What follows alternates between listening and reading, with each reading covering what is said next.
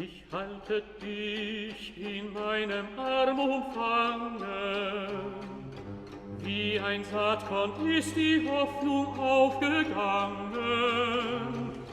Wird sich nun der Traum erfüllen, derer, die ihr Leben gaben, für das kaum erträumte Glück? Leben ohne Angst zu haben, Leben ohne Angst zu haben.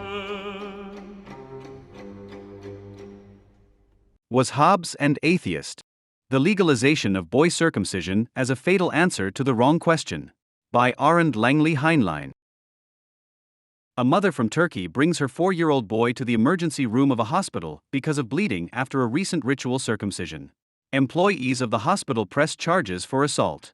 In the second instance, the doctor who performed the circumcision is acquitted due to an unavoidable error of prohibition.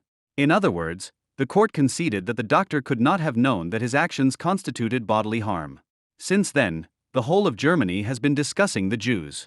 And not because incorrigible anti-Semites are fanning the flames, but because, starting with the chairman of the Central Council of Jews, one public statement from Jewish organizations or prominent Jewish individuals follows another.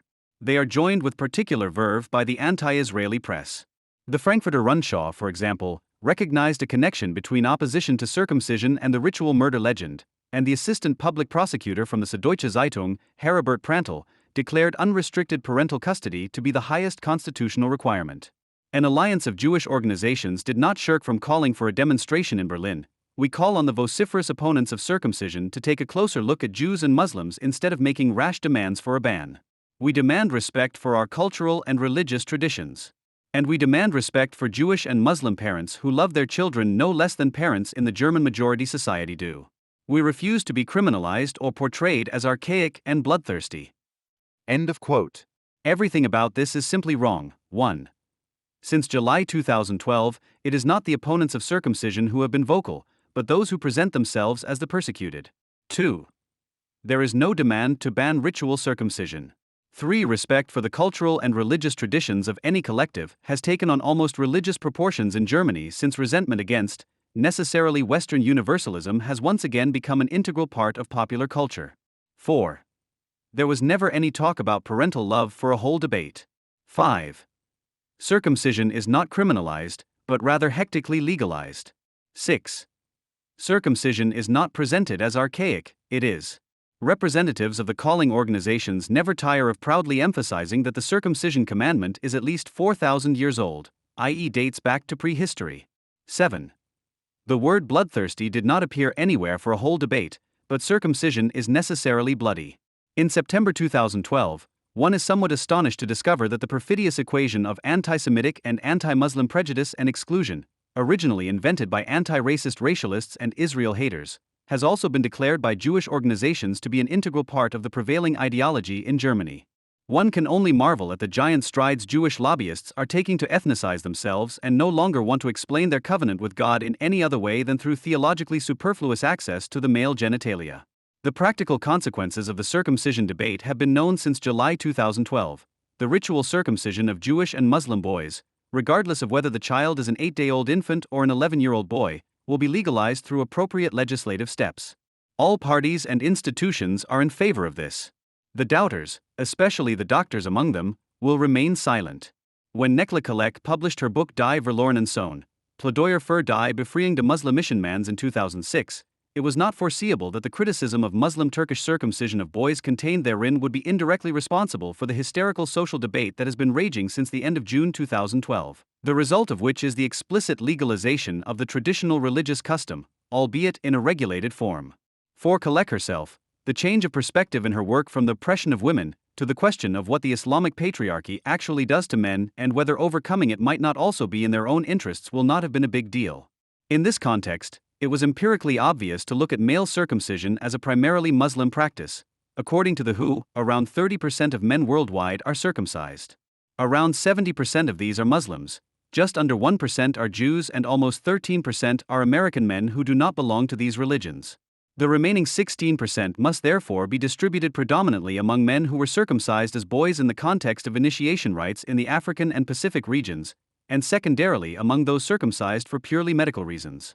The fact that Kalek's appreciation of the specifics of the Islamic custom was decidedly critical was not only unsurprising in view of her previous engagement, it was also merely a consequence of more general political and legal developments that have characterized all Western societies for several years. On the one hand, there is the fundamental strengthening of children's rights against parental arbitrariness, which in this country is reflected, among other things, in the narrowly interpreted Right to Non-Violent Upbringing, BGB, Section 1631, Para. 2, which also criminalizes educational slapping and religious traditions. For example, by signing the UN Convention on the Rights of the Child, the Federal Republic of Germany, like all other signatory states, has explicitly committed itself to abolishing traditional customs that are harmful to children's health. On the other hand, there is the interest of the constitutional state, which has grown under the pressure of liberal feminism, to intervene in the previously internal affairs of religiously and/or ethnically and patriarchally constituted collectives in favor of the fundamental rights of girls and women.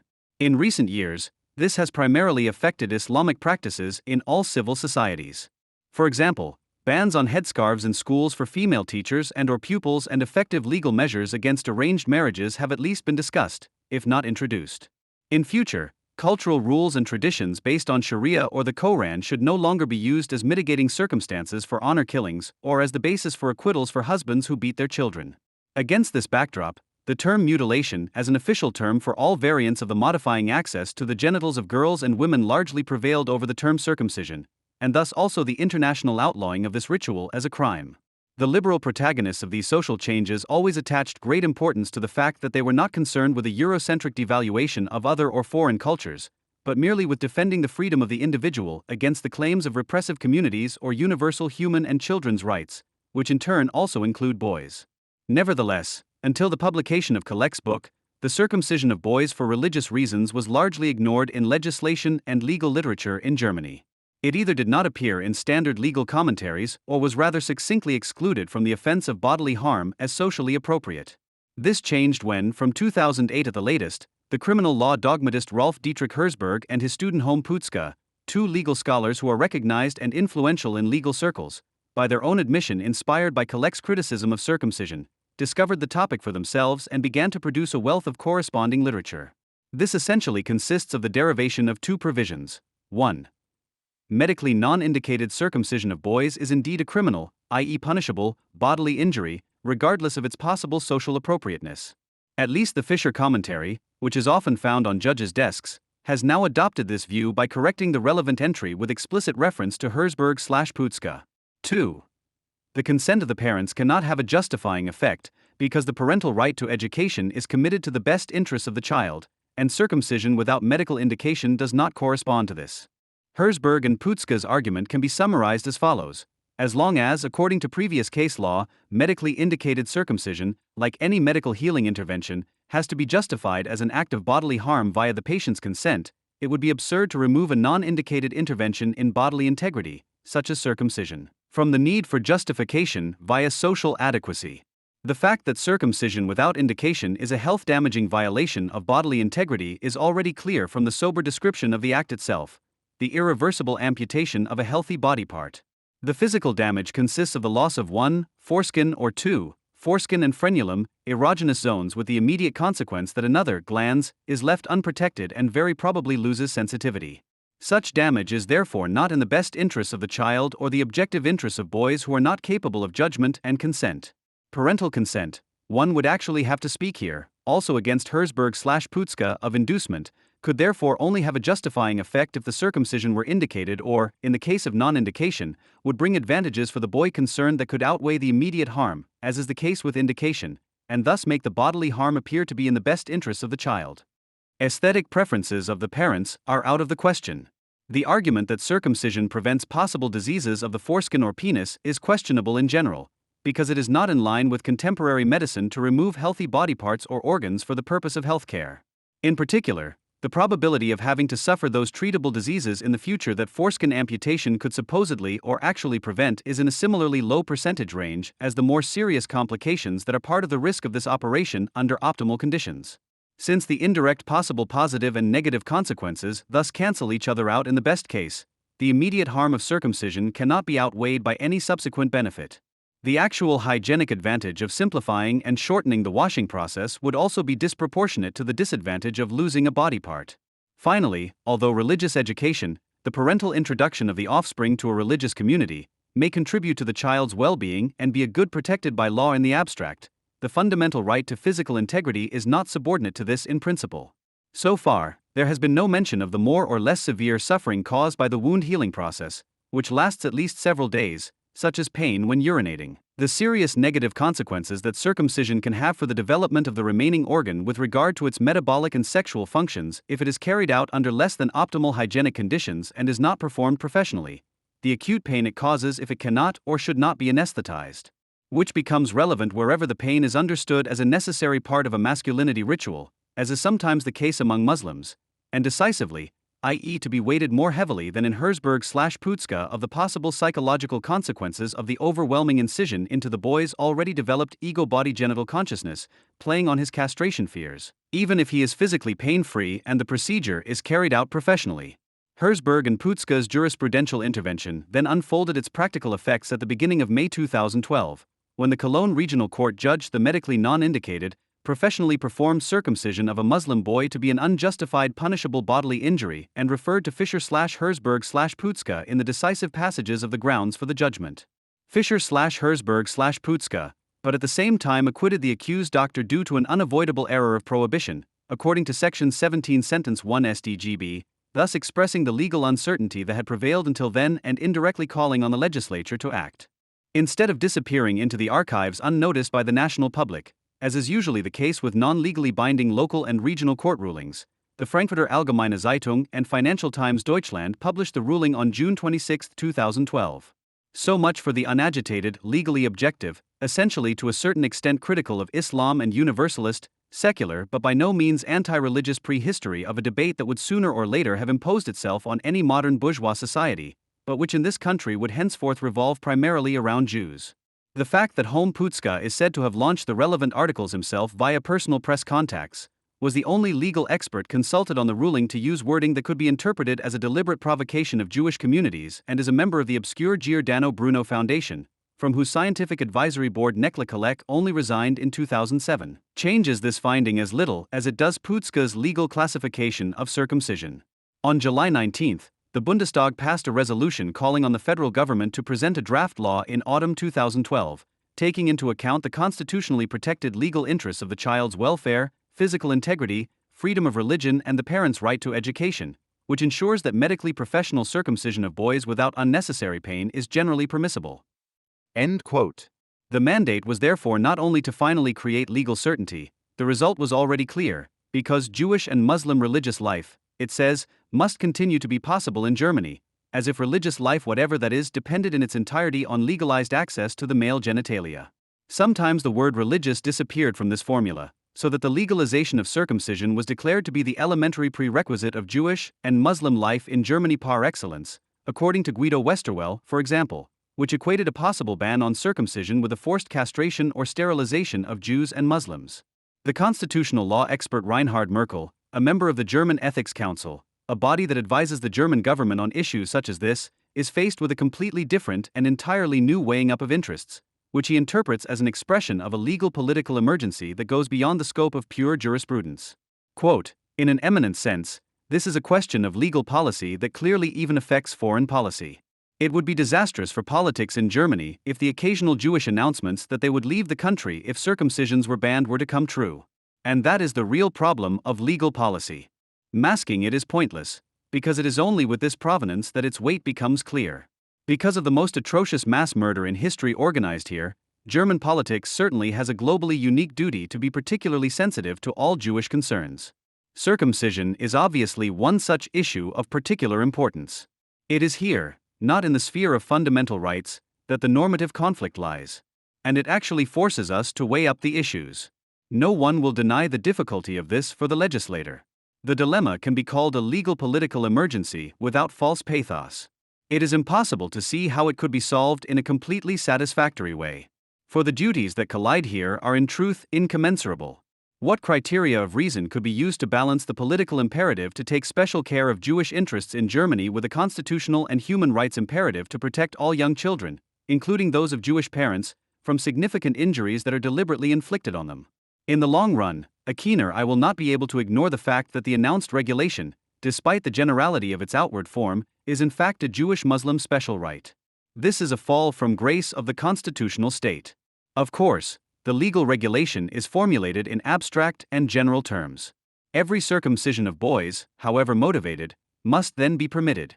But on the merits, it is perfectly clear. Anyone who analyzes the legal problems will see that if there were no religious motivation, such a circumcision would certainly not be permitted for purely aesthetic or hygienic or other reasons. End quote. Certainly, it is exaggerated and very much false pathos to speak of a legal political emergency, a dramatization that seems to be due in equal parts to the inadmissible extension of a historical moral responsibility and the equalization of different forms of circumcision. After all, it is not clear how the political imperative of special concern for Jewish interests in Germany could require not only a special right for Jews, infant circumcision, but also automatically one for Muslims, circumcision of boys. Merkel's shortcoming, however, is merely that of almost all participants in the debate. More on this later. At this point, it should be emphasized what makes the constitutional lawyer a laudable exception, namely the awareness of a political dilemma and the unfolding of a legal aporia.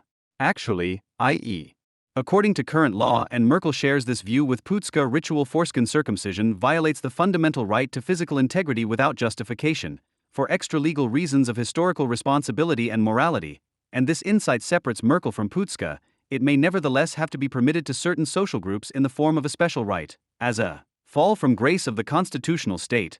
This special right would in turn have to be concealed in critical reflection on the same history, by means of a generalization through which the non-indicated intervention would no longer be understood as the unjustified violation of physical integrity that it legally is. Instead of taking note of this problem and at least understanding its full implications, there was not only a need for repression everywhere.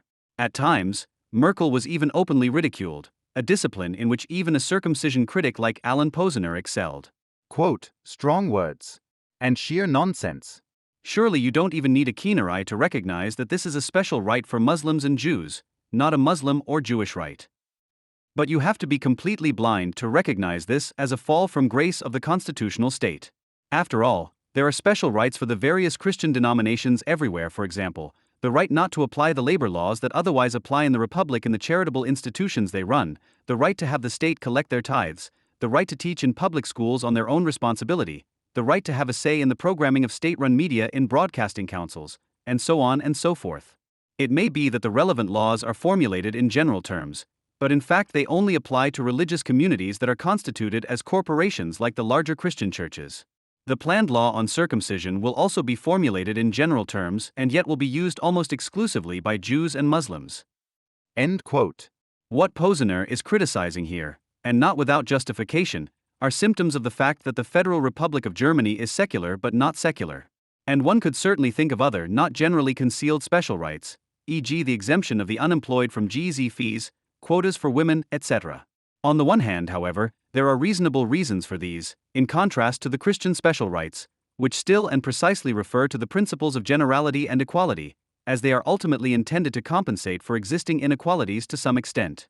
What is decisive, however, is that such special rights, including the Christian ones mentioned by Posner, do not violate the fundamental rights of third parties, as would be the case with special rights to Islamic polygamy, forced marriage and child marriage, for example. Since the rule of law is essentially characterized by generality, binding force, calculability and abstract equality, its substance would, at least tend to, be undermined by special rights that privilege certain social groups in a relevant way, such as discriminatory special laws, which is why it can only tolerate religious law, church laws, Torah, Sharia, for example, if there is no contradiction.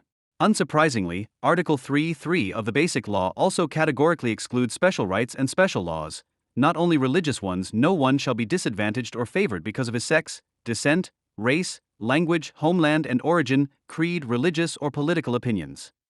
End of quote. The factual necessity of concealing any special rights by generalization sometimes arises from the interests of the privileged themselves. We are reminded of the consequences of the Berlin Transitional Regulation of September 5, 2012, which blatantly installed a special right for Jews and Muslims. This is because the prerequisite for the legality of surgical foreskin removal is not only the consent of both parents and professional execution by a licensed doctor.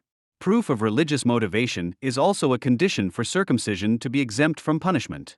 By declaring the motives of secular hygiene and health apostles, for example, or even merely aesthetic or other considerations to be inadmissible bodily harm, as long as it is not religiously, i.e., Muslim or Jewish, justified, remains punishable and unjustified, which means that the fundamental right to physical integrity is subordinate to religious freedom, which, according to Merkel, should not happen under any circumstances in the legal regulation to be created, because this would be unlawful. Especially as, it should be added, Jews and Muslims would be doing themselves a questionable service if they were told, what you are doing is child abuse under current law, but you are allowed to do it in the name of religious freedom. Almost inevitably, the sinfulness of non-veiled special law under the rule of law was then also revealed in the involuntarily contradictory political actions of many a full-time representative of Judaism. Lala Susskind, for example, organized a Jewish-Muslim rally for September 9, which wanted to see a right to circumcision derived essentially from religious freedom and the Shoah, and thus implicitly demanded a special religious right, while the proof of belonging to the corresponding community, which must be provided according to the Berlin Transitional Regulation, reminded her of the anti-Semitic Nuremberg laws. Quote, "It is problematic that the parents have to prove their religious motivation." Susskind said that she did not want to have to identify herself as Jewish either by a capital J on her chest or by her middle name Sarah. End of quote. However, such highly questionable evidence could only have been legally dispensed with if infant circumcision had remained legal for everyone, regardless of their motives, or was now expressly legalized. This is precisely why invoking religious freedom is not only unnecessary, but simply counterproductive, just as the references to the Shoah and the history of anti-Semitism are by no means suitable for Jewish-Muslim fraternization in the fight against a circumcision ban.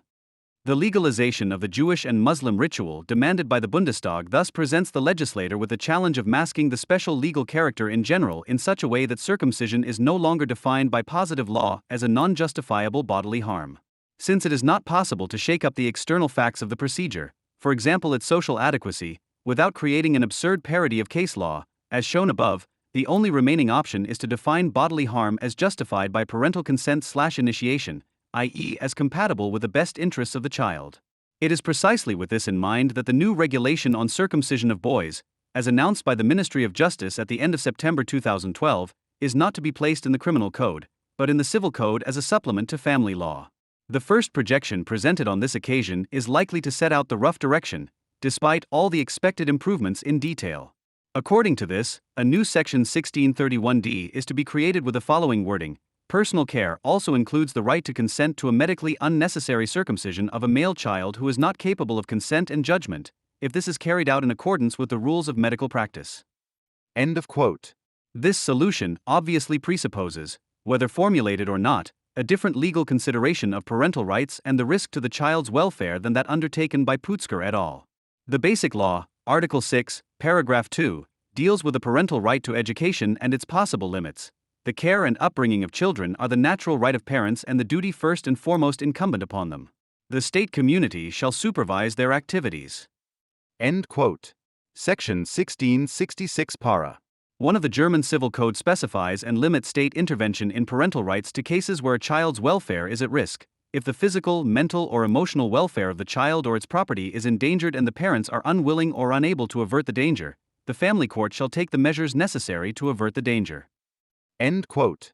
Since the terms best interests of the child and endangerment of the child are undefined legal terms, i.e., they have neither been conclusively defined by law nor recorded by expert reference works, there is a certain amount of room for interpretation. Putzger, for example, did not need to dramatize circumcision, the loss of a body part, in order to establish that the intervention does not exactly promote the child's welfare if it is not indicated, or not only does not correspond to it, but also harms it, however seriously, which is why the consent of the parents cannot have a justifying effect.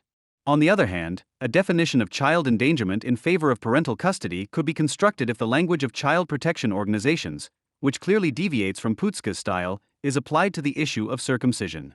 The Child Protection Organization in NRW, for example, writes, "If the child's basic needs are sufficiently satisfied, we can generally assume that the child's welfare is ensured." End of quote. Not only are parents not required to do more than adequately satisfy the basic needs of their children, they are even conceded that there may be impairments or damage to the child's welfare in their upbringing, which should not be identical to a risk to the child's welfare. Quote, "However, impairment of the child's welfare is not in itself the same as a risk to the child's welfare. The sustainability of the effects of these impairments is of decisive importance. Since the 1950s, Endangerment of a child's welfare has been defined as a present danger to such an extent that considerable damage can be foreseen with a high degree of certainty in the further development of the child. BGH Famarzi. 1956, page 350. The prerequisite is therefore not only the impairment of the child's welfare by a certain behavior or omission, but also and above all the lasting negative effect of this behavior/omission, more precisely, the physical, mental, or psychological damage to the child concerned. Only then do we speak of a risk to the child's welfare. In other words, a child's welfare is at risk if an acute harm to the child's welfare or impairment is not merely simple but significant, or if one or more continued harms that are not significant in themselves give rise to the expectation of sustained and significant impairment in the future. The following are therefore considered to be manifestations of child endangerment in detail for child protection in NRW: neglect, parental violence and abuse, sexualized violence, domestic violence/partner violence. End quote. According to this logic, professional circumcision under anesthesia would therefore not need to be trivialized at all in order to consider it as a simple impairment covered only by custody rights compared to the considerable damage to or endangerment of the child's welfare through systematic neglect, emotional degradation, educational and partner violence and sexual abuse, with which the parental instigation of bodily harm, which is punishable in itself, could justify its medically professional execution, for whatever motivation.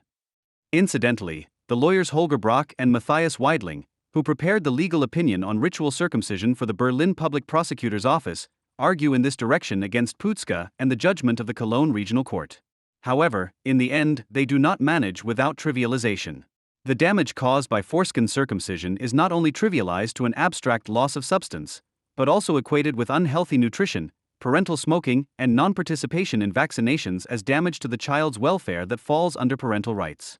The strength of this interpretation approach would undoubtedly be that it would no longer be possible to distinguish whether the legalization of circumcision of boys is still a cleverly concealed special right or rather the consequent expression of previous case law and the traditionally even by child protection organizations high threshold hurdle for state intervention in parental rights. However, the dilemma would only appear to be solved, because in reality the special rights problem would merely have shifted under the table. The privileged treatment of circumcision of boys compared to unlawful slapping or tattooing of small children could still be reasonably justified with reference to the concept of immorality. The demarcation between immoral bodily harm by mutual consent, e.g. in boxing, and immoral bodily harm, e.g. in hooliganism or cannibalism, is always in a state of historical and social flux. This is why it also has a fundamental element of arbitrariness, but this does not fundamentally call the rule of law into question.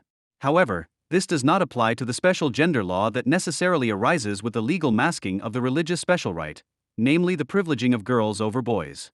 After all, the prevailing social and legal consensus with regard to girls that any non-indicated modifying access to their genitals should be rejected would be weakened by legalizing penile circumcision against boys. To put it another way, if the so-called mild sunnah, i.e. circumcision of the clitoral hood, carried out professionally, fell just as little under a narrow definition of child endangerment as assumed above, it would, conversely, also be justifiable as a simple impairment of the child's welfare through parental consent. And so, for example, the American Academy of Pediatrics, which is often cited by circumcision advocates and which recommends circumcision of boys for prophylactic reasons, not coincidentally and quite logically spoke out in 2010 in favor of re-legalizing the mild sunnah, ritual nick, as a possible alternative to the complete rejection of female genital mutilation in the intercultural debate. Reinhard Merkel also recognized this dimension of the legalization of circumcision of boys, which intensifies the legal aporia, which Thomas von der Osten-Sacken, for example, pointed out early on. By September 30th at the latest, it will not be possible to keep the debate separate from female genital mutilation, he says. There are not only the savage forms of mutilation, but also milder variants that are less harmful than circumcision of boys. If these are also to remain prohibited, then Article 3 of the Basic Law will be affected, the equality of men and women before the law. End of quote. The dilemma therefore seems unsolvable. On the one hand, wanting to legalize boy circumcision in accordance with positive law and its constituent principles of universality and equality makes it impossible to refer to social adequacy and the installation of special rights. On the other hand, the resulting concealment of the religious special right through generalization not only leads to the subordination of the physical integrity of boys to the aesthetic and sexual hygienic ideas of their parents, it also necessarily means the creation of special sexual rights. To disguise the latter as such again by generalization would amount to the legalization of the mild sunnah, whereby the social progress in the fight against parental violence and for the physical integrity of girls, especially their genitals, would be reversed.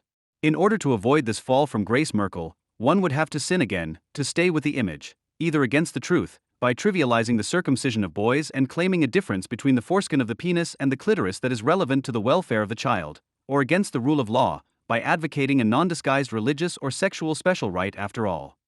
Whatever arguments are used to legitimize it, if at all in concrete terms, the legalization of non-indexed circumcision of boys is therefore in any case a fall from grace of civil law that cannot be minimized.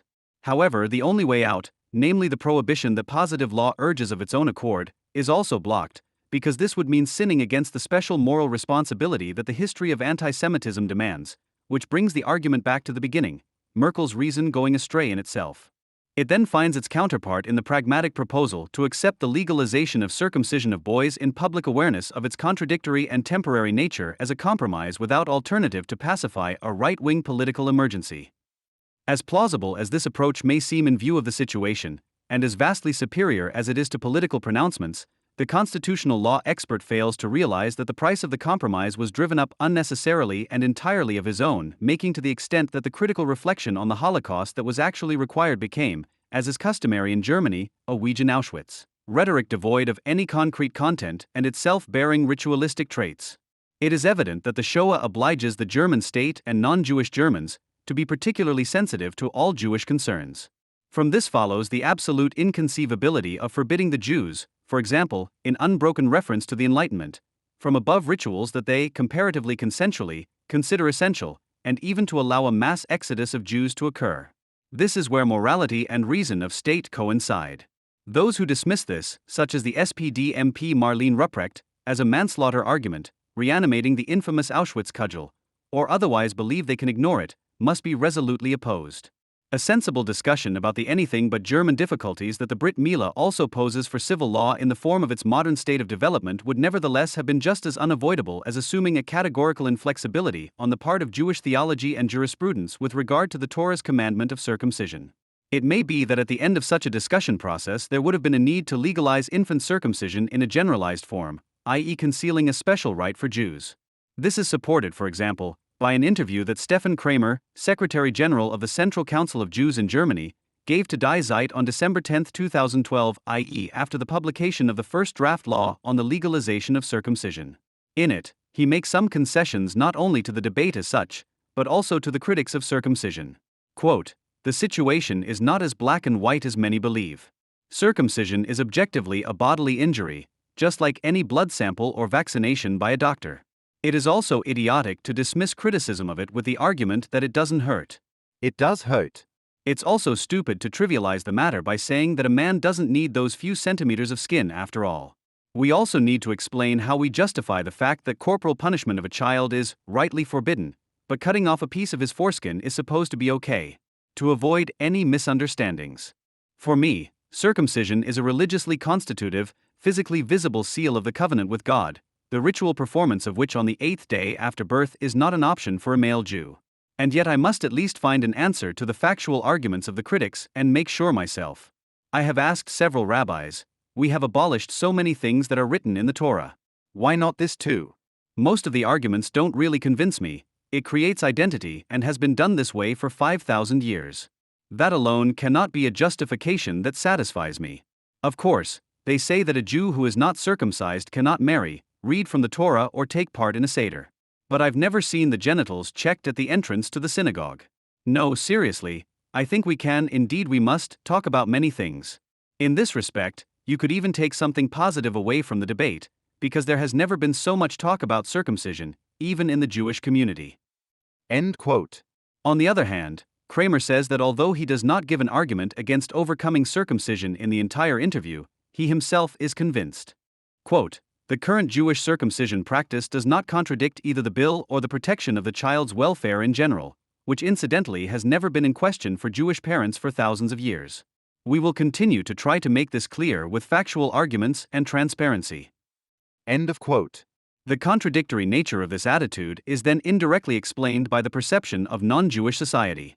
Quote, "But we don't even get to discuss this in peace with each other, even in the Jewish community, because people are constantly pointing their fingers at us and schoolmasterly insulting us as child abusers, or equating circumcision with torture and mutilation and ranting about bloody rituals that have nothing to do with the practice of circumcision. We Jews don't need any extra tuition in the love of children either. Such an aggressively charged climate certainly doesn't create a free space in which we can reconsider our own traditions. End of quote. However, this concession to a Jewish consensus, which was then actually required and morally and historically compelling, would still not, and this is the decisive factor, have had to be extended to the legalization of circumcision of underage boys. On the contrary, Jewish circumcision would have to be distinguished from Muslim circumcision, without this being tantamount to special legislation against Muslims, an inadmissible unequal treatment of Jews and Muslims. Firstly, German history does not impose any obligation to be particularly sensitive to Muslim concerns. Secondly, the serious factual differences between infant circumcision and circumcision of boys require a differentiated legal assessment anyway, especially with regard to the degree of damage to the child's welfare. Physiologically, the younger the affected body is, the smoother the minimally invasive surgical procedure is in principle. Mentally, there is no castration anxiety in infants because they do not yet have an ego-body genital awareness. Pain, concerning the acute incision itself during anesthetic attempts and the wound healing process, is also of a different quality before the development of consciousness, pain experience and pain anxiety than afterwards. This applies no less to the objective damage, the loss of the body part, insofar as the concept of loss itself is different, firstly because what was lost was never consciously possessed and secondly, more importantly, the loss of the foreskin, in contrast to the loss of other body parts, does not appear to have a negative impact in later life. This is at least supported by the almost complete absence of publicly recognizable men, Jews and non-Jewish Americans alike, who would lament their circumcision in infancy as causing considerable suffering later in life. As long as this is the case, there is no acute need for action to protect infants, which is one of the reasons why the agitated activism of Home Putzka or Matthias Franz against infant circumcision is so unpleasant. The privileging of female infants against male infants, as a purely logical legal inconsistency without practical relevance, would precisely not be a dramatic undermining of the constitutional state, therefore a price to be paid for the pragmatic, historically conscious solution of a real conflict between civil law and Jewish ritual, which is far removed from a legal political emergency, a la Merkel. However, the fact that instead, along with Jewish infant circumcision, Muslim boy circumcision could also be declared sacrosanct while blurring all differences is not only due to the notorious anticipatory obedience to the Islamic street, or the very German chatter about respect for cultural peculiarities, millennia-old traditions, essential collective identities, religious freedom and parental rights, but also its amalgamation with anti-German instrumentalizations of the Shoah and other lies, which the multicultural and anti-Zionist pro-circumcision press could eagerly pick up on, because hatred of Israel and a preference for a diaspora Jewry that is aware of its own peculiar customs have never been mutually exclusive. At best, it is directed against an anti-Semitism that tends to be expressed beyond published opinion, i.e., from Heribert Prantl to Matthias Kunzel, they did not confine themselves to the truth, the categorical imperative after Auschwitz, but instead fell for a pro-circumcision ideology that always included the Muslim ritual in its generality, chumming up to the partly understandable but generally wrong strategy of Jewish organizations, whether the foreskin was degraded to a half-dead, superfluous flap of skin or fantasized about the hygienic, health, and sexual blessings of its removal. Not to mention the repeated insinuation that criticism of circumcision, regardless of whether it leads to a ban or not, regardless of the arguments put forward against it, is fundamentally disreputable because it is in the tradition of Christian anti-Judaism and modern anti-Semitism with the Shoah as its culmination. The fact that neither Christian enemies of the Jews nor the Nazis ever systematically campaigned against circumcision, and that a ban on circumcision based on generality and equality would be contrary to the spirit of the Nuremberg laws, which paved the way for extermination, was of no further interest. It was preferred to regularly fend off criticism of circumcision of boys by pointing to the critic's fear of castration, which, there was something about Freud, was supposed to expose him as a potential anti-Semite, as if the amputation of a body part cured castration fears and anti-Semitism, although the virulence of hatred of Jews among circumcised people disproves such causal connections. In the end, Christian Bavaria celebrated the unnecessarily hectic legalization of Jewish and Muslim circumcision, which according to the current projection is ultimately a triumph of Sharia law as an undermining of the secular constitutional state, in editorials for the Berliner Zeitung and the Frankfurter Rundschau of September 25, using anti-German jargon, as a victory over an allegedly per se anti-Semitic criticism of circumcision. In the process, everyone who would have been affected has lost. The truth, the Jews, who were targeted by large sections of the population with anti-Semitism and the elite with cultural protection, the Muslim boys and ultimately also girls, whose damaged bodies should increasingly no longer play a role. The low point here was the Bundestag debate on circumcision on November 22, 2012. In the interchangeable speeches of the supporters of the bill, who made up the vast majority of parliamentarians, the specific anti-Semitic Auschwitz only appeared, if at all, as an argument for a general freedom of religion that secularism cannot in principle touch, while at the same time the ideal of a religious upbringing was inflated to the human right of the child to such an extent that the practical intervention in physical integrity, which was constantly downplayed as such, appeared to be a blessing, a decided promotion of the child's welfare. For only in such reasoning is the appropriate respect for our Jewish and Muslim citizens expressed. Relying on a post-fascist discourse dynamic, in which the not-so-unreasonable ruling on a case of Muslim circumcision of boys gave rise to a national debate about the Jews and their rights, which ultimately led to the legalization of all penile circumcision, the mullahs were able to impose a hitherto unknown restraint in the implementation of their goals.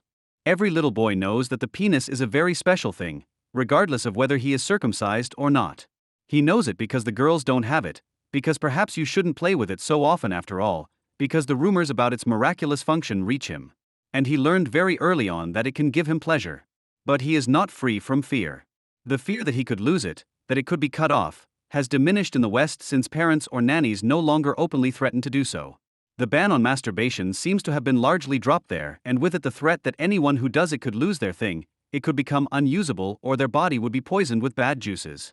On reflection, some people will remember nightmares that deal quite openly with the loss of the penis. In her 1952 essay The Role of Bodily Illness in the Mental Life of Children, Anna Freud wrote about the experiences of male children in connection with impending operations. When the operation is performed on the penis, unless it is shortly after birth, castration anxiety arises independently of the stage of libidinal development. In the phallic phase, on the other hand, no matter which part of the body is operated on, it takes on the role of the injured genitals through displacement. The present experience of the operation gives the repressed fantasies a sense of truth and at the same time multiplies the fears associated with them. Beyond the threatening situation in the external world, this increase in fear represents an inner fear to which the child's ego is exposed. Where the defenses that are present at the time in question are strong enough to cope with these fears, all is well. Where they have to be overstretched in order to process the experience, the child reacts to the operation with neurotic outbursts. Where the ego is incapable of dealing with the released fear, the operation becomes a trauma for the child. End of quote. Anna Freud thus refers on the one hand to a generally diffuse castration anxiety of the male child in the genital phase, which specifically leads to seeing a castration threat in every impending and naturally frightening operation. Secondly, and more narrowly, it comes to a conclusion that is so obvious that no participant in a so-called circumcision debate wanted to think of it: penile circumcision as a special operation necessarily and independently of the boy's stage of development evokes castration anxiety, unless this procedure is performed on an infant. This is one of the crucial and obviously deliberate misunderstandings. A distinction should have been made from the outset between the circumcision performed by Jewish and also by many Christian or non-religious people on their male infants and the circumcision of boys who are 4 years and older. In the first case, castration fears cannot arise; in the second, they are necessary. This does not mean that traumatization must occur.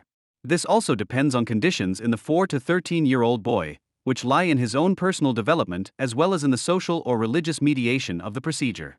Hence the first thesis: for an entire circumcision debate, what is obvious has been deliberately blurred. In any case, with regard to possible impairments in the form of traumatization, not a word should have been said about the Jewish custom, but only about the one practiced primarily by Muslims. In the Islamic world, in which the above-mentioned threats and the promises made with them are actively reinforced, in which masculinity is still unbrokenly supposed to mean domination, the sexual act continues to stand for the subjugation of the partner or the partner to be penetrated. One is responsible for the earthquake, as copulation is often called among Turks, especially by women, and it happens with the other. Acceptance into male society takes place through the tangible threat of castration. The boy, who is at least 4 years old and usually a few years older, is accepted into the circle of victorious engravers at a high price. His penis is cut, blood flows, and the pain, even after the local anesthetic has worn off, is considerable. It is not so much the claims in circulation that without the foreskin it would last longer and that you could do it more often than the uncircumcised that point to something sinister.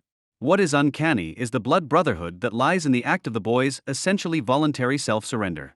A little crying is allowed, but who wants to howl wildly, squirm, or even try to escape? The little ones know that the hour of manhood strikes for the first time when it is ritually taken from them.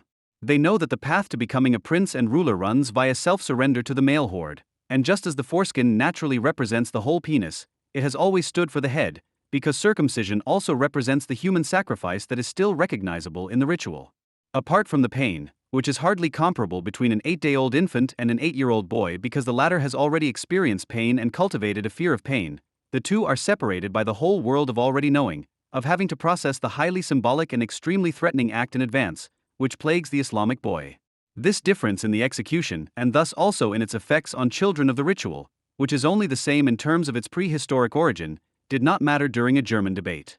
This blurring strategy between fundamentally different circumcision practices, and this is the second thesis, makes use of a very peculiar trivialization of a part of the body that is not so small even in a 6-year-old boy, for example.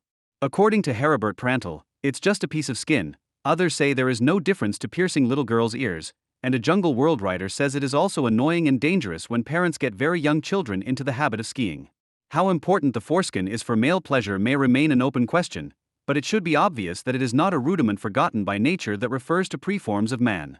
In any case, the foreskin is an integral part of the male genitalia and is undisputedly connected to male pleasure. It is an extremely erogenous zone, to be determined purely physiologically by the considerable amount of nerves and the unusually high level of blood flow. Not having it means less sensitivity of the genitals, a lack that should not be confused with a lack of pleasure in the man in question. However, the fact that the removal of the foreskin was justified from time immemorial precisely by minimizing or, even better, directing the sensation of pleasure towards the act of genital penetration in men should not be underestimated. The removal of a supposedly completely irrelevant and above all superfluous flap of skin would serve hygiene, a majority of the participants in the debate never tired of claiming, making themselves at least as much of a fool as their opponents, who were just as unwilling to talk about drive, pleasure and renunciation, i.e. the whole world of sexual anxiety. Although hygiene means much more than personal hygiene practices, we should start with personal hygiene. Any number of nasty infections and ulcers, as well as the transmission of diseases to sexual partners, are possible, even probable, if boys and men do not wash their genitals regularly. If the foreskin is not retracted regularly to clean it and the entire penis, it can degenerate into a veritable pocket of infection. If there is no foreskin, the washing process is less intensive. In the eyes of hygienists, this simplified washing process has the second advantage, which should not be underestimated, that the possibility of self-stimulation is then less obvious. Unimpressed by the presence of soap and water, religious and secular advocates proclaim that circumcision serves to prevent all kinds of diseases. Yet there is not a medical voice that would not point out that these diseases would not occur with adequate personal hygiene. The WHO program, which provides a circumcision program for certain African countries in particular to contain diseases, especially AIDS, is always cited as compelling evidence. Quite apart from the fact that this is intended to counteract the completely inadequate hygiene standards in terms of personal hygiene in these countries, it gives food for thought that quite strange ideas have been at play for over 100 years with regard to the Africans. While today the lack of personal hygiene, in this case penile hygiene, cannot be attributed solely to the lack of appropriate opportunities, it should also be taken into account that in certain areas of the world a particularly crude relationship to one's own masculinity results in a strange mixture of uninhibited willingness to rape and simultaneous inhibition in dealing with one's own member. The World Health Organization, reinforced by a few public relations rock stars, only knows how to deal with the devastation caused by the still widespread customs of the so-called own culture in parts of Africa, i.e. those of the autochthonous tribal societies characterized by natural religion, supplemented by the consequences of Islamic subjugation and enslavement as well as Christian hygiene constraints, by means of new devastation escalating in the unrestricted jungle of post-colonial self-determination. It only offers condoms and circumcision in the very places where it would be important to establish social conditions in which the sexual taboo celebrated as sexual violence could be broken. This points to the continuing effect of a seemingly long-gone way of dealing with the savages. Freud student Theodore Rake wrote in his study published in 1915, Strello should be mentioned as one of the few praiseworthy exceptions among ethnologists who did not subscribe to the popular view of the purpose of circumcision, according to which it is supposed to increase the young man's fertility. This missionary argues that through the painful operation the young, who are not used to obedience, are brought under the authority of the old. They are supposed to obey the old. From this point of view, circumcision, cruel as it is in and of itself, has a salutary influence on unattached primitive peoples who are not accustomed to order, since it controls the exuberance and insubordination of the youth entering their boorish years and makes them aware of the authority of the elders, whose will is now decisive for them. Circumcision is intended to put a dam on the sexual excesses of adult youth. The operation is carried out precisely at a time when the sexual instinct is awakening in the boys concerned, which naturally occurs to a greater extent in these primitive peoples. End of quote. According to Rake, what is praiseworthy about Karl Strello is by no means that he agrees with the moral concepts of these so-called savages that guide circumcision but are suppressed by them, but rather that he expressly emphasizes their true and thoroughly repressive meaning against the reasoning prevalent among these practitioners that circumcision serves to increase virility. Rake continues, one may well express astonishment that none of the numerous anthropologists, folk psychologists and religious researchers who have dealt with the problem of circumcision has recognized the hostile character of this operation. Most researchers even subscribe to the hypothesis put forward by the savages themselves. This kind of intellectual blindness can be explained psychologically if one considers that psychological obstacles similar to those that keep the real motivation for circumcision from the consciousness of the primitives are also at work in the scholars. End of quote. So Rake had long been talking about us neurotics when he came up with all kinds of savages in his study, and US does not just mean the status quo of 1915, nor the status quo 100 years later.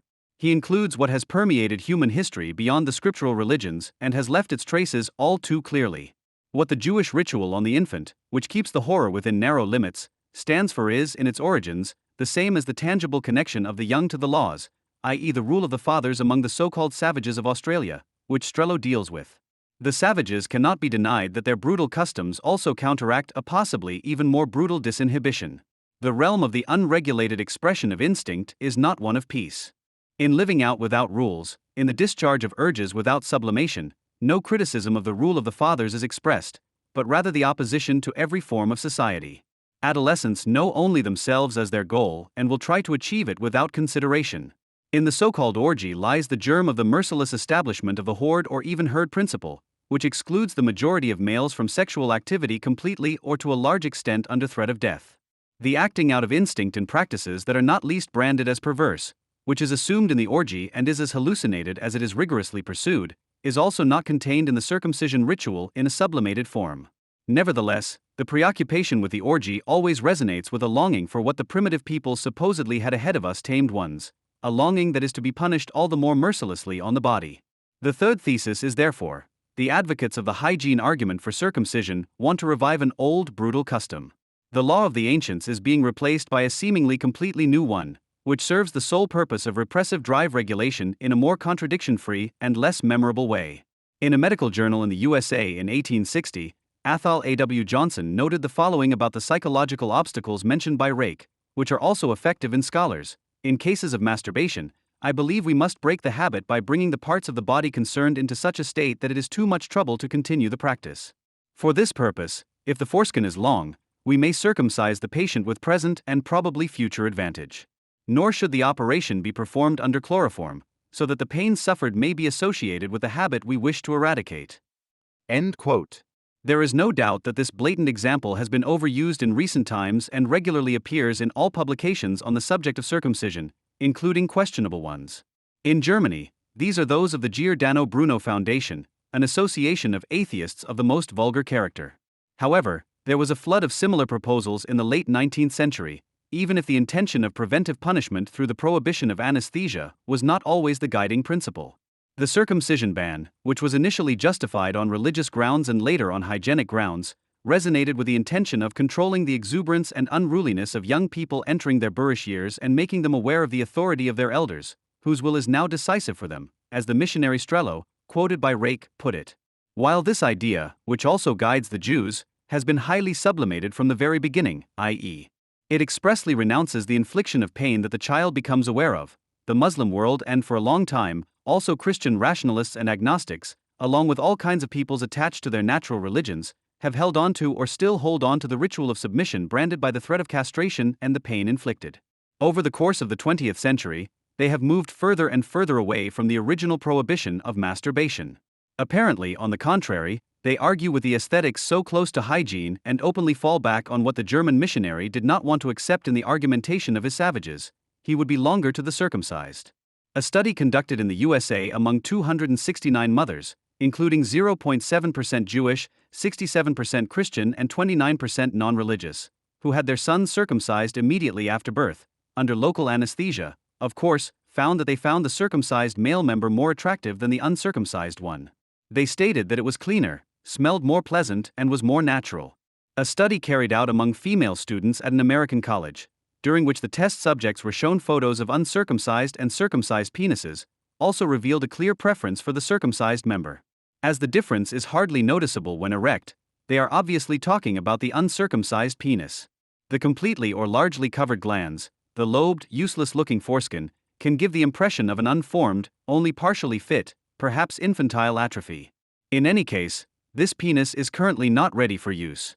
It is possible that the scientifically not entirely uncontroversial theory that the circumcised penis ejaculates later than the uncircumcised penis during sexual intercourse due to the absence of its highly sensitive foreskin plays a further role. Regardless of whether this is true or not, it is based on a rather sporting attitude to the sexual act, according to which pleasure is apparently measured by the genitalia being ready at all times. To return to Strello, the missionary and his fears, which are by no means limited to the savages, it is not the longing for an apparent state of nature that guides us here, when boys and girls were unruly and resisted the subjugating intrusiveness of the ancients, not least in so-called unbridled sexuality.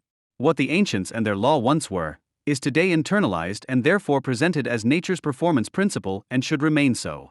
Sexual hygiene tries to force a sex life that is no longer so much committed to procreation, but above all to a state of satisfaction that promises well-deserved rest and relaxation after orgasm, which would result in refreshing sleep without the use of barbiturates, alcohol or cannabis, and thus produce people who are efficient in work and relationships. The small obstacle to masturbation imposed by circumcision as an expression of the hygienist's resistance to relationship hostile, even community-excluding loneliness, this modern form of the masturbation ban is likely to contribute to such attitudes.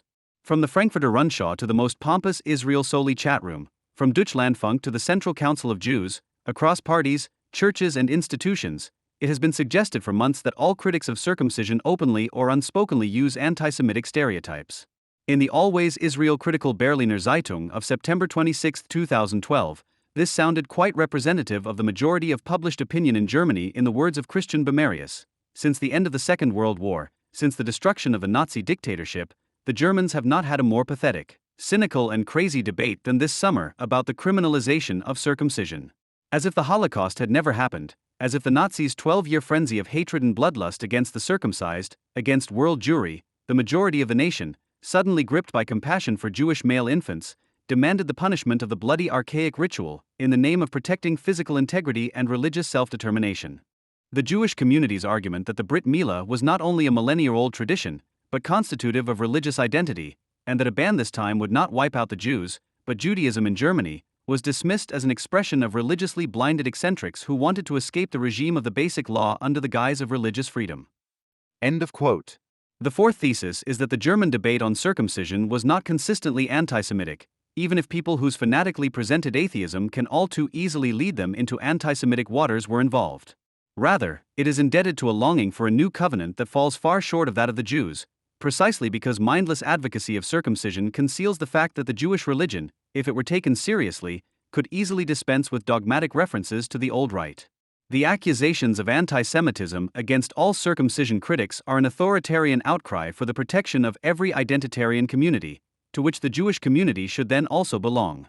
Where the journalist from the Berliner Zeitung lumps the circumcised together with world Jewry, elsewhere a 17th-century church fresco depicting the circumcision of Christ is printed as evidence of a connection between anti-Semitism and hostility to circumcision.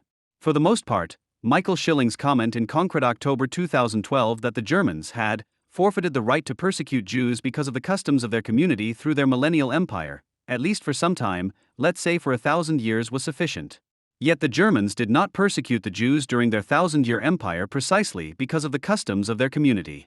The Jews were persecuted and murdered because of customs that were attributed to them, such as the use of Christian blood for baking matzah or, more generally, because of a greed for profit that was harmful to the people.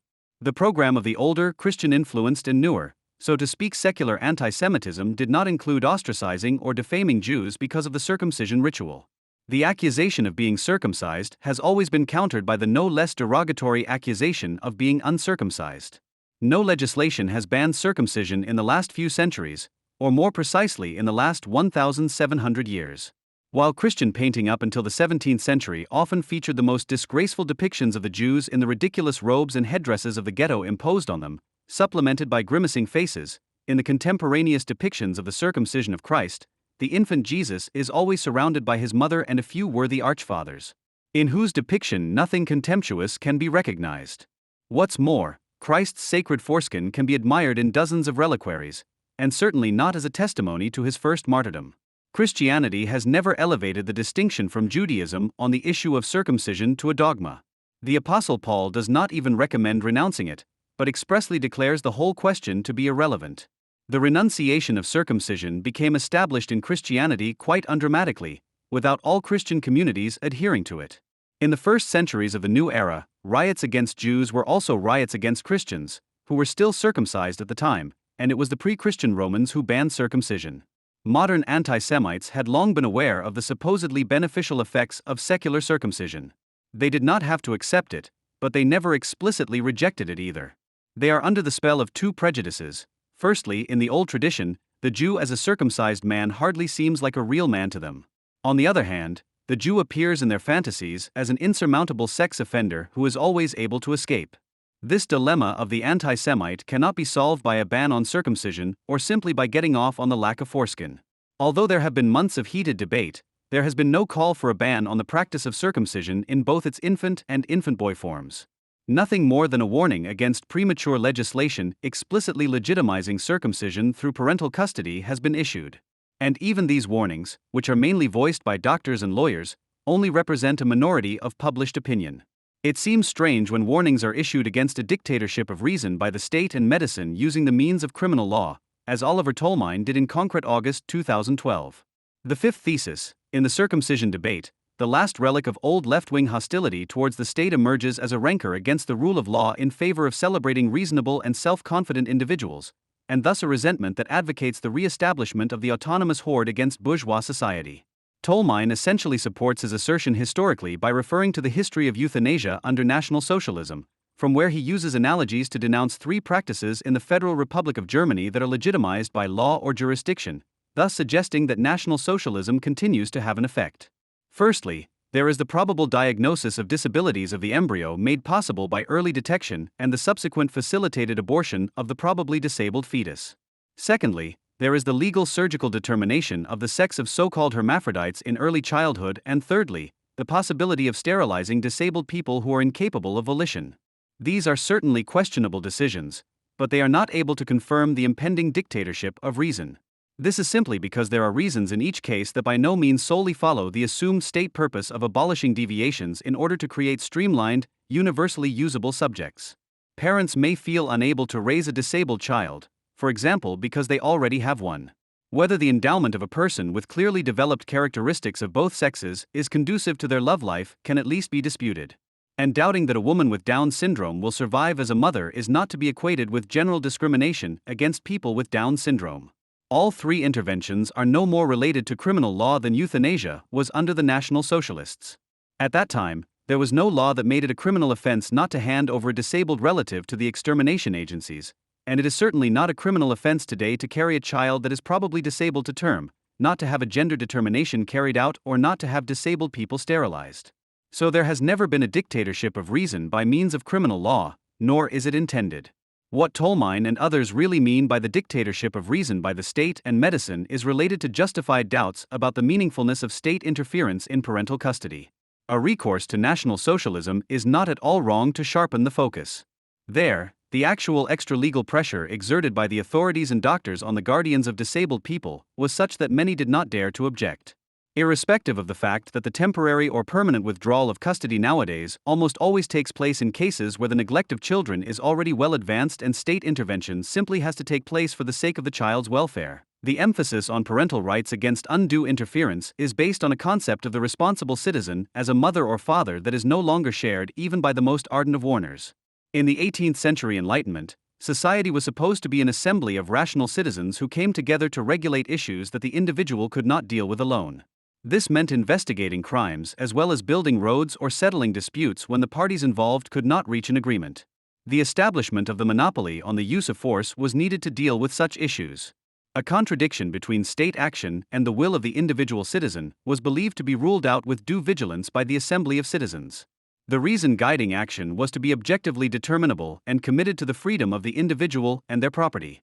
This reason rested on the will of the individual to contribute to the permanent improvement of his own and public conditions, towards a state of happiness in which neither blind prejudice nor attachment to pre-civil communities would restrict the individual.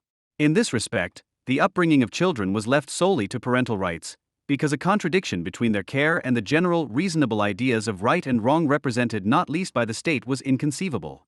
In the circumcision debate, the state is accused of doing what the individual no longer wants.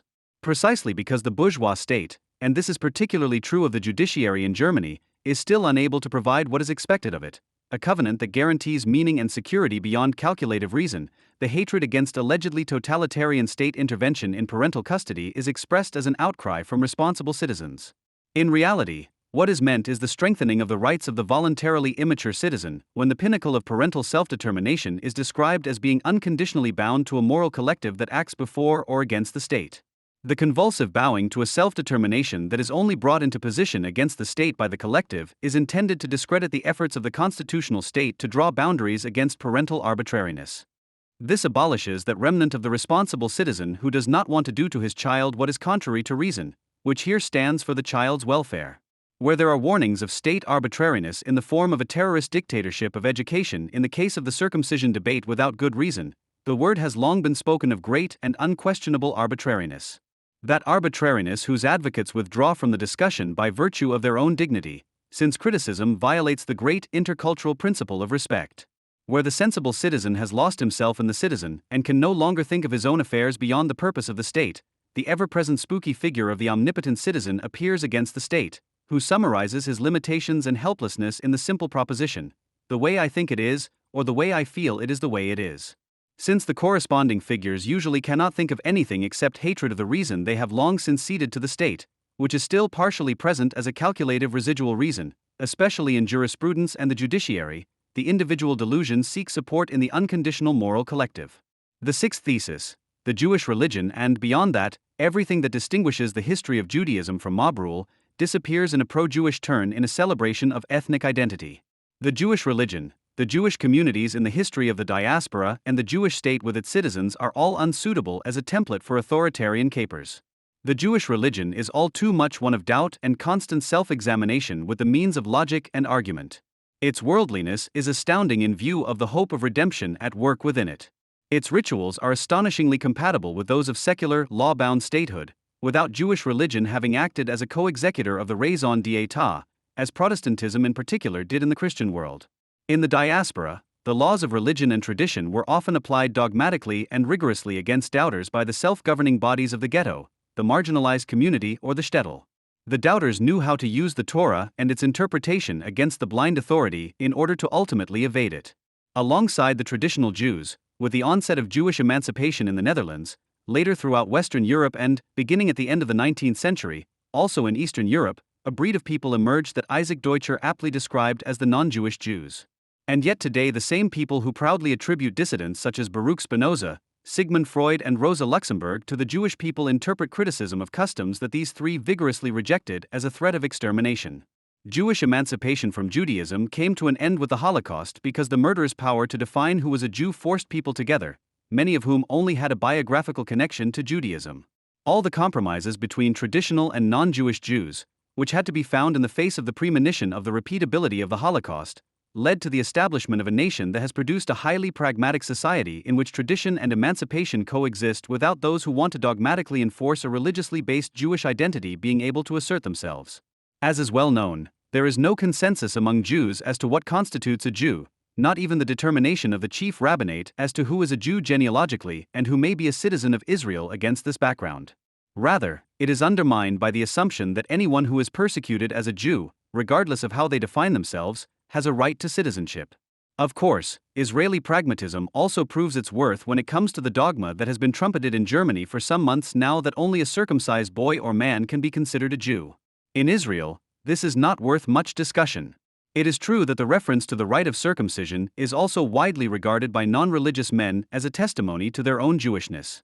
At the same time, there are an unknown number of Israelis who were not circumcised by their parents without making a fuss about it and without being bullied in the military under the crew shower, such as Christian conscripts in Turkey. Other communities do what German defenders of unrestricted parental rights want.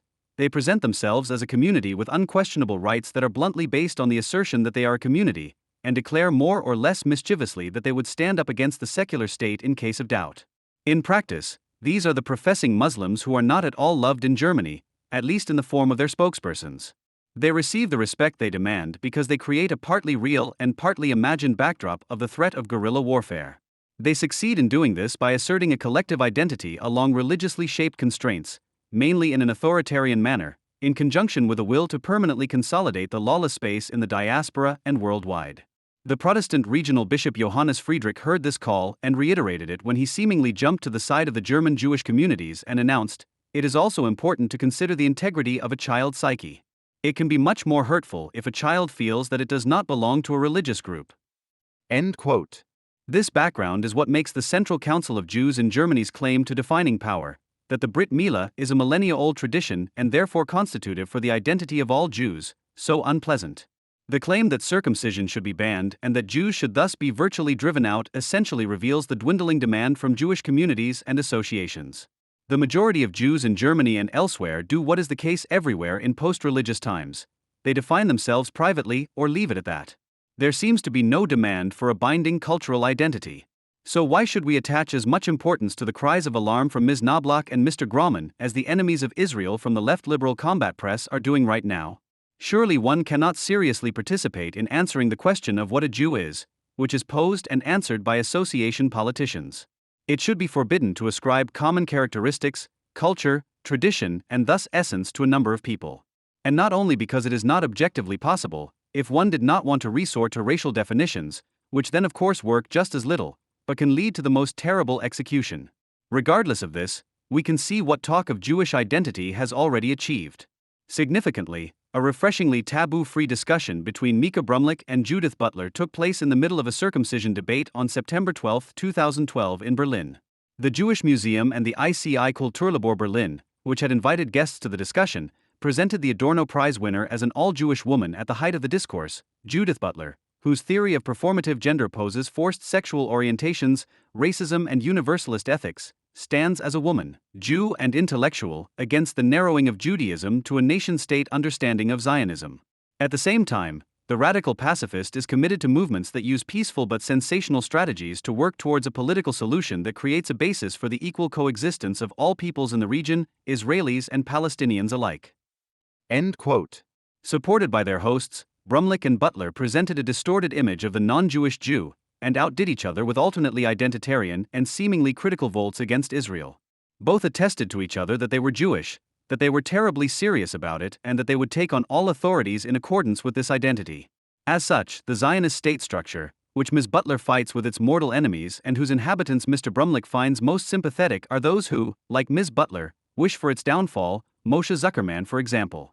And both of them either served the practiced anti-Zionism or celebrated the cultural Zionism forgotten in Israel, for which Martin Buber must of course stand in Germany. The anti-Israeli arguments are similar. The anti-Zionists already know that the enemy is all Jews, minus, as long as they are still needed, those who fight against Israel. The nostalgic cultural Zionists know that brutal power politics have forever destroyed the spiritualized Real Israel of their dreams, which aimed for perfection and reconciliation. The Jewish associations in Germany sounded the same horn when, at the start of a debate on circumcision, they declared Judaism to be an unquestionable community that should, of course, only be defined by them. Against this backdrop, they did not realize how embarrassing their partisanship for Israel and against the Adorno Prize award to Judith Butler was.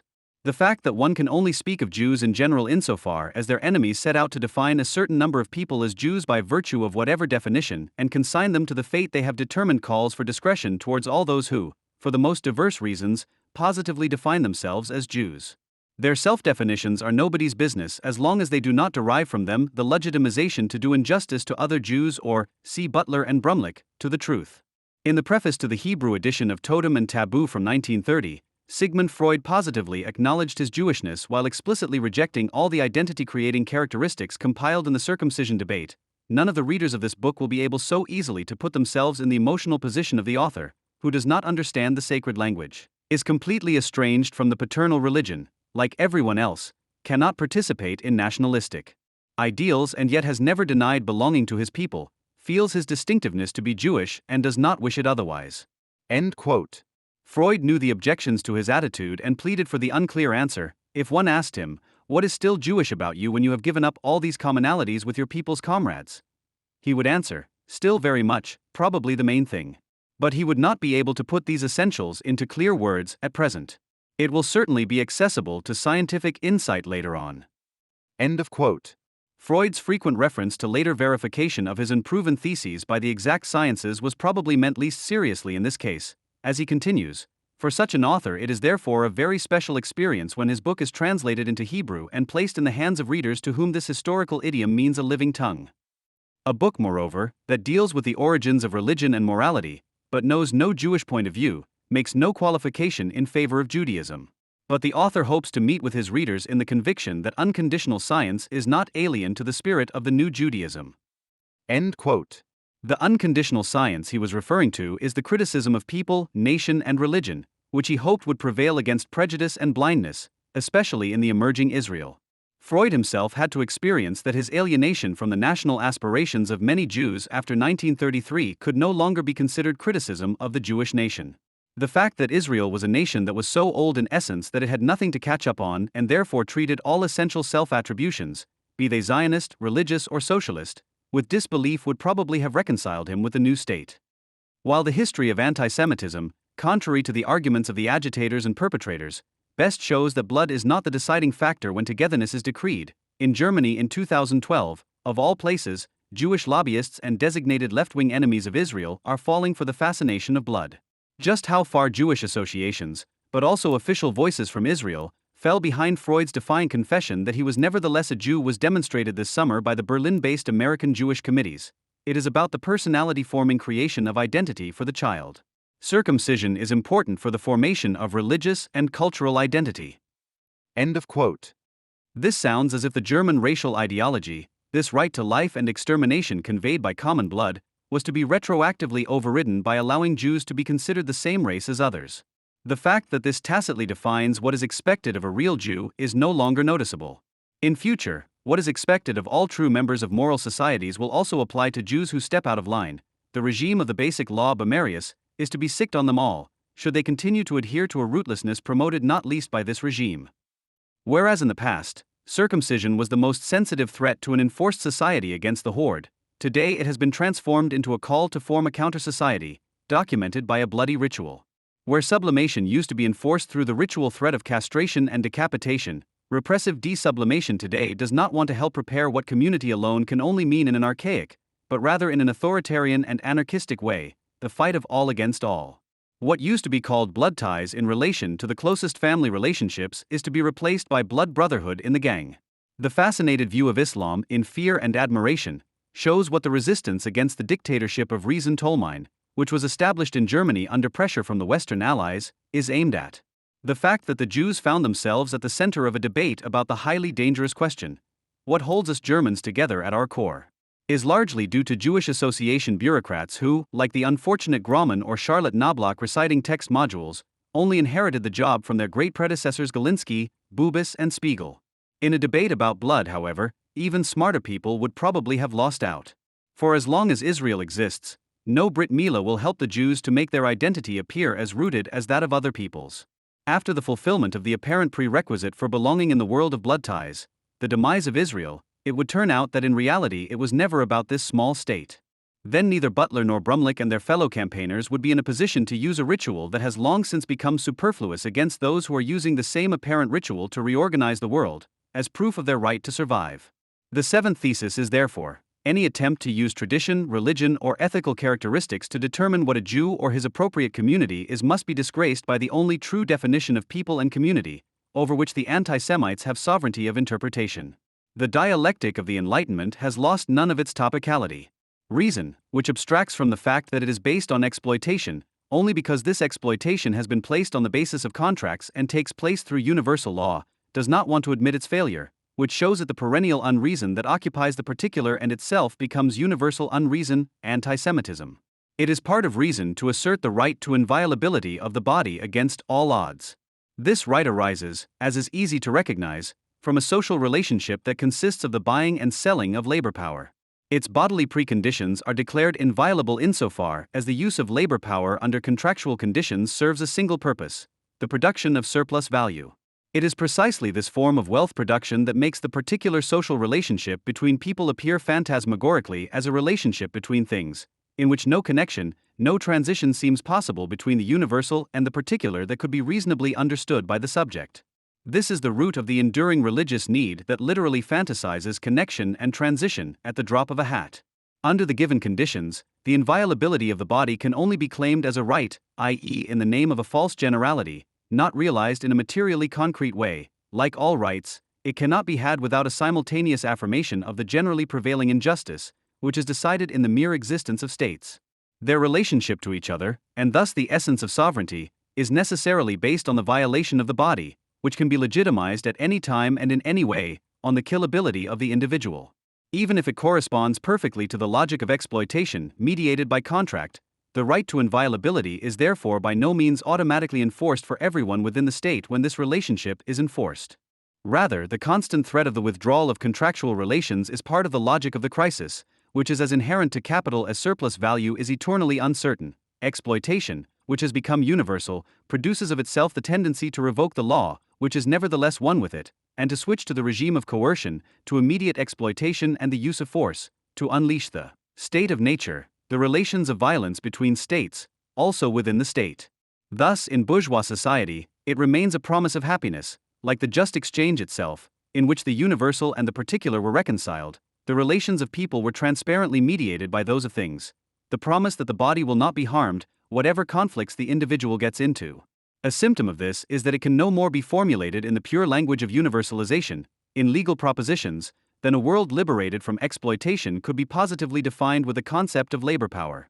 The criminal offense of bodily harm describes this as mistreatment, which encompasses any substance-injuring effect on the body, regardless of whether the injury is done for medical reasons or religious motives.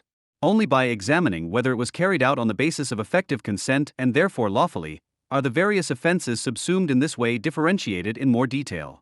Thus, after prior examination, the criminal court can decide whether or not the parents were allowed to cause simple, non-dangerous bodily harm to their children within the scope of their parental care, taking into account the best interests of the child, and in Germany, in the case of religious practices, this was for a long time a matter of, in the legal opinion, sound reasoning, which concerned three different fundamental rights to be weighed against each other, namely the physical integrity of the child, the parent's right of custody, and the religious freedom of the parents or the child, exercised through the child's parents. Until 2013, therefore, there was no simple law binding the judge in his decision, which would have relieved him of the need to weigh up the difference between circumcision for boys and excision for girls, for example. Theoretically, a court could also have decided that clitoral mutilation was lawful for religious reasons, a highly unlikely scenario given the importance of the integrity of the person, Article 2 of the Basic Law, and public opinion on the seriousness of this violation. On the other hand, the well-founded assumption that the judicial practice of state bodies in Germany supporting freedom of religion with regard to the circumcision of boys applies tel quel and irrevocably to citizens of Muslim and Jewish faith was called into question by the sensational ruling of the Cologne Regional Court in May 2012, and legal certainty remained doubtful in that no clarification was subsequently provided by the highest court or constitutional court. As a result, legal certainty could only be restored through a precedent case before the Federal Court of Justice, which would have brought about this clarification, or a simple statutory regulation, as has now actually been inserted into family law in the German Civil Code.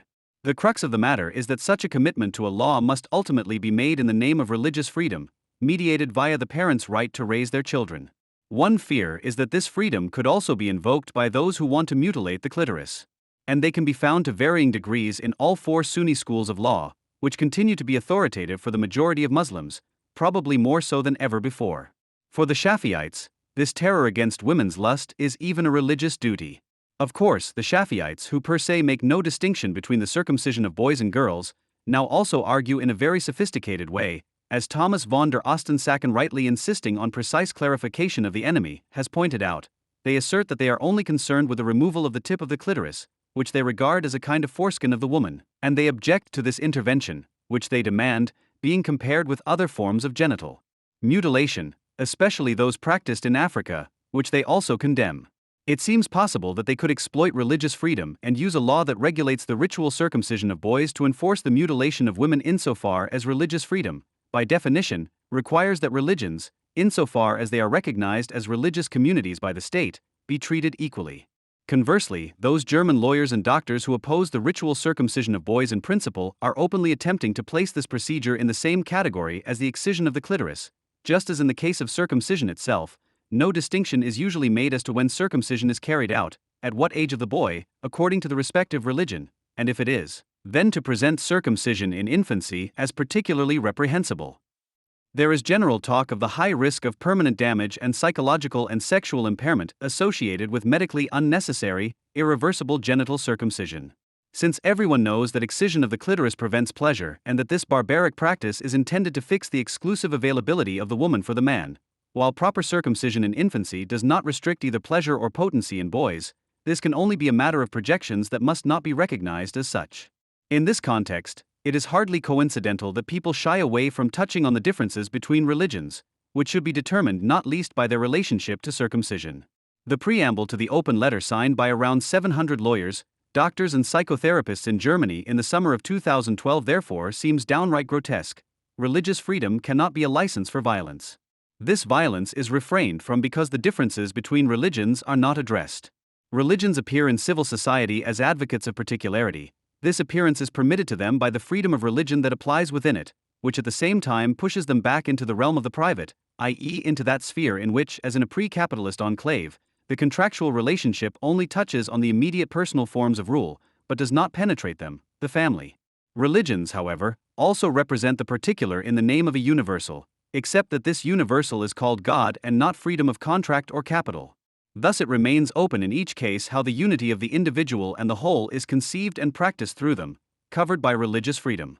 The differences between Judaism, Christianity, and Islam, which are evident in this, only become legally tangible when religious freedom is subordinated to another legal right, the integrity of the person, in the case of a specific offense, such as female genital mutilation, as it is considered incompatible with this.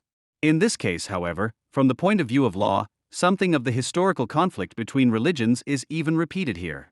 Christianity abolished the circumcision of boys in the name of a universality that anticipated the law of civil society in certain respects.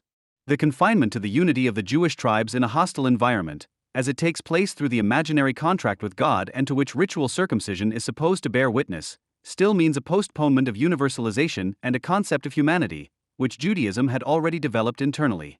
According to Christian conviction, it is precisely this kind of limitation that should be overcome in view of the greater unity that already seems possible and ultimately encompasses all people, the unity of those who believe in the sacrifice and resurrection of the Messiah.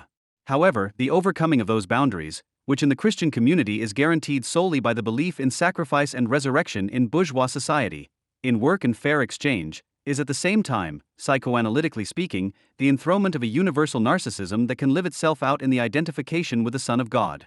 A narcissism that becomes overpowering could ultimately be understood as the individual form in which particularity would like to see itself predestined for the universal. Christianity, however, is both the rational prospect of mediation through the splitting of God into mediating instances, whereby it anticipated and initiated the separation of powers of the modern traffic jam, and the narcissistic longing for the abolition of all mediation, thus for final redemption from all conditions that are still reminiscent of the Oedipal constellation, a longing that extends to the delusion of annihilation. The relationship of the Christian Redeemer to father and mother is strangely removed from the Oedipal conflict and thus from genital organization, i.e., the orientation of sexual desire towards a particular sex. It is no coincidence that this constellation is projected onto the foreskin of the penis, which ultimately, as a follower of Jesus on earth, becomes the emblem of narcissistic withdrawal from the Oedipus conflict. Jesus, who was himself still circumcised, as Christians fully acknowledge, is constructed as the true anti-Oedipus. In order to abolish circumcision, he took circumcision upon himself, according to a sermon by Augustine on January 1st, the day on which Christians originally celebrate the feast of the circumcision of the Lord.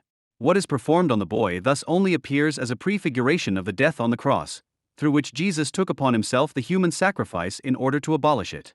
The blood of circumcision is also understood here allegorically as a reference in advance to the blood of redemption shed on the cross.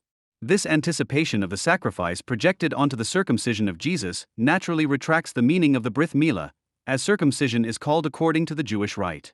For this rite would actually have to be understood as an intervention in the mother-child dyad, as an anti-narcissistic measure, and not merely as an affirmation of the incest taboo, as was the case in the early historical epochs. It is intended to prevent the adolescent from still considering himself sexually autonomous in his already developed drive needs, as he actually was in the time of his maternal paradise, and for which, as Bella Grunberger has further explained, boys are more receptive in the face of the father than girls. The foreskin is cut away from the infant so that the boy can later more easily turn away from the union with the mother and towards others. If circumcision is to be interpreted as anti-narcissistic in this sense, it also corresponds to a symbol of submission to the father principle, i.e., to the law. For Freud, who saw circumcision as a softened and symbolic substitute for castration, circumcision can only be understood as an expression of submission to the will of the father. In the understanding of critical theory, however, the authority of the Jewish father God has nothing restrictive. It is that of the law as well as that of the concept of truth. It is conceived as the absolute, in the sense that it represents the truth itself, that which the child has experienced in the father as the infinite standard, while at the same time it had to learn that the empirical father does not satisfy this standard. It is virtually identical with the unconditional, whose concept people learn from their own conditionality. Father authority in the sense of the Jewish religion is actually not an authority at all but the principle of the subject itself. This is also the source of the hatred that the Jews, as the inventors of monotheism and patriarchy, are still met with today. It is hatred of the subject.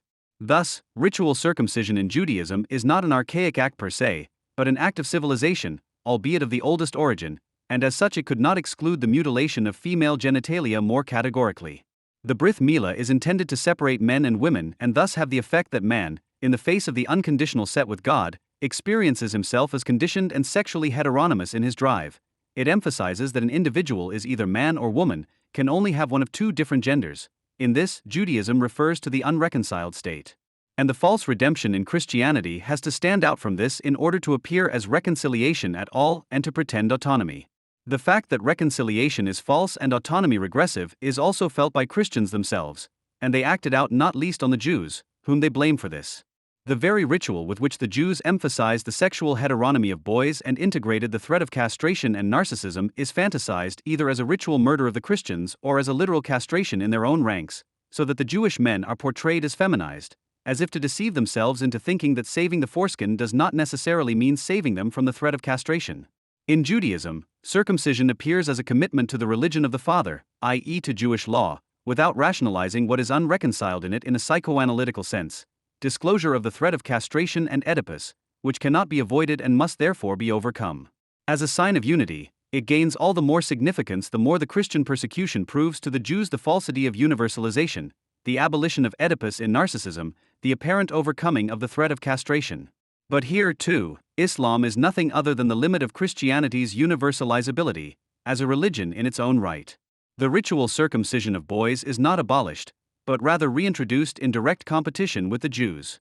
The only difference is that among Muslims, apart from the beginnings, it usually takes place at a much later stage of psychological development, whereby a coping with Oedipus is now being driven back instead of promoted.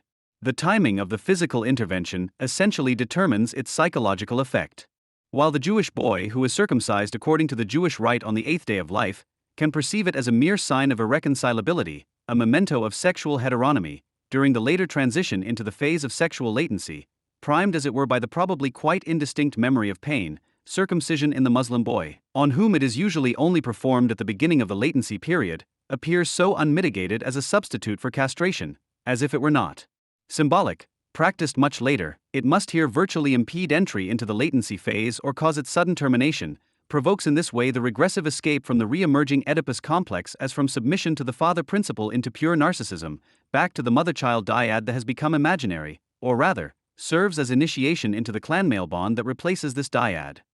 Pain is not pain consciousness, as irrefutable as the existential determination that the infant born into the subject-object relationship already has a consciousness and does not merely feel pain. As necessary is the dialectical precondition that this consciousness cannot be conceived independently of a certain phase of ego formation, as a definable subject-object relationship. Freud's differentiation of the various stages of this formation takes this into account by finally raising the questions of the form of consciousness with the processes of identification, the constellation of ego, superego, and ID. The pain that the newborn feels cannot, yet, come to consciousness as castration anxiety because the corresponding form of consciousness does not yet exist. There is no question that opponents of circumcision, who regard circumcision in infancy as particularly disastrous, project their own castration fears, under the control of infantile complexes, onto the consciousness of the newborn, which is in the oral phase, and thus want to give the pain itself, which they believe they can feel, the characteristics of a grandiose trauma. In this way, they lose all ability to differentiate as far as pain is concerned. All they really need is to justify their engagement against circumcision in Judaism with Adorno's categorical imperative after Auschwitz, because it speaks of the abhorrence of unbearable physical pain that has become practical. The infant consciousness that they imagine replaces, as it were, the concept of form, which they do not want to think. They conceive of it as the origin that constitutes essence, as a structure in the structuralist sense, through which everything later receives its meaning, roughly as if the value form in the capital relationship received its concept through exchange in tribal society. This alone demonstrates its entire willingness to regress. The Jewish rite is exactly the opposite of this regression. It establishes mediation. The boy can only give the former circumcision, of which he is told, its meaning by virtue of the temporal distance and the development that has taken place in it, i.e., reflect the projection. It is precisely the symbolic aspect of this replacement, as the equivalent of castration Freud, that is to become conscious. Freud emphasized that circumcision among primitive peoples belongs to the time of male consecration, where it must find its meaning, and was only secondarily shifted back to earlier periods of life. In this, the continued mitigation of the threat of castration, which also opens up the possibility of reflection, the development of civilization in Judaism, could be traced. Islam reverses this shift and moves circumcision back to later in life, without prescribing anything binding about the timing.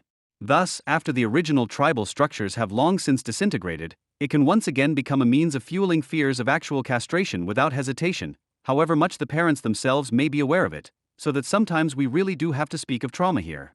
The barbaric aspect of circumcision in Islam lies not least in the fact that it is not an actual ritual, i.e., there are no set rules. Not only is the age at which it should take place largely undefined, everything seems to be predetermined by arbitrary custom or mere family practice. The 6 to 10-year-old boys are usually circumcised as part of a clan celebration. On the one hand, they are dressed up as a little pasha, while on the other hand, the child's already developed shame is deeply violated in view of the spectators, provided the circumcision is carried out coram publico, whereby the circumciser also has no religious anchoring like the mohel in Judaism, i.e., is not a mediating authority. It can be the hairdresser or a family member. It is precisely the arbitrariness of the process that reinforces the feeling of powerlessness of the individual in the face of the direct power of the collective. At the same time, however, the Sunni tradition permits or even demands the mutilation of girls, the terror against their sensuality. Universalized in this way, religious circumcision can no longer be considered a civilizing commitment to the father religion in covenant with God. Instead of affirming sexual heteronomy in order to integrate narcissistic aspirations, the purpose of the customs here is, on the contrary, to subject the woman to the man in an immediate way and to remove the boundaries of his narcissism.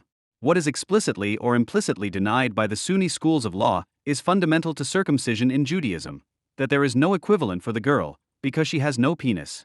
The excision of the clitoris can therefore not be a symbolic ritual. It is a real anatomical amputation, an assassination of female pleasure, a prohibition against the instinct, something that, unlike circumcision, can throw the girl back to the side of exclusively narcissistic gratification. On the other hand, women who have had their genitals mutilated are forced to confirm the narcissism of men. They feel relieved of the narcissistic insult, which must take note of the fact that women are not at all dependent on the exchange of sexual characteristics, Kant, with this one single man. Instead of coping with the offense, a terror of virtue sets in. The delusion that sexual activity means moral depreciation creates a doggedness that enjoys its orgies in the control of the free. Karl Kraus was able to denounce this male sexual envy, the actual counterpart to women's penis envy, by the morality of those who put immoral women on trial in his day, except that the body was still legally protected. In Sharia law, these boundaries of sexual tyranny no longer apply.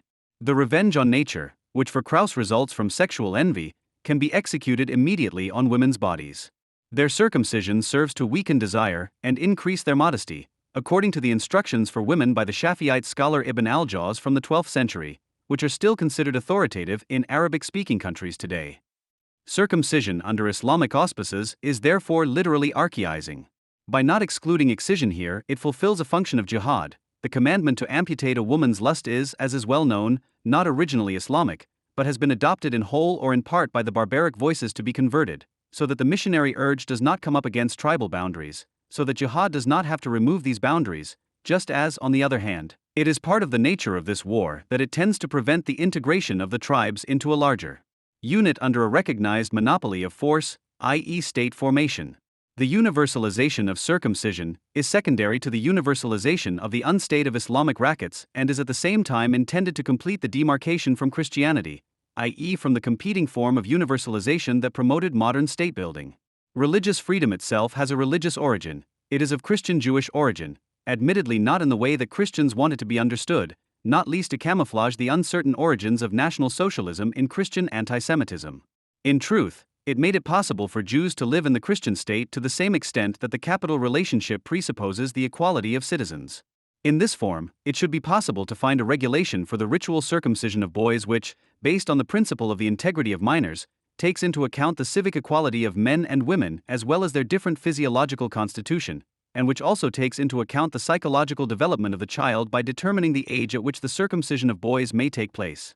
But it is precisely here that Islam once again reveals itself to be the dark side of false reconciliation, the place where what is marginalized by Christianity, covered by the right to religious freedom, takes on a life of its own. If the Christian community rejects violence, it returns in the form of jihad. If it rejects the circumcision of boys, it is left to arbitrariness in the Sharia and, if possible, transferred to girls. If it tries to purify itself of anti-Semitism, the jihadists take it over and turn their hatred of Jews against Christianity. So it is only logical that the contrast between Islam and Judaism is no longer recognizable, as all questions are raised from the point of view of religious freedom. However, the opponents of a law that creates legal certainty for the ritual circumcision of boys in the name of religious freedom are apparently no less likely to do so than the proponents. Reinhard Merkel, for example, argues that the religious freedom of parents should have no place in the considerations for legitimizing the circumcision of their children, because the legal theoretical foundation consists of the rational concept of personal rights, above all the right to one's own body. This concern for the welfare of children in the name of the people, parental custody is a fiduciary mandate by the state community, is just as much about the prevailing anti-Semitism as it is about the contrast between Judaism and Islam, not to mention the difference between circumcision and excision.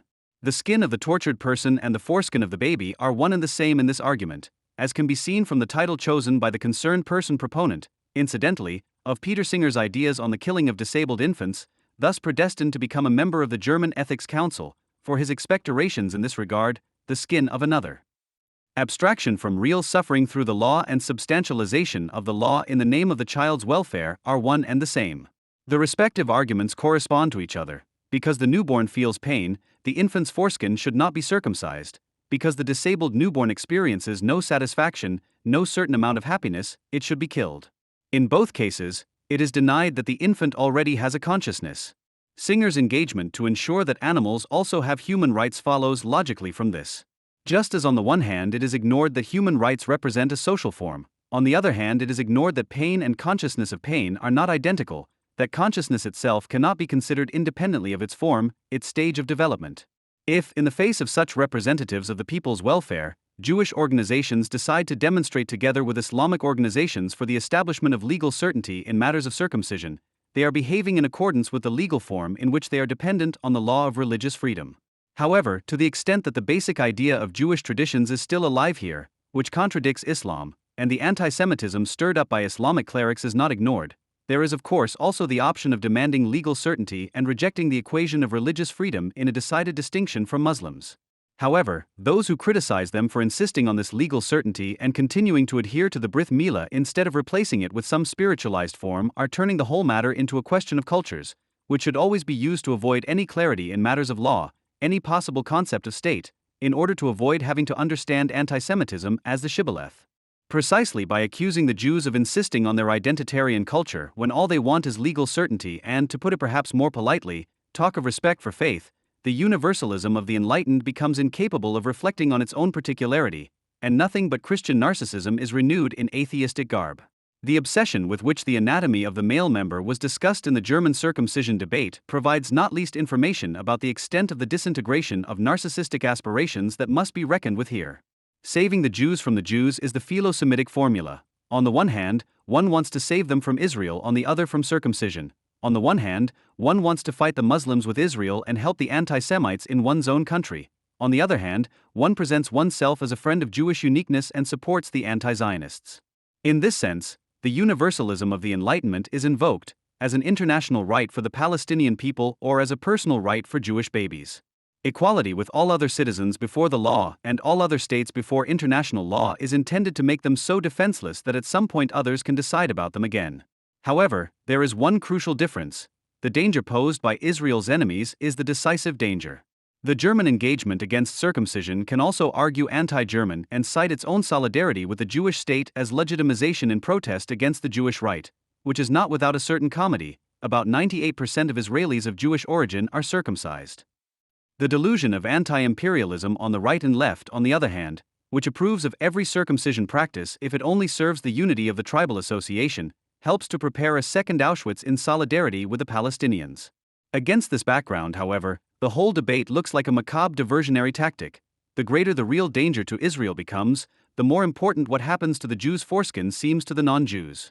There is the idea among German lawyers and analysts that the Jews have traumatized themselves. The Jewish infants must therefore be protected from their parents, as survivors of the Shoah or their children, by the descendants of the generation that committed the civilizational breach of millions of murders. The Jewish parents can no longer protect their own children, just as they were unable to do so between 1933 and 1945. End of quote.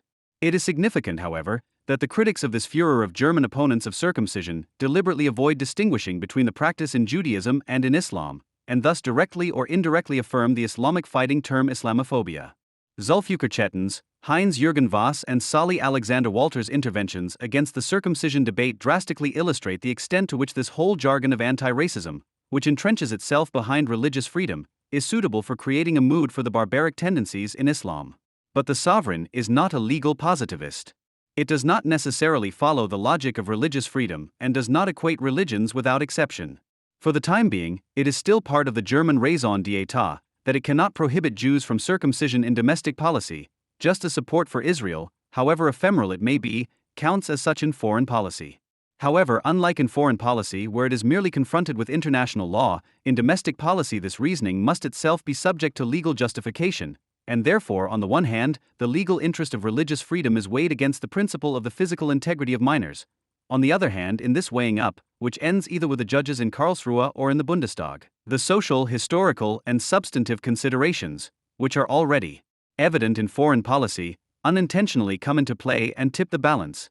The sovereign shows itself in this decisive.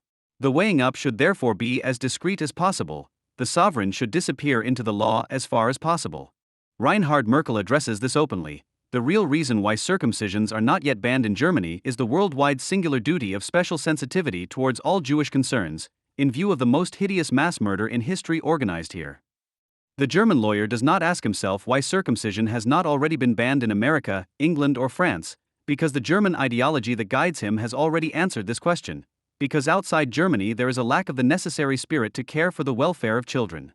In this respect, it was no coincidence that after the Cologne court ruling, Chancellor Angela Merkel warned against banning Jews from practicing their rights in Germany, but did not even mention Muslims, even though the ruling concerned the case of a Muslim boy. The wording used by the Chancellor in this case to express the German raison d'etat is also highly characteristic of the post-Nazi constitutional state. Quote, "I don't want Germany to be the only country in the world where Jews cannot practice their rights. Otherwise we'll turn ourselves into a comedy nation." End of quote. Nicholas Machunsky, who is very good at uncovering the intentions of the circumcision opponents, finally projects the image of a post-Nazi constitutional state that is forcing Jews into the role of court Jews with a new law. Quote, "They are told that they will only receive protection from the state, while the population is always ready to lash out at them. As court Jews in post-Nazi Germany, their function is not to lend money to the government, but to lend credibility to the country." End of quote. As apt as the comparison with the absolutist state is, it reaches a limit. Its immediate instrumental relationship to the Jews is no longer possible in post-Nazism. The question that arises here is why the Muslims logically had to become secondary beneficiaries of the new law. In other words, why the post-Nazi state cannot declare the special right as such. Only the sovereign, insofar as it remains bound to the West by military threat and economic interdependence, and insofar as this West still opposes the German ideology, can ensure that the state of emergency in which the Jews live is taken into account by law at all. A measure that could do justice to it is nevertheless inconceivable, because it would have to directly abolish religious freedom itself, and should therefore be able to prohibit the circumcision of boys among Muslims and permit it among Jews. This cannot be formulated in legal statutes with reference to the rule of law. It must be ensured that religious freedom is not infringed. So in this case, too, a Jewish-Muslim special right was on the cards from the outset, and then the legal positivist, who likes to pose as the state's guilty conscience, whined about it. As if to take immediate account of these concerns, the law that has now been passed is characterized by the fact that it no longer even dares to invoke religious freedom directly, although this is the only way it can be received by both supporters and opponents. It is a Jewish-Muslim special right, without mentioning Jews and Muslims by name, and as such is anchored in the custody or child custody law of the German Civil Code, in the paragraphs that regulate the content and limits of personal care law on the scope of personal care in the case of circumcision of a male child. At least the current raison d'etat has ventured so far that something of the inner contradiction between the religions, and thus of the rationality in Judaism, can involuntarily become visible. It is said that infants may also be circumcised in the first 6 months by religious circumcisers, who are not doctors but are specially trained to do so, while later procedures should be reserved for doctors. This indirectly encourages Muslims to perform circumcision in the first few months. Whenever a regulation acceptable to the Jewish community is involuntarily introduced in Germany in the name of reasons of state, the German left has already taken up arms against it in the name of legal positivism.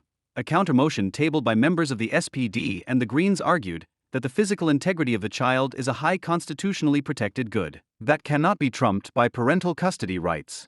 Therefore, the parent's consent to the procedure on their underage son may only become legally valid when he is of religious age at 14, when he is capable of understanding and judgment, and has consented to the circumcision. As if by itself, the justification is turned against the Jews by the legal interest. If this counter-proposal had become law, Muslims could live with it because they have no age requirement for circumcision. For Judaism, however, it would be tantamount to a ban on the ritual, as urologist and Rabbi Antya Yarel Duzel explained. By rejecting this internalization of the ritual and insisting on the Brit Milah, the Jews always resisted false reconciliation that was feigned as having already occurred under Christian auspices as well as in bourgeois ideology. After the Shoah, an internalization stipulated by this supposed reconciliation, insofar as it believes it can invoke a withdrawal of anti-Semitism without further ado, has become more problematic than it ever was. Politically speaking, however, after the Shoah, the rejection of false reconciliation can mean nothing other than the founding and defense of the State of Israel. And so it is only logical that today this state is seen first and foremost as the cause of the fact that political reconciliation, the state of world peace, is not possible, which the UN General Assembly, as the new Christian-Muslim world church, sees as having already occurred de jure, brought about by the sacrificial deaths in colonialism and in the world wars. But even if non-Muslim anti-Semites fantasize in him, the Jew among the states as well as the state of the circumcised, the embodiment of the threat of castration, the psychoanalytical meaning of ritual circumcision is fundamentally different from the political meaning of sovereignty, and yet it is not independent of it. In other words, the fact that the Jews have a state could also change or have already changed the significance of ritual circumcision among them. There is something else, circumcision in Judaism, which insists on the either or nature of the sex of man and woman, should in itself lose some of its relevance in view of a social development in which, due to the erosion of family structures in the course of progressive capitalization, the position of the father within the family is automatically depotentiated. As difficult as it is to assess what this frequently stated development, which goes hand in hand with the growing organic composition of man Adorno, means for the need to resolve the Oedipal crisis and integrate narcissism, or how it affects immediate experiences that were once central to monotheism, it is obvious that the weight given to the Jewish rite of circumcision is diminishing. This development is about as general as, at the level of the sovereign, the change in warfare brought about by new weapons technology, when, to give a seemingly far-fetched example, the deployment of soldiers can be replaced by the attack of a drone. Of course, it depends on what specific consequences are drawn from this. It is no coincidence that jihadism develops forms of barbaric mimicry here by using the sons and daughters themselves as the prophet's drones and, in the perspective of such political theology, also eliminates the Oedipus complex.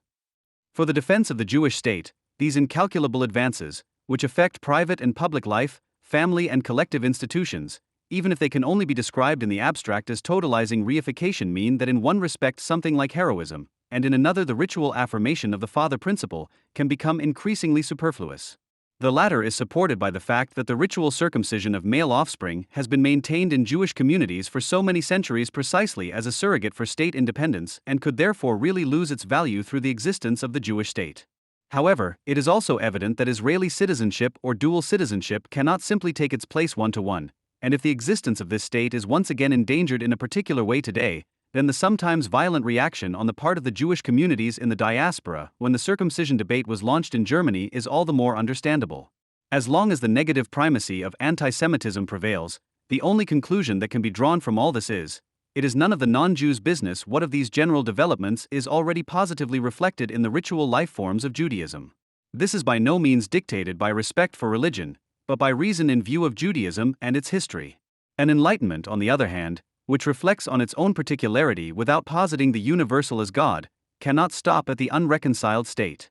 It must still cling to narcissism and the forms of bourgeois society that correspond to it, the idea that reconciliation without God would be possible, but one in opposition, i.e., without sacrificing the whole to the individual or the individual to the whole.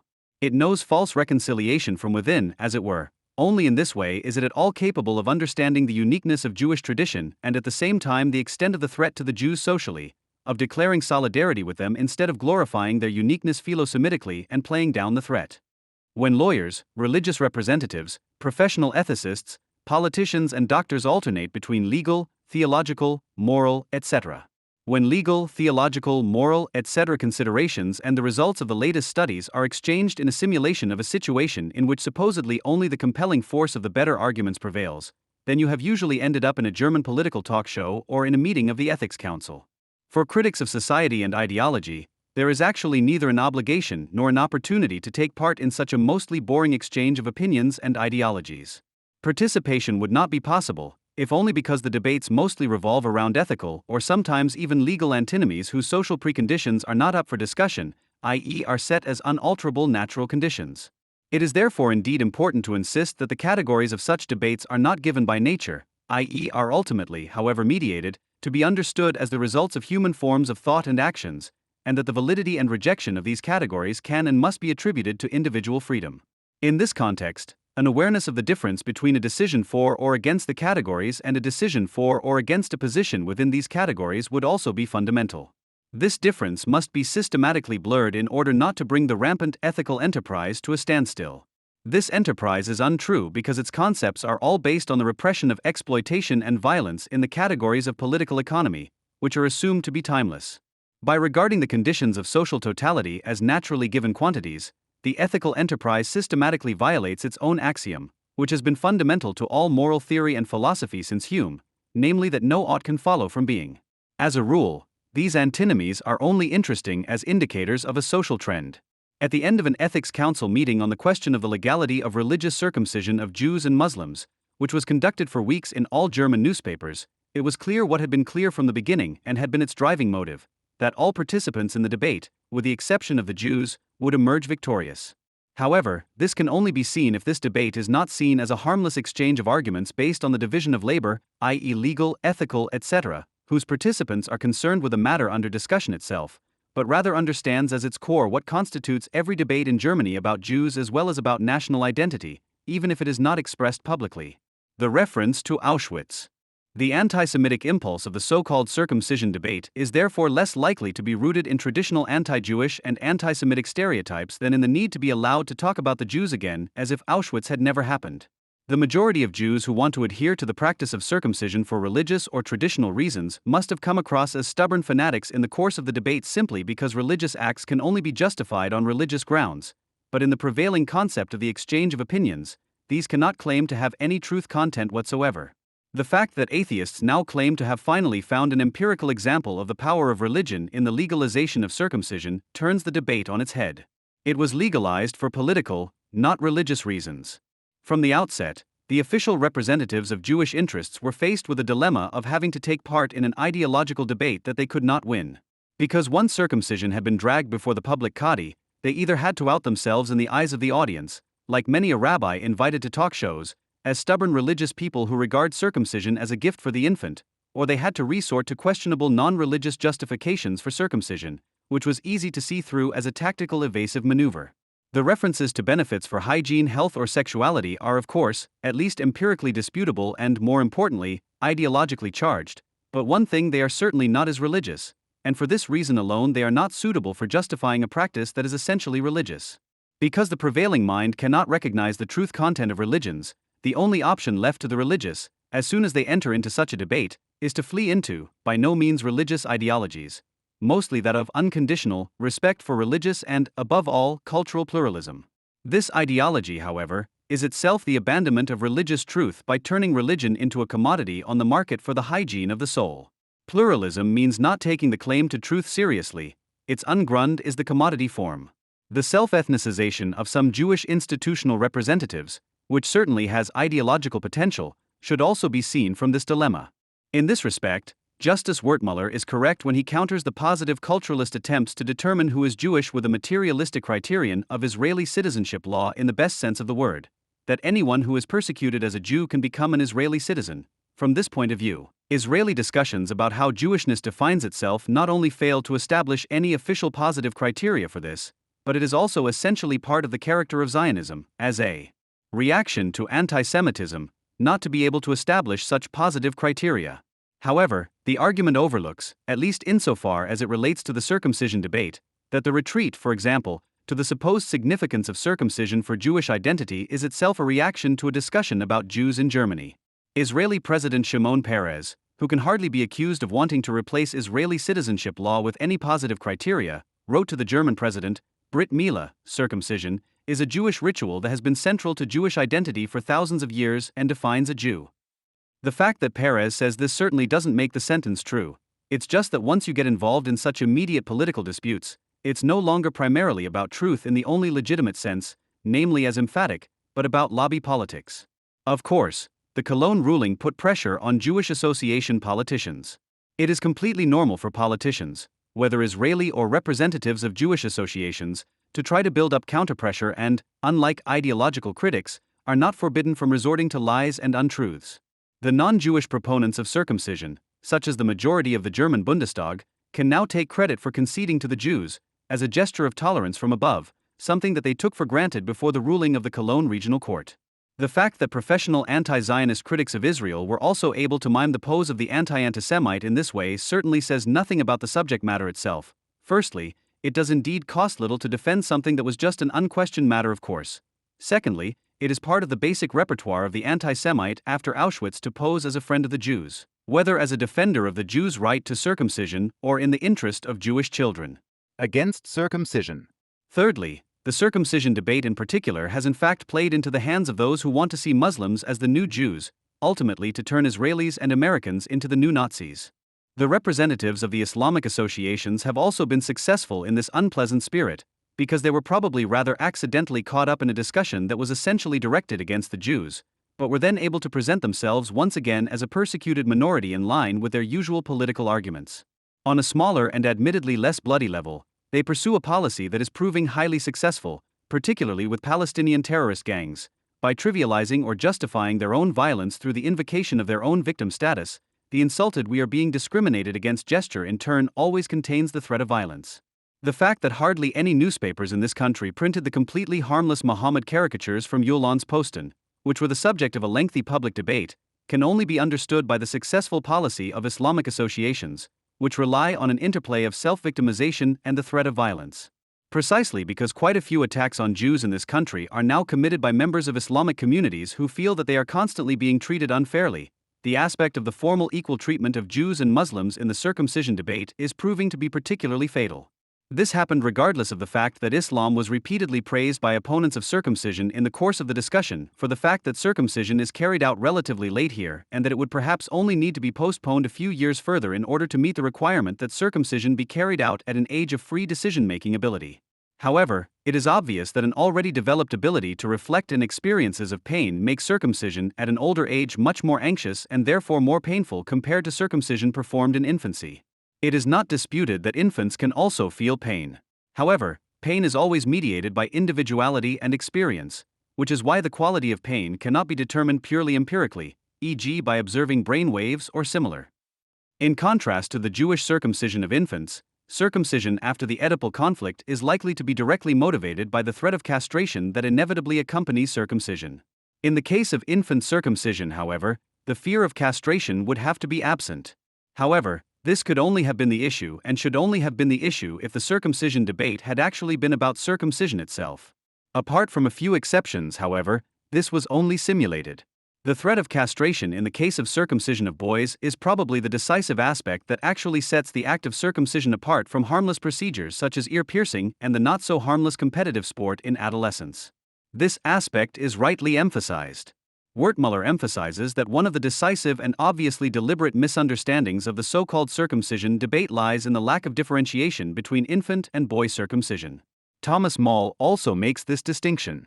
However, the question of whether this obviously deliberate misunderstanding might have something to do with an anti-Semitic impulse is clearly answered in the negative, unlike here. However, it is not entirely true that the distinction between infant and boy circumcision was not addressed at all in the discussion. Rather, numerous opponents of circumcision at least suggested that Jewish infant circumcision is comparatively worse.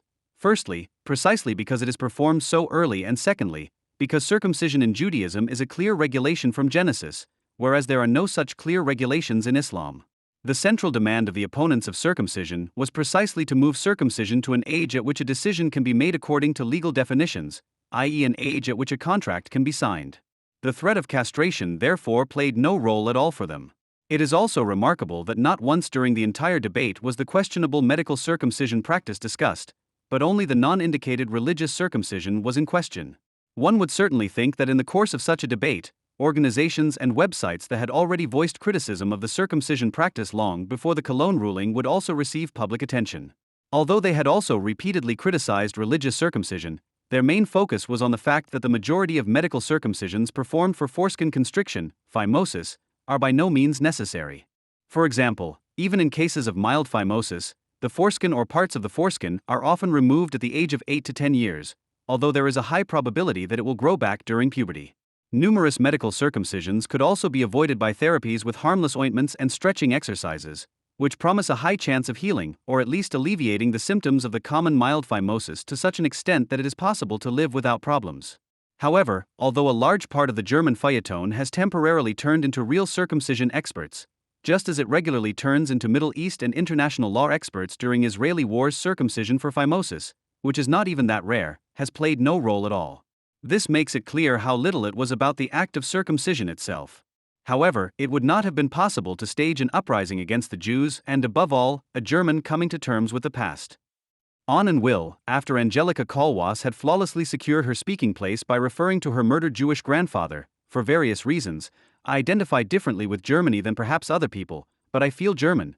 It was up to her to explain, it's true, we had the Holocaust and it was a horrific event. But why are we not allowed to think anymore? Surely it is our right, despite all one has to say sin, despite all the pleas for forgiveness or whatever, what happened to the Jews, what happened in the Holocaust. Surely it cannot be the case that a barrier to thinking is subsequently demanded as atonement, if only a local court and a regional court, I'm just saying, has passed a judgment here, to the best of its knowledge and belief and on the basis of consideration of the basic law and other legal provisions. What is wrong with that? That was the core of the whole debate, to demand the right against imaginary thought barriers to finally be allowed to criticize the Jews again. The Young Liberals issued two declarations almost simultaneously. While the Federal Congress spoke out in favor of a ban on circumcision, the Bavarian State Association argued for the legalization of Holocaust denial. According to Die Zeit, one of the most vehement opponents of circumcision in the Bundestag, the SPD's Children's Commissioner, Marlene Rupprecht, was also annoyed that Jewish circles immediately brought up the Shoah and so on in the German debate on circumcision, and then everyone caved in, including her parliamentary group leader Frank-Walter Steinmeier. One of Rupprecht's predecessors as Social Democratic Children's Commissioner, Rolf Stockel, explained the rapid legislative initiative with the pressure exerted on politicians by certain circles. Stockel also reported on the waves of emotionality that led, for example, to German Children's Aid receiving an email 3 days ago, with a clear Hebrew name as the sender saying, "Anyone who is not circumcised is a Nazi." This pressure is of course also weighing on politicians, who have not given parliamentarians the time to deal with the issue in peace. The not entirely unimportant Humanist Press Service reports approvingly. In contrast to the Bundestag, German children's representatives and atheists naturally do not bow to pressure from senders with clear Hebrew names. The opponents of circumcision have never clearly contradicted such statements, and so it was here, as it was with the discussions about Augstein or Grass. It is enough if a handful openly express what the core issue is. After all, there is also a division of labor in the opinion business. In Germany, where not even international soccer tournaments are primarily about soccer, but where every press report about fans of the German national team has to emphasize how tolerant, peaceful, and ultimately anti-national it actually was, where people still talk about Jewish fellow citizens and not Jews, as if they had to generously emphasize that Jews also have rights, in short, where, in other words, every reference to German identity and Jews refers compulsively, even if it is unreflectedly negative, to National Socialism and Auschwitz, it has so far been unthinkable to discuss Jewish rituals as if they were invariably about their meaning.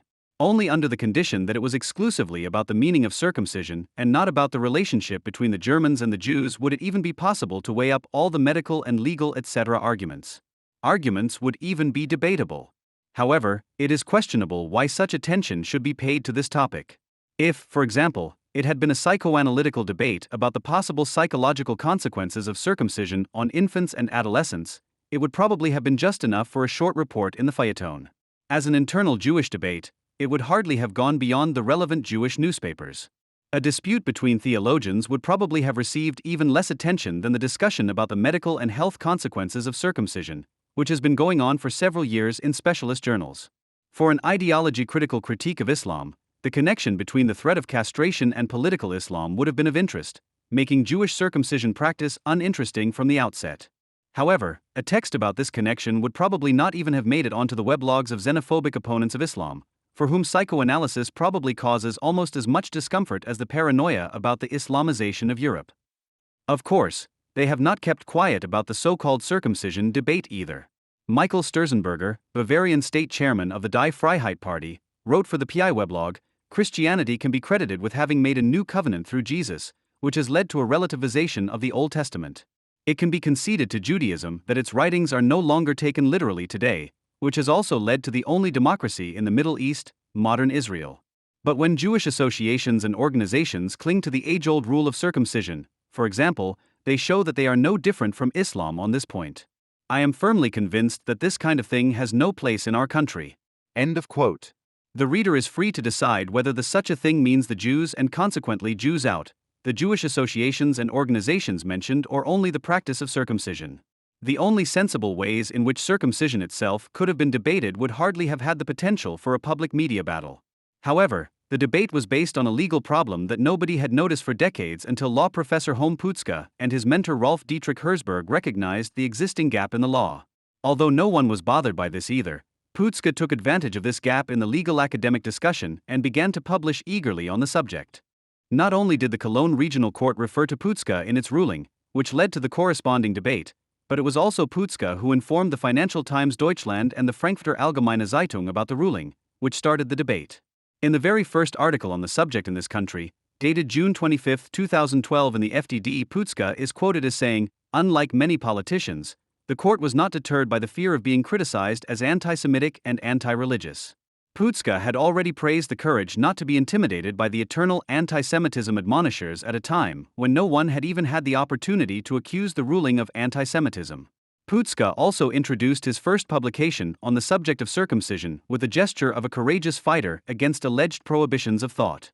In a commemorative publication for his teacher Herzberg, he writes, "The search for truth does not have to please everyone." Or as George Christoph Lichtenberg put it, "It is almost impossible to carry the torch of truth through a crowd without scorching someone's beard." Something is rotten the moment the beard bearers, to stay with the image, try to prevent the torch from being picked up and carried. And it would be all the more alarming if the fear of the beard bearers led to a situation where no one wanted to pick up the torch, i.e., self-censorship took the place of reasonable argumentation for fear of repression. I don't dare to judge whether Putzka is anti-Semitic. Perhaps it is not entirely coincidental that the image of the bearded men whose beards were to be singed comes to his mind. As is well known, the anti-Semites who cut off the beards of the Jews have always shared the resentment against the bearded men with the atheists. Putzka is on the advisory board of the Giordano Bruno Foundation. The anti-Semitic and atheist resentment share the characteristic style of anti-conservative rebellious youth, the Nietzschean gesture of the revaluation of all values and, above all, the delusion of being the unstoppable pioneer of the coming age, in which the beard wearers who have been left behind will lose their potency. The symbolism of the singed or cut beard already conceals a certain pleasure in the threat of castration and patricide. Whatever relevance Putzka's image of the beard bearers may have, it is indisputable that the opponent of circumcision staged himself from the outset as a courageous torchbearer of truth in the fight against non-existent repression and hasty self-censorship. The many anti-Semitic comments on the internet and in letters to the editor, who no longer want to be muzzled by the Jews, are not exactly fundamentally opposed to this way of thinking. The fact that the topic was given such attention at all, that a distinction was only made between infant and infant circumcision to the disadvantage of the Jews, that medical circumcision was completely above suspicion, and that the opponents of circumcision presented themselves as fighters against thought bans, if not Holocaust cudgels from the very beginning, right down to the depths of resentment-laden comment columns, reveals the secret impulse of the debate, to finally be allowed to criticize Jews again without having to be considered anti-Semitic. Even the NPD practiced differentiated criticism of circumcision and slaughter. The NPD takes Dieter Grauman at his word and wishes all mutilation lobbyists, religiously motivated animal abusers and other fanatics who want to impose their idea of religious freedom on us Germans a safe journey home. Just because lawyers, for whatever reason, turn the circumcision issue of all things into an appeal, does not make the issue itself capable of truth, even if Putzke may have argued cleanly in formal legal terms. It would probably take more than one article to explain the concept of truthfulness. I once put this postulate into the formula that no thought is worth thinking that is not in itself a single unfolded existential judgment on the completely wrong society. That sports journalism or the weather report are not capable of telling the truth may be obvious to everyone. But neither are political judgments as long as all their determinations are not nourished by the awareness of the negativity of social mediation, and that means social totality. In my opinion, the view that an argument about the reality and non-reality of thought isolated from practice, as stated in Feuerbach's theses, would be a merely scholastic question should be added. As criticism, thinking is also practice, but only when it knows itself in things. To put it in terms of existential philosophy, truth that is not truth as practical reality for me is not truth. This would only be subjectivist if the totality of mediations were abstracted from. If the circumcision debate had actually been such a debate, i.e., a discussion about the benefits, harms, and advantages of circumcision, then one would first have to justify why it in itself deserved any attention at all. In general, the fact that someone says something right in the sense of correct subsumption or adequatio does not say much about the truthfulness of the idea. Even an essentially anti-Semitic statement can be correct in this sense, e.g., if someone says that an above-average number of Jews work in Hollywood, that Israel violates existing resolutions, or that it is pushing ahead with the illegal expansion of settlements.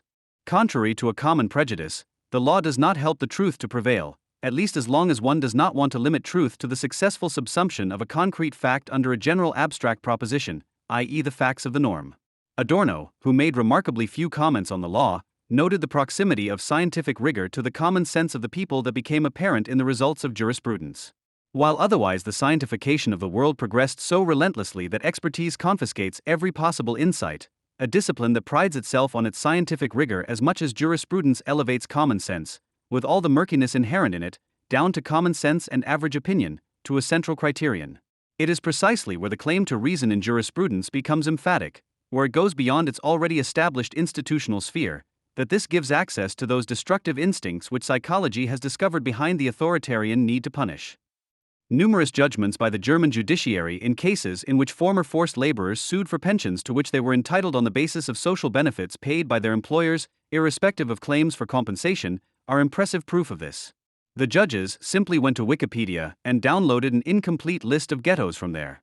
If a survivor filed an application who was in a ghetto that did not appear on the list, his application was rejected, reported a judge in February 2013, who was shocked by this practice and has been committed to the rights of forced laborers ever since.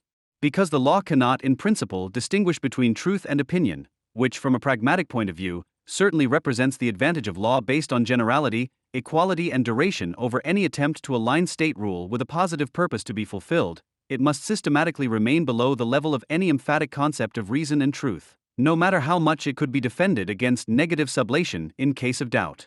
Anyone who accepts the slogan law before faith, as a matter of principle, has at the same time adopted such a concept of truth. It is doubtful whether the law, which allows neither history nor an emphatic concept of truth to be conceived, is the place where the rationality of Jewish circumcision practice can be judged. In any case, the law participates in reason, and thus in an emphatic idea of truth, at best as a self-defense measure against immediate violence, which is nevertheless contained in the mediation through exchange in the forms of law as a permanently threatening possibility. Law is not only a condition for the utilization of value as capital, but is also conditioned by it. If, in the manifest crisis, capital can no longer be utilized through the mediations of the contractual and thus legal form, then the transformation of law into immediate violence can be considered a done deal. Against the connection between law and violence, however, even the completely non-materialistic theology of Franz Rosenzweig, for example, as formulated by him about the Jewish covenant with God, which is sealed and celebrated with circumcision, has its moment of truth. The existence of the eternal covenant is already the intrusion of the eternal into time. Quote, "In the people of God, the eternal is already there, in the midst of time." In the peoples of the world, there is pure temporality. But the state is the attempt, which must always be renewed, to give eternity to the peoples in time.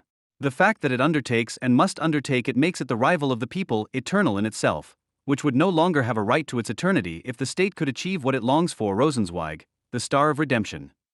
Pure temporality, however, would have to be turned materialistically as the repetition compulsion of the permanent succession from G to W to G prime.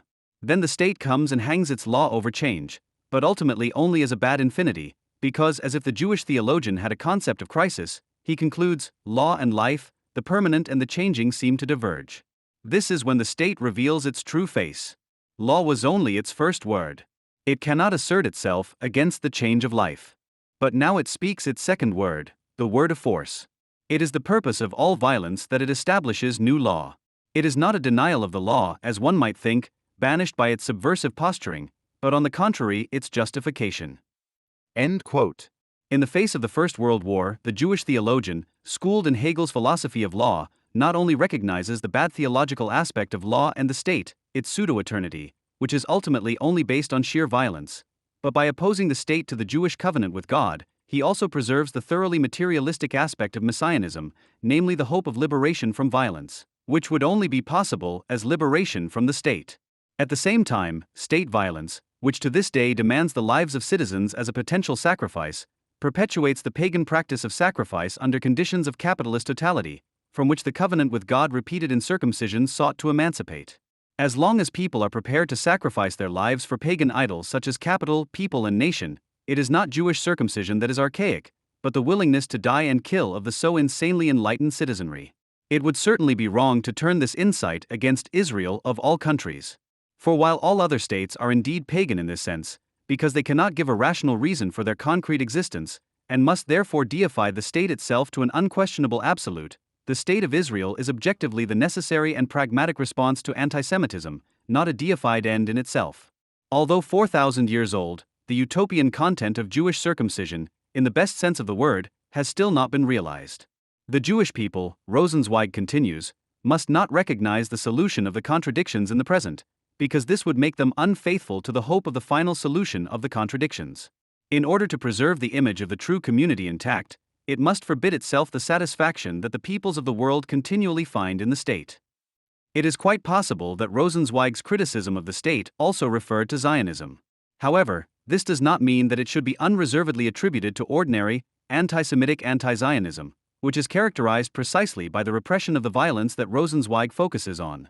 While the anti-Semite focuses on Israel's violence in order to conceal the artificiality and violence of every other state, for the sake of satisfaction in the state, Rosenzweig opposes the violence and artificiality of every state to the reconciled image of the true community. Certainly, the necessarily violent, but in any case reasonable and pragmatic self-defense of Zionism should be insisted upon. What is certainly missing in Rosenzweig, who died in the 1920s, is any reflection on anti-Semitism.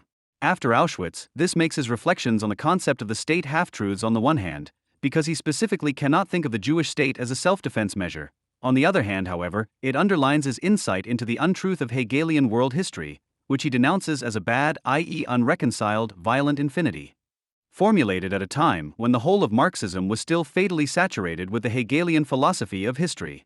For the Germans, however, Auschwitz made satisfaction in the state difficult for the time being.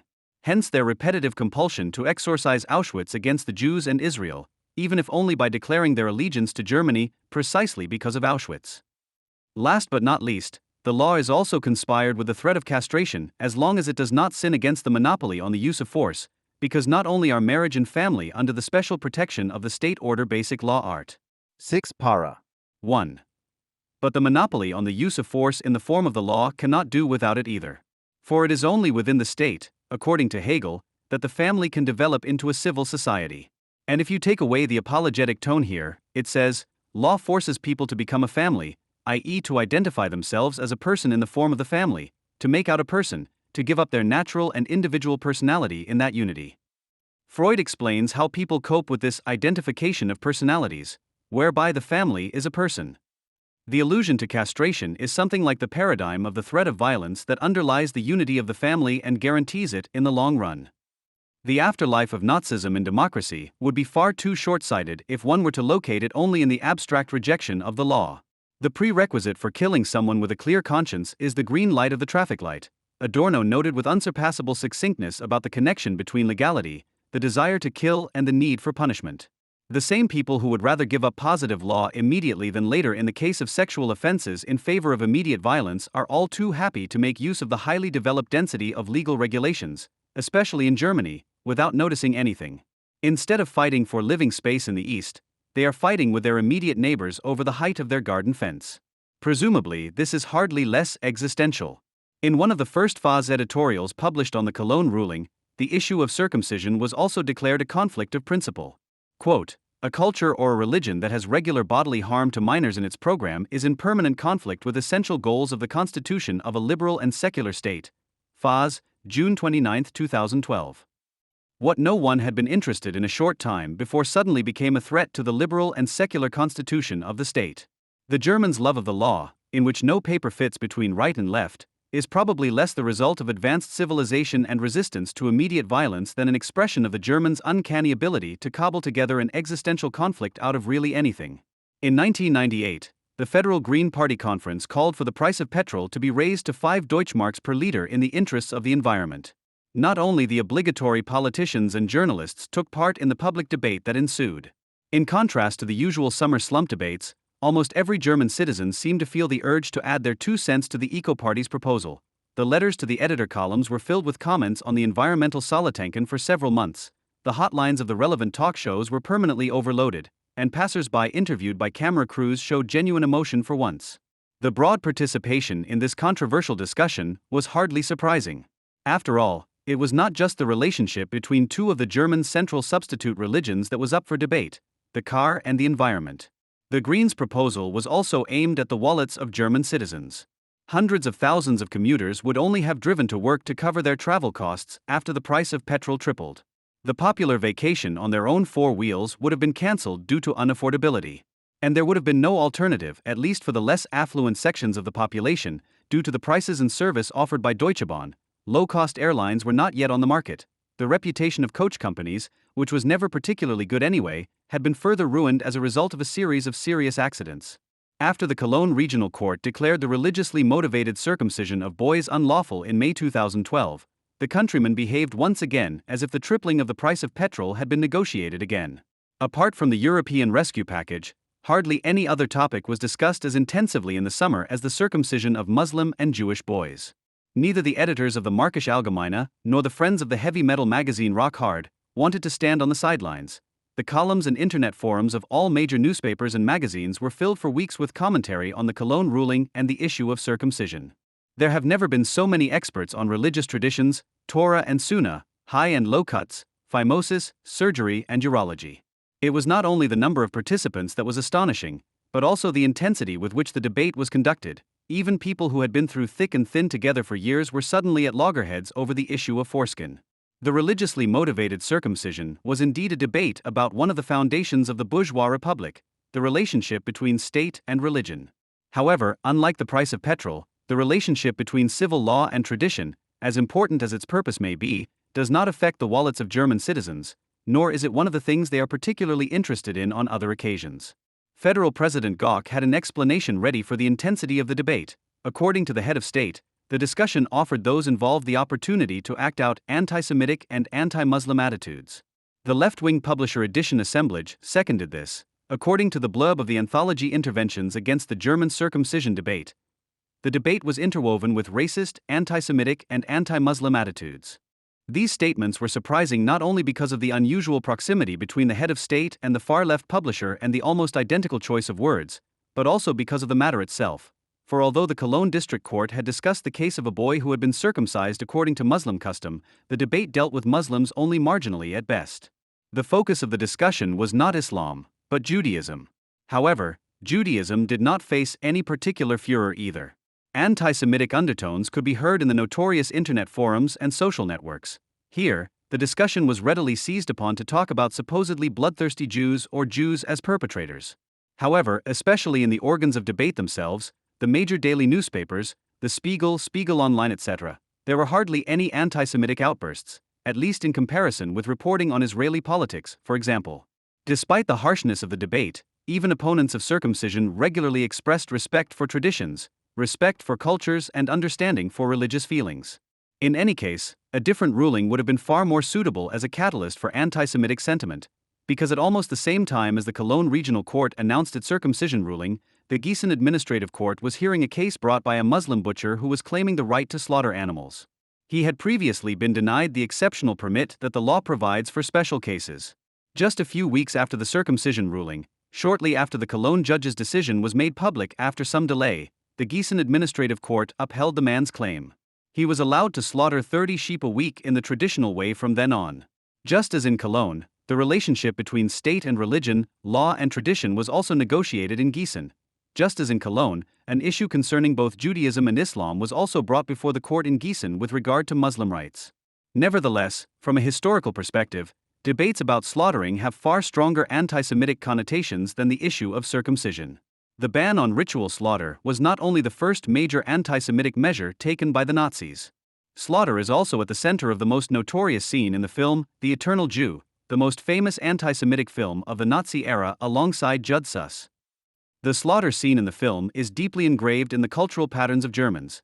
Even today, hardly any discussion about slaughtering gets by without an anti-Semitic furor.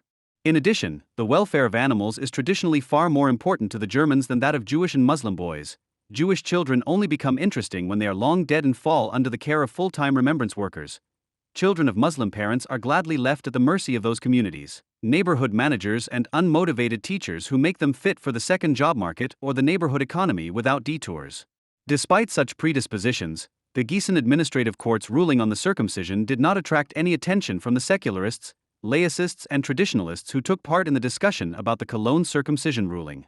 At most, it was debated in the relevant butchers' associations and animal rights groups.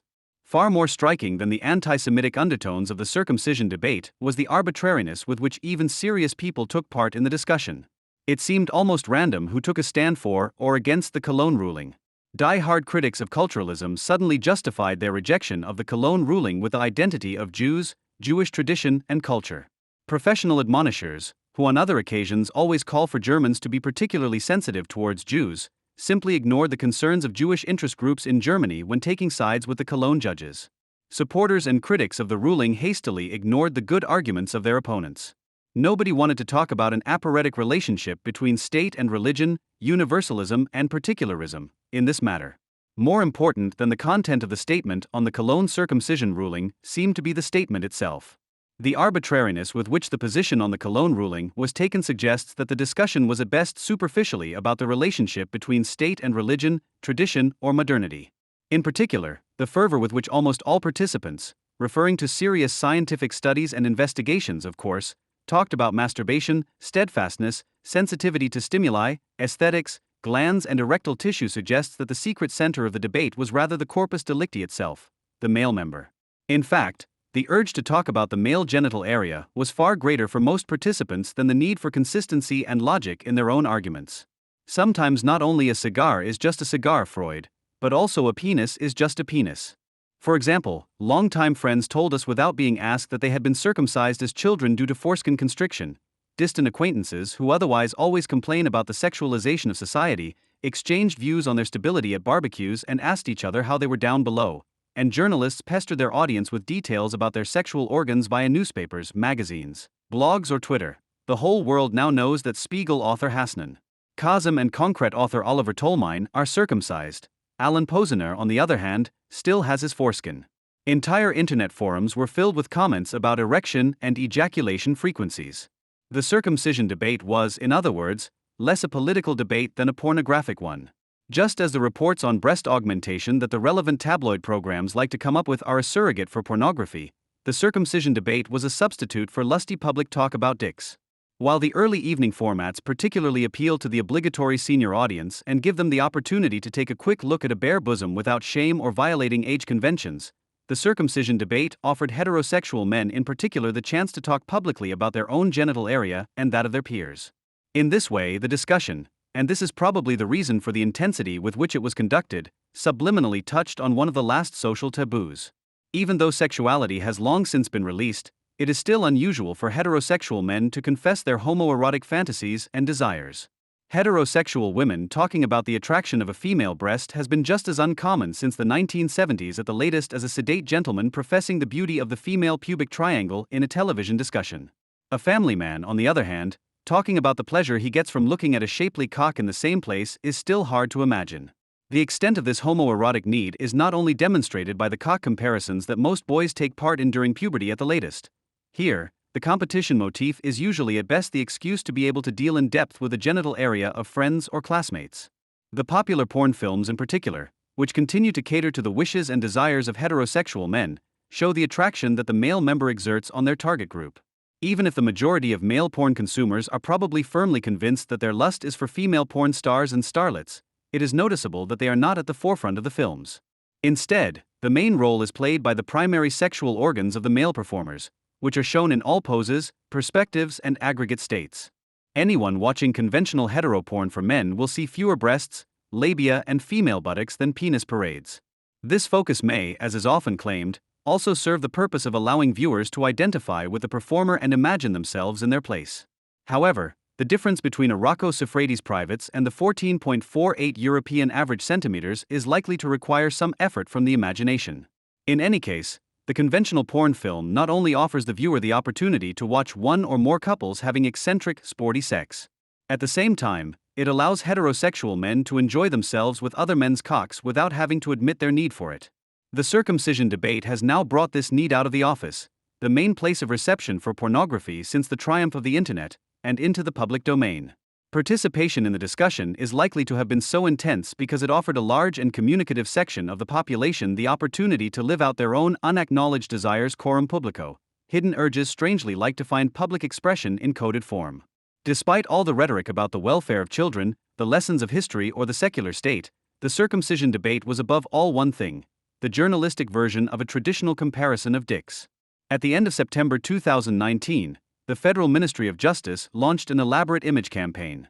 Whereas the slogan used to be "You are Germany," it is now "We are a constitutional state." This PR campaign for what is actually a self-evident framework of a civil society also provoked fundamental criticism.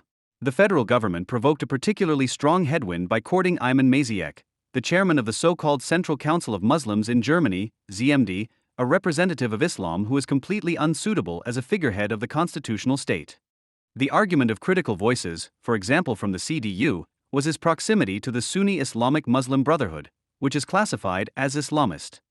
Karsten Linnemann, for example, chairman of the CDU/CSU Association for Small and Medium-Sized Enterprises, pointed out that the ZMD also includes groups that are under observation by the Office for the Protection of the Constitution due to their proximity to the Muslim Brotherhood.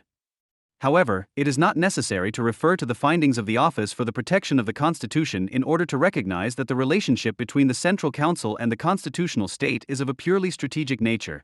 This becomes clear from a careful reading of the Islamic Charter published by the ZMD.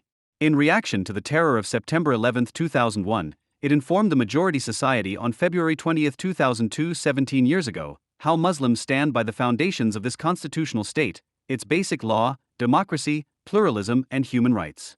Misunderstood by official politics as a commitment to the rule of law, the Declaration of Principles does not come into conflict with Islamic law, Sharia, nor is it a rejection of the classic jihad doctrine. On the contrary, by adopting central concepts, it even expressly places itself in its tradition. Point 10 states, Islamic law obliges Muslims in the diaspora to abide by the local legal system as a matter of principle. In this sense, the granting of visas, residence permits, and naturalization are regarded as contracts that must be adhered to by the Muslim minority. Whether German citizens or not, the Muslims represented in the Central Council therefore affirm the basic order of the Federal Republic of Germany guaranteed by the Basic Law, which is based on the separation of powers, the rule of law and democracy, including party pluralism, the right of women to vote and stand for election, and freedom of religion. They therefore also accept the right to change religion, to have a different religion or no religion at all. End quote. If the laws of the Federal Republic are described in this way as treaties, and as a local legal system, their Beahung does not mean a rejection of Sharia law in awkward migrant German, as the naive majority society is led to believe. Instead of fundamentally prioritizing civil law over Islamic law, it merely declares the country of immigration, in the language of the classic jihad doctrine and with all its implications, to be the house of the treaty. The Central Council derives its acceptance of the laws of the Federal Republic of Germany from the obligations of Sharia law, ultimately demonstrating its loyalty to the views of Islamic legal scholars, which in turn include those of the Muslim Brotherhood. It is therefore not surprising that Maziyek, who was socialized in the Islamic Center Aachen, founded by the Syrian Muslim brother Isam al-Adar, has already posed with Ali al-Qaradaghi. This high-ranking functionary in Muslim Brotherhood committees, Sigrid Hermann Marshall, is in turn an enthusiastic supporter of Yusuf al-Qaradawi, probably the most influential ideologue of today's Muslim Brotherhood, who also appears as a jihadist apologist for the Holocaust. So how are the Islamic Charter and the doctrine of jihad connected? It is not easy to explain to Western readers that jihad in Islam does not mean war, but a peaceful undertaking for the good of humanity, writes Bessam Tibi, referring to the need to be aware of the literal translations of important terms in the doctrine of jihad. When Muslim scholars and Western Islam apologists claim that there is no such thing as a religiously legitimized imperial holy war in traditional Islam, they are lying about the truth. Literally translated, jihad actually only means something like striving in the path of God. However, this refers to the religious duty of Muslims to carry out a universal mission. Dawah, the call of the peoples to Islam, their submission to Islamic law, the Sharia, is understood as futuhat, as opening the world to the house of peace, Dar al-Salam. If peoples refuse to submit to Islam, Muslims call their use of force self-defense, which is referred to as qital, meaning fight. The Arabic word for war, namely harb on the other hand, is reserved from the outset and categorically for the non-Islamic believers alone, whose territory is only pacified as the house of war Dar al-Harb, from the house of Islam Dar al-Islam, to the house of peace Dar al-Salam. Until then, the classical doctrine of jihad only recognizes temporary peace treaties, called hudna, between the two territories, just as parts of the foreign territory only become the Dar al-Ahd, the house of the treaty for a limited period of time, as soon as Muslims in the minority are allowed to live there to some extent according to the rules of Sharia. Until then, jihad, which is actually a peaceful missionary endeavor, must sometimes become military, as evidenced by the traditional obligation of Muslim rulers to call to arms once a year. Until then, non-Muslims are categorically regarded as warmongers or inhabitants of the house of war, as long as they refuse to be Islamized. This doctrine has not been revoked or even seriously questioned by any Muslim authority to this day. Tilman Nagel, since it describes a spatially and temporally limited action, the term holy war trivializes the relationship between religion and violence that constitutes classical Islam, the permanent state of war of the Ummah. With the Islamic Charter, associational Islam, and the Muslims it ideologically represents, and therein lies the link to the classic doctrine of jihad, only openly commit to the system of the Federal Republic of Germany as long as it has not been liberated or pacified by the religion of peace. Until then, they are simultaneously complying with Sharia law and the law, or better, the contract. So Ahmad Mansour also misses the point when he suggests that Ayman Maziyek is unsuitable due to a lack of adherence to the law. It should be borne in mind that law-abidingness and an attitude that is diametrically opposed to the spirit of the basic law are not mutually exclusive. After all, it is not justiciable to deny Muslim girls and women a self-determined life, for example by not allowing them to consume alcohol and restricting them in their choice of partner.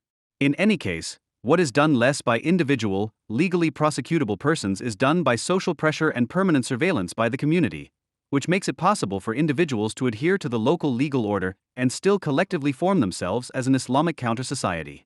Accordingly, the Charter affirms the active and passive right of women to vote, but not the free development of the personality, sexual self-determination, and legal equality of the sexes. While such individual civil rights are based on abstract equality, Sharia law, in the words of the Central Council, requires that equal things be treated equally and allows unequal things to be treated unequally, as the everyday reality of German Muslim girls sadly attests. It is therefore not primarily and not exclusively scandalous that the German government is cooperating with Ayman Maziyek because some of the organizations he represents are close to the Muslim Brotherhood and are being monitored by the Federal Office for the Protection of the Constitution. Rather, the ongoing scandal is that the governments of the Federal Republic, ever since they began holding Islam conferences and integration summits, have turned Maziyek and his Central Council into an important and exposed representative of the interests of Muslims, a contact and cooperation partner who avowedly places Islamic law above civil law and only respects the latter to the extent required by Islamic law for Muslims in the diaspora. Seehofer and other collaborators have thus concealed, naively overlooked or glossed over the fact that the Central Council are Islamists in pinstripes or, to use a more precise, less misleading term, simply Sharia apologists. It is significant that an equivalent construction to Islamist does not exist in the Turkish language, although grammar would allow it. Instead, the word Syriatsi is used. The endings CI and CI are used as job titles. Electrician, for example, translates as electrixy. So instead of an Islamist, we are talking about someone who follows Sharia law professionally, and this would also be an apt description of Islam by association.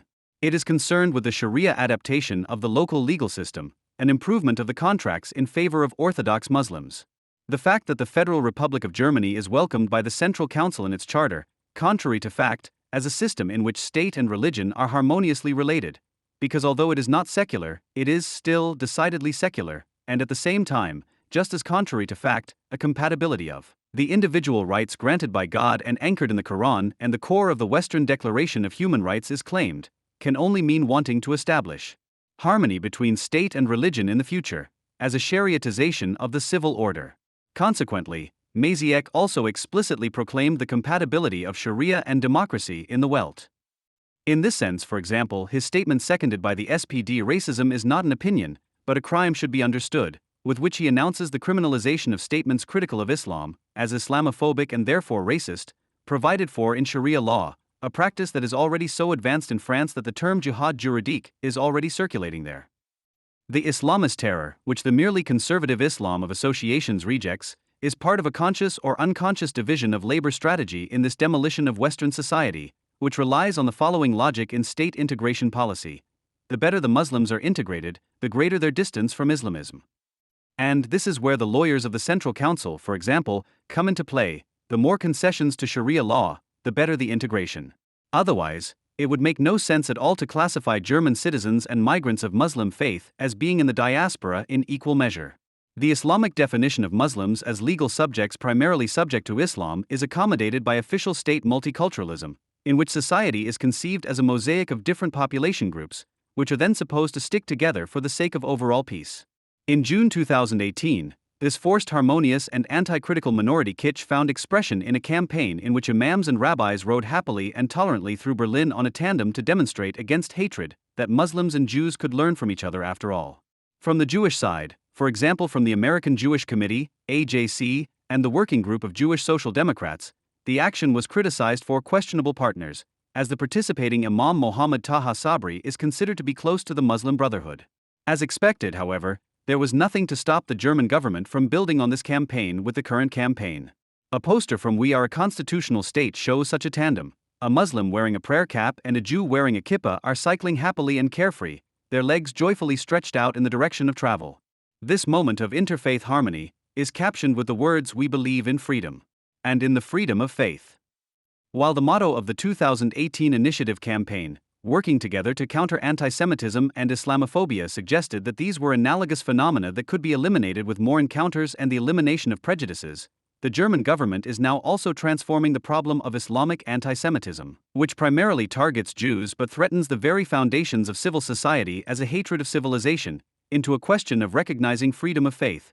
Muslims and Jews should simply approach each other and, meeting in the middle, get rid of their respective radicalism. The minorities should stop their alleged mutual animosities so that the majority society can finally have a rest. There is simply nothing wrong with this. On the one hand, this encounter kitsch serves misguided approaches to solutions that Adorno already criticized with regard to Germans and Israelis in What Does It Mean to Come to Terms with the Past? I also do not believe that too much is achieved through community meetings, encounters between young Germans and young Israelis and other friendship events, as desirable as such contact remains. One assumes all too much that anti-Semitism has something essential to do with Jews and can be combated through concrete experiences with Jews, whereas the genuine anti-Semite is rather defined by the fact that he cannot have any experience at all, that he cannot be approached. End quote. On the other hand, Muslims are thus hallucinated as a victim group stigmatized by their religion, while they are the least persecuted and most persecuted religious collective in the world, and on top of that, their Jewish victims are imposed with a debt to Islam in the name of tolerance, which, as Mohammed Taha Sabri's participation proves, amounts to an obligation of tolerance toward Sharia apologists. This poster thus not only condenses the state's official appeasement policy towards legalistic Islamism, it also illustrates what is characteristic of modern German politics: the trivialization of Islamic anti-Semitism and the mockery of its victims. Perhaps it is a trick of unreason to catch criticism of it precisely where it is weakest. Over the years, this criticism against the supposedly revolutionary measure, which whistles at the law and denounces abstract law as an expression of supreme unreason, has emphasized the relatively progressive character of bourgeois law. This appreciation of abstract general law went hand in hand with an in-depth examination of National Socialist legal theory and the reception of bourgeois and post-Marxist criticism of it. In comparison to the material concept of law of National Socialism, the legal positivism of the bourgeois constitutional states appears as a refuge of formal equality. The fact that this equality forms the basis of capitalist reproduction was often contrasted with the Nazis' ideas of inequality, which recognized and cemented inequality, and seen as the lesser evil that it is. But unfortunately, often not a word was said about the dialectical connection between bourgeois equality, which has inequality as its precondition and constantly reproduces it, and its transformation into the equality of fellow species. The connection was then dissolved geopolitically, and the country that was the first to actively initiate this transformation was played off against those countries that, precisely because they were not so far advanced in this development, were able to preserve their bourgeois precondition and glorify it as their cultural heritage. While Jews in the USA enjoyed general civil rights, these were revoked in Germany during National Socialism, paving the way for their extermination. In Germany, Jews were no longer subject to civil rights, but to racial law, which disenfranchised them and allowed them to be consigned to the fate chosen by the Germans. The equality of the German people's comrades did not tolerate inequality. Only this exclusion of the Jews from the homogeneous body of law, to which every legal subject is equally subject regardless of person, made the legal exclusion of the Jews possible. If Justitia removes her blindfold, the result is not a fairer judgment because it recognizes the differences. The cited jurisdiction sanctions the difference, of whose connection with equality the blind one must know nothing. The anti-Semitic legislation thus destroyed the rule of law and separated the Jews from the rest of the population. The basis for this was an ideology that was based on the inherent inequality of Jews and Aryans, but sought this inequality not in the visible, but in the invisible, e.g. in blood, because the supposed racial difference was not obvious. Segregation therefore had to be established through official channels, by the police and courts, and the difference made visible by the Jewish star. The difference made by the Jews themselves, circumcision, was not enough for the Nazis because they were particularly afraid of the non-Jewish Jews. In their opinion, converted Jews or children from mixed marriages posed a much greater danger than Jews who conformed to the stereotype.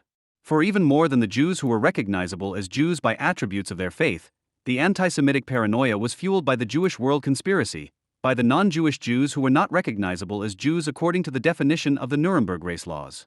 It was no coincidence that the idea of Jewish and Muslim blood emerged in Spain at a time when Jews and Muslims wanted to avoid discrimination by converting. Racial anti-Semitism wants to re-establish a difference, the Enlightenment wants to level out differences. Thomas von der Osten-Sacken can serve as an example and pars pro toto for the undialectical approach described above. I could only reply that the judgment was based on the idea of the equality of all citizens before the law, a highly defensible Republican idea that was fought to the death by the Nazis and which they therefore abolished in 1935 at the latest with the Nuremberg race laws, so the Nazis would of course never have filled such a judgment, but on the contrary, wherever they could, advocated and even forced any kind of special legal treatment of Jews. It would therefore have been far more in the Nazis' interests to impose compulsory circumcision on all people defined as Jews according to the Nuremberg laws. Thomas von der Osten-Sacken, Risong and Foreskin. Osten-Sacken attempts to identify the image that the racist ideology of the Nazis created of the Jews with the image created by the Jews themselves, and in this way to turn circumcision into a kind of racial characteristic. The Jewish associations that today claim the right to circumcise boys would then be no better in this respect than the Nazis back then. When the current circumcision debate focuses on the difference that Jews and Muslims themselves make, this does not refer to a racial prejudice of the Germans, but to the atheistic, post-Nazi character of the criticism of circumcision that appears in the name of Enlightenment. Fittingly, this criticism emphasized the danger of special legislation. If the Jews were granted a special right, the argument goes, this would endanger the rule of law in the sense described above, because then all citizens would no longer be equal before the law. The Jews, and in particular the Jewish associations, who defended the Jewish circumcision ritual in this situation, appeared to be the revenants of the Jewish defenders of the ghetto in the 19th century, when the ghetto walls were raised in the name of emancipation. Just as they would have demanded a privilege to be allowed to continue to build walls around their community, which is incompatible with the principle of equality of the enlightened state, so would the proponents of circumcision do today. In this way, general abstract law became a means of identifying Jews as enemies of the Enlightenment and the law in the debate. The fears expressed by many Jews in this context were linked to this instrumentalization of the law. It was no longer just the mob that posed an immediate danger and persecution, to which people had already become accustomed to a certain extent, but the state itself was to be harnessed for this purpose. By insisting on being allowed to make a difference through circumcision, the Jews no longer fitted into the fully enlightened German present, which had learned the lessons of the past. A religion that has regular bodily harm to minors in its program is in permanent conflict with essential goals of the Constitution, and all the more profound the more liberal and secular the state is. The anti-Semitic resentment that articulates itself at the height of time does not show itself in a racial guise, but in an enlightened anti-racist one. It was precisely through the enlightened impetus that the critical critique was able to portray the Jews as yesterday's outdated, so that it was no coincidence that one of the most frequently used attributes in this context was that of the archaic. Anyone who describes something as archaic considers themselves to be beyond it in terms of development, thinks of themselves as being on a higher level. Enlightened criticism thus ties in with a model of development in which the obsolete is inferior and progress is brought about by temporal progress. In this view, the secular constitutional state is seen as the pinnacle of development and the basic law as the result of successfully overcoming the past. This secular state must be defended against the archaic claims of religion, because we are not surrounded by sinister laicists, but by the impositions of religion, which are gaining more and more ground. And we should not fall behind the secularization we have achieved. End of quote. So it's all very simple. On the one side are coercive religious collectives that challenge the atheistic, enlightened state, on the other by undermining its foundation, the abstract legal equality of its citizens. To show that it is somewhat more complicated than this, the debate must be placed in the context of the state and civil society, with a particular focus on Jewish emancipation, religious freedom, and parental education rights. Jews are portrayed in many articles as primitive, archaic, and bloodthirsty because of their millennia-old right, according to the old anti-Semitic stereotype. Religious circumcision and its proponents supposedly do not fit into modern times and a democratic community. American Jewish Committee, Facts and Myths in the Circumcision Debate. The path into the bosom of the state is as follows. Criticism of the circumcision of boys feeds on three motives: the belief that circumcision is harmful to health, criticism of the formally unequal treatment of Jews and Muslims, for whom a privilege or special right would apply, and finally the desire to put an end to the patriarchal ritual of subjugation. Sometimes this is supposed to apply only to the Muslim ritual, sometimes to both Muslim and Jewish. The weighting of the motives can vary between the different opponents of circumcision, and in some circumstances one of the motives may even be completely absent. But in principle, all opponents of circumcision agree that the physical integrity of a child must not be touched by third parties for non-medical reasons, as such an intervention is contrary to the best interests of the child, and the state thus gives religious communities the right to violate the fundamental right to physical integrity. According to this idea, the decision to carry out such an intervention is the sole responsibility of the person whose physical integrity is to be touched. Circumcision can therefore only take place if the person in question is able to consent to the operation themselves. The ability to give consent is based on the citizen's capacity, i.e., their ability to use their own reason. The measure of this capacity is the possible general validity of the result of the intellectual effort. The general law would thus be the result of the combined individual efforts, which harmonize because each individual result is already a generalizable one.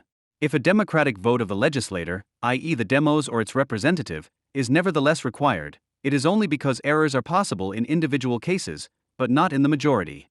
The general law thus established must, however, treat every citizen as formally equal, i.e., regardless of gender, skin color, religion, or class, if it does not want to undermine its own preconditions. In this way, the individual, detached from his concrete circumstances and ties, is regarded as an abstract legal entity. And it is precisely this abstract legal entity that may claim validity for itself in the state, because any confiscation of the person by other collectives is regarded as the destruction of the ability to generalize the results of this person's intellectual capacity. The enlightened state sees itself as the result and custodian of the individual wills united in the general will. What must therefore not be allowed, what would destroy such a state from within, would be factions that take over the atomistic subjects and thereby undermine the basis of the state. Religious communities that claim the right to circumcise children whom they identify as belonging to their unit would be such factions, because they would subordinate the fundamental personal rights that belong to each individual citizen as such to their collective claim. With the citizen and his rights, they would destroy the basic building block of the state and replace the state unit with a conglomeration of as many units as there are factions. The Jews represented a stumbling block and touchstone for enlightened atheist state theorists and politicians from the very beginning. There are roughly two ways of asserting the sovereignty of the state unit against the Jews, that of the French Revolution and that of the Prussian Enlightened reaction. The former was represented by Count Stanislas de Clermont-Tonnerre's demand, the Jews as a nation must be denied everything, as individuals, they must be granted everything. The second was described by Saul Asher in 1815 in his book Germanomany as follows: Christianity and Germanness soon merged into one. This is an easy process for the transcendental idealist and identity philosopher. This is what they concluded. Germany's salvation from the yoke of foreign tyranny can only be prepared through the unity of the people in the idea. Unity in religion fully express this requirement. It should not be strange that, according to the views of these enthusiastic idealists, the Jews in particular were found to be opposed to this doctrine, and this explains the crude and deterrent tone in which, from Fichte on down to his disciples and admirers, Judaism and Jews were attacked at the end of the 18th century. While the French variant would like to transform the Jew as an individual into a citizen, but cannot grant the Jews any rights as an organized collective, the Christian idealist state does the opposite. It can grant the Jews special rights that they are entitled to as a collective, but this collective must then include every single Jew, who therefore cannot be granted any individual civil rights. However, what Fichte wrote before he became a Germanist in the War of Liberation applies to both variants. If only the Jews did not believe in Jesus Christ, if only they did not believe in two moral laws and in a God hostile to humanity, they must have human rights, even if they do not grant them to us, for they are human beings, and their injustice does not entitle us to become like them. Do not force a Jew against his will, and do not suffer it to happen when you are the nearest one who can prevent it. You owe it to him. If you ate yesterday and are hungry again, and only have bread for today, give it to the Jew who is hungry next to you, if he did not eat yesterday, and you will do well. But to give them civil rights, at least I see no means of doing so except by cutting off all their heads in one night and putting on others in which there is no Jewish idea. As long as the Jews feel united by a common law, they are a collective through which state sovereignty feels challenged. The Jews therefore stood opposite both the Christian state as a state within the state and the enlightened state, unless the Jews emancipated themselves into it, which would mean ceasing to exist as Jews. As a group, the Jews are virtually extraterritorial to the state or have the status of metics. But the German has no clear consciousness of his racial prejudices. He sees in his natural and spiritual aspirations not German, genuinely Germanic, but humanistic tendencies. He does not know that he pays too much homage to the latter only in theory and to the former in practice. Moses Hess, Rome and Jerusalem, the last question of nationality. The Enlightenment had made the Jews the offer to emancipate themselves from Judaism and to be recognized and protected as citizens by the sovereign. But even this ability to emancipate themselves was denied by the Enlightenment. Bruno Bauer and Karl Marx took part in the debate on the question of whether and to what extent the Jews were capable of becoming free. As this debate also deals with the question of the relationship between bourgeois society and the state and their relationship to religion, which is relevant to the current circumcision debate, it is still of interest today. Bauer represents a universalist position, according to which all people must make their religious confession in order to become part of humanity. Circumcision makes a Jew, and baptism makes a Christian. Both rites made people members of a community, and in this way separated them from humanity. Insofar as Bauer emphasizes the necessity of emancipation for Jews and Christians and highlights the mutual desire and striving for emancipation, Judaism and Christianity are presented as similar obstacles on the path to freedom. However, Bauer makes it clear that he has set himself the goal of investigating the relationship of the Jews to the ultimate goal, whether they are closer to freedom than the Christians, or whether it must be even more difficult for them than the Christians to become free people and capable of living in this world and in the state. End of quote. What is to be examined is the suitability of the Jews to become citizens, and the criterion here is their status within the historically philosophically constructed course of history, i.e., their position in relation to the historical ultimate purpose of freedom. This ultimate purpose is realized in the atheistic state, which has left Christianity behind and does not, like the Christian state, receive its spirit from the higher religion. Quote, if the state is carried out as a work of morality, then even the substantiality in which it is otherwise still presupposed as a finished whole, to which the individual only has to surrender, is abolished, and the inwardness and creative infinity of self-consciousness, from which it must create itself without cessation, is recognized to the highest degree. And what a deepening of the subject belongs to it when it lives in this sense to the state. What self-denial, what self-sacrifice. The state, which in this sense is the creation of self-consciousness, is no longer the Christian state, because it is no longer the spiritless state. Its difference from the Christian state consists in the fact that it no longer needs the external supplementation or paternalism of the Church. It has taken back its infinity within itself. End of quote. In such a state there are no more Jews and no more Christians, no more privileges, only people. For Bauer, A Jewish emancipation that liberates the Jews from the ghetto into the state without the Jews emancipating themselves from religion is a mere sham emancipation, a mere sophism. This would mean that the Jew is and remains a Jew, despite the fact that he is a citizen and lives in general human conditions. His Jewish and limited nature always ultimately wins out over his human and political obligations. If the state is the embodiment of freedom and the ultimate purpose of history, then its laws have the highest validity. The fact that the Jews recognize other laws, which for Bauer should basically stand above the state, seems to him to be sacrilege. For there can be no other God above the state. Bauer's God is at least as jealous as that of the Jews. Karl Marx responded to Bauer, his former mentor, in his essay on the Jewish question. In it, he attempts to invalidate Bauer's argument from two sides. Firstly, he denies that the state is the endpoint of history, thereby calling into question its claim for subjects to completely divest themselves into it. And secondly, he attempts to refute the ahistorical character of Judaism by identifying Judaism and bourgeois society with one another. Marx poses the question: does the standpoint of political emancipation have the right to demand the abolition of Judaism from the Jew, and the abolition of religion from man in general? Political is emphasized here because the abolition of religion by the state only means the political abolition of religion, i.e., the emancipation of the state from religion, and this emancipation is not synonymous with general human emancipation. Political emancipation is only insufficient, as the state is not able to abolish the contradictions of bourgeois society, but rather presupposes and guarantees the war of all against all that rages there. By dissolving the political character of the feudal estates with their privileges, the political revolution releases the independent individuals, whose relationship is law, from their unity. The individual as a monad was now the basis of the state generality. Although the state rises above the particular interests of the members of bourgeois society, its generality is, according to Marx, an unreal one, in which man is only the imaginary member of an imaginary sovereignty. As a citizen, man is part of an imaginary whole and as such leads a public existence. But alongside this, man is also part of bourgeois society, in which he leads a private life and pursues his egoistic interests. For Marx, this division is the reason why the state only brings about an imaginary generality. With the contradictory existence, the cause of religious alienation persists, and the democratic state only seemingly abolishes it, so that it behaves like heaven to earth. This also affects the relationship to religion. Religious unity no longer stands above the state, whose secular arm it acted as, but atomizes and sinks into the individual monads as a religious spirit. Marx ascribes the divine character to the state only with blasphemous intent, which Bauer takes completely seriously. In such political conditions, people would still need religious opium, but without the connection to the throne, religion has a different function than in the Christian absolutist state. In the enlightened state, faith becomes a private matter. Through political emancipation, man frees himself from religion by freeing the state from religious paternalism and banishing religion from public law to private law. Religion is no longer the essence of community, but the essence of difference. It has become an expression of man's separation from his community, from himself and from other people, which is what it originally was. It is now only the abstract confession of particular wrongness, of private quirk, of arbitrariness. Marx thus answers in the negative the question posed above as to whether political emancipation of man can demand the abandonment of religion. He uses the example of the USA as proof of the correctness of his answer.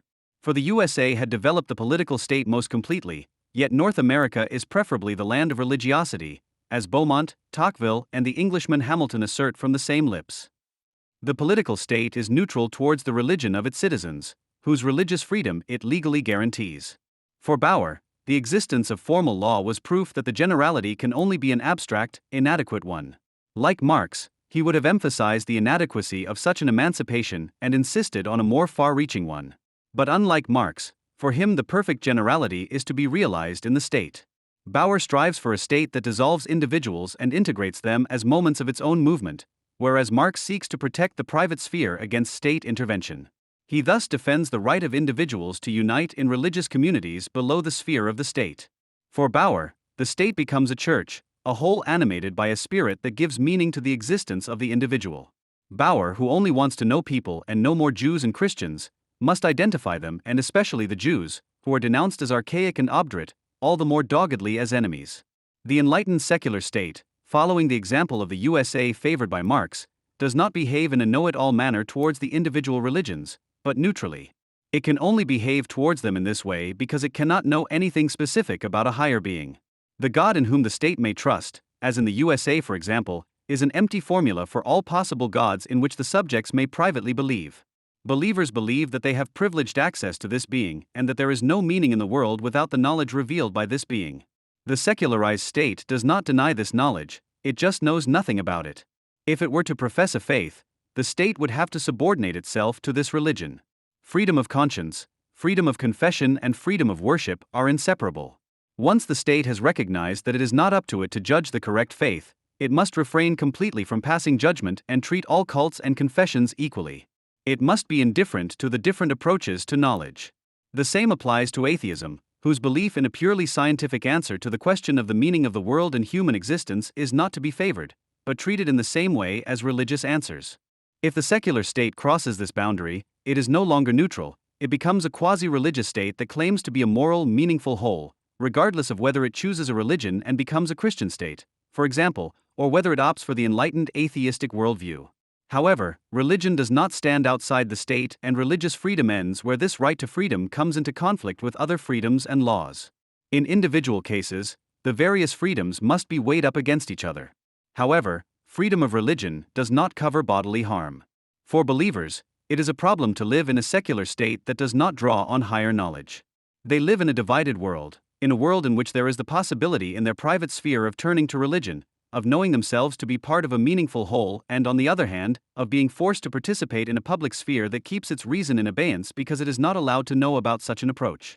This is not to say that religion must not appear in public, the opposite is true, but that the public must allow all religions access to it and favor none. In the USA, the Founding Fathers tried to meet these requirements of a fragmented society by seeing the multitude of different interest groups, parties, and religious communities as a means of limiting their respective claims. They did not see the parties and different sects as a threat to unity, but as its source.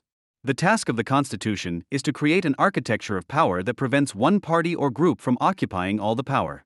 Quote, while here in the Federal Order of the United States, all authority is derived from and dependent upon society, society itself is fragmented into so many parts, interests, and classes of citizens that the rights of individuals or of the minority are in little danger from aggregations of the interests of the majority.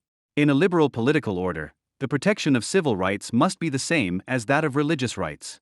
In the one case, it consists in the diversity of interests, and in the other, in the diversity of religious sections. The degree of security in both cases depends on the number of interests and sects, and this number, in turn, will probably depend on the extent of the country and the number of people grouped under the same government. End quote. Through social antagonism, a common will is to be formed, which the government executes. Social antagonism should not be abolished by the state, but should remain in its antagonistic character, barely mitigated by state redistribution programs, in all its severity. America therefore appeared to Hegel as a society without a state. Moreover, this society not only disintegrates into different sects, classes, and interests, but also into different ethnic groups as immigration increases. As a result, the Jews in the USA have a place not only as a denomination, but also as the people of Israel. The contrast drawn here between two variants of the enlightened state, namely the homogeneous and the plural civic state, is only a gradual one. For even if society in America is much more independent from the state, it cannot do without homogeneity.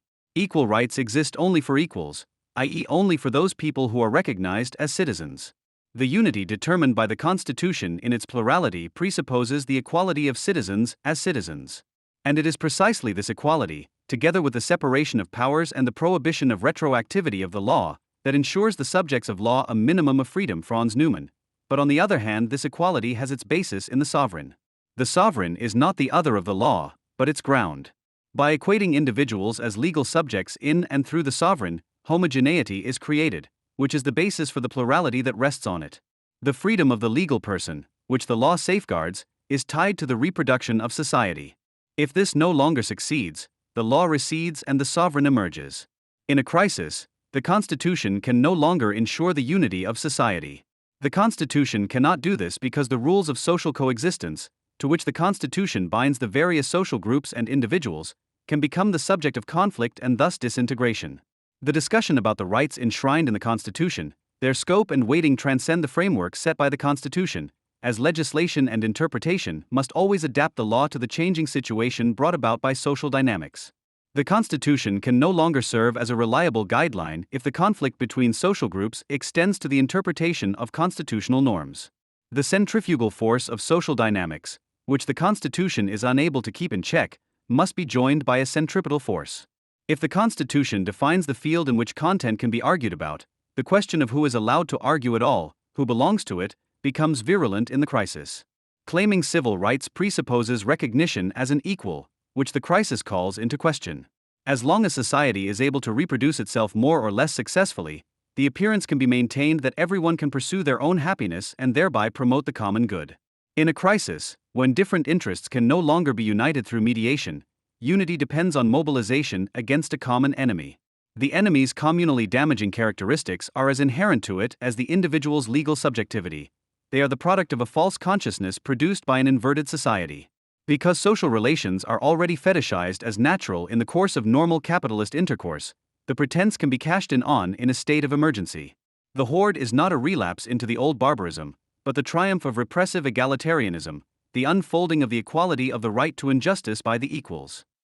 The Jew is the naturalized manifestation of capital, through whose murder the crisis is to be exorcised. The naked egoistic interest does not perish in the horde, but calculates with it in order to be able to hope for prey, because in the crisis the liberal belief in the power of individualistic competition to promote the common good is shattered. The enemy welds the groups together into a unit and gives it a constitution. The Jew becomes the conundrum of the citizen, who stands opposite the citizen as the antithesis in this image. The general law does not arise from the citizen's ability to use his own intellect, but from the enmity against the Jew, which has arisen through the pathic projection of the crisis-ridden citizen.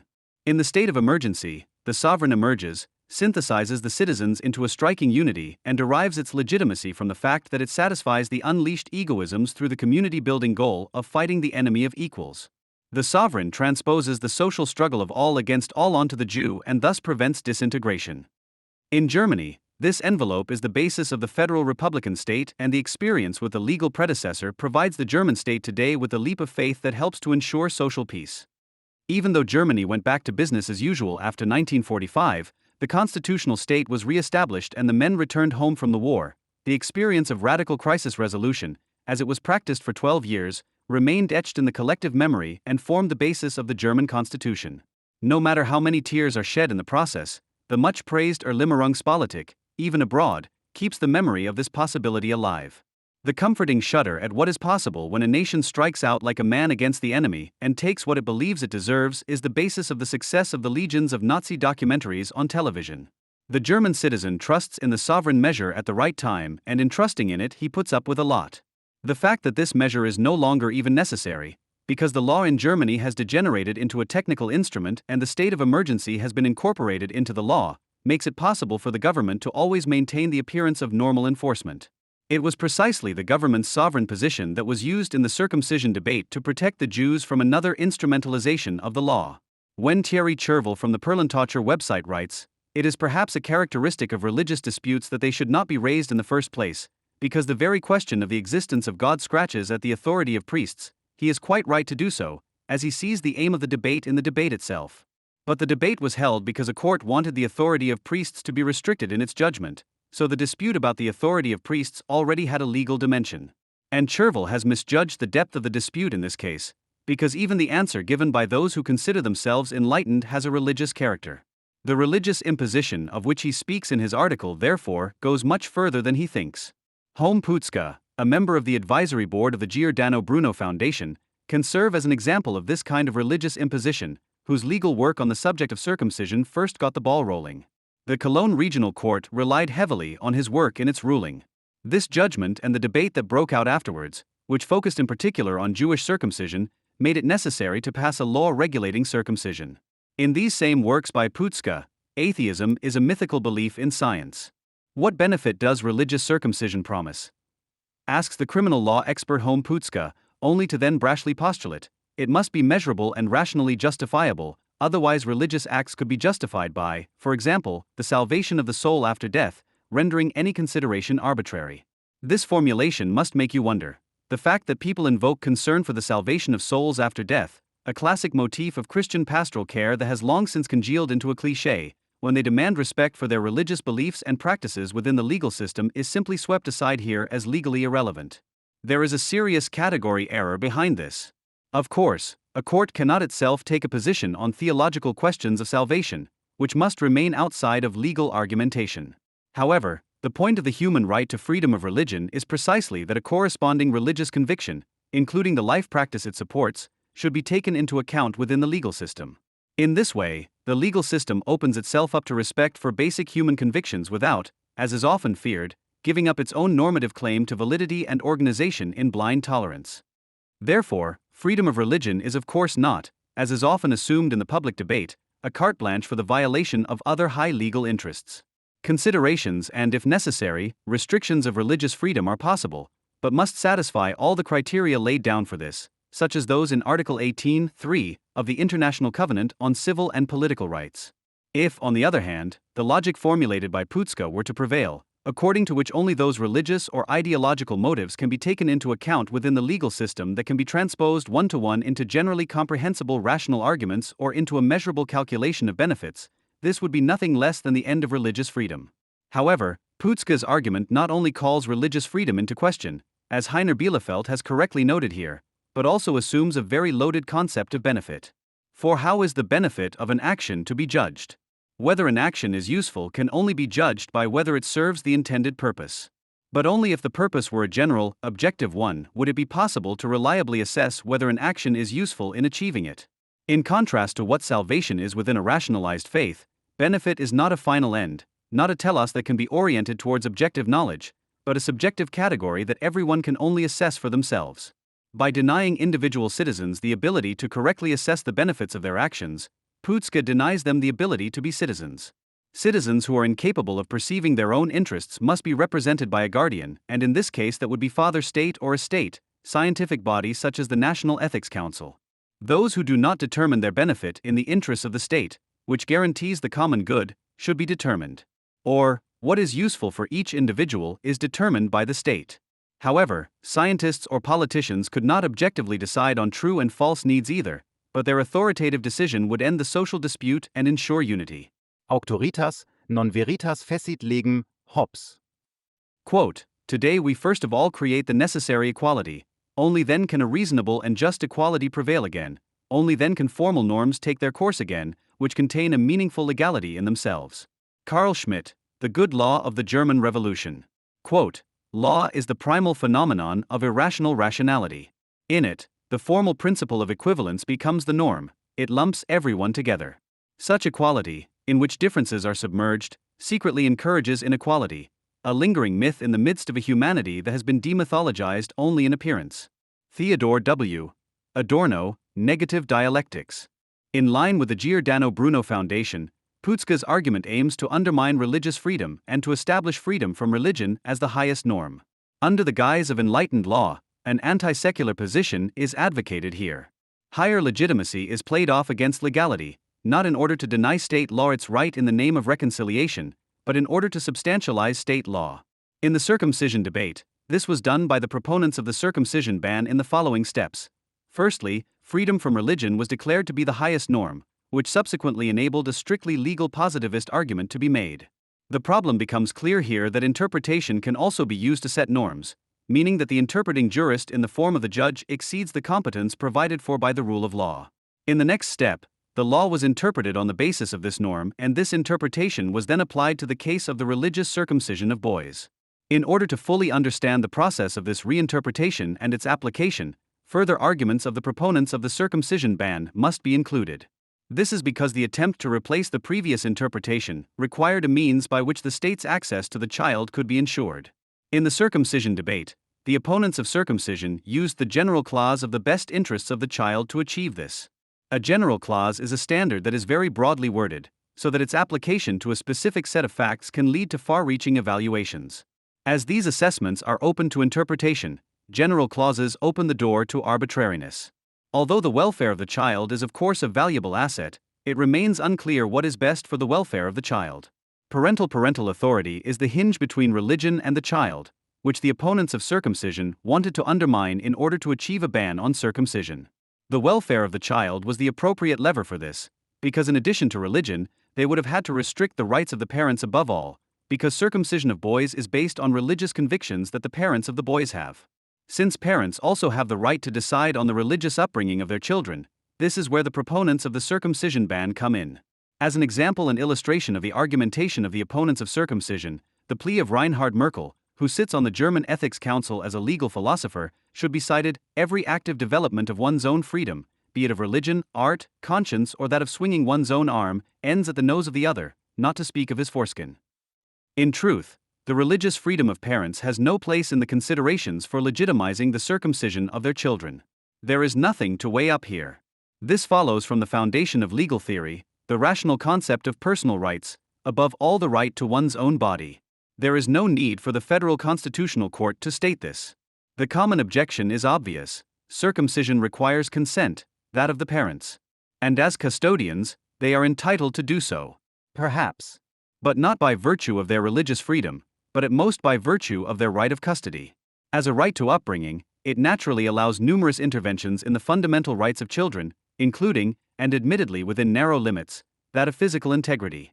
But custody, unlike the right to practice religion, is not a right of freedom for parents. It is a fiduciary mandate, it is a duty at least as much as a right. Its binding standard is therefore the welfare of the children, not the autonomy of the parents. Article 6 of the Basic Law states that the state community watches over this. Parental rights, says the Federal Constitutional Court, are essentially a right in the interests of the child. It therefore finds its mandatory limit in the child's welfare. Mr. Merkel is of course right in the first place: freedom of religion cannot be used as an argument for bodily harm. In the second step, however, he denies the parental right to religious upbringing in the case of circumcision with reference to the best interests of the child in order to transfer it to the state. It is not fundamentally problematic to ask whether circumcision is detrimental to the child's welfare, but it is problematic to ask this question only rhetorically. Because the boy cannot yet decide for himself about his welfare, because he is not yet a legal person, someone else must decide what is in his best interests. Paragraph 2 of Article 6 of the Basic Law states: the care and upbringing of children are the natural right of parents and the duty first and foremost incumbent upon them. End of quote. Parents are permitted to restrict the children's rights in many respects. For example, parents are allowed to deprive children of their freedom through house arrest. Damage to children's welfare, e.g. through passive smoking, will probably continue to be permitted, although the damage is better proven than that caused by the circumcision of boys. Natural rights are rights that should be inherent to human beings and are therefore considered to be prior to the state. Human rights are such natural rights. Among other things, they have the function of protecting citizens from encroachment by the state, but also of safeguarding the basic capitalist order and its highest commandment, private property. This property system includes ownership of one's own body, which no one may dispose of without the owner's consent.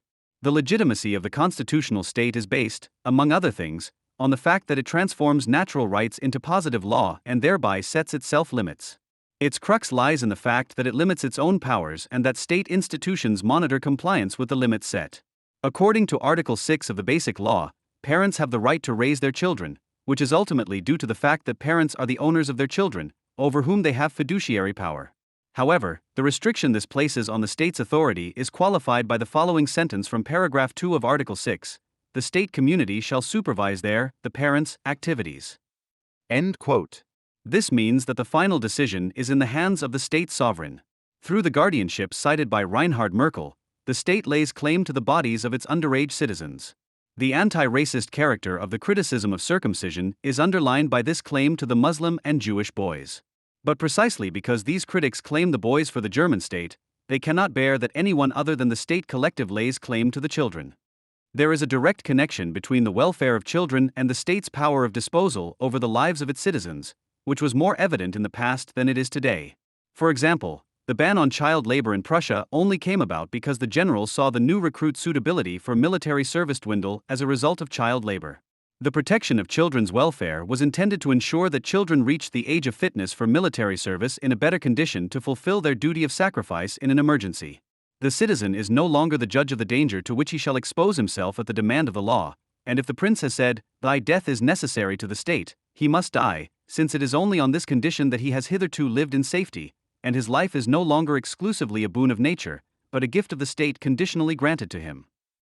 Because the mortal god state must endure other gods, namely other states, alongside itself, it must be able to demand the death of its citizens if it wants to be at least a god among gods. Austin Sacken is obviously not aware of the weakness of the legal positivism of Hans Kelsen, to whom he refers, among others. But because legal positivism must be neutral towards the highest norm, the one is just as good for him as the other. The jurist must therefore accept whichever norm exists, be it a folkish or a democratic one. Legal positivism serves every master and in the end comes down to the fact that it has only unilaterally implemented existing law. This can never be completely avoided because there is always a loophole in the law.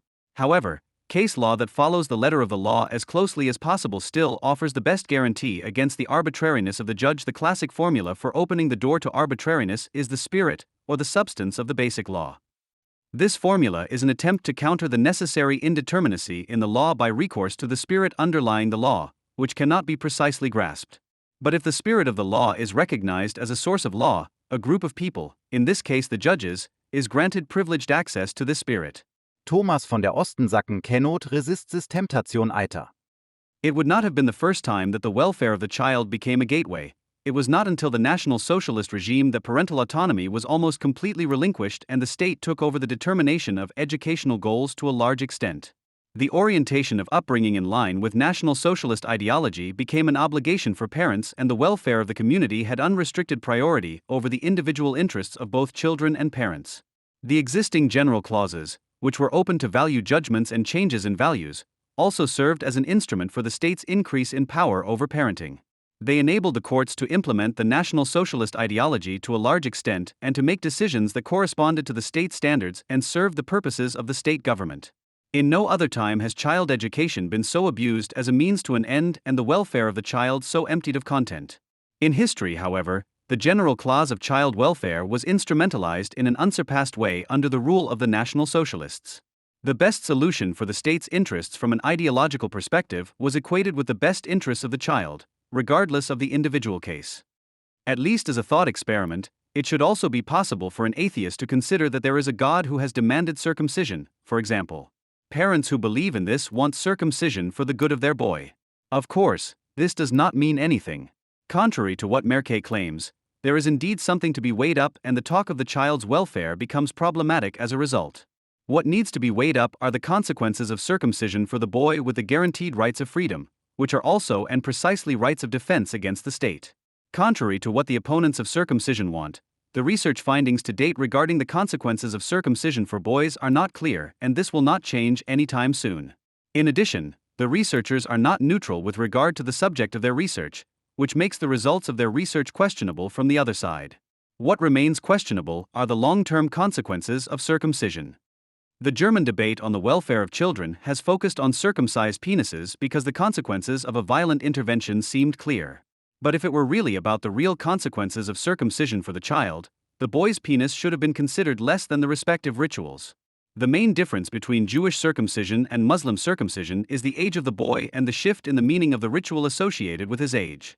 The Jewish ritual is performed on a baby without a developed consciousness. It serves to incorporate the boy into the covenant between the people of Israel and their God and thereby subject him to God's law, which forbids human sacrifice, for which circumcision is a substitute. Muslim circumcision is performed on much older boys. This ritual also includes a big celebration with the family. Circumcision is particularly important for the boy, as it makes him a man and he is expected to behave like one. The boy consciously experiences the circumcision and experiences a revaluation through it. The pain and sacrifice of the foreskin are the price of being recognized as a man. That should be a lesson to him. Both rituals serve the purpose of subjugation, but while the Jewish baby is subjected to Jewish law, the Muslim boy is primarily subjected to the Muslim, male community. The latter is a classic initiation rite that serves to erect the incest taboo and forcibly detach the boy from his bond with his mother during the phase of Oedipal conflict. Circumcision is a violent process, but violence has different meanings and consequences in different contexts. In Germany, people prefer to talk about penises rather than submission rituals, about the child's welfare damaged by bloody violence rather than the rituals of submission to the law of the racket. Parents who circumcised their boys were presented as bad parents, regardless of which of the two rituals was involved. Those who used violence in their upbringing could not be good parents. The fact that education is the historical legacy of the initiation rite could be suppressed in this way, just as the bloody penis helped to deceive people about the violent nature of education in general. In the hinterland of Liberia, for example, the boys are forcibly sent to the enchanted forest, the Grigri bush, around the age of 10, where they live in seclusion for several months and receive collective instruction in dance, weapons training, law and the sexual commandments and prohibitions. These lessons alternate gracefully with tattooing, circumcision, and other cruel and painful rites. The first school is hidden in the magic bush. The difference may be very considerable, may be imposing, between this primitive school and our present intricate educational institutions. It is nevertheless the same principle, the specific organization of the transmission of certain knowledge deemed necessary by society, taught by its agents, learned by the children. And a bit of the ancient sadism, a glimmer of that orgy of aggression in whose Hayes school was first invented, still glorifies it today, belongs to it at all times, without exception, sometimes in a bright glow, sometimes in a dull glow. If parents suppress the violent aspect of education, which they themselves cannot escape, the projective disposal of a guilty conscience is obvious.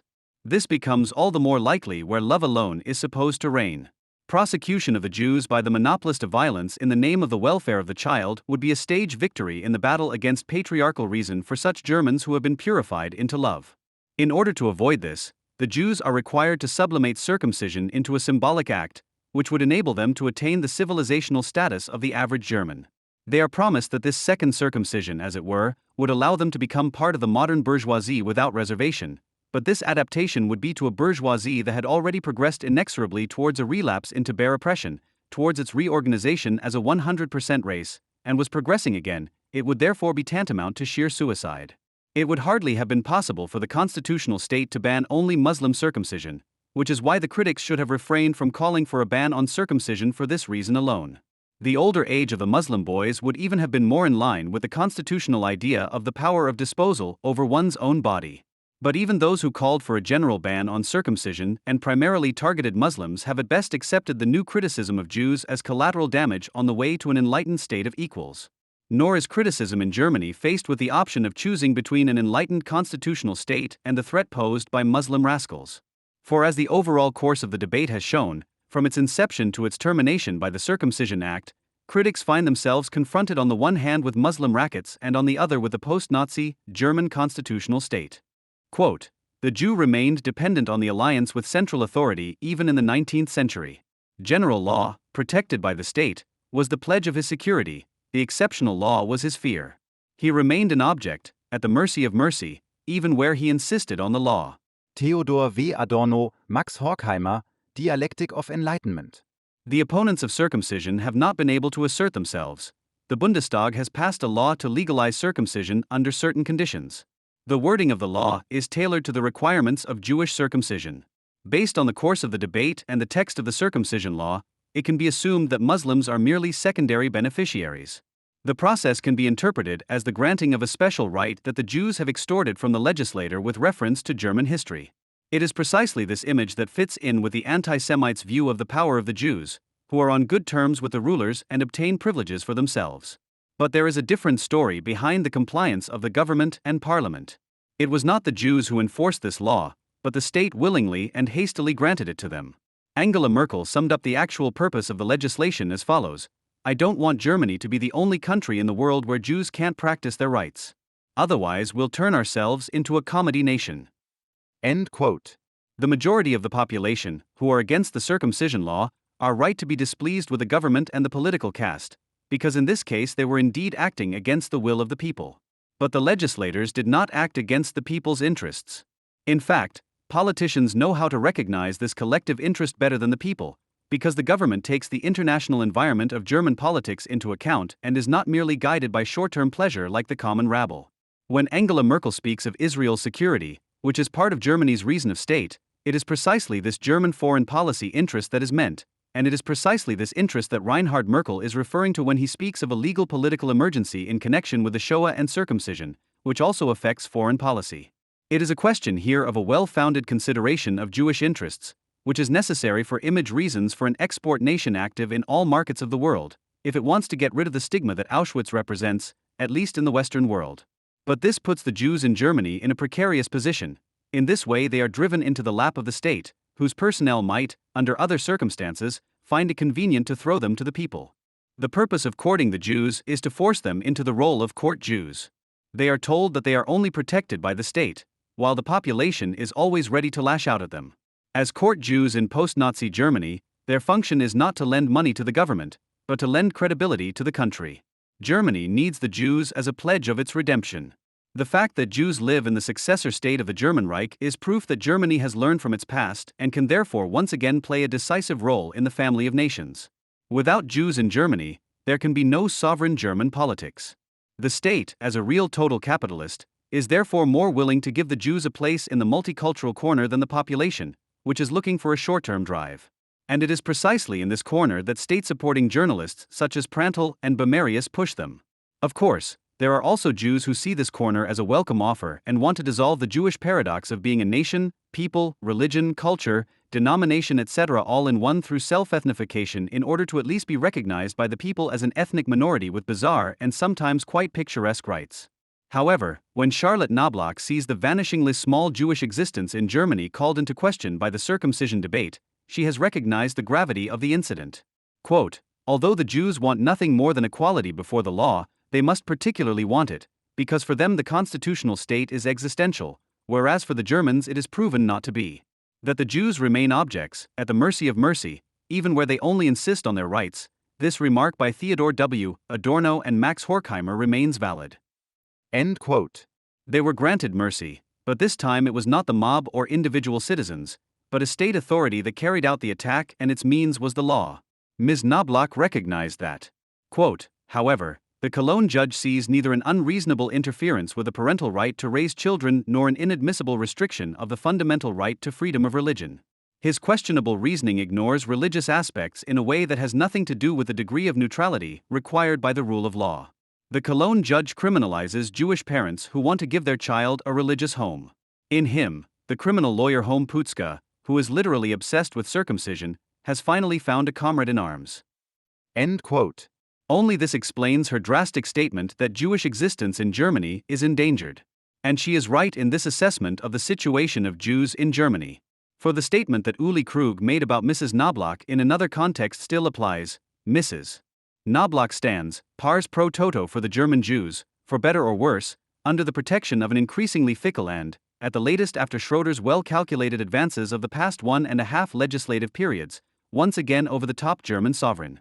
And precisely because this German sovereign, against the backdrop of the permanent crisis of its hitherto common integration mechanisms, which has been openly ongoing since 1989, presents itself as particularly close to the people and humane, it is certainly more mood-dependent than the former Federal Republic was. One thing is relatively clear after Christian Wolff's speech on the Day of German Unity: he would be better suited than almost any other Christian Democrat to authentically embody the option of black-green cooperation at federal level, if this were not a very distant prospect. He seems to have made mediating between the green middle classes and modern Christian democracy his program for the time of his presidency. He pleases the former clientele with multiculturalist statements, the latter with an interreligious version of conservative integration policy. 2 sentences in his speech stand for this alliance. "When German Muslims write to me, 'You are our president,' then I answer wholeheartedly, 'Yes, of course I am your president,' and it is a consensus that German law and justice must apply in Germany. For everyone, we are one people.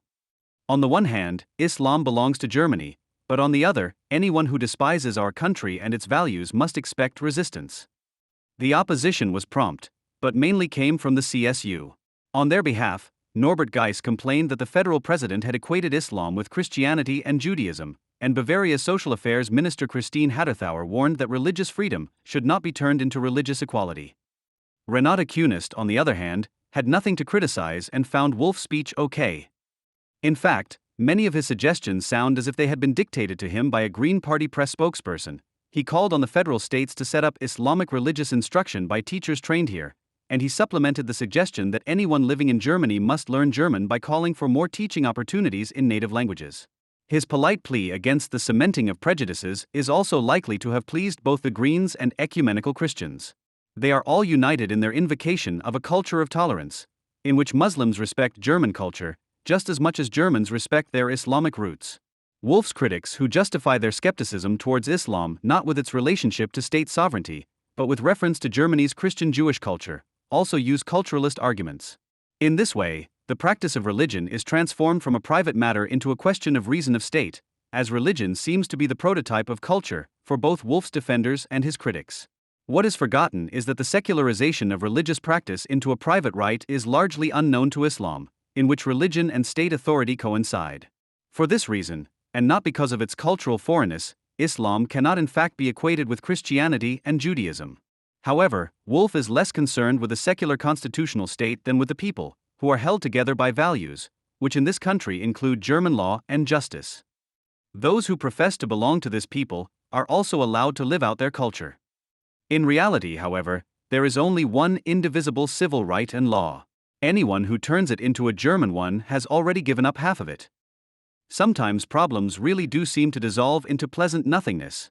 This is apparently not only true for individuals. States and their citizen collectives also occasionally enjoy this unexpected stroke of fate. Take Germany, for example. In the second half of the 1990s, German politicians, journalists, and media consumers were still suffering from a sectarian problem. A problem that sometimes provoked phobic reactions from those affected. There were fantasies of secret networks, brainwashing, and infiltration. The Scientology Church, founded in the 1950s by an American science fiction author, was at the center of German fears at the time, alongside all kinds of Far Eastern and esoterically inspired groups. This association, which courted the favor of the underachievers with confused apologies of uninhibited competition and crude Superman fantasies, was identified as the head of a conspiracy, indeed a world conspiracy. Scientologists want to overthrow governments and take over rule themselves, was an assessment by the Berlin Tagesspiegel in July 1997. The year before, the CSU organ Bayern Courier had opened with the headline "Fight the Octopus," and left-wing newspapers had long been illustrating the marching orders with corresponding graphics. In general, as is usual with national mobilizations in this country, the traditional political boundaries began to waver in the face of the Scientological threat. While traditional left-wing activists displayed banners on apartment buildings branding their owners not just as ordinary rent sharks but as dangerous Scientologists, only rarely was a stylized octopus missing from these works of art. Right-wing supporters of the Junge Union campaigned for signatures in front of big city cinemas for a resolution calling for the cancellation of films because Hollywood stars identified or suspected of being Scientologists played roles in them. Scientology members were banned from working in the civil service in Bavaria. In other federal states, they were targeted by the Office for the Protection of the Constitution, and labor and other offices created special files marked S for Scientology. The warning words of the sect commissioners employed by political parties, churches, and other institutions could be heard almost every day in the mass media. At some point it all stopped. Sect problem. Was there something? Hardly anyone today seems to be interested in the fears of world conspiracy back then. Of course, it would be a mistake to assume that these fears, like the problem that sparked them, have also disappeared into thin air. At the height of the anti-Scientology campaign at the end of 1997, I formulated the thesis that the campaign served the ideological homogenization of the new German superpower by using sex as an example to punish any particular interest that was fed by ideological sources other than those recognized in this country. At the end of my reflections, I dared to predict that the witch hunt would not be limited to Scientology's madmen in Germany, but would increasingly turn its attention to its mother country, the USA. Almost 8 years later, the symbol of the octopus has become an image of a locust.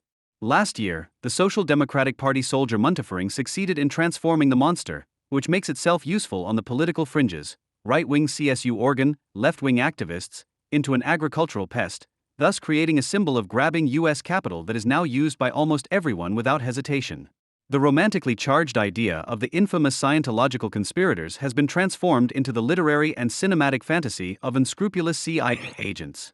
The former secret networks of Scientologists have mutated into secret CIA prisons in which innocent people, including German innocents, are tortured. It is no longer a question of brainwashing by a psychosect, but of tangible torture by state henchmen. Of course, the term brainwashing is likely to continue to be used in this country in the future, and not only in anti-American rhetoric, as it can be used to denounce any deviation from mainstream thinking and action as controlled by others. With the establishment of anti-Americanism and Islamophilia as phenomena of the German mass consciousness, ideological homogenization has come a long way. Islamophilia, which has been rampant since September 11, 2001 at the latest, puts Muslims in the position of helpless victims of aggression and elevates the barbaric practice of suicide bombers to the rank of desperate but legitimate resistance. Islamophilia is probably also a major reason for the almost complete disappearance of the German sectarian problem.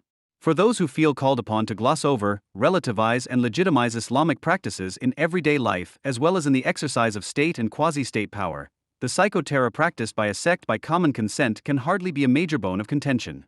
However, a resurgence of cult hysteria in the future cannot be ruled out, especially if German cult hunters identify the origin of the object of the hunt, as in the Scientology case, on the other side of the Atlantic. Of course, a critical examination of the use of torture and internment without rights in ideological contexts can never justify the real existence of such filth, no matter how unpleasant the victims may be, who in turn are even more bestial in their use of such means than their current tormentors.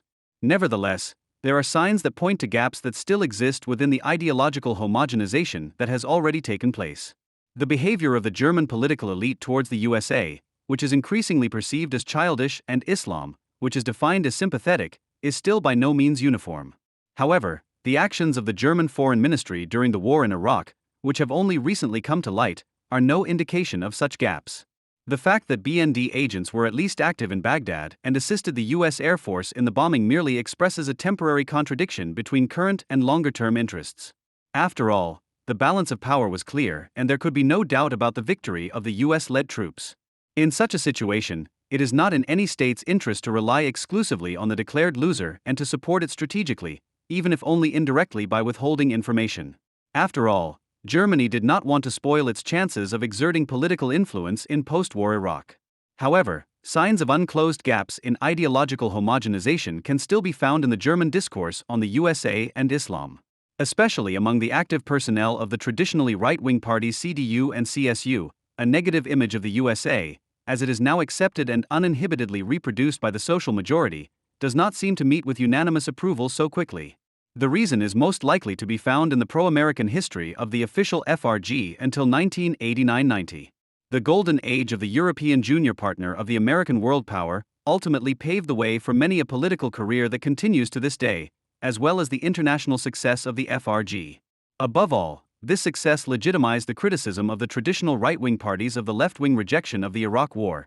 Germany simply could not afford to stand on the sidelines of such a world historically significant event, the democratic reshaping of the Middle East, projected by the USA at the time.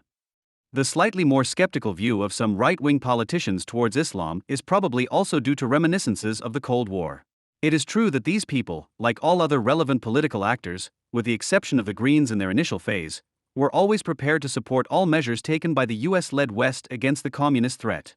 However, in the anti-communist ideology, such measures were always seen as a means, never as an end. It may be the unity of means and ends found as a constant in Islamic barbarism that motivates right-wing Islam skeptics in the CDU and CSU, who also represent a minority in their parties. Residues of an idealism of thought created and cultivated in the anti-communist furor may still have an effect in some people's minds today. It should not be forgotten that the pro-capitalist ideology of anti-communism is characterized by a similar emotionally, morally, and intellectually grounded certainty of salvation as its anti-capitalist pseudo-antagonist. It is possible that quite a few of these people actually believed in the values of freedom and democracy, and contrary to what was stated by left-wing democracy idealists at the time, did not just use them purely rhetorically and instrumentally.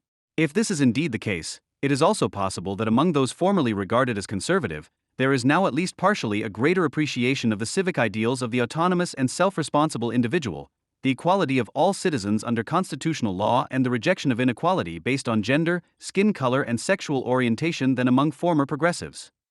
In today's Islam, we are confronted with a global movement towards the negative sublation of bourgeois society. Ideological criticism for the purpose of an emancipatory abolition of oppressive conditions will hardly be possible if this is not legitimized, as in traditional bourgeois societies, by the fetish character of the commodity and the legal and private forms of intercourse arising from it, but by divine will. Practice in Islamic families and states shows this. Dissatisfied people can only escape these conditions by fleeing or by liberation from the outside. A discussion guide, published by the Baden-Württemberg Ministry of the Interior at the beginning of the year 2006, shows that this is possible. It is intended to structure a so-called naturalization interview with Muslims seeking naturalization. The guide contains 30 questions that should be answered freely. The content of the answer can determine whether naturalization is granted or denied. The interview guide reads mainly like a catalogue of most of the civilizational achievements that the post-68 leftists claim to have achieved in this country. For example, the full legal and social equality of women, which is known to be blasphemous to followers of Islam. What do you think of the statement that a wife should obey her husband and that he is allowed to beat her if she does not obey him? The Muslim who wants to be naturalized is asked. The Muslim woman is asked the following question: your daughter would like to dress like other German girls and women, but her husband is against it. What do you do? Muslims and mulama are equally expected to comment on the social position of the sexes. In Germany, anyone with the right training can enter almost any profession. What do you think of this? Do you think that certain professions should only be reserved for men or only for women? If so, which ones and why? And, in your opinion, which professions should a woman not pursue under any circumstances? Would you have difficulty recognizing a woman as an authority figure in certain professions? Leaving aside your obvious nonsense that anyone can take up almost any profession in the current and worsening labor market situation, these questions document a very realistic assessment of the prevailing attitude among Muslims. Anyone with even a rudimentary knowledge of the reality of life in Islamic societies, including the parallel societies here, may have wanted to ask one of the following questions themselves. Do you think it is permissible for a man to lock his wife or daughter at home to prevent her from disgracing him in public? Or, what do you think of parents forcing their children into marriage? Do you believe that such marriages are compatible with human dignity? But anti-Semitism, which is cultivated in Islam like only among German Nazis, and racism against people with dark skin, which is particularly widespread among Arab and Tibetan Muslims, are also addressed. For example, your daughter applies for a job in Germany. However, she receives a rejection letter. Later you find out that a black African woman from Somalia has got the job. How do you react? The homophobia that is currently so aggressive and, above all, so murderously furious in no other segment of the so-called global community is also addressed. Imagine your adult son comes to you and declares that he is homosexual and would like to live with another man. How do you react? And, what do you think about homosexuals holding public office in Germany? Because each of these questions is almost as accurate as the proverbial fist to the eye, it is clear that nobody likes to be questioned by the authorities. The interview guidelines are certainly not an imposition. If it came just a little closer to achieving its intended goal of preventing and containing barbaric, authoritarian conditions, it would have to be welcomed, at least as a step in the right direction. Despite all the aversion to analogy arguments, baggage and body checks at airports are also perceived as unpleasant, and anyone who has had relevant experiences with security agencies as a left-wing critic of the state may not be able to resist a touch of disgusting repugnance. Nevertheless, we would feel much less comfortable in the current situation if these controls did not take place. However, this positive assessment must be qualified. The questions contained in the interview guide should be asked of all those seeking naturalization from the 57 states that belong to the so-called Islamic Conference. In addition, also those from other countries who profess to be Muslims. The latter seems absolutely right to me, especially as it would have been right to limit the target group to Muslims in the first place. After all, atheists, Jews, Christians, and other minorities also live in Islamic countries, people who have every reason to flee the constant threat in their countries of origin. For them, the list of questions is indeed an imposition, even discrimination. It is also justifiably doubtful whether ordinary administrative staff have the necessary intellectual aptitude to conduct an adequate interview according to the complex and differentiated guidelines. Anyone who has ever been an applicant or an advisor to an applicant at a German authority will know the type of people who like to flock to the professions available there. However, the risk of potential honor killers passing the interview due to false information can be considered low.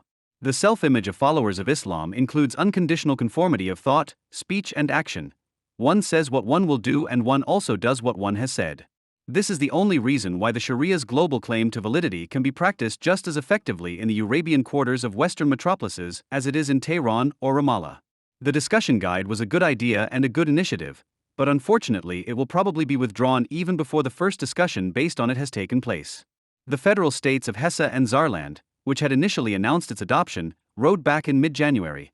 They first wanted to wait for the experiences from Baden-Württemberg. However, this experience will probably never be gained. The list of questions was more than controversial in the Baden-Württemberg CDU-FDP government coalition.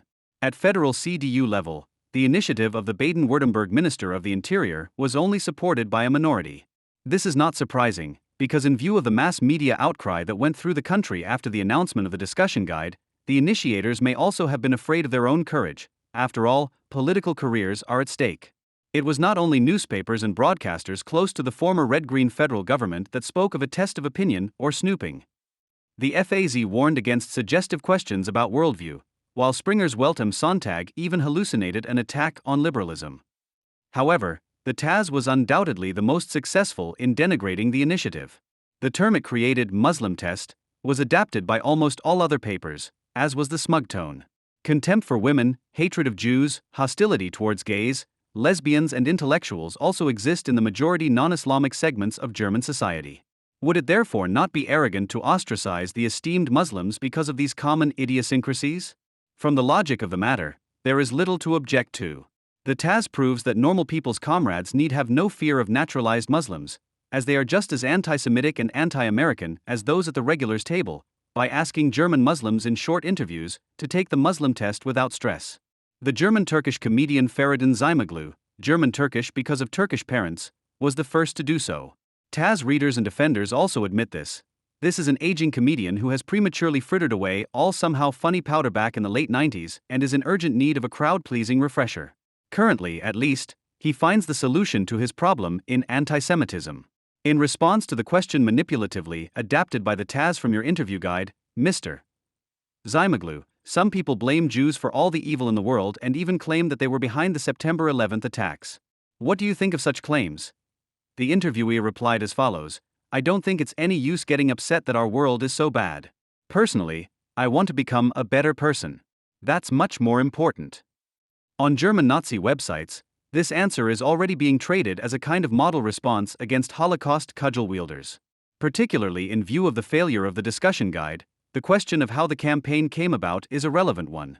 It leads directly to an explosive complex of questions, namely, is there still serious opposition to hegemonic Islamophilia in this country? And if so, how should it be assessed politically? And, can there be at least partial and temporary similarities between critics of value valorization and statehood on the one hand and traditionally right-wing politicians on the other?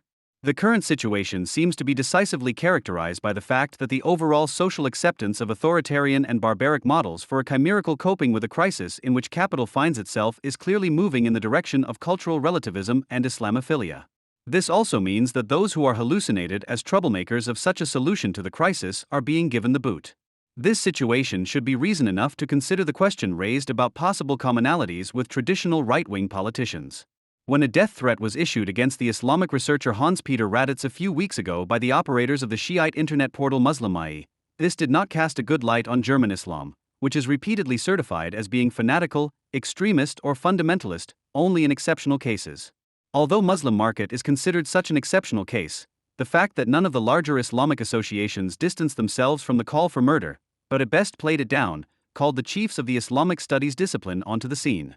It was Dr. Udo Steinbach, head of the German Orient Institute, who accused Raddatz of being responsible for this reaction himself, as he had insulted Muslims with his sweeping judgments about Islam. The pattern of argumentation, which is already familiar from the murder of Theo van Gogh, is made particularly abstruse by the fact that Steinbach had previously declared that the call for murder was actually not a call at all. To put it briefly and succinctly, if Muslims wanted to get at Raddatz, which in reality is not their desire at all, Raddatz would have to blame himself for the consequences. Steinbach's efforts to absolve Muslims of all blame and to always locate their aggression in external circumstances, the offenses of prospective victims, social roots, racism, discrimination, etc., are all too obvious. Since this pattern of thought always emerges when scholars of Islam speak out, it is obvious that these scholars are incapable of criticizing Islam from the point of view of their discipline. For them, Islam is a field of research that is always to be kept pure, to which not scientific detachment but libidinous fascination is brought. This attachment to the object of research is particularly evident among explicitly left-wing scholars of Islam. Although they present themselves as particularly critical, condemning this and that, they can never bring themselves to make a radical critique of Islam. It is not so much the left-wing heritage that gives rise to tolerance for other cultures or enthusiasm for collectivist models of society, but rather the inherent tendency of academia to rationalize, which transforms even the most seemingly subversive minds into apologists for Islamic barbarism. Michael Kiefer, for example, who is an extremely popular spokesman on the left when it comes to Islamic anti-Semitism because he has written a fact-filled book on the subject and is also an avowed opponent of the anti-Germans, ultimately argues no differently to openly reactionary ideologues such as Udo Steinbach. Kiefer is a well-known member of the Islamic studies milieu, giving lectures at conferences of the German Oriental Society and campaigning for the introduction of Islamic religious education in German schools. He defends Islamic studies against accusations of Islamophilia by declaring Udo Steinbach and Anne-Marie Schimmel to be black sheep in his discipline. There is certainly no such thing as German Islamic studies as a monolithic bloc with Islamophile ambitions. Rather, there are now many colleagues who see that Islamized anti-Semitism has increased considerably in many Islamic societies and has become a serious threat to the remaining Jewish minorities. However, The term Islamized antisemitism already indicates that Kiefer is trying to separate antisemitism from Islam. According to Kiefer, the term Islamic antisemitism, in its generality, constructs a historically justified connection between Islam and antisemitism.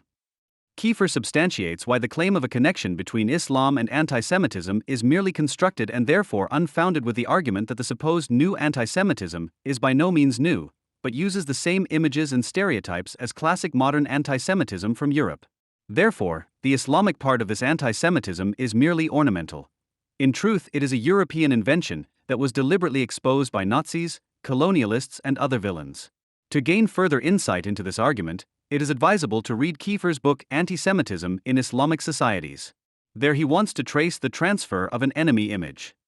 In response to Robert Wistrich's compilation of anti-Jewish excesses of violence in the Islamic past, excerpts of which Kiefer quotes, he replies that these facts are not the whole truth. Leon Poliakov in particular, who in a 1969 essay had suspected Islam of antisemitism across the board, had distanced himself from these suspicions in his History of Antisemitism and described Islamic-Jewish coexistence as largely peaceful. While Poliakov had fallen for the logic of antisemitism in 1969, because he also painted a picture of eternal antisemitism, like the anti-Semite the image of the eternal Jew, he had told the truth 10 years later in his History of Antisemitism. In order to counter the possible dissatisfaction of the reader with such arbitrary judgments, Kiefer then summarizes Jewish Islamic history in a very differentiated way as eventful. This should and can only mean that the Jews were not persecuted every day and did not suffer a pogrom every year, but only now and again at most. When Kiefer then deals with specific persecutions of the Jews, he endeavors to exclude Islam as a motivation for these persecutions. For example, when he writes in Burda on the expulsion and partial annihilation of the Jewish tribes of Medina by Muhammad's forces that this was mainly of a non-religious nature, the reader expects a different, coherent explanation. This is delivered in no uncertain terms and could not express Kiefer's affinity for Islamic studies more clearly. The Prophet's disappointment and bitterness over the Jews' refusal to submit to him, and the cruel actions of the Muslims against the Jewish tribes in Medina from today's perspective should not, however, lead to the conclusion that the foundations for militant anti-Judaism were laid in the early Islamic community. End quote. Where disappointed love turns into despair, as we know from Islamic scholarly discourse, the annihilation of the Jews is not only understandable, but sometimes even necessary. Kiefer approvingly quotes a certain Ali Dashti, who views the events in Medina from a critical perspective, and formulates the thesis that the war against the Jewish tribes was necessary in order to give your new Islamic state a solid economic and political foundation. End of quote. At this point, it is not surprising that the Jews of all people represent the disruptive factor for the economic and political foundation of the Islamic Empire. The reader can already imagine that the Jews stood in the way of the development of an Islamic identity and, moreover, were more than hard-boiled competitors due to their indescribable wealth. When push comes to shove, the supposedly critical Islamic scholar Kiefer succumbs to the illusions of his discipline and justifies every mess just to absolve his field of research of any guilt. This is also evident when Kiefer talks about the Middle East conflict. He naturally sees Ariel Sharon's visit to the Temple Mount as a provocation that can hardly be surpassed and a renewed humiliation. Who is surprised that the Palestinians are fighting back? In a statement on the mass murders of September 11, which was signed by 89 Islamic scholars, including Michael Kiefer, it says, true to this logic, the equation Muslim equals fundamentalist equals terrorist, suggested by some media, is absurd and detrimental to the coexistence of different nations and religions. We would like to point out that, in our opinion, these terrorist crimes are not acts committed against the backdrop of a religious or cultural conflict. In fact, the conflict is about the distribution of power positions in the Middle East, with Islamic faith elements and religious concepts serving as welcome supports for the terrorists' own ideological position. The enemy image of radical Muslims is directed less at Western civilization as such and more at the USA as a superpower whose influence on the political conditions in this region is perceived as overpowering and unbearable. End quote. So the USA itself is to blame for the Muslims' rebellion because of its hunger for power. If the USA adhered more to the will of the world public, i.e. German European, and the peoples of the Third World, it would also get into less trouble. This is precisely the ideology of the UN and thus of the peoples who consider themselves oppressed. Ergo, more balance of power among nations automatically leads to more peace. The fact that any increase in power for radical Muslims and other madmen firstly does not stop their tenor, but strengthens it, and secondly that peace with these villains would mean a false, namely barbaric harmony in which everyone would be forced to submit to their madness on pain of extinction, is as little understood by politically committed Islamic scholars as it is by the political class in the EU Parliament. It's the same old game. Muslims are innocent per se, and if they are guilty, then not as Muslims, but as deluded victims of the West. This expresses an anti-Western attitude, the feeling that they themselves are victims of the West and are constantly humiliated and misunderstood.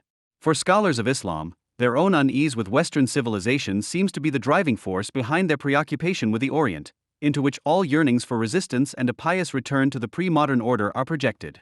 In this respect, the choice of Islam as a field of research is by no means coincidental. Only very specific individuals tend towards this discipline, just as it was once fashionable, at the height of the anti-imperialist movement, to study Latin American regional studies or ethnology because one wanted to get to know the true nature of the threatened peoples.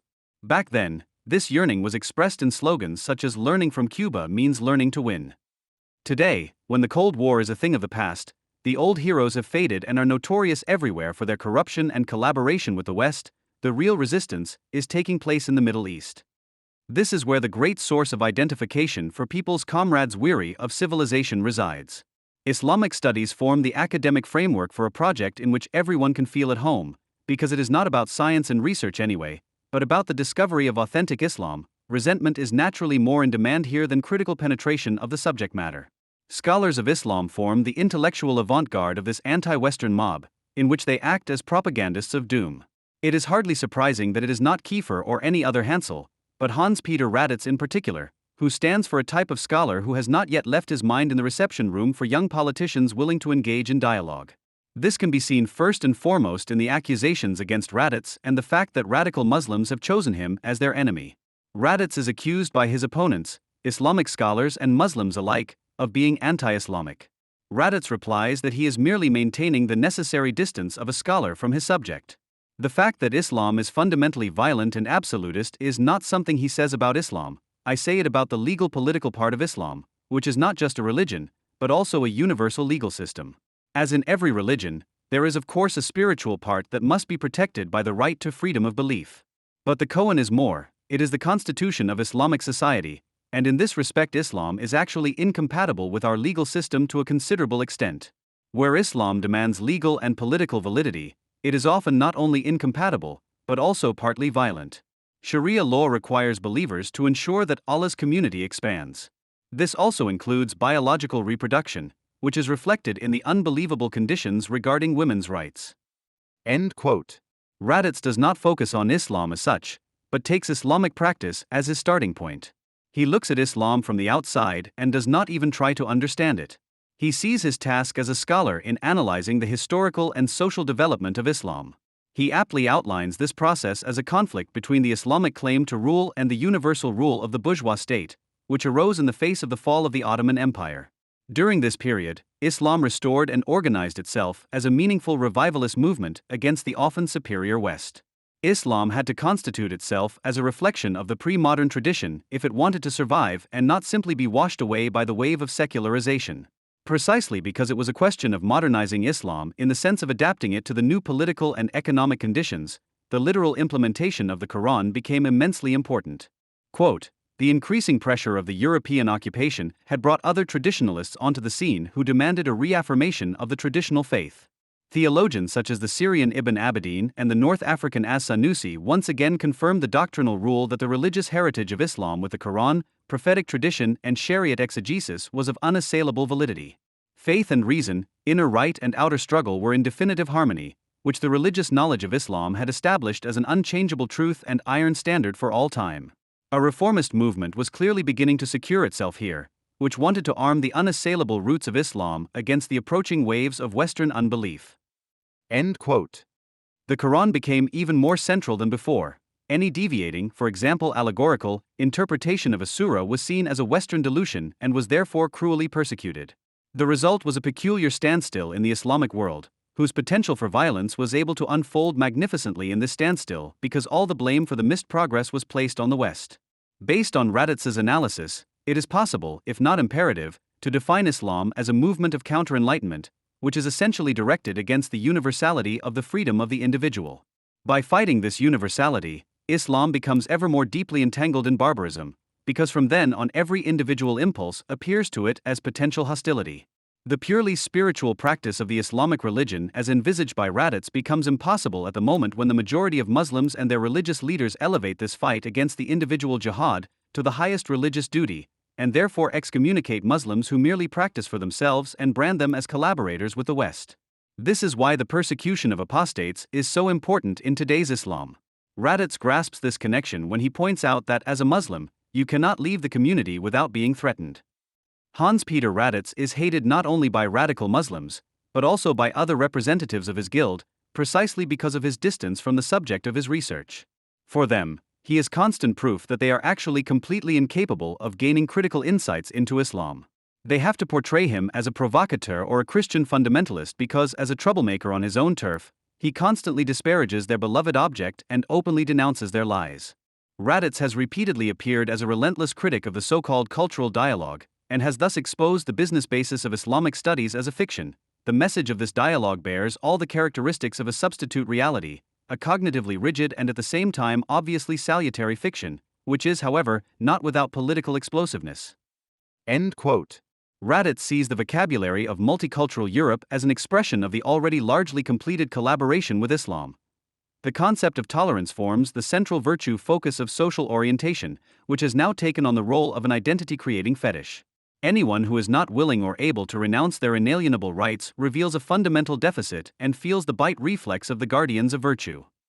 End quote. He has now had to experience the latter on his own skin, which confirms his criticism in a rather unpleasant way. The fact that Raditz also takes positions that one can only shake one's head at, such as his obscure insistence on identifying the allegedly Masonic contours of a ruling clique from the church, politics and commerce, which exhibit a clear personal tendency due to their proximity to organized crime, does not diminish his merits in the slightest. Raditz demonstrates the far-reaching insights that even a citizen who does not exactly subscribe to materialistic ideological criticism can arrive at if he allows painful experiences to penetrate his consciousness. Although these findings are far from providing insights into the relationship between the commodity form and the thought form, and therefore cannot shed light on why it is precisely not the ill will of a conspiratorial group that is helping Islam to advance, but rather a longing produced by capitalism and its forms of decay, they do reveal the extent to which Islamic studies are based on lies. It is therefore also a matter of choice whether to criticize Islam or to engage in counter-enlightenment propaganda. The accusation that it is racist to regard Islam as an inhuman ideology and consequently its followers as political opponents is easy to refute. After all, materialist criticism does not see Islam as a system of biologically determined, unchangeable characteristics, but as a worldview that can be easily overcome and discarded by reason. The fact that the accusation of racism is so ridiculous and completely misses the point, however, does not stop its apologists from constantly identifying racism, stigmatization, and prejudice. Immunizing itself against criticism in this way, Islam pays homage to a victim myth that obliges the supposed victims of Islamophobia to resist. The image of the Muslim, who is despised and marginalized by the whole world and therefore seeks protection from the community of believers, is in stark contrast to the growing number of followers of Islam. The Islamic community is growing continuously, not only due to the high birth rate in Islamic countries, but also due to an increasing number of converts. According to Safim Abdullah, the director of the Central Institute Islam Archive in Soest, over 1,000 Germans converted to Islam for the first time last year. Of the 3.2 million Muslims in Germany, around 14,000 are converts. One might argue that this is not a particularly high number, just 0.02% of the total population and just over 0.4% of the Islamic community in Germany. But the overall figures are deceptive. Quite a few converts determine the public image of German Islam, not forming a silent minority in the communities, but setting the tone. Anyone who still wanted to deny that Germanism and Islam harmonize perfectly with each other would have to urgently revise their opinion in view of the number of converts. The extent to which Islam converts are involved in the political life of the Federal Republic of Germany and what kind of figures they sometimes are, who submit to the warmongering God Allah, will be shown below with the help of a few examples. Dr. Axel Ayub Kohler is the new chairman of the Central Council of Muslims in Germany. This by no means unimportant umbrella organization represents 19 Islamic associations with around 12,000 members, including the radical Islamic centers in Aachen, Hamburg and Munich, as well as the Union of Turkish Islamic Cultural Associations in Europe (EV), which is affiliated with the Grey Wolves. The Germany portal of the Federal Government Press and Information Office characterizes the Central Council as follows: against demarcation and exclusion. The Central Council of Muslims in Germany, ZMD, has been working for harmonious coexistence since 1994. The council cultivates cultural and interreligious dialogue for the benefit of the Islamic community and society as a whole. End of quote. What is good for Islam is also good for society as a whole. This is why the Central Council will in future also be able to decide who teaches Islamic religious education in German schools. Axel Kohler is a reliable man at the interreligious negotiating table, because he knows what is German. Born in Stettin in 1938, he was evacuated with his family to Skonewald, Brandenburg, during the Second World War, moved to Halle in 1951 and went to the West after graduating from high school to study geophysics in Freiburg and Kiel and complete his doctorate in Cologne. During his studies, he must have felt the need for a real male community and eventually became a member of the Corps Alemannia fraternity. In 1963, Kohler converted to Islam and his professional career began when he became a research assistant at the German Aerospace Research and Testing Institute, now DLR, in 1969. This was followed in 1970 by an assistant professorship at the University of Tehran, and from 1973 to 1999 Kohler worked at the Institute of German Business in Cologne and became an advisor to the International Association of Islamic Banks. A stellar career that was accompanied by his political career as co-founder of the Islamic Working Group, predecessor organization of the Central Council, and in the FDP. Since 2000, Kohler has been deputy chairman of the FDP State Committee for Religious Issues in North Rhine-Westphalia and active in the FDP's Federal Committee for Churches and Religious Communities. A few months ago, Kohler took over the chairmanship of the Central Council from Sharia fan Nadim Elias. And what does he say in this role? Well, what? It must be prevented that a war of civilizations is talked about and provoked. Talk of a clash of civilizations can easily be used to justify wars. So it's about peace in society and in the world. End of quote. This is what the average pacifist German wants to hear. But Kohler would not be a careerist who hangs his flag in the wind if he did not know how to link his message of peace with the anti-fascism of the Berlin Republic. Quote, only recently, the judge at the Federal Constitutional Court, Christine Homan-Degenhardt, warned against continuing the disastrous tradition of our dark past. She even dares to claim that what applied to the Jews for centuries until modern times is now turning against Islam and its rights. At the moment, the public debate seems to be escalating. More and more voices in mainstream society, in the media and among politicians are self-righteously and self-pityingly claiming that their mistake in the struggle was to have been too tolerant. That foreshadows bad things to come. End quote. Exactly, a new Holocaust of Muslims is looming, it is virtually immediate. Hence the urgent warnings from English Muslims Europe, be prepared for the real Holocaust. That's what they meant, as a sincere warning against too much racism.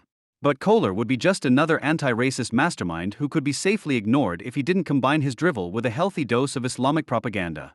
In the stupidly snooty wannabe manager magazine Brand 1, June 2000, for example, he calls for an Islamic economy that can survive entirely without Jews, without any interest. Quote, the Quran says, God has permitted the business of buying and forbidden the lending of interest. And, those who take interest will one day be no different than one who is seized and struck by Satan. Strong words. End of quote. So strong, in fact, that Dr. Ayyub follows up with a few more humanizing slogans that hallucinate money into an autonomous being. Quote, today, money roams the globe at unimaginable speed on unmanageable paths, always in search of the place where the greatest profit can be made in ever shorter periods of time. Many transactions are pure speculation. The economy is degenerating into gambling, and people are losing a significant part of their sovereignty. End quote. Islam can give this sovereignty back to the believer in jihad if he gives his life a deeper meaning. Kohler said in an interview with the Turkish website Turkpartner, the fascinating thing about Islam for me is the clear and natural concept of God. Islam is such a natural and enlightened religion, in which reason and knowledge are also one of the foundations of piety. Islam also has a lot to do with German humanism, which is also about the ennoblement of man. The refinement of man in the direction of Allah is the real jihad that man has to endure every day. End of quote. That's how he talks, the German Muslim. I would like to spare the reader further outpourings from Axel Ayyub Kohler and instead introduce other German converts. The Central Council is actually almost entirely in the hands of converts. Not only in the life of the chairman was there a time when he decided to convert to the true faith. Miriam Bridget Weiss, the second chairwoman and women's representative of the Central Council, also had her epiphany at some point. A miner's daughter from the Ruhr area, she converted to the sublime religion in 1990, while others were burning down asylum seekers' homes in the frenzy in Germany. Today, she unconditionally defends the headscarf and sometimes advocates gender segregation in German schools. Quote, as a rule, mixed schools prevail in Germany, i.e., boys and girls are taught together from the outset by male and female teachers.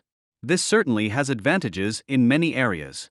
In certain subjects, however, monoeducational teaching would be preferable, e.g., in sport and the natural sciences.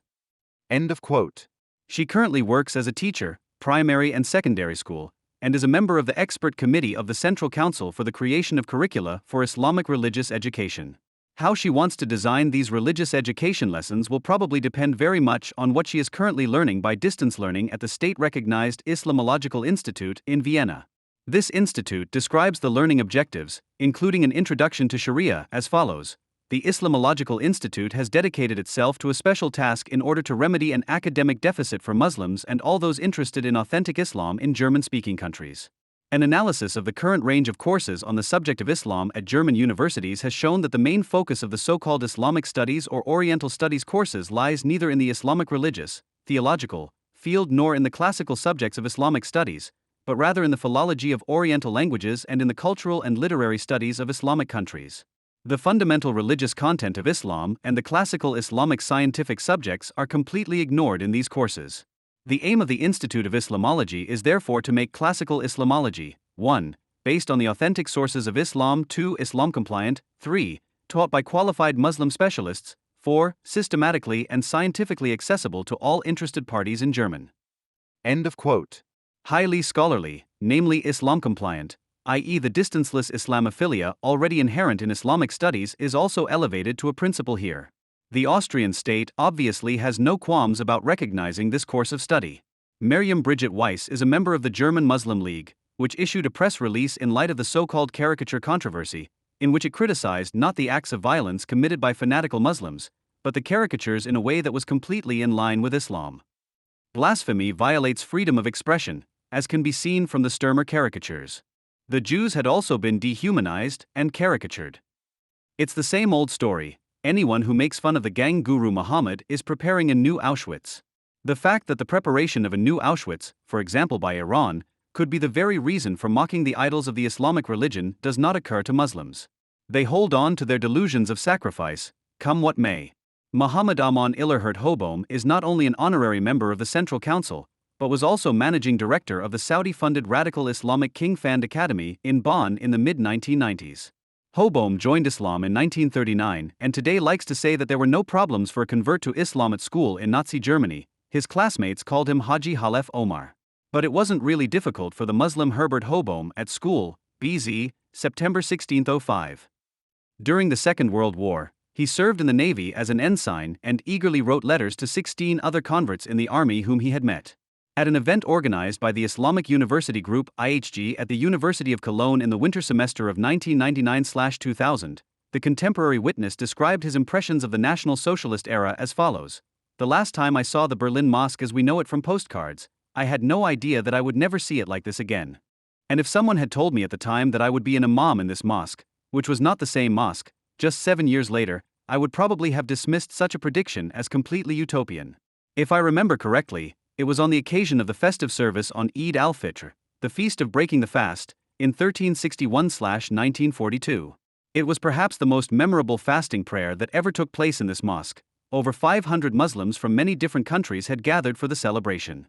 The most prominent visitor, however, was Had Amin al-Husseini, the leader of the Palestinians who went down in history as the Grand Mufti of Jerusalem, who was greeted according to military protocol by a Muslim honorary company of the Wehrmacht.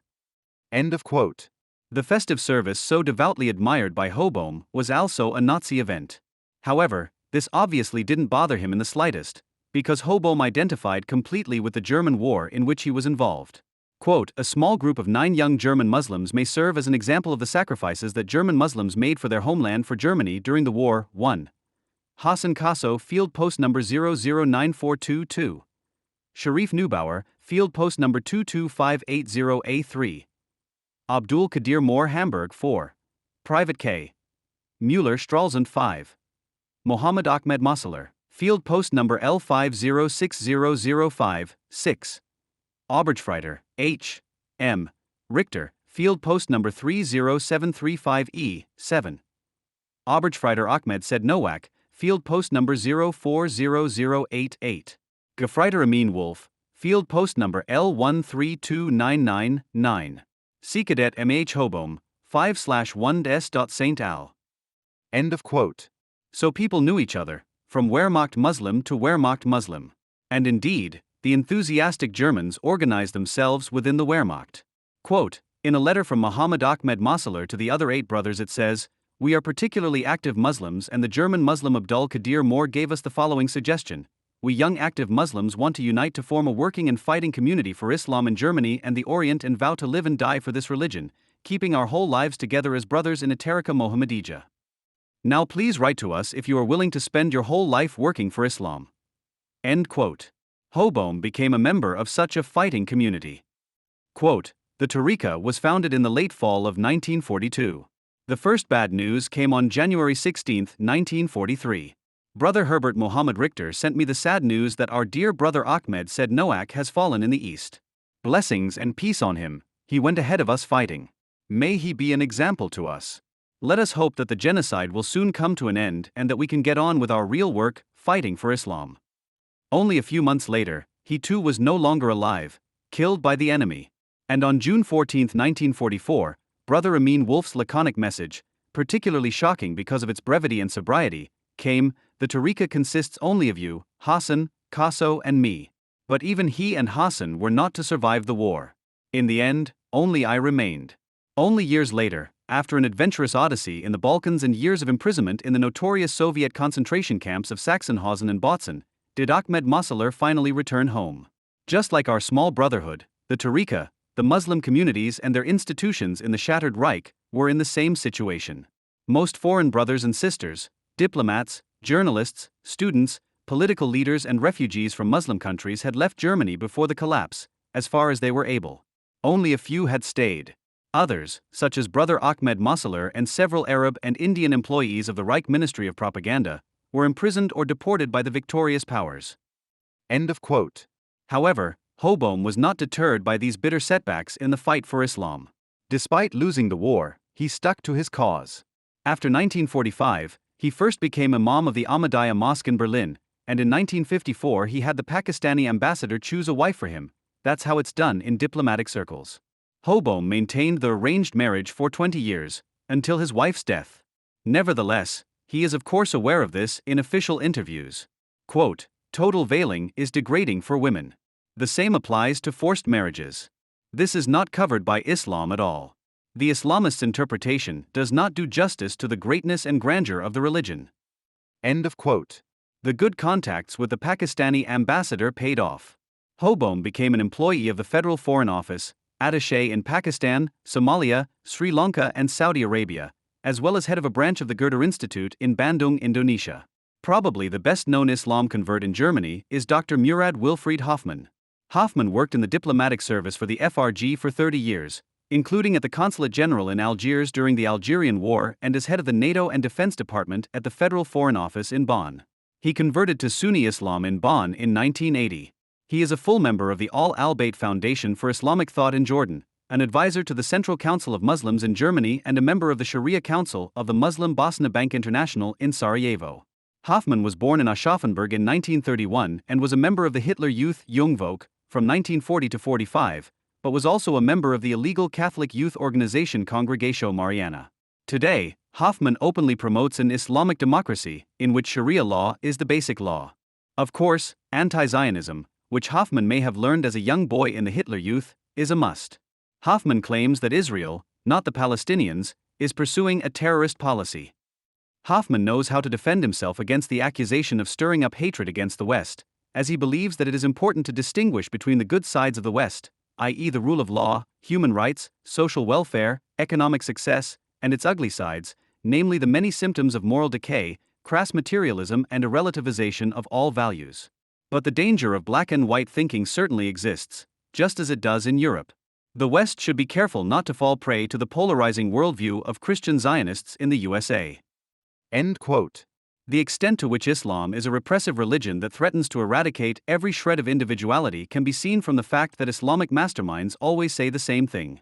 If you look at Ahmadinejad's Holocaust discourse, for example, Murad Wilfried Hoffmann can rightly claim that the Iranian president simply copied his remarks from him. Hoffman told the Islamic newspaper on January 24, 2002, quote, "In America, one is not allowed to analyze the causes of the Holocaust. The media prevent any attempt to explain how the Holocaust could have happened, according to the thesis. To understand everything means to forgive everything.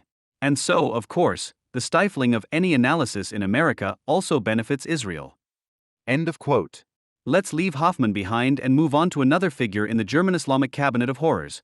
Mohammed Siddiq's real name is Wolfgang Borgfeldt, and he is treasurer of the Central Council and chairman of the Haus de Islam Association, which also publishes German-language books on Islam.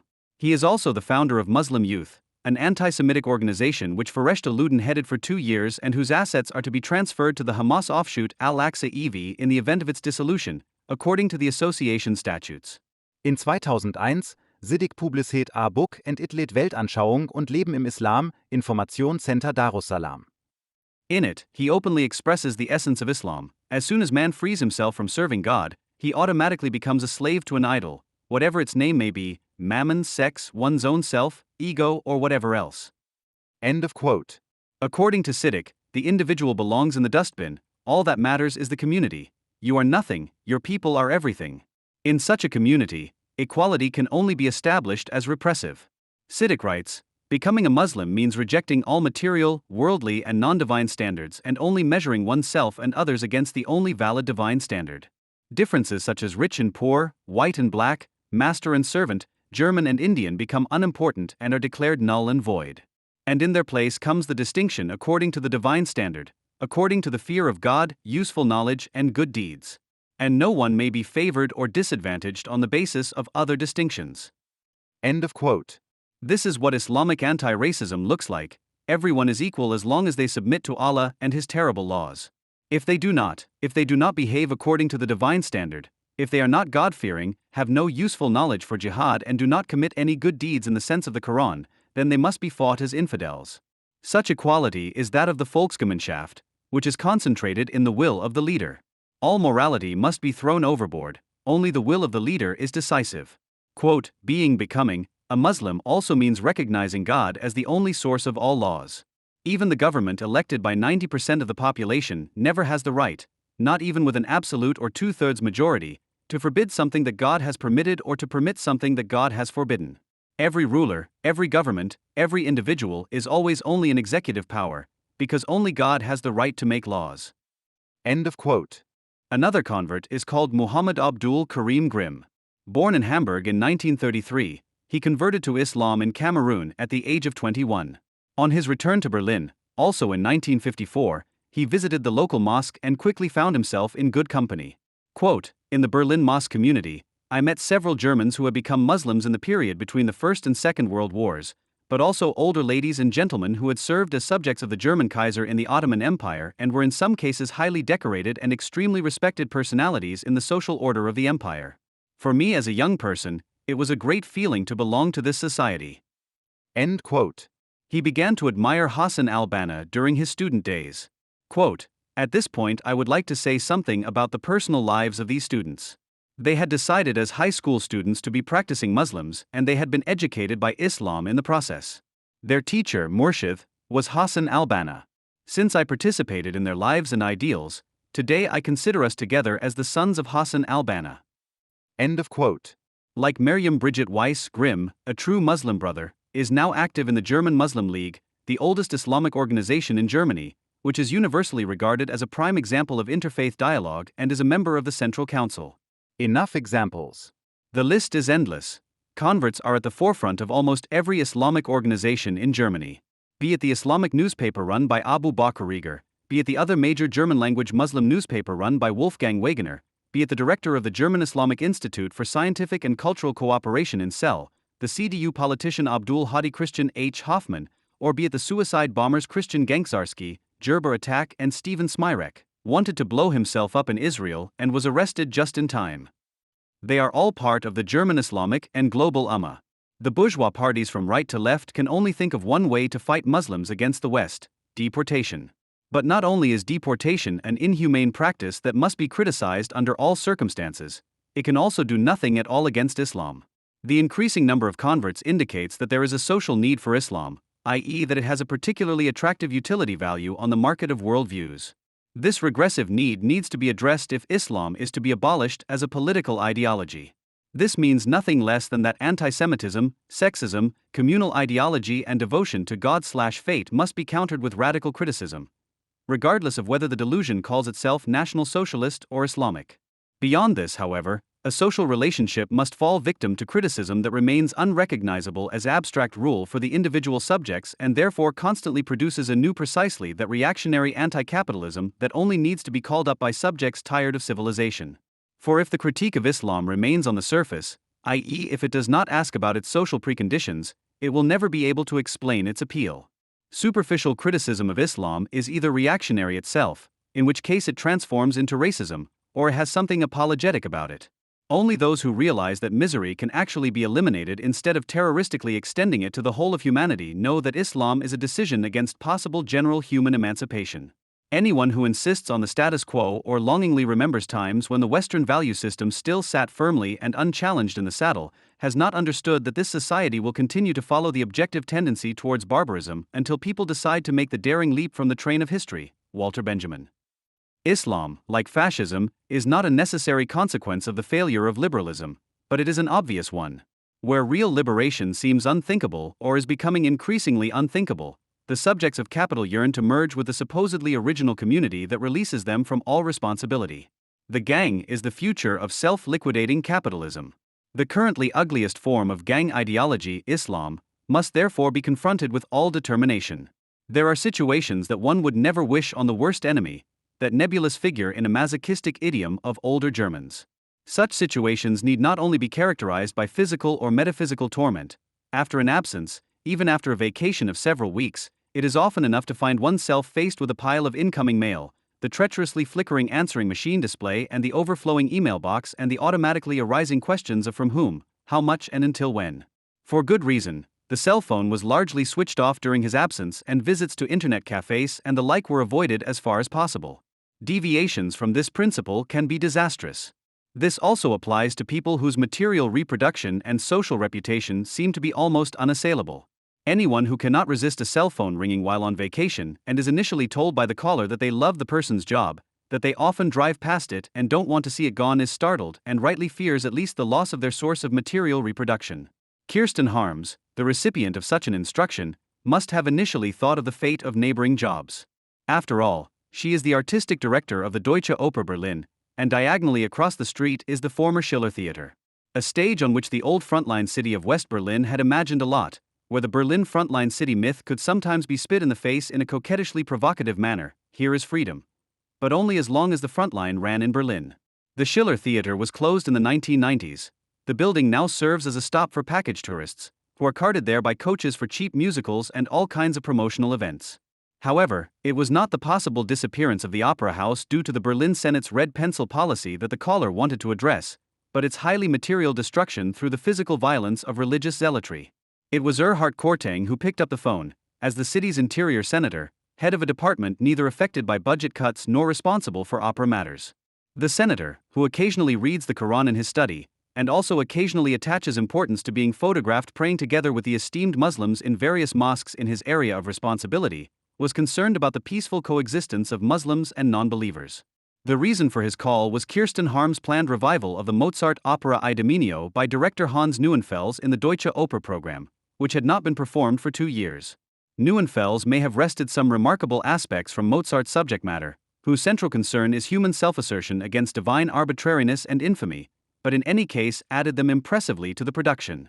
The title hero, a Cretan king returning from the Trojan War, refuses the human sacrifice promised to the sea god Poseidon in distress, and in a kind of epilogue, Neuenfels has his I Dominio not only execute the man-eating sea god as an apotheosis of human freedom and self-determination.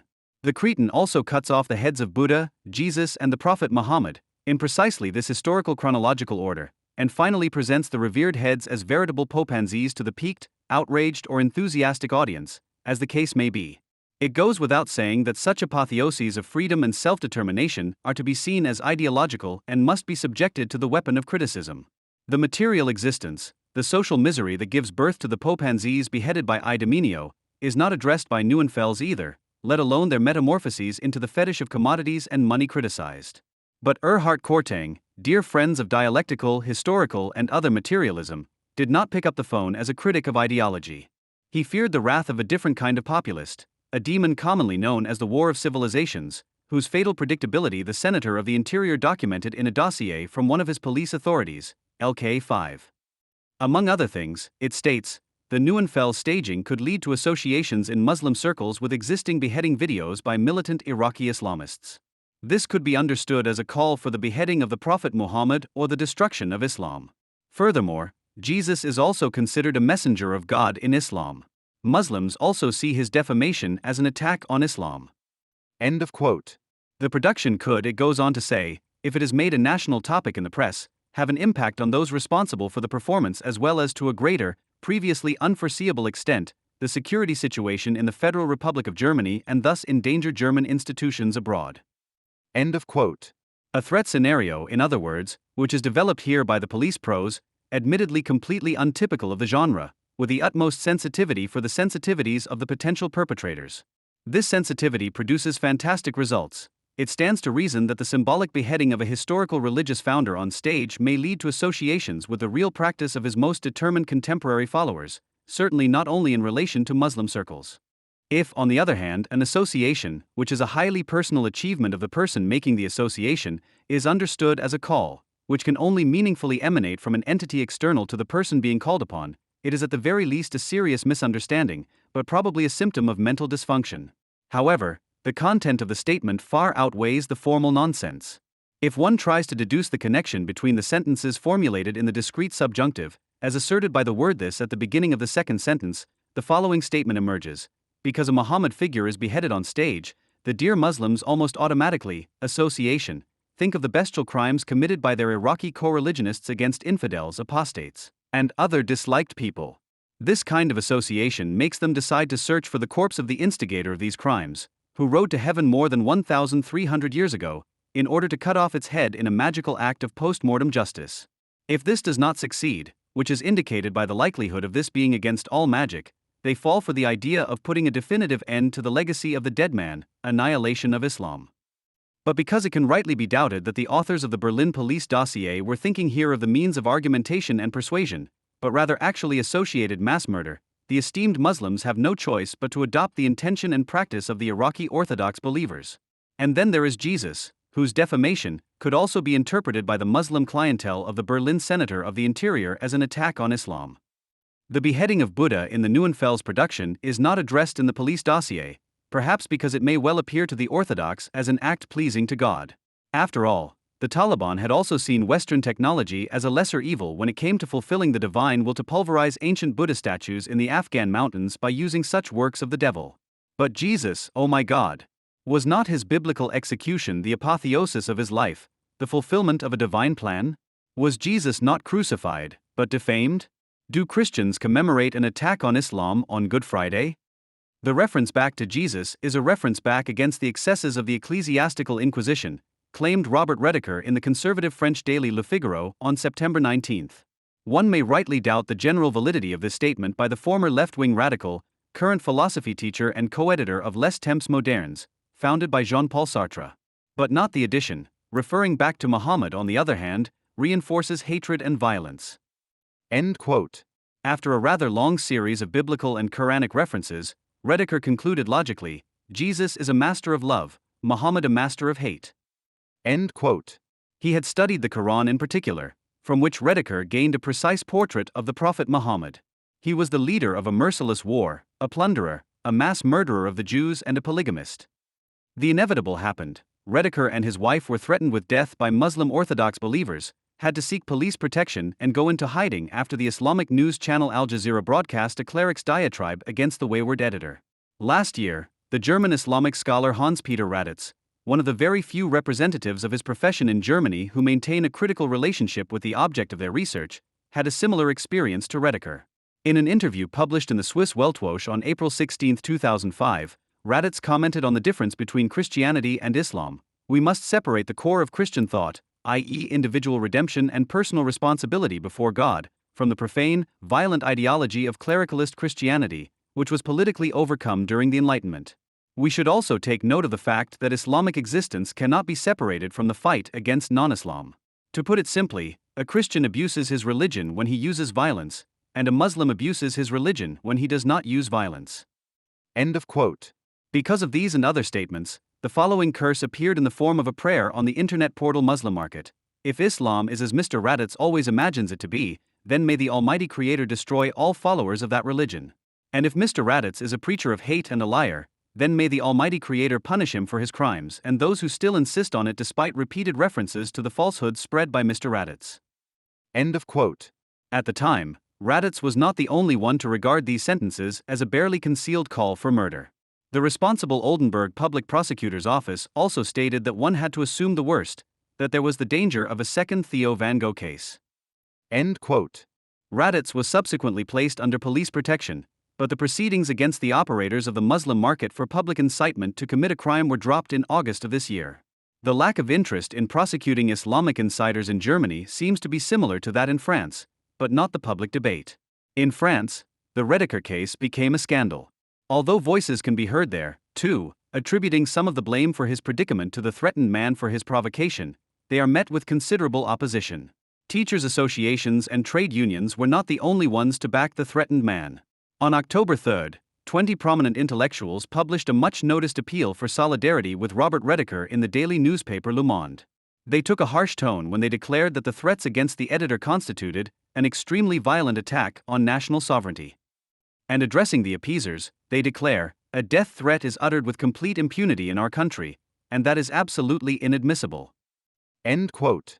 Even an organization that is not free of Islamophile tendencies, such as Reporters Without Borders, in addition to its criticism of Rediker, who allegedly blocks the opportunities for moderate Muslims to express themselves, complains about the increasingly frequent recourse to the threat of censorship, and states that the Islamic reactions to the article prove its author right when he points out the risk of ideological surveillance, which must be resisted.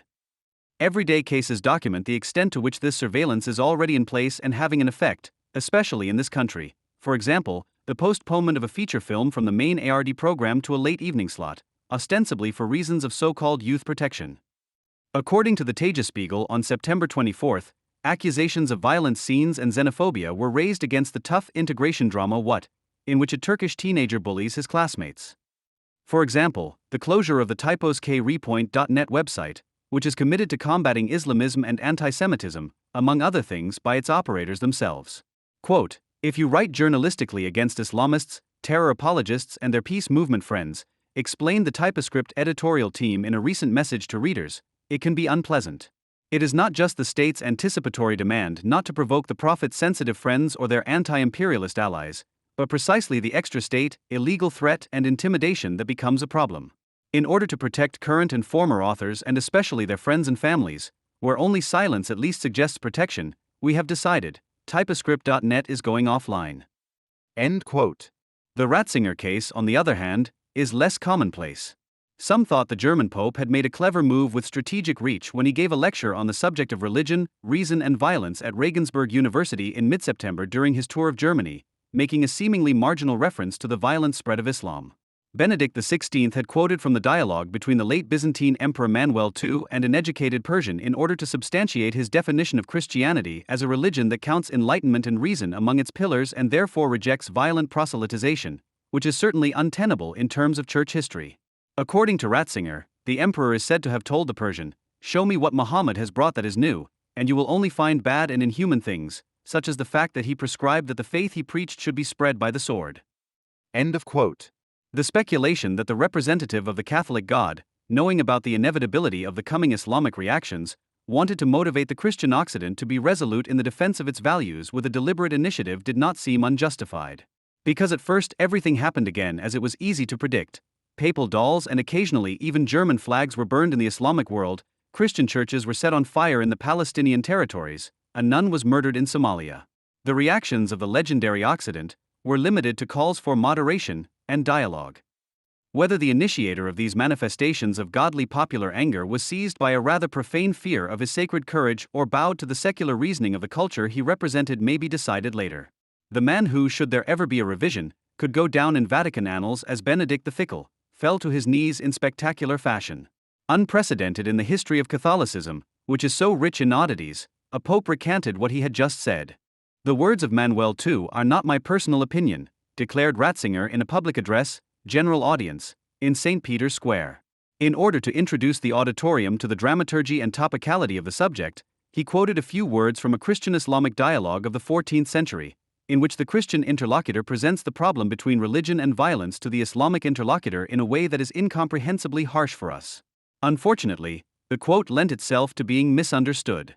For the attentive reader of my text, however, it is clear that I in no way intended to make these negative words my own and that their polemical context does not express my personal convictions. End of quote. This was understood by the addressees as it was meant, and consequently they did not let up. 2 days after Benedict's apology, this was the occasion for a day of peaceful anger in Cairo, which was called for by a prominent preacher on the Al Jazeera channel. The Cairo correspondent of a German daily newspaper provides an impression of the opinion forming that took place there.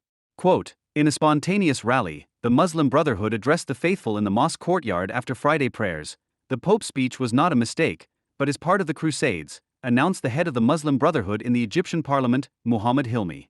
The Pope had insulted the Muslims twice more, he continued, the first time when he explained that the Muslims had not understood him, and the second time, when he went public to say that he was sorry for upsetting the Muslims.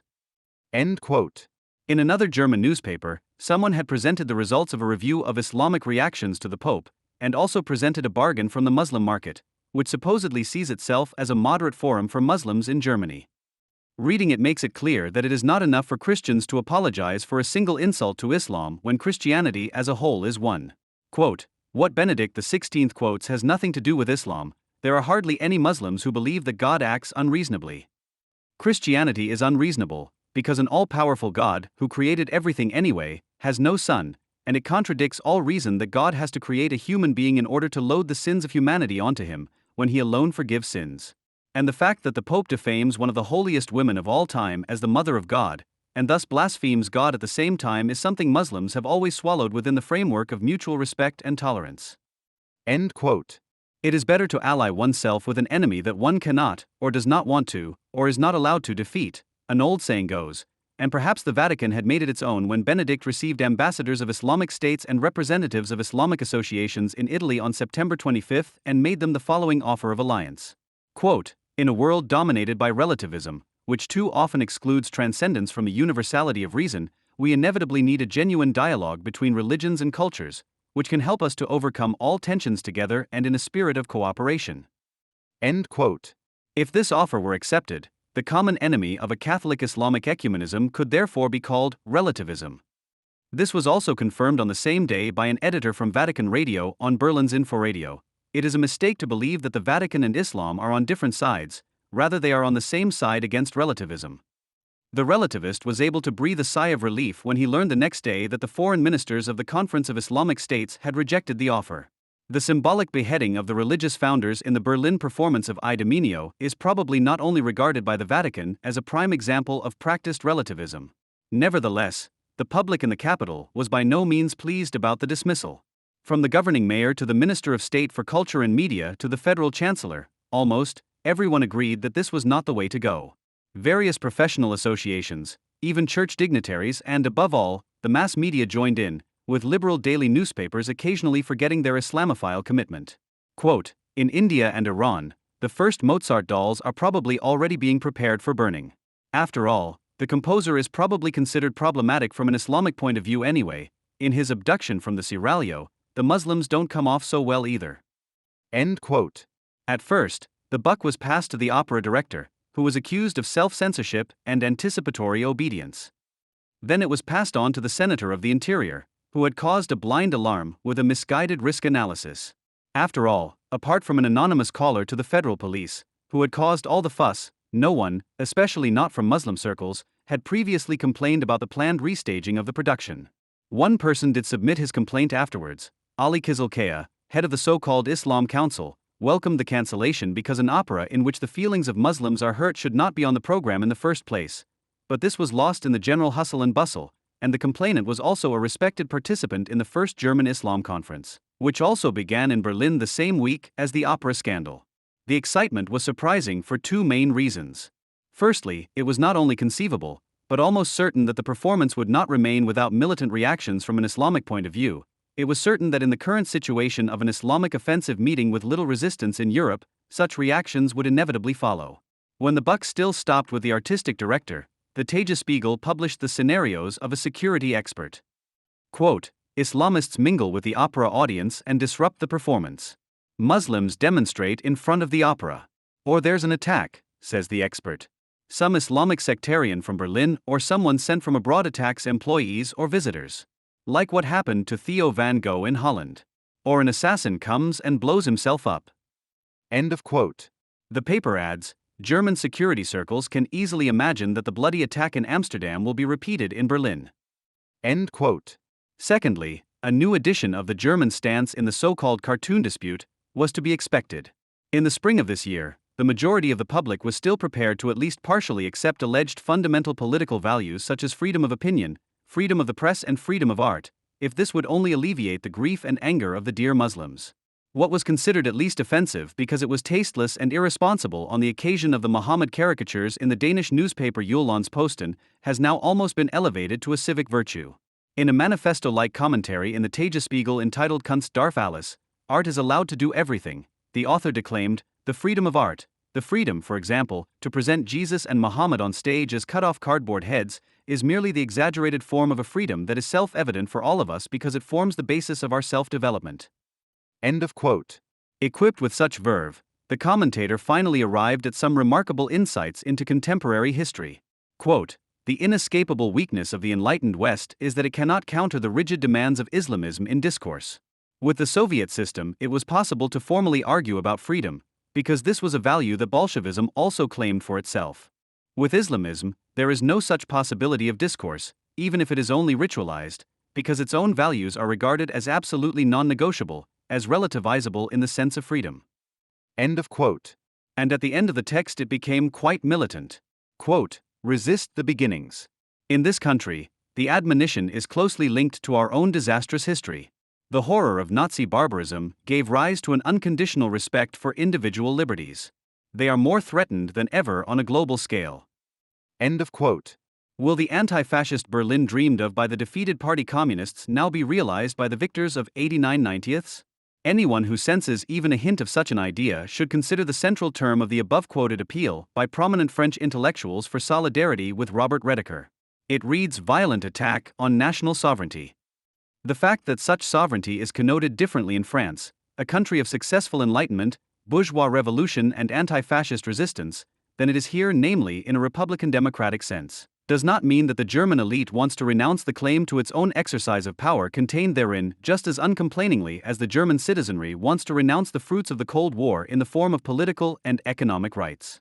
On the contrary, Islam may be valued as a factor of social order and a geopolitical ally. It may be allowed to enforce Sharia law in Berlin-Neukölln and other abandoned districts with a shrug of the shoulders. It may be welcomed as potential against the US competitor, and it may be fascinated by its assertiveness, but under no circumstances does it want to be spit in the soup. In this respect, the Berlin Opera scandal had a preventative character. Islam in Germany, Islam as Germany's geopolitical ally, should also be a German Islam. Enforcing this against the stubbornness of the client requires special sensitivity. At the moment, one person in particular seems to have this, Wolfgang Schäuble, Federal Minister of the Interior. Quote, and he, the Christian, rejoiced the Tagesspiegel, was not bothered by the decapitated Jesus, by Neuenfeld's fundamental criticism of religion, which includes Buddhism and Islam. He can tolerate that much artistic freedom. He also expects that much respect for art from others. It is a question of principles and values. End quote. He, the Christian, was entrusted with the serious task of actually introducing Islam to Germany by means of the First German Islam Conference. Initially, the project, which began at the end of September with a pompous launch in Berlin's Charlottenburg Palace, was not under a good star. Schäuble, whose main aim is to establish an organizationally defined Islamic contact person during the course of the conference, with whom he would like to forge a concordat with Islam, had to answer for a gross blunder in the invitation practice right at the beginning. In addition to 4 large Islamic umbrella organizations, the Alevi Community Germany, which is despised by Orthodox Muslims, had also been invited, as well as a number of individuals who had been named examples of successful integration by the Taz. These included a lawyer, a dentist, a television producer, a critic of Islam, a general secretary at the European Integration Center Berlin-Brandenburg, a writer, a federal chairman of the Turkish community and a publicist. Schauble had thus appointed a number of people as Muslims, the majority of whom are not Muslims by self-definition. If there were anti-racists in this country in the traditional semantic sense of the word, this could have been an actual reason for them to accuse the German Interior Minister of racism, as he had appointed people as Muslims simply on the basis of their, possibly even assumed, geographical origin, in modern parlance, their migration background. So the criticism was reserved for the Islamists. Quote, "If nothing changes in the concept of the Islam Conference, the question seriously arises as to whether the associations will simply go along with it," said the Secretary General of the Central Council of Muslims, Ayman Mazek. The four large umbrella organizations should be the main points of contact. The fact that Schauble had also invited individuals who stood for a liberal and secular version of Islam ran counter to this. The chairman of the Islamic Council, Ali Kizilkaya, also criticized the composition of the meeting. Most of the individuals invited had so far not distinguished themselves through piety. End of quote. Islamic piety and German political piety are certainly not irreconcilable opposites in this country. Nevertheless, it will be interesting to see who will emerge from the working groups and discussion groups planned from November 9th. The German history demon obviously won't do it without this date, as a deceived imposter. Sometimes, when observing current events, one feels compelled to correct views that one previously thought were well-founded. I had assumed that the German sectarian phobia, which until the late 1990s produced bizarre blossoms, especially with the public uproar over the suspected conspiracy intentions of the US Scientology Church, would be a thing of the past. With Islamophilia developing, it would simply have outlived its usefulness. For those who know how to come to terms with Islam and its barbaric implications, as well as the state and society in this country, seem far above the objectively ridiculous demonization of a vanishingly small minority of religious nutcases. Anyone who is as relaxed or supportive of the spread of an actual parallel society based on the Quran and Sharia as the Germans and their state really doesn't need to be outraged by the microscopically small segments of believers in salvation from other faiths compared to the Islamic communities. Of course, it was clear to me that the German state, like every state, would continue to harbor fundamental doubts about the civic loyalty of the groups reviled as psychosects. After all, they are unreliable associations, at least as long as they regard the wisdom of their enlightened leaders as more truthful and, above all, more binding than corresponding emanations of the state sovereign. But this also applies to Islam and the Sons of Allah, and even more so. While Scientologists and the like have so far followed the Christian maxim of giving to Caesar what is Caesar's and their terror is at worst directed as psychological terror against wayward members, the orthodox believers of Islam go a few steps further. After all, it was not a Scientologist family court that put a gun in the hand of the youngest Suruka's son in Berlin-Neukölln in early 2006 so that he could execute his sister Hatton in the name of the Almighty because she had dared to live like a German. However, the terror, not least physical, with which the esteemed Muslims defend the validity of their politico-religious madness has never been a cause for doubt in this country about the civilization-friendly nature of Islam. Deliberately ignoring the religious sources that justify and legitimize such acts, a distinction is always made between an Islam that is presented as fundamentally peaceful and its somehow misguided interpretation by overzealous followers. An argumentative procedure that is very reminiscent, for example, of the trivialization of police brutality, if it ever meets with publicly articulated disgust, as assaults and regrettable individual cases that do not affect the rule of law as a whole. In view of the relativism towards the autonomy actually exercised by followers of Islam and the understanding shown towards the anti-American and anti-Israeli ambitions of Islamic claimants, not just since the infamous 9/11, against the backdrop of intensifying global political competition between the EU and the USA, the assessment that peanuts, such as the Scientological Church and its believers, could become yesterday's news for the German public seemed entirely accurate. That was a mistake. An error that will be filed under the embarrassing heading Rationalization of the Irrational. A wave of panic seemed to roll through the center of Berlin in January. Anyone who didn't notice it on the streets was taught otherwise by reading the daily newspapers, especially their local sections. Pure fear seemed to be running rampant. And as is always the case when adult Germans are gripped by such emotion, their first concern was for the brood. Parents are afraid for their children, read the Tagesspiegel on January 6. Every day, worried Charlottenburgers turned to the Senate sect commissioner. The naming of the addressee indicated that this time it was not the climate catastrophe or child abusers that were being feared, but the world conspiracy of the sections. First of all, however, the unusually mild temperatures this winter. Watch out for the climate catastrophe. Apparently frightened Berliners much more than the objects of the sect commissioners. Because, as the Tagesspiegel also reported, this person has received 1 or 2 worried phone calls or letters from Charlottenburg every day since November. Parents are afraid that their children could be influenced on the way to school. End quote. It is well known that children have no right to be influenced by anyone other than their parents and state-appointed educators or licensed mass media, but neither do adults, otherwise there would be no need for the Office for the Protection of the Constitution and similar services. The unauthorized influencing of the brood seemed to be one aspect, but not the reason for the Berlin panic. The reason also seemed to be limited to a banal real estate matter. Quote, in November, the controversial Scientology organization moved into a new building. A week from today, the 6 floors with 4,000 square meters are to be inaugurated in the presence of Scientology celebrities. End quote. In order to meet such news with more than adequate indifference, readers had to be offered more.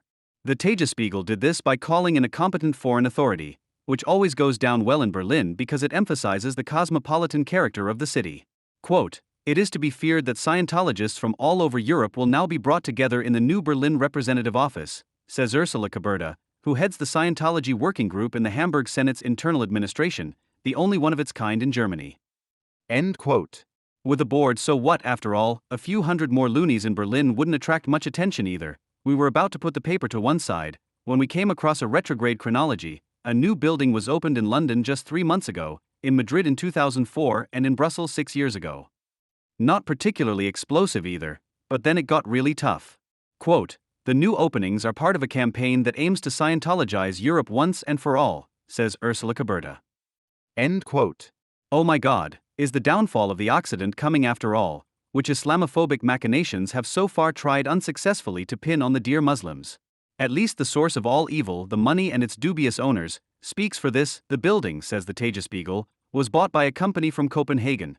Scientology is the tenant. End quote. Anyone who finds Copenhagen uninteresting is seen as a simple-minded naif, but that doesn't surprise Kaberda either. They never act directly as buyers. Even in the other cities it was international investment offices. The money comes from the USA. End of quote. Those were the decisive words. The final Scientologization of Europe is being organized on Wall Street. Not only their real estate acquisitions show that a large part of the continent is already in Scientologist hands, the sect has already demonstrated in Brussels, reveals the TAS, what can be achieved with zealous political relationship management. Due to lobbying by Scientologists, French-Belgian considerations for a law that would make it more difficult for cults to work if they use psychomanipulative methods never became reality. End quote. And in Berlin, the conspirators have already brought important parts of the judiciary under their control. 4 years ago, the administrative court ordered the cessation of Scientologist surveillance by the Office for the Protection of the Constitution. The Tagesspiegel left no doubt that this decision could only have been made by brainwashed zombies in black robes when it quoted in unusual detail from a statement of claim by the conspirators, which the court and the Interior Administration had followed. Quote, there has never been anything in the Church of Scientology that would have required observation. Mentions in the reports on the protection of the Constitution were deliberately used as an instrument of discrimination. The reports published in recent years by the Berlin Office for the Protection of the Constitution cannot be surpassed in terms of insubstantiality and banality. End quote. The perfidious move not only revealed the advanced Scientologization of the Berlin judiciary, it also meant that the hands of the interior authorities are now tied.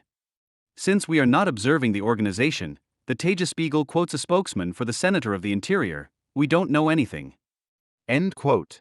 As we all know, it was a diabolical masterstroke by the devil to make the world believe that he did not exist.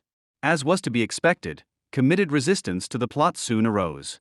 At the opening of the building, which was also attended by staff from the U.S. Embassy as a frivolous mockery of all professional and voluntary cult representatives, young people held up the rousing slogan brainwashing, no thanks. This creative initiative was complemented by the operators of a neighboring cabaret stage, who drew on a time-honored tradition of the imperial capital. They had posted the notice Scientology members are banned from our premises on the entrance door, warning and confession in one. Confession was now the order of the day. I wonder, said the enterprising Ursula Kaberda in the Tagesspiegel, why the real churches have never objected to Scientology calling itself a church. End quote. Should the? No, even the right ones are resisting. One person who has spent the last 2.5 decades in a heroic defensive struggle against the danger of sex is Thomas Gondau, who once followed a religious path as a devout Maoist, League Against Imperialism, which later led to his appointment as sect commissioner of the Protestant Regional Church in Berlin. The word church comes from the Greek kyriakion, and means belonging to the Lord. The Lord, Gondau is quoted as saying by the Tagesspiegel, is Jesus Christ. But Scientology has nothing in common with Jesus. On the contrary, says Gondau, Scientology founder L. Ron Hubbard claimed that Jesus Christ did not exist and that Christianity was an electronic implant. End quote. Well, the guy was lucky to live in an electronic age, otherwise he could easily have ended up as a human implant at the stake. It's just remarkable that Gandau's colleague from the Catholic competition, which was once responsible for the implantation of pyres in public spaces, is now behaving so defensively. Quote, "The task of the Catholic Church is rather to explain what Scientology does. And then you quickly realize that it has nothing to do with church and religion, but a lot to do with forest and meadow psychology." End of quote. Of course, the Occident will not be destroyed by such things. And so it was necessary for CDU Secretary General Roland Pofalla to speak something truly stirring. The Berlin Senate has created a climate that must attract such organizations with its arbitrary policies on questions of values. Anyone who takes the fight against dangerous soul catchers seriously should not abolish Christian religious education, as Berlin has done. End quote. Well roared, lion.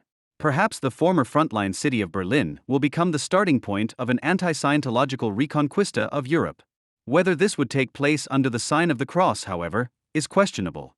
Key allies in such a project are likely to strongly disagree. Germany is loved because people love the values that characterize its people, says Hadiatullah Hubash, spokesman for the fundamental Islamic Ahmadiyya movement in an interview with Hier and Jetzt. No. March 2006, a magazine published by the Young National Democrats. Hubash, who has the legend of a 68 veteran, unites Germanism and Islamism in his person and also makes this clear with his stance on questions of values in the Young Nazi paper. Quote, "The fact that despite all the signs of moral decay and so on, family ties still have a high status among Muslims is a positive challenge for many in our country." End quote. Of course, it is not important in this country to win over the interviewer as an ally. As a neo-Nazi, he is considered an enemy of the people and persona non grata.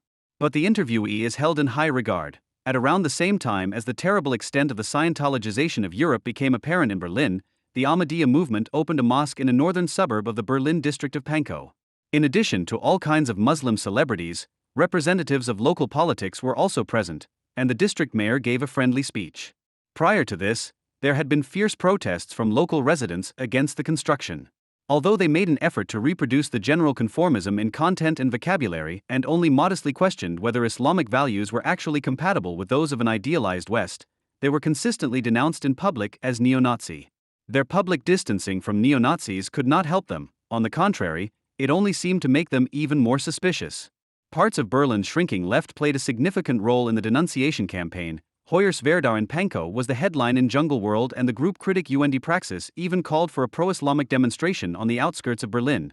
The only pleasing thing about this was the low number of participants. The general support for the construction of the mosque could not be dampened by the proximity of the builders to Nazi ideas, which the Ahmadiyya spokesman confirmed not only in the interview quoted above. Neither the knowledge of his publications in a right-wing extremist publishing house nor an interview granted to Junge Freiheit, which usually causes an embarrassing scandal for others, changed anything.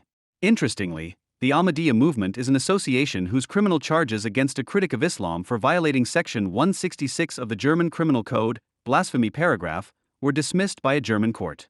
The court did not see itself in a position to assess the incriminated parallels drawn by the critic to National Socialist ideas or mafia structures as relevant under criminal law.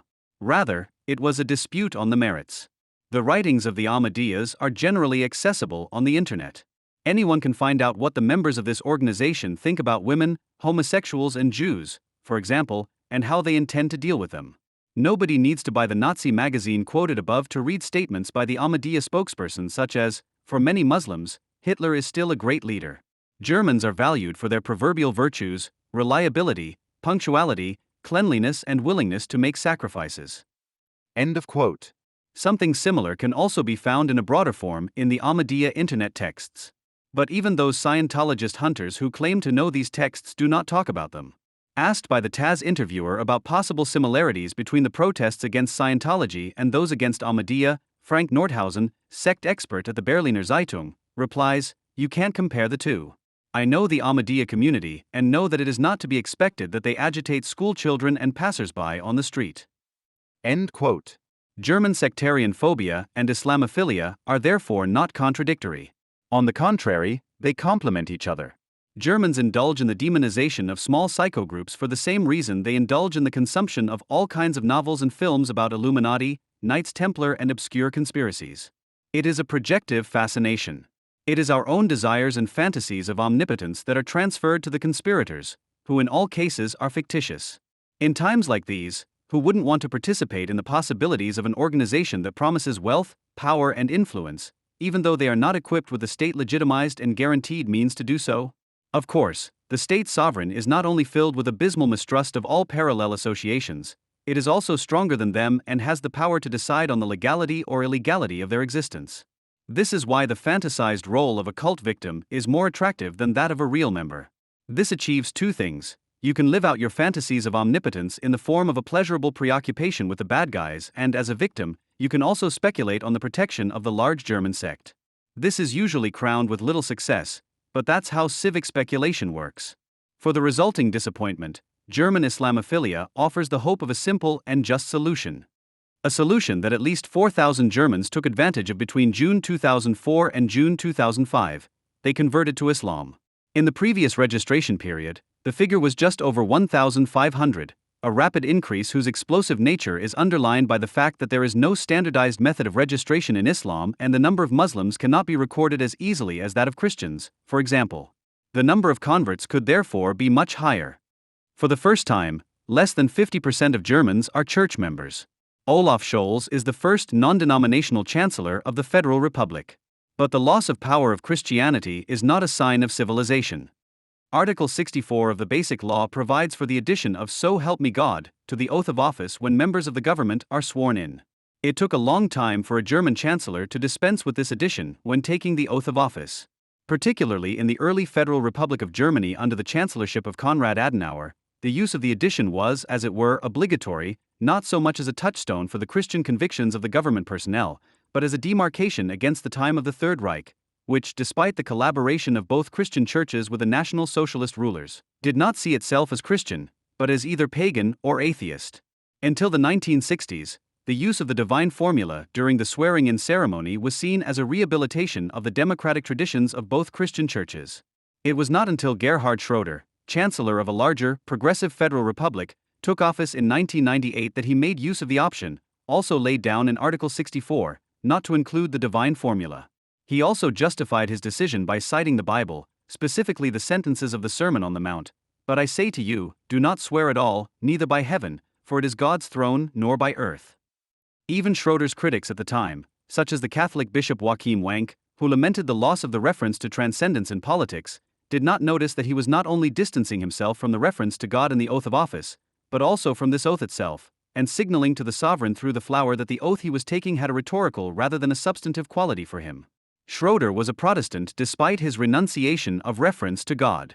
Olaf Scholz, also a social democrat and the second chancellor not to recite the divine formula when he was sworn in, has been non-denominational since leaving the Protestant Church a few years ago. 7 of his 16 ministers also refrained from saying "So help me God" at the swearing-in ceremony. All the ministers from the Green Party, Annalena Baerbock, Robert Habeck, Sem Özdemir, Steffi Lemke and in Spiegel, as well as Svenja Schulz and Wolfgang Schmidt from the SPD. In contrast to the Schroeder government, Scholz has resolved to reorganize the relationship between the state and the Christian churches on an institutional level. Reforms to church employment law and the replacement of state payments to the churches are set out as goals in the coalition plan. In future, a basic law is to regulate the expiry of the grant payments with which the churches have so far been compensated for state expropriations such as the conversion of places of worship and for similar consequential costs of secularization. In view of the fact that less than 50% of Germans have been church members for the first time since fall 2021, such reform plans seem realistic. What is problematic is that they are not aimed at the laic separation of churches and the state, but at an empty pluralism that culturalizes religion instead of separating it from public affairs as a private matter and declares its proclaimed diversity to be a prerequisite for civil society. In this sense, the coalition agreement advocates promoting Jewish life in its diversity, but also countering the threat to Muslims and their institutions through protection, prevention, and better support for those affected. In a speech on institutionalized religions in the secular state at the University of Hamburg in 2015, Scholz had already spoken out in favor of loosening the state's ties to the Christian churches in order to strengthen Christian, Islamic, and other religious communities, which represent binding forces in an increasingly plural society. While in laicism the separation of church and state is intended to keep the civic public sphere as a sphere of commerce, traffic, dispute and sociability free from religion, which is contained in the private sphere, as well as from state interests, the separation of church and state in favor of religious communities is about replacing the public sphere as well as state welfare with culturally determined communities that take on outsourced state tasks. The fact that, in this context, Christianity no longer has the significance of an authority that synthesizes the social spheres, but is to be preserved within the plurality with its community-building function, is not evidence of the success of secularization, but of its failure. Degraded to religious communities and promoted as such, the churches coexist alongside other religious communities seemingly on an equal footing, without the differences that separate Islam in particular from Christianity and Judaism becoming an issue or even a problem. In Scholz's view, the only thing that unites the religious communities, understood as cultural associations, is their function as a stopgap for failing state social policy and private life, which is increasingly losing its independence. The fact that the depotentiation of Christianity as a welfare community testifies to inhumanity rather than civilization can be studied in a new drastic way since the beginning of the COVID-19 pandemic. Immediately after the outbreak of the pandemic, when contact restrictions were imposed on church attendance and bans on visits to nursing homes and funerals, it initially seemed as if it was primarily religious communities that were hostile to secularization and unwilling to integrate that were resisting the health policy hygiene measures. In this respect, Muslim and Russian Orthodox cultural associations, which hardly monitored the weddings and funerals of their clientele in terms of hygiene policy, seemed no different from the Catholic Institute of St. Philip Neri in Berlin wedding, which defied all corona rules in the name of ritual purity. But even in the first year of the coronavirus pandemic, the interpretation that it was predominantly eternalist religious associations that had many opponents of the measures in their ranks proved to be inadequate. Rather, it became clear at the latest since the campaigns for mass vaccinations and the subsequent introduction of access restrictions for the unvaccinated that the corona morality has a specifically anti-Christian trait that has hardly been named as such by the Christian churches. In particular, the visiting bans that applied to inmates of nursing homes and clinics during the lockdown and in some cases beyond, as well as the fact that relatives of the dying were no longer allowed to be present during the dying process, while funeral services for the deceased were subject to the strictest access restrictions, should have been criticized by the Christian churches if they still took their charitable obligations seriously. Instead, even these breaches of taboo were rationalized politically and within the church as a contemporary expression of charity. Since the vaccination status became a kind of life entitlement certificate for citizens, the anti-Christian character of this policy of measures has become completely evident. The maxim alone that one should not get too close to people who could be carriers of an infection is tantamount to a perversion of Christian social ethics, the archetype of which has always been Jesus' physical devotion to lepers, the sick, and the poor. When homeless people in the Berlin subway are only allowed to spend the night in restricted areas without being vaccinated or tested, when access to food banks for the poor is only possible for those who have been vaccinated, recovered, and tested, and when such a break with Christian commandments is declared to be an expression of care and consideration, then the state-led distancing from Christianity is not an expression of its mediation with a secular society, but part of its dismantling. The fact that the break with the commandments of Christianity is promoting the abolition of civilizing codes is also evident in the dismantling of hospitality rules in the catering and hotel industry. It has always been ideology when the hotel and restaurant industry has invoked the ethos of hospitality to polish up its image. But as long as supply and demand were able to relate to each other largely independently of state regulations, service-oriented hospitality was also a remnant of liberal or simply friendly behavior. Since restaurants, cafes, bars, and hotels have been forced by the state to act as an outsourced executive to monitor the health status of their guests and to turn visitors away not only if they misbehave, but also if they cannot produce a certificate to participate in public life, the relationship between service provider and guest has been disrupted. Remnants of civilized distance from the state have only been preserved in this professional field where state orders are taken less seriously than the professional ethos. In this respect, the corona policy is the surest touchstone for the fact that the ostentatious atheism of the New Germany is not an expression of contemporary religious distance, but a symptom of its self-transformation into a health sect that indulges in a new cult instead of the Christian rite, which falls behind Christianity. Perhaps the most beautiful Christmas carol in the German language, Leise rieselt der Schnee, captures what has now become a phrase about human warmth in the lines, "It's warm in our hearts, sorrow and pain are quietly silent, the worries of life fade away, rejoice, the Christ child is coming soon." The stillness, silence, and immobility that the song illustrates, still and rigid the lake rests, are not codes of lifelessness, but of life happily at rest. The sorrow of life, which is in the singular because it does not mean the addition of sorrows, but the suffering of humanity at the unredeemed state of the world, is neither momentarily forgotten nor repressed in the name of solemnity, but fades away like a fading sound in which the pain of reality, from which the Christian message promises to liberate people, is expressed. Significantly, the song knows no communal kitsch and no relatives falling into each other's arms. Basically, there are no people in it at all, only hearts, which are not warmed by holding hands, but in which it is warm.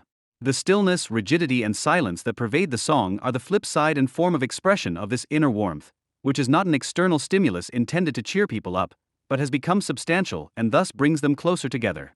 What Biedermeier Christmas scenarios paint in great detail and thus often betray the togetherness of those who are equally connected in the face of Christian hope of redemption, has migrated so completely into the form of the song that it does not need to be described. Rebecca Bohm, assistant professor of social and affective neuroscience in Linköping, Sweden, and author of the book Human Touch, Why Physical Closeness is So Important, also addressed human warmth in her To Gesture podcast and gave listeners the following advice on how to compensate for partial aspects of the warmth of the heart that can no longer be produced physically in times of corona. Quote, for example, you can take a warm shower, which might replace a bit of the warmth that you experience when you touch someone. Or you can try to snuggle up on the couch with a warm blanket and make yourself really comfortable. That replaces a bit of the pressure you experience in a hug. End quote. It's hardly surprising that people who have been ending their emails to partners for years with the threatening command "feel hugged" instead of "many kisses" don't feel mocked by such tips. But it is surprising that so many people accept without contradiction the slogan put forward by politicians and their media amplifiers, virologists and psycho-coaches, according to which, in view of the threat posed by COVID-19, the only justifiable expression of charity is to touch each other as little as possible, leave grandma and grandpa alone on Christmas Eve and, if necessary, only gather around the gift table wearing masks. For example, Angela Merkel's half-desperate, half-imperious appeal to adhere to the contact restrictions over Christmas because we would regret it afterwards if this is the last Christmas with our grandparents would have been received by parliamentarians or journalists, who have their wits about them, with the counter-question of what they would say if the carefully isolated grandparents died of old age next summer so that they had to suffer through the last Christmas they could have spent with their grandchildren alone at home.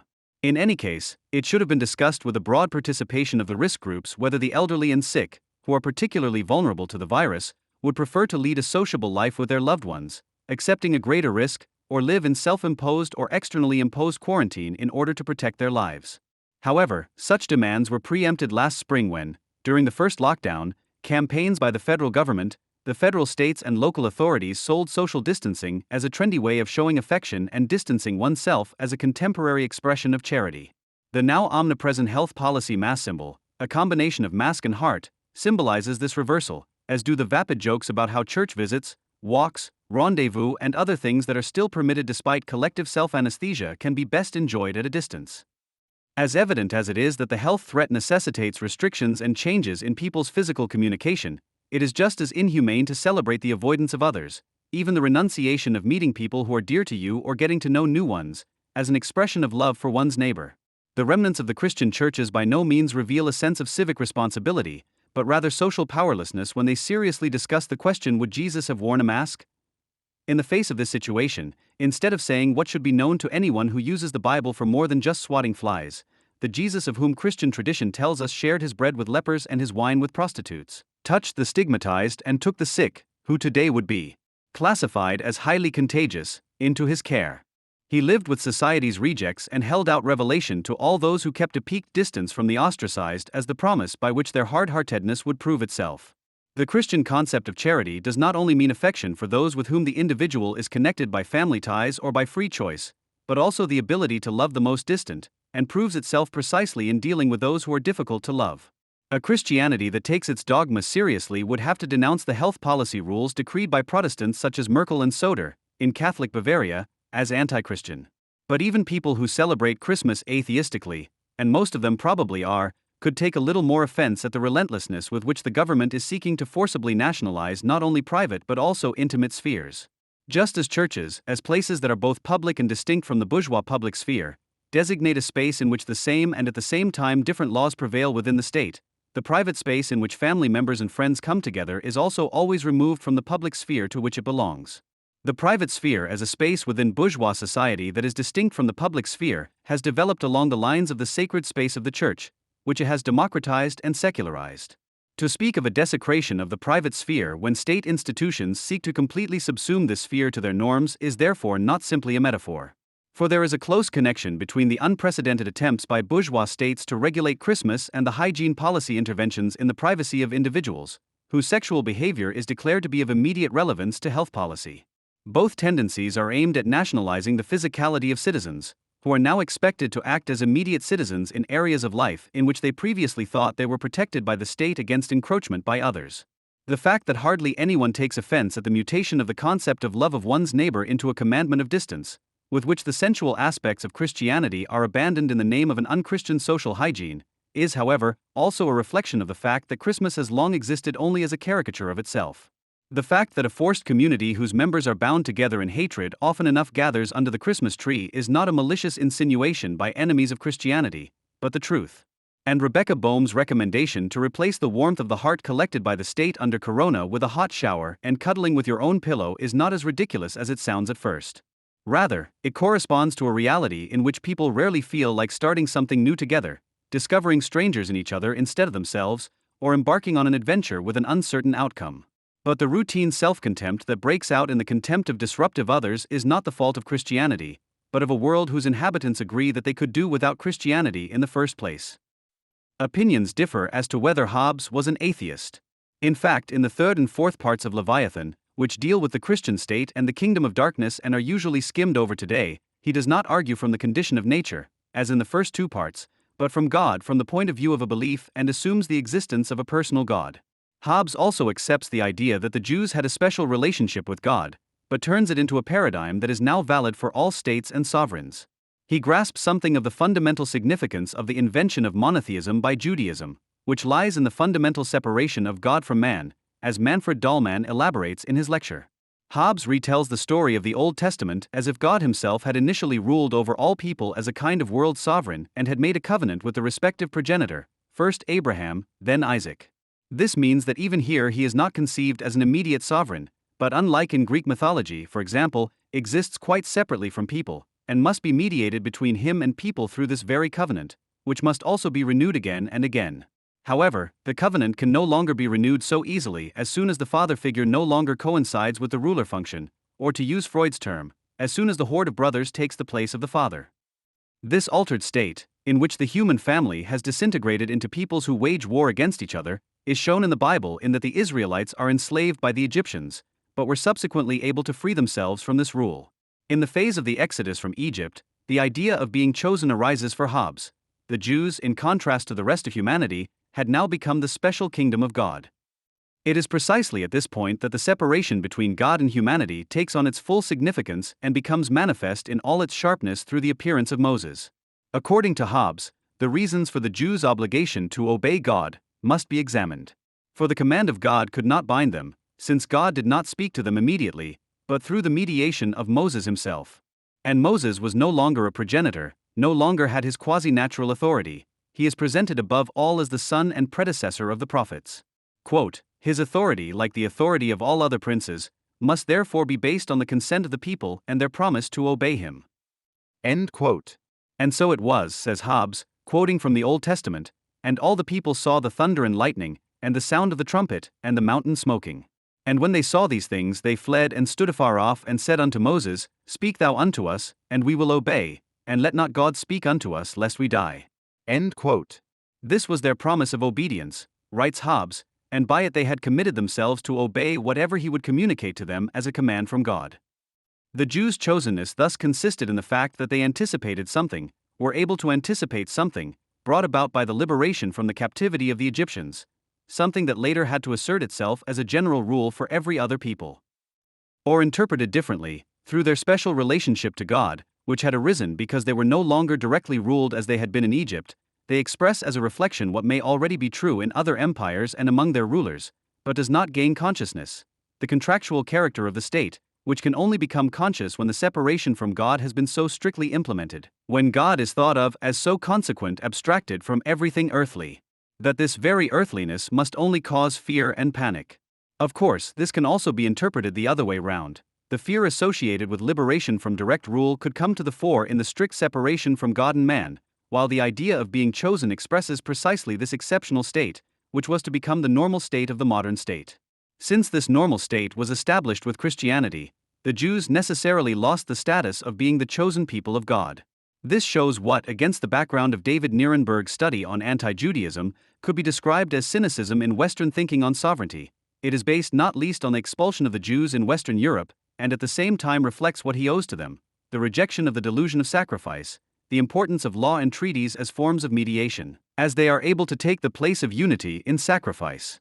On the other hand, Hobbes needs the idea of the election of the biblical Jews, because only in this way does his starting point seem secure, that God could no longer rule over mankind as world sovereign since Moses.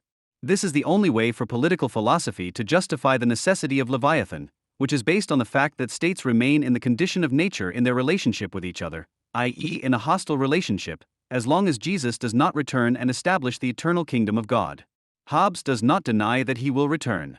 If the political philosopher thus by no means denies the resurrection after death, sees people enjoying eternal life even on earth and no longer in heaven, and thus considers the fear that plays such a large role in his political philosophy to be conquerable in principle, it is perhaps not only as a tactical concession to protect himself from the certainly dangerous accusation of atheism, because then he could well stick to locating life after death in heaven.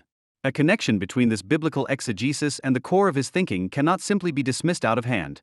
By using the biblical prophets and the New Testament revelation, which he expounds in the third part of Leviathan, Hobbes has developed a notion, of whatever kind, that unity and mediation are possible without fear of death, a notion, therefore, that can just as easily be gained from certain features of rabbinical Judaism, which, incidentally, Hobbes is only able to reject with very weak arguments. Fear could conversely assume the central role in his philosophizing in the case of finite life, where they are not, and thus justify his ability to think from the individual. In contrast to Kant's moral philosophy, the moment of reward, which is intended to console the individual over fear and suffering, does not appear to be important. Rather, this moment must be weakened as much as possible. Only then does the fear of violent death acquire the significance it deserves, when the question of reward or punishment after death remains completely uncertain. To a certain extent, it is about the mere possibility that a life free of fear and suffering can be conceived, from which Hobbes still draws the strength to confess to fear and to formulate the judgment that human life is solitary, miserable, disgusting, animal, and short. It is no coincidence that this sentence from Leviathan sounds as if it comes from a play by Shakespeare. There is much to suggest that Hobbes draws on Holy Scripture for the same reason that some passages in the tragedies of Elizabethan theatre or paintings of the Italian Renaissance draw on the Christian-Jewish motifs of immortality and resurrection, to express the opposite of fear, a longing for bliss. Spinoza is quite different. In his view, every nation that possesses a successful state is, so to speak, excluded, and there is no longer any messianic hope for the eternal kingdom of God. In his theological political treatise, he writes that the peoples, nations, differ from one another only in terms of their society and the laws under which they live and are governed. The election or calling of the Jewish people, Hebrea Natio, which he sets out to historicize at the beginning of his treatise, therefore does not exist in terms of an innate intellect and a peace of mind to be derived directly from God. It consisted merely in the temporal happiness and favorable conditions of their kingdom, and is therefore not an eternal one. God, who alone is eternal, chooses a people only through those finite conditions. Today, therefore, the Jews have nothing at all that they can ascribe to themselves above all peoples. Yet Spinoza cannot help but recognize that they continue to differ from the others, just as no other people differs from the other peoples. He emphasizes that the Jews, after the loss of their kingdom, so many years already scattered everywhere and separated from all peoples, are nevertheless still present, which is the case with no other people. He writes of a separation not only in external customs, which are contrary to the customs of other peoples, but also in the sign of circumcision, which they observe conscientiously. At first, it seems as if this segregation has caused the hatred of all peoples towards the Jews for Spinoza, but he ultimately recognizes the actual cause in the hatred of the Jews. It is he who primarily preserves the Jews, as experience has already shown. By making this experience explicit, Spinoza wants to show that the hatred that the Jews have incurred through their segregation cannot ultimately be explained by their behavior. When the King of Spain once forced the Jews to adopt the national religion or go into exile, many Jews adopted the religion of the popes. But since those who had adopted this religion were granted all the rights of native Spaniards and were considered worthy of all positions of honor, they immediately mixed with the Spaniards in such a way that within a short time there was no trace or memory of them. The opposite was the case with those whom the King of Portugal forced to adopt the religion of his kingdom. Although they were converted to this religion, they lived apart from everyone because the king declared them unworthy of all positions of honor. The kings therefore decide whether the Jews separate themselves and thus attract the hatred of the nations or not. And they decide, as Spinoza puts it, quite independently of their own religion and the religion of the majority of their subjects, quite independently of Christianity. The status of election can only be denied if at the same time the will to do good takes the place of the bondage of the law, which probably means nothing other than that this law should be internalized and thus obeyed of one's own free will. In this sense, Spinoza quotes a passage from Paul on circumcision, in which the apostle, rather untypically for him, refers to the law as such and not, as usual, to faith in order to invalidate a particular law. If the circumcised man departs from the law, circumcision will become foreskin. But if the foreskin obeys the commandment of the law, the foreskin is counted as circumcision. This rule presupposes a sovereign who no longer distinguishes between the circumcised and the uncircumcised, but rather treats both according to the same law. And it presupposes that religion becomes a private matter, to organize the state in such a way that all, whatever their disposition, prefer public law to private advantages. That is the task, that is the difficulty, Marx excerpted from the treatise, emphasizing the distinction between public law and private advantages.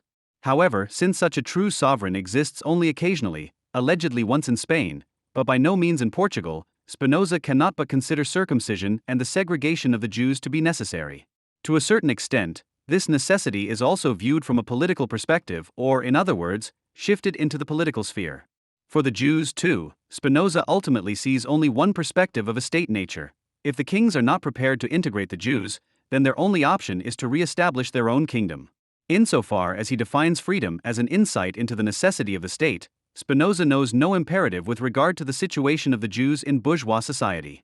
For that would be a continuation of election, the state within the state, in which he generally sees a great, if not the greatest, danger for the state and thus for reason.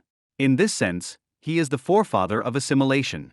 And yet he recognizes in the ceremonial laws, especially in circumcision according to Jewish rites, something that itself points to something necessarily political, to the founding of a new state of the Jews, because it is evident in many places that the identification of state and reason cannot claim unconditional validity for the situation of the Jews in the diaspora, because the states differ depending on the extent of reason in them and the role played by emotions, and these differences can be decisive for the situation of the Jews.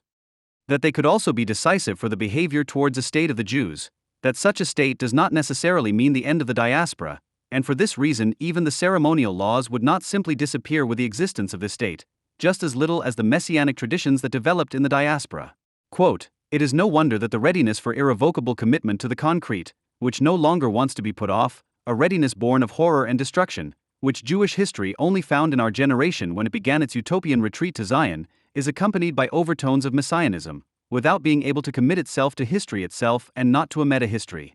Whether it can withstand this commitment without perishing in the crisis of the messianic claim that it at least virtually conjures up, that is the question that the Jew of this time has for his present and his future based on the great and dangerous past." End quote. However, all of this lies beyond Spinoza's horizon, because for him the nature of the state as the epitome and goal of reason was the last word of wisdom. The fact that this point cannot be reached in reality has been incorporated into his philosophy, in that the point becomes the substance, so to speak, as whose modes the states or citizens are to be regarded, similar to how Hegel distinguishes the objective spirit, which means the reality of the states, from the absolute spirit of philosophy. Spinoza adopts monotheism from Christianity and Judaism.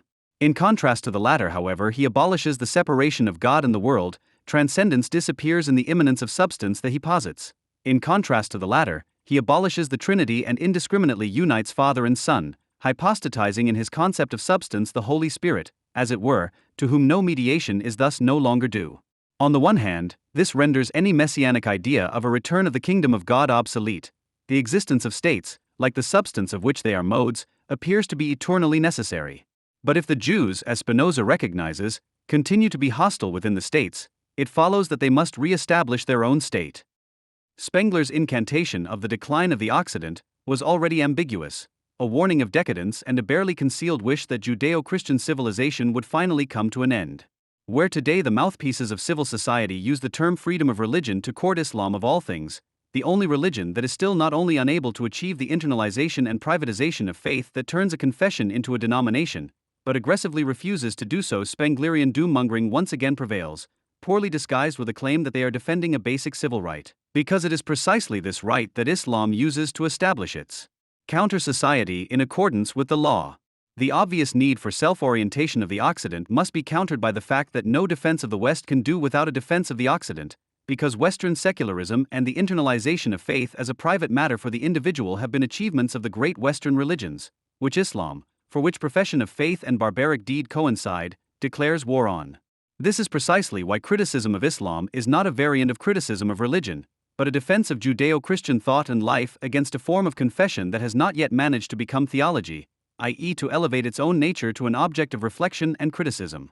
The debates currently being conducted by the political mainstream on the future social treatment of Islam and its followers make one thing clear time and again: the left is increasingly categorically not open to criticism of religion in the sense of Marx, Freud, and Adorno.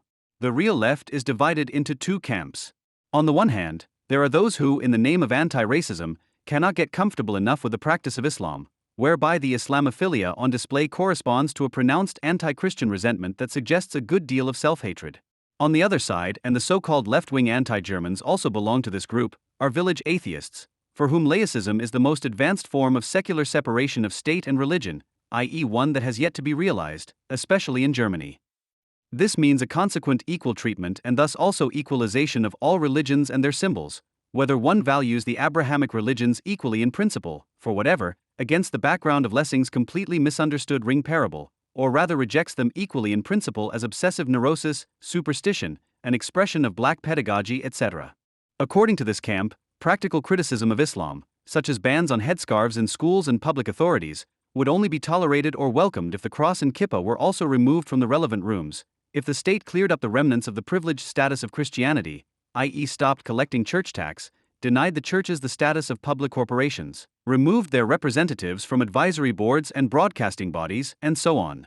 Conservatives and right-wingers or right-wing populists, on the other hand, are accused of two opposing tendencies by those same left-wingers and especially left-wing anti-Germans, which in reality are marginal here and can instead be found above all among currently marginalized Nazis: the outward use of enlightened criticism of Islam for vile xenophobic racism and a love-hate relationship with Islam that is fed by Islam envy.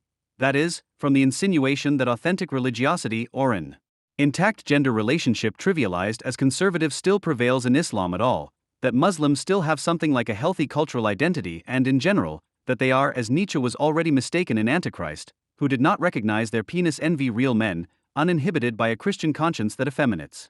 Or in Hitler's words, had not Charles Martel triumphed at Poitiers, if we had already taken the Jewish world upon ourselves, Christianity is such a vapid thing, we would much sooner still have adopted Mohammedanism, this doctrine of the rewards of heroism, the fighter alone has the seventh heaven. The Germanic tribes would have conquered the world with it, we were only prevented from doing so by Christianity. End of quote. The current hegemonic conservative criticism of Islam by the CSU and the official AfD in the debates they have recently initiated: Islam does not belong to Germany, headscarf ban for schoolgirls and compulsory crosses in Bavarian offices, has nothing to do with either of these tendencies. The practical result, the effect of such measures, however justified and motivated, would initially only be a self-confident and unmistakable state privileging of Christianity, and incidentally also Judaism, against Islam. An unequal treatment of religions that simply does not allow Islamic patriarchalism, contempt for humanity, and hostility towards life to pass as an expression of religiosity that could benefit from religious freedom. Objectively, such measures would be a defense of the West and its achievements, which at least presumes to be a defense of the Occident. For example, the Bavarian state cabinet's decision to require a cross to be displayed in every public authority in the state from June 2018 was justified by the fact that this is intended to express Bavaria's historical and cultural character, and be a visible commitment to the fundamental values of the legal and social order. In view of certain formulations, one can of course smile at Bavarian local patriotism, and of course the affirmative reference to homeland, without which Islam-critical initiatives from the conservative camp generally rarely get by, is worthy of criticism. However, it is not the job of critics to complacently and pettily criticize a fundamentally reasonable view of things, which the left-wing establishment is in any case, and as expected, covering with malice. Yet Soter, for example, was not just a feast for the left's individualistic, hedonistic, vulgar atheism. Even from the other side, the decidedly Christian side, he was accused by liberals such as Lindner and church representatives such as Cardinal Marx of profanation of the Christian cross. When Cardinal Marx goes so far as to claim that Soter's decree and not Islam, to which the decree is a reaction, has triggered division, unrest, conflict, this only shows how much even the Catholic Church, despite all the pretended warnings against a politicization of religion and in self-betrayal, has already become a constructive part of the political left-wing cartel, which, according to the Emnet survey, is in agreement with the majority of the German population when it comes to rejecting the cross. They are united in their repression of both the profane meaning of the cross and the sacred meaning of the civil legal order. There may once have been reasonable objections to the concept of the Christian-Jewish Occident. For one thing, Christian-Jewish assumes a historical harmony that eschematizes the history of Christian anti-Judaism, which is why even today witty polemicists like to point out that the hyphen should basically be read as a minus sign, i.e. Christian minus Jewish. On the other hand, the term Occident does not do justice to the secularization that characterizes bourgeois society, and Christian dominance cannot be identity-forming for bourgeois non-denominational Christians and Christmas tree Christians. In contrast, the concept of the West had the advantage of emphasizing liberalism and the American pursuit of individual happiness more strongly, and therefore also carried the objection to anti-Semitism and religious and other collectivism, which is why it also enjoyed some popularity among ideological critics. In the meantime, however, West has degenerated into a cipher for what post-bourgeois society considers to be the most progressive and liberal, and in which it also believes it has learned the right lessons from Auschwitz: anti-racism and religious freedom. This leads to the actually paradoxical situation that the anti-civil Islamization of Western European societies is taking place under the guise of defending civility, which is why even where this development is not welcomed but rejected, something like a paralyzed fatalism prevails, which expresses itself in self-torturing phrases, such as what sense a consequent fight against Islam would have at all if one had to curtail freedom rights, i.e. deprive oneself of one's own Western and liberal identity. In reality, there would be nothing historically or logically contradictory in the relationship between practical criticism of Islam and consequent defense of the civic, if one finally became aware of the decidedly Occidental character of the civic. Nowadays, Marxist ideological criticism therefore has the task of helping the conservative declaration of war against Islam, whose representatives, in contrast to the left-wing camp, are proving to be responsive in principle, to get off the ground. In Soder's speech about the basic values of the legal and social order, symbolized by the cross, there are only faint echoes of what the Western myth of post-war conservatism had a comparatively clear idea of at the time. Theodore Heuss, for example, declared in 1950, "There are three hills from which the Occident originated: Golgotha, the Acropolis in Athens, the Capitol in Rome. The Occident was spiritually born from all of them, and all three must be seen as a unit." End of quote. Soder could also have referred much more topically to Pope Benedict XVI's speech in the German Bundestag on September 22, 2011. Ratzinger said, "The culture of Europe emerged from the encounter between Jerusalem, Athens and Rome, from the encounter between Israel's faith in God, the philosophical reason of the Greeks and the legal thinking of Rome. This threefold encounter forms the inner identity of Europe." End quote. It is true that every myth involves transfiguration and idealization, which require self-enlightenment. In this case, however, it seems more likely that the connection between bourgeoisie and Judaism or Christianity is much more compelling in terms of real history and concepts than most conservatives and self-faithful Christians ever realized. There is in fact something like a trans-historical cultural dispositive of the Occident, the concrete determinations of which emerge clearly, especially in differentiation from the Islamic Orient. This concerns above all, both individually and in mutual interdependence, the sphere of law and the sphere of the regulation of instinct as a civilizing de-threatening of gender relations. In short, Sharia law recognizes neither the ideal of legal certainty and a mediated monopoly on the use of force nor the concept of passive individual rights, which basically means that Islam and an emphatic concept of law are categorically mutually exclusive. In terms of sexual politics, Islam does not hold men responsible for the denial of male drives, it does not know sublimation, as the Occident does key words, Odysseus myth and Sermon on the Mount, but rather women, whose over-sexualizing desexualization results from serving the husband as an object of drive discharge and being sexually invisible to all other men. Islamic hostility to the law and sexuality dispositive are condensed in the headscarf as both a means of domination that inscribes itself into women's bodies and a double symbol, a sign of the phallocentric patriarchal gender relationship itself and the Islamizing appropriation of public space, an aggressive declaration of war on all unveiled women and a visible establishment of counter-sovereignty. It is performatively absurd and therefore doomed to failure to want to educate girls and boys of autochthonous and migrant origin to become modern citizens in a space in which the veiling of girls is tolerated. Such toleration is not state neutrality, but its opposite, taking sides against those girls and betraying their civil rights, and thus bourgeois self-demonization. From a historical perspective, the development of a bourgeois social sphere and the emergence of philosophical monism and Jewish monotheism in Greek antiquity in the 5th century BC are phenomena whose simultaneous appearance is anything but contingent. There is much to suggest that the latter has its material basis in the former. The experience of the money-mediated exchange of goods, i.e., that all individual commodities created by humans are regulated and circulate via a principle, a one, be it gold, silver, or coinage, may have prompted the question as to whether all natural things, including humans, could be traced back to a principle to which they owe their existence and inner connection. In the midst of a world of polytheistic myths, Aristotle thus suddenly and abruptly, from a purely intellectual historical point of view, philosophically arrives at the one even unmoved mover of all that exists, and the Jews religiously arrive at the one creator God. Even the later Christian Trinity is not a softening of or a violation of monotheism, but rather, precisely in its mysteriousness and mysticism, should be an adequate and plausible expression of the sensed but incomprehensible Trinity in the constitution of exchange value, i.e. God 1. Abstraction of value equals Holy Spirit, 2. Sovereignty setting the right of exchange and exercising sovereign control over the monetary commodity, equals Father, and 3. The coin itself as an abstraction that has become sensual, equals Son made flesh, sensual supersensual thing. Insofar as the money-mediated exchange of equivalents, the comparison of unequals, not only indirectly provides the experiential background for Aristotle's considerations, but as such forms the object of analysis, Aristotle reflects on the necessary legal equality of the exchangers as exchangers, i.e. an equality that, as a rejection of the social rank of the persons, is at the same time limited to the act of exchange itself. In contrast, Judaism develops an idea that transcends the immediate reality of the exchange of equivalents. Just as money as a monetary commodity or coin, in foreign trade basically represents a universal principle of international understanding, in contrast to predatory warfare, the Jewish monotheistically conceived God no longer functions as a particular tribal God of the Jews, but as the God of all people, before whom and whose law all people are in principle equal, synonymous with the idea of an undivided humanity and the likeness to God of each individual person, whose life is therefore sacred.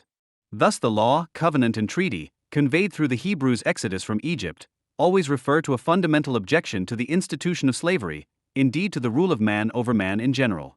Regardless of the specific content of the Jewish law, which anticipates later bourgeois legal principles of modernity in essential questions, the relationship to sovereignty, law and order is embedded in a theory of the messianic, making it both affirmative and critical at the same time. On the one hand, the law as such and in its content is an expression of the unreconciled state of humanity, with itself, God and nature, and guarantees, quasi as a compromise, the best possible life, bearing in mind precisely this general irreconcilability. In the reconciled state, on the other hand, the law would be superfluous or abolished as an external and literal law that has been realized and internalized by human beings according to its spirit. Incidentally, Marx conceives of the transitional society between capitalism and communism to be established by a revolutionary act according to this pattern, in which the bourgeois legal form initially continues to exist under new property relations, i.e. on the basis of socialized means of production, just as the products are distributed by means of money like labor money, until the legal commodity and monetary forms have become completely superfluous. While early primitive Christianity considered the messianic time to have come with the first appearance of Jesus and therefore proselytized the Gentiles and softened the Jewish law in its sacramental unity because it had already been realized, the later, socially victorious Christianity was left with nothing in view of the delay in the parousia, that is, the obvious absence of the second appearance of Jesus, and thus the world that was still not completely redeemed, the later socially victorious Christianity had no choice but to re-establish the law in the form of canon law, which, historically mediated, now represents a syncretism of Jewish and Republican Roman law. In purely theological terms, waiting for the second appearance of the Messiah instead of the first, as the religious original did, may encourage an inferiority complex towards the original religion, which then translates into anti-Jewish resentment, and thus to weaken the significance of the death on the cross, even to profane it in its legal necessity. In terms of human history, however, it is this theological construction that compensates for the error of expecting salvation in the near future, with which Christianity first Judaized the Greek and Roman pagans and then the European barbarians, i.e. civilized them, from which a Christian self-confidence towards the Jews could have been drawn that enabled freedom from resentment. In any case, it will be part of the irony of the later bourgeois revolutions that they were launched against religion, the Catholic Church, the clergy, as allies of the nobility, and appear as secularization, while they de facto enthroned canonical canon law, which until then had been developed and practiced in the shadow of secular European pagan customary law, as secular, bourgeois law in the first place. the exchange-mediated equality of all citizens before the law, the replacement of corporal punishment based on the ius talionis with punishment based on the principle of equivalence, the separation of powers inspired by the doctrine of the Trinity, mitigation of punishment based on confession, i.e., confession and repentance, etc., and so on. If Islam, and not just Islamism, is to be criticized, then please do so in the spirit of Karl Marx's materialist critique of religion, as is regularly said from the left, whereby the reference is systematically reduced to crude atheism. Marx, on the other hand, distinguishes political from human emancipation in one of his best texts, On the Jewish Question. Against Bruno Bauer, who argues that the Jews must emancipate themselves from Judaism in order to become fully fledged citizens, Marx defines political emancipation as the emancipation of the state from religion, which means the abolition of Christianity as the state religion and the degradation of every religion to the private quirk of the individual citizen, whereby Judaism and Christianity become equally valid to the bourgeois state in several senses of the word. The liberation of the individual from religion as a private crank or of society from Judaism, a phrase often misinterpreted as anti-Semitism, is only a matter of human emancipation. In this context in particular, however, it should be made clear that the often circulated statement from the introduction to Hegel's Critique of the Philosophy of Right, according to which the critique of religion is the prerequisite for all critique, i.e., that one should work one's way from the critique of religion to the critique of law, the state and capital, applies at best to political emancipation. For human emancipation, the reverse is more true. Because religion is the sigh of the oppressed creature, the consolation of desolate conditions, the illusion about conditions that require illusion, the critique of religion as a practical critique of capital aims to create a reality that no longer oppresses the creature and therefore eliminates the sighing from the world. An atheistic critique of religion, on the other hand, which plucks religion apart as a flower on a chain so that man can endure his enslavement without illusion, is, according to Marx, contempt for humanity that has nothing to do with emancipation. Adorno also thinks in orthodox Marxist terms when he establishes a kind of messianic materialism in negative dialectics. Materialism agrees with theology where it is most materialistic. Its longing would be the resurrection of the flesh. The vanishing point of historical materialism would be its own abolition, the liberation of the spirit from the primacy of material needs in the state of their fulfillment. Only when the bodily urge is satisfied would the spirit be reconciled and become what it only promises as long as it refuses to satisfy material needs under the spell of material conditions. End quote. Ideological criticism, whose vanishing point is always communism, even and especially when it is not confessionalized in the face of disguised practice, is thus a translation, a secularizing translation, if you will, of Judeo-Christian messianism. In other words, an approach that could hardly be more occidental in its substance. At the time, Marx brought the USA into play as the country that had most progressively realized the political emancipation of the state from religion. The American Declaration of Independence should be examined in more detail, because its preamble contains an explicit theological reference, and this is not a contradiction, which is also doubly constitutive, firstly, in general, for the self-understanding of civil law in general, and secondly, in particular, for the attempt to legitimize the breach of law of political resistance against the mother country with the law of the mother country, a law, however, before which positive law and its interpretation in both nations has to justify itself. In any case, the decisive first sentences of the founding charter of the USA of July 4, 1776, written largely by Jefferson, go like this: we hold these truths to be settled, that all men are created equal, that they are endowed by their Creator with certain unalienable rights, that among these are life, liberty, and the pursuit of happiness. That to secure these rights, governments have been instituted among men, deriving their just powers from the consent of the governed, that whenever any form of government becomes destructive of these ends, it is the right of the people to alter or to abolish it, and to institute new government, founded on such principles, and constituted with such power and authority, as to them shall seem most fit for preserving their safety and happiness. End quote. The level of self-reflection in these statements is remarkable. The following points should be emphasized. Firstly, there are such things as inalienable positive fundamental rights that are due to all human beings as equal individuals: life, liberty, the pursuit of happiness. These rights come from God. Secondly, but since God himself does not provide the earthly assurance of these rights, secular, i.e., state power is required to enforce them, which points to the paradox or the friendly illusion of the historically later declare human rights problematized by Marx in The Jewish Question, later prominently again by Hannah Arendt, namely that on the one hand, fundamental rights go beyond mere civil rights in terms of the idea, because they are supposed to apply to all people regardless of their nationality, but on the other hand are practically worthless if there is no sovereign who declares himself responsible, from which it follows, those who have civil rights do not need human rights.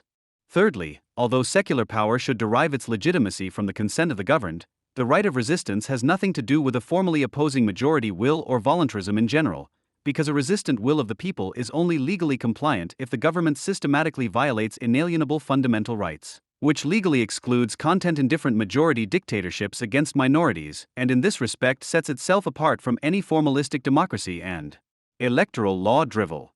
Fourthly, the idea that positive law itself could be, or should be, legally founded in a higher law that is transcendent to itself and to human arbitrariness is quite old and was negotiated under the concept of natural law. However, since social rights can hardly be derived from nature as such, the theological interpretation refers to God, who after all also created nature itself. Of course, one could now say that citizens make use of this construction of God and increasingly secularize him as a placeholder and guarantor of civic reason. On the other hand, the Judeo-Christian God has always potentially been this, and the bourgeoisification of humanity, however imperfect and fragile, is therefore also its Judaization or Christianization. If a historical dialectic of Catholicism, Judaism, and Greco-Roman antiquity unfolds in the development of canon law, to put it in a nutshell, the legal philosophical reflections of modern constitutional states arise from the entangled relationship between Catholicism and Protestantism. As a persecuted minority, Protestants seeking protection from Catholic persecution brought with them a fundamental willingness to submit to the secular law of protecting princes, which required them to theologically underpin the separation of secular politics and religion that had always existed in Christianity.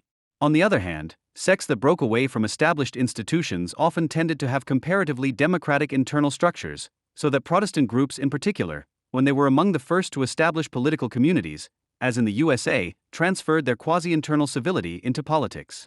A connection that goes beyond the fact that the authors of the American Declaration of Independence were devout Protestants, and also beyond the compatibility of Protestant beliefs and capitalist imperatives, keyword, work ethic, identified by Weber. This is why the special positive civil right of religious freedom, together with the associated idea of religious tolerance, is genuinely Protestant. In its historical and political origins, it was a protective right against the Catholic Church, and tolerance was first and foremost granted to competing Protestant sections. Even if religious freedom became more and more generalized in the course of civil progress, the concept of religion itself, i.e., what was to be understood by religion in general, always had a Protestant tinge. Religion as primarily a belief and inner attitude that did not essentially take place in external actions that could conflict with civil law at all. And even ritual and ceremonial religions such as Catholicism and Judaism could be assumed that practices such as confession or the observance of dietary laws did not represent challenges to secular bourgeois sovereignty. In other words, private freedom of faith, public freedom of confession, and private and public freedom to practice religion are comparatively unproblematic in a process that can be described as the bourgeoisification of religion or the Christianization/Judaization of society, despite all the contradictions and social struggles. That is why there has never been a specifically religiously based Judeo-Christian contempt for women, which was to be enforced against bourgeois society in the name of religious freedom. In relevant areas, the ancient church was no more patriarchal than society as a whole, and the later overcoming of patriarchy more or less sluggishly and smoothly ultimately also encompassed Occidental religions. It is therefore more than strange that members of the left-wing cartel confront Islamic patriarchalism, which puts the old Occidental patriarchy in the shade, where they do not justify it in anti-racist terms, with the Occidental concepts and ideas of religious freedom, secularism, and laicity, and that the only socially perceptible civic resistance to the obvious Islamization is formulated from the right.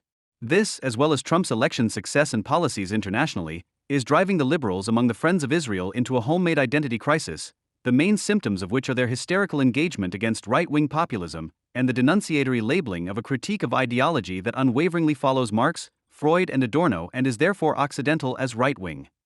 Against this madness, it should be noted that without a decidedly positive reference to the Occident with its Judeo-Christian connotations, no concept of bourgeoisie can be set against the self-destructive tendencies of post-bourgeois society, let alone anything even remotely communist. If, according to the political class, the lesson to be learned from the National Socialist Orientalization of the Occident is to promote its repetition under the sign of Islam, then it is high time to lead the crusade that was neglected in 1933. 52 Londoners blown up, and the certain knowledge that comparable atrocities could be repeated at any time in the Western metropolises alone triggers a professional unwillingness to understand. Criticism of the perpetrators and their legitimization seems futile from the outset, precisely because everyone knows who is killing and why. This paradoxical situation is by no means solely typically German, as experience has taught us, especially since the Madrid attacks. Without exception, every country that is considered to belong to the West has dozens of typical national Ken Livingstones, whether they are called Zapatero, Prodi, Chomsky, Langer, or Zuckerman, who always call for dialogue when it would be necessary to go into confrontation with the Quran Green gangs. These matadors of cultural relativism are so similar down to the last peace phrase that anyone who knows one could write the statements of the others themselves. Because this is well known and has already been repeated ad nauseum, the flaming accusations against the government's official accomplices and intellectual trivializers of the suicide bombers are beginning to sound stale. The crucial question is rather, how is it possible that the obvious is not seen, that the real and prospective victims are denied the empathy they deserve, and that any fundamental criticism of anti-Western fundamentalism is suspected of being a preparation for fascist cleansing policies? The official representatives of today's anti-Zionism are by no means the problem in themselves, but rather the new left-wing or left-liberal post-68 middle class from which they originate and whose exponents they are. It is this milieu which, in its state of mind oscillating between bravado and self-disgust, vitalism and a longing for death, is able to empathize so spontaneously with the Islamist murderer souls, and which, in its authoritarian and hitherto unbroken opinion leadership reinforced by political correctness, discredits any criticism of Islamofascism as a betrayal of the multicultural creed. None of this is specifically German, but it is so distinctive in this country because the so-called 68 heirs aimed for nothing more than to be the ideological and practical heirs of National Socialism in an anti-fascist guise. The caring accompaniment of Islam by the 68 heirs, who appear in the name of anti-fascism of all things, certainly points to similarities with the goals of the supposedly persecuted followers of the Prophet. And just how unbroken German anti-fascism is, especially when proven German leftists warn against Islam-critical practices, could be observed again this summer, and by no means only in relation to the archdevil USA. Whether the ex-Maoist and current Consumer Protection Minister Kunist accused the Union candidate Merkel of a lack of patriotism, even treason, on Maischberger because she had warned, albeit despondently, of the consequences of the Red-Green campaign against the United States of America and its president in the summer of 2002, whether, after the London attacks, the Social Democratic Senator for the Interior in Berlin, Kortang, warns of the increased risk of terrorism that would result from a CDU election victory, as a CDU-led government could be tempted by the USA to take part in the occupation of Iraq, or whether the Berlin left-wing Professor Gratian, with his initiative against the Berliner Bankelschaft, is trying to incite popular anti-capitalist anger against its supervisory board chairman Landowski, even though he has done nothing but that during his time in office. What Gratian, as a sympathizer of the New Left Party, is seriously recommending today, everything that was thought and done in the wake of Dutschke and Meinhof is proving to be a German wrong path that has been taken with one's eyes open, which, regardless of which direction it was taken, only ever aims at one thing: a state-pacified community of equals that translates its individual fear into collective panic. This is precisely the legacy of 1968. All that has been credited to the 68 heirs beyond that are social advances that have mostly been made not because of but against the actual intentions of the 68 heirs. Today's middle class did not denounce their parents as Hitler's willing executors in order to draw any anti-national socialist or even anti-German conclusions from the German situation. Rather, they hated their parents because they recognized in them more agreement with the German cause than was good for their program. The anti-fascism of the 68 heirs was an undertaking that saw in Israel and the United States the enemy at work that their parents had already wanted to render harmless with the extermination of the European Jews. Horst Mahler's or Bernd Rabel's path from student movement cadre to genuine national revolutionaries in the tradition of National Socialism is only marginal in its extreme consequences. The struggle of the Gratians, Montefiorings or Geislers for a capitalism with a human face and in social responsibility is indebted to the captains of the German economic miracle, such as the former Nazi economic leaders Heinrich Nordhoff or Goering, either in nostalgia or unbelieved faith Adorno, and is directed all the more fanatically against alleged pests of the national body as socials and locusts, under the feeling of constant threat. This struggle is based on the longing for those socialist Volksgemeinschaften in which worker ants, guided by the just people's state, continuously raise any works that serve the collective good and read a good book after work, which today could very well be the Quran.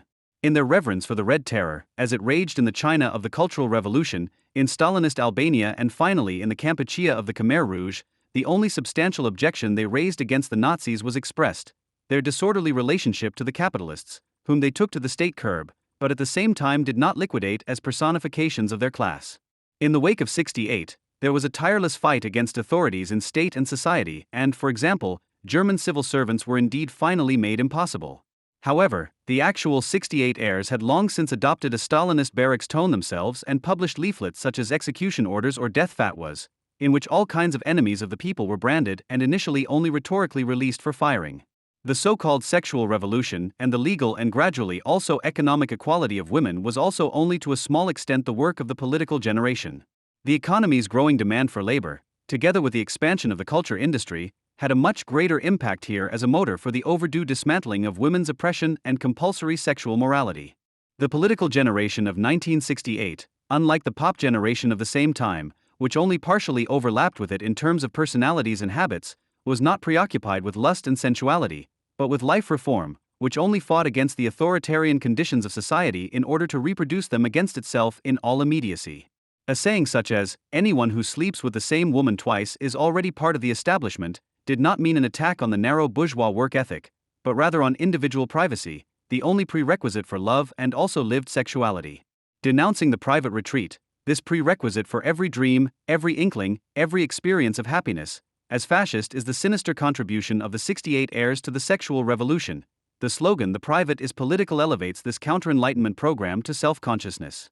Thanks to relative economic prosperity and the population's rather stubborn political abstinence towards the offers made to them by the generation of 68, all this remained laboriously tamed until 1990. Since then, however, all of this has weighed heavily on a society that has fallen into panic, trusting in a people's state rescue from the crisis, although it knows that the Heinrich Nordhoffs of today no longer have a seemingly crisis-independent prosperity Volksgemeinschaft with workers' housing estates and KDF programs on offer, but a forced community of the failed, which is appropriately named after a successor to Nordhoff in the boardroom of Volkswagen. Today, the nostalgically glorified Volkswagen model is proving to be the secret model of a left-wing collective movement around which almost everyone is rallying, who not only claims to manage the legacy of 1968, but also to represent it in a truly credible way, and which finally has the prospect of being accepted as an electoral alternative by large sections of the population. Today, the Volkswagen worker who sees his above-tariff benefits at risk and as a die-hard anti-communist who reads the Bild newspaper, is therefore considering voting for a party that mourns the old FRG as much as the defunct GDR, stands side by side with the Berlin autonomous of the Fels group, who are constantly calling for a state-subsidized subsistence allowance for all, as if the German state, of all things, were not a coercive institution but an altruistic enterprise for the distribution of handouts and hearts for, were not the consequent implementation of the subsistence allowance demand. There is no doubt that those who most loudly demand appeasement with a war of annihilation against the West and who favor it in an entirely multicultural way are primarily leftists, be they K-group exoticists, professional anti-racists, opponents of globalization, ecologists, pacifists or social democrats and trade unionists. This is well known, and what follows from this seems equally obvious.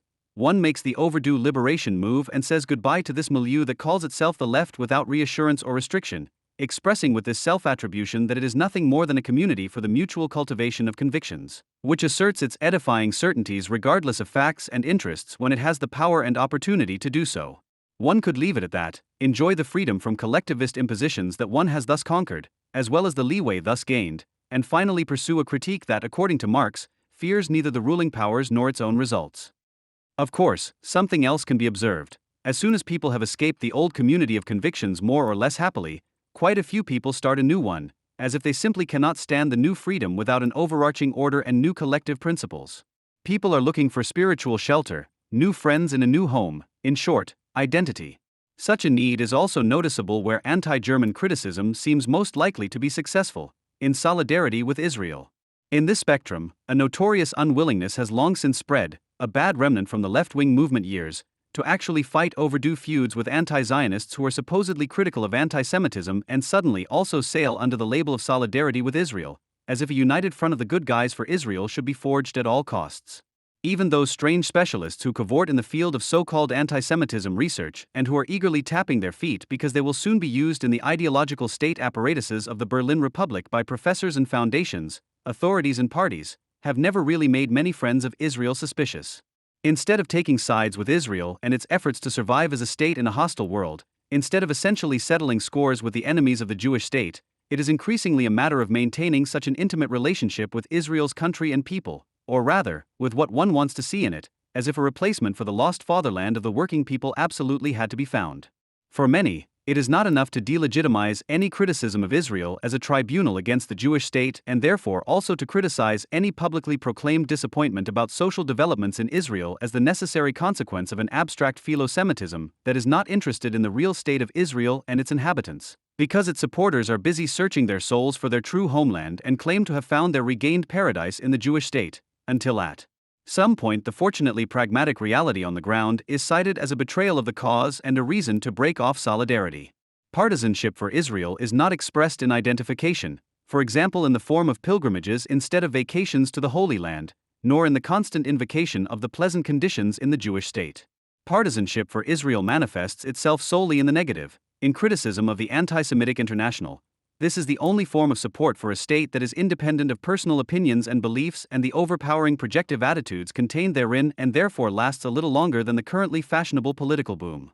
However, such justified doubts about some manifestations of solidarity with Israel served many people solely to evade the necessary criticism of Israel's very specific enemies and instead to speak out nasally against those who unambiguously and publicly expressed their solidarity with Israel as criticism of the anti-Semitic international. Significantly, it was the carrying of the same symbol at rallies and demonstrations that magically coerces the enemies of Israel wherever it is displayed to profess their will to destroy the Jewish state that was denigrated by the self-proclaimed true critics of anti-Semitism as inadequate, indeed, discrediting solidarity with Israel.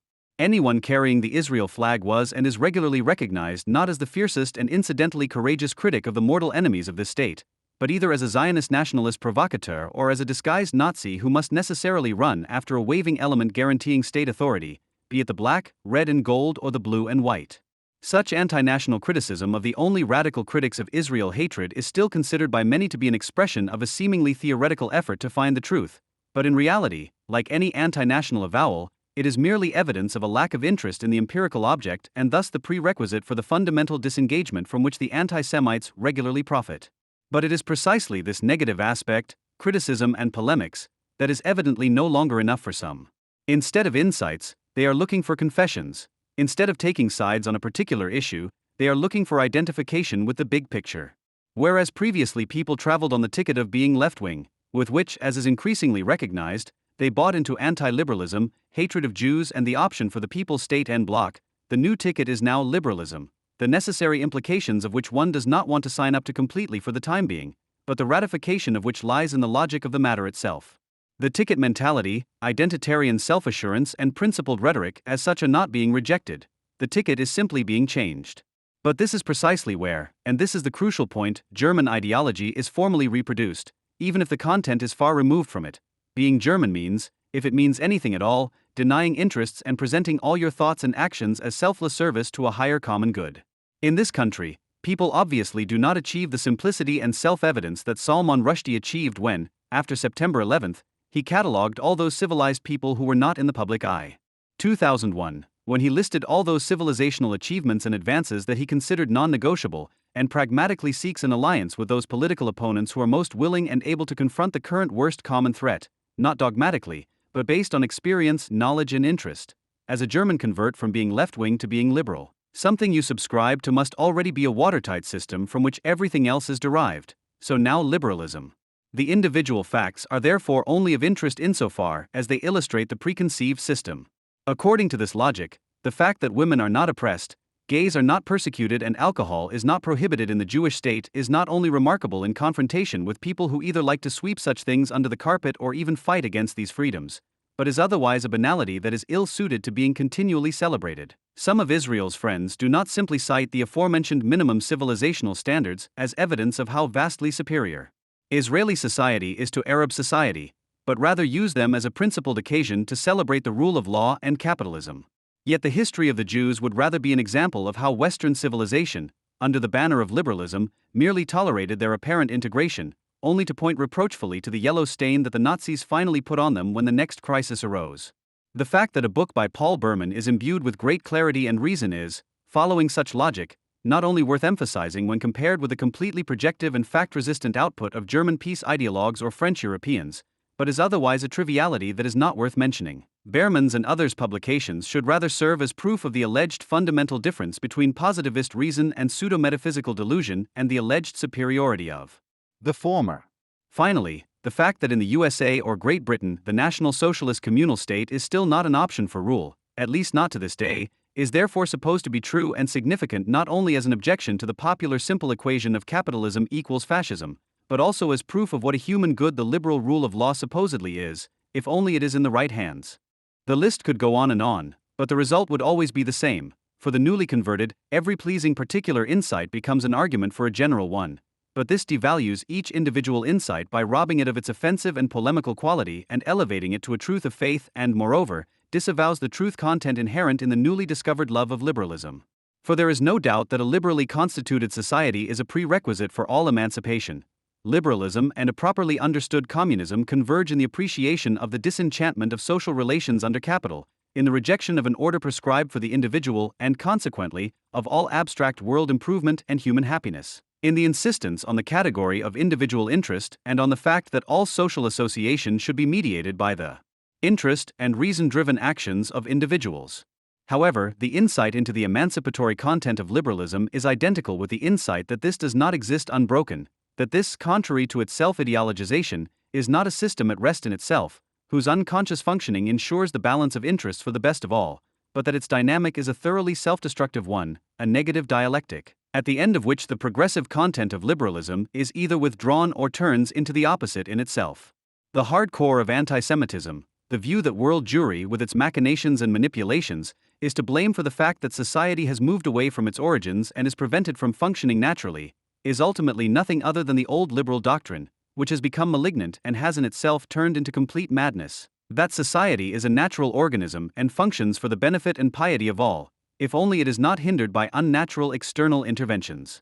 On the part of the state, Jörg Haider's radical liberalism, which polemicizes against bigwigs, encrusted structures and modern art just as much as it does against cheeky Jews and globalization, indicates a convergence with the liberal Nazi. In their naturalistic social doctrine, which ultimately aims at the forced homogenization of social conflicts of interest, which the liberal wants to achieve through the invisible hand of the market, the Nazi through the visible hand of the strong state, liberals, fascists and party or movement leftists are similar, and all differ from the enlightened communist, who on the contrary welcomes the conflicts of interest and their intensification. It is the inescapable insight of Horkheimer, Adorno, Marcuse, Lowenthal, and all those who stand for critical theory that liberalism is its own worst enemy, that its emancipative aspects are threatened from within, and that what supposedly threatens it from without is its own product in the sense not of a causal but of a constitutional connection.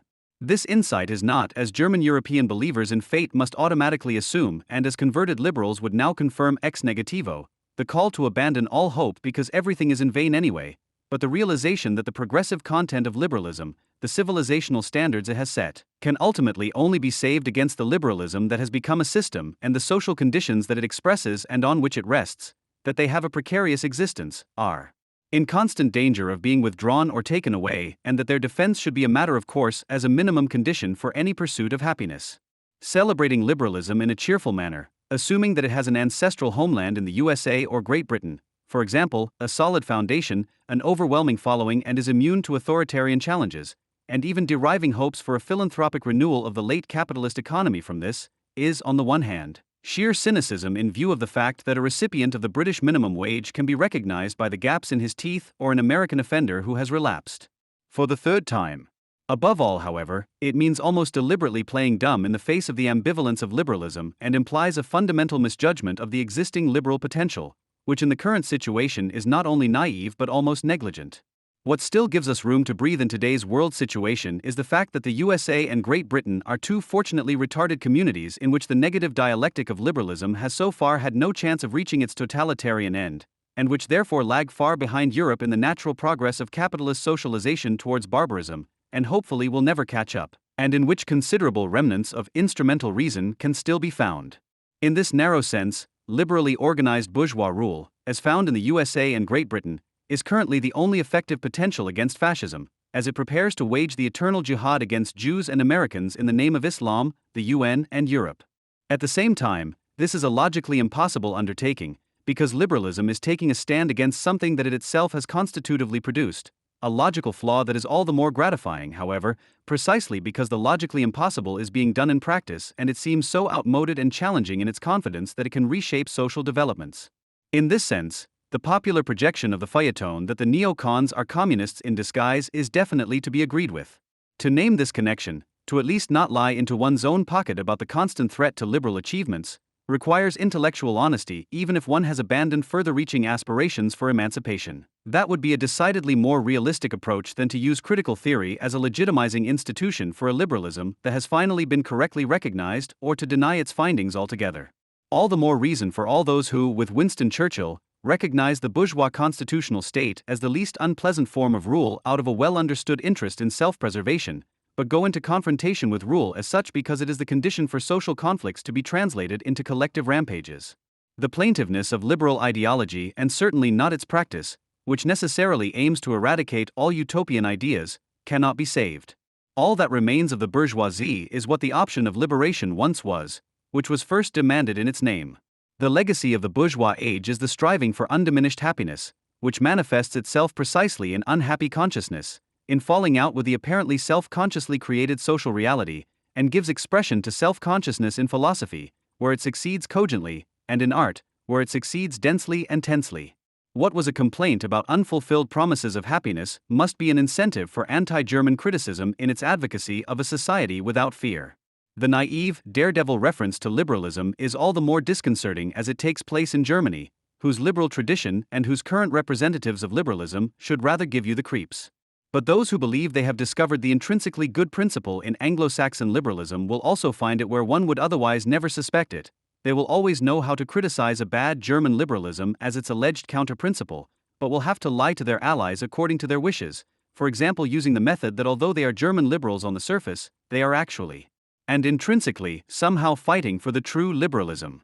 Apparently, even in circles that see themselves not only as in solidarity with Israel, but also as anti-German, people have not grasped what it means to live in a post-fascist community, that in a society in which National Socialism did not simply remain a mere tendency and movement, but was able to solidify into a mass murderous regime. Everything was damaged, and there can therefore no longer be any naive reference to any political idea or movement. This applies to communism, as the converts would of course immediately concede, but it applies all the more to liberalism, which was enabled to fully develop its worst, most opportunistic and authoritarian potential in Germany. The extent to which liberalism is imbued with Nazi ideology can be seen in the decisive point. When German liberals long for liberation from a statistically administered economy, they do not argue, they do not engage in discussion, but instead trust in blind fate, whose final vicarious agent will unexpectedly be the very institution they seem to want to put in its place, the people's state. Quote, "This society is entering a flow that is beginning to detach itself from the familiar land masses, where there are no bridge railings and no well-calculated recipes that can be communicated in lengthy campaigns. All this is charcoal-burning faith. The step will be short and sharp, just like this election campaign. It will be led by a union that will be transformed by it. Only later will we realize whether it has lost its way. But early on, with what courage it will begin." End quote. Thus ends the editorial Republic at Dawn by Johann Michael Müller, which appeared in the Welt on June 4, 2005. The madness that speaks from such sentences denies any hope of a liberal alternative in the Anglo-Saxon sense. German ideology has a program of abandonment of reality, propagates the apocalypse as a longing and elevates the denial of any empirical reference to the facts to its basic law. The passive destructive potential of the German soul not only makes compatriots admire and shudder at the same time at the orgies of destruction under the sign of Islam as a manifestation of the secretly longed-for end of the world instead of criticizing and combating them. In the face of the imagined and conjured-up end of the world at home, the rest of reason, pragmatism and charity is completely down the drain. A new dawn is invoked, which in its shamanism falls even further behind the invocations of market and state theology common elsewhere. Amir Kusturica's sad and poetic sequence at the end of his film Underground, showing a defeated Serbian society, the rest of Yugoslavia, cut off from Europe and drifting down the Danube to nowhere as a flow breaking off from the mainland, on which the inhabitants celebrate a drinking binge to the sound of clattering brass band music, becomes the opposite for a German liberal ideologue who shares responsibility for the Serbian catastrophe, a departure for new shores. Opposition to everything that is German, if it is serious and wants to strike at the very essence of the object of demarcation, cannot build a foundation, take a position, proclaim positive truths, force confessions or establish a community of convictions.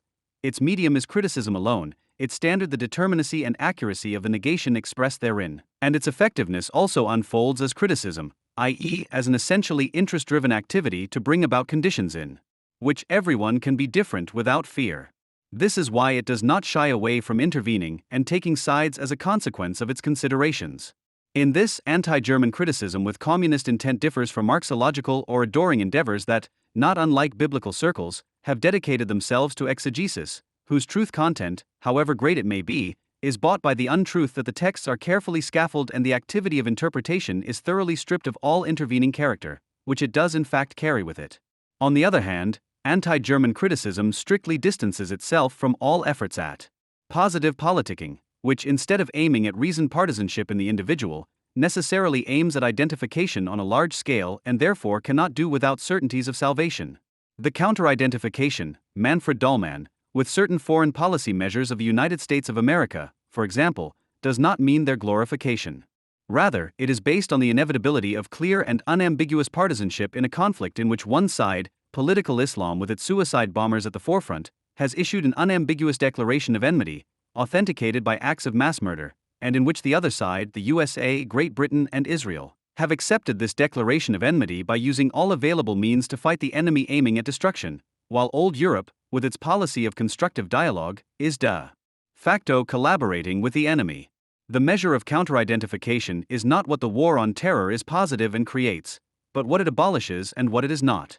Counter-identification ultimately means insisting on the fact that the U.S. Army in Afghanistan and Iraq is far more likely to express an inkling of peace in its warlike practice than all those who, with their waving of dove and peace symbols, are contributing to the creation of a world which, in an endless world war for justice and ethnic satisfaction, is preparing precisely the Armageddon of which Ronald Reagan once spoke stupidly but without consequences in relation to the Soviet Union.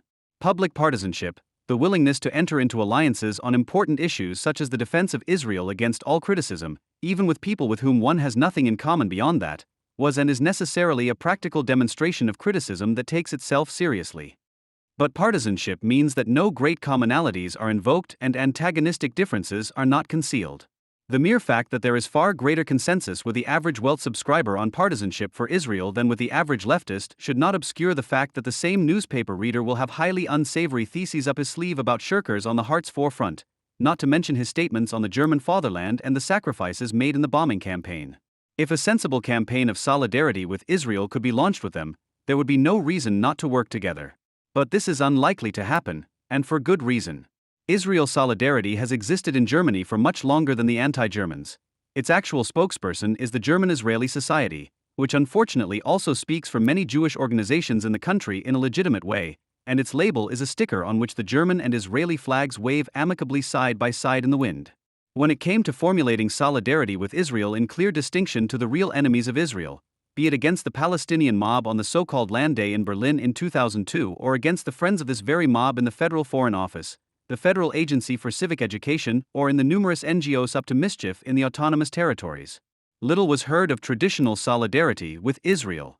They cowered and were then able to breathe a sigh of relief when the Central Council of Jews in Germany awarded the Leo Beck Prize to Joseph Fischer of all people.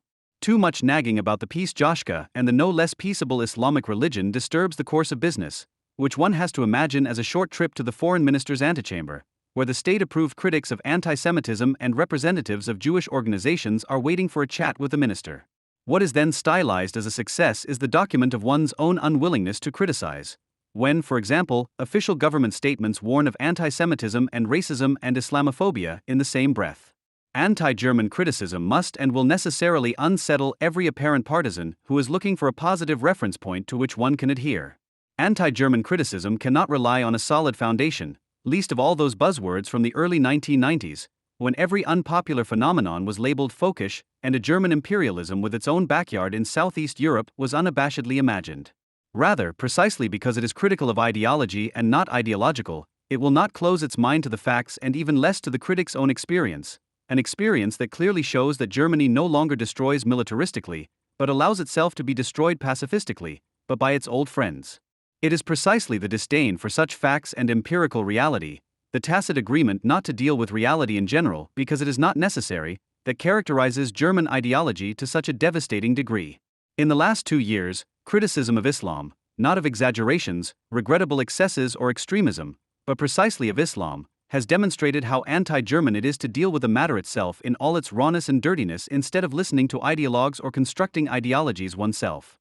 This seemingly sober approach to the experience, to the material, to the thing itself, is the only possible approach to empathy with those declared filthy and thrown into the dirt by Islam. It is therefore no coincidence that empathy with Theo van Gogh and Hatem Suruku has mainly remained an anti-German affair in this country. This debate about the matter, this position of the critic, which is therefore necessarily alien not only in Germany, but which is at the same time the only possible one, must be called communist, without arguing with Stalinists, value critics and other abusers of property titles. This is also true despite the fact that the attempt to distinguish oneself sufficiently by means of a defining adjective, as an anti-German communist, in other words, cannot completely eliminate the connection between the communist cause and party history.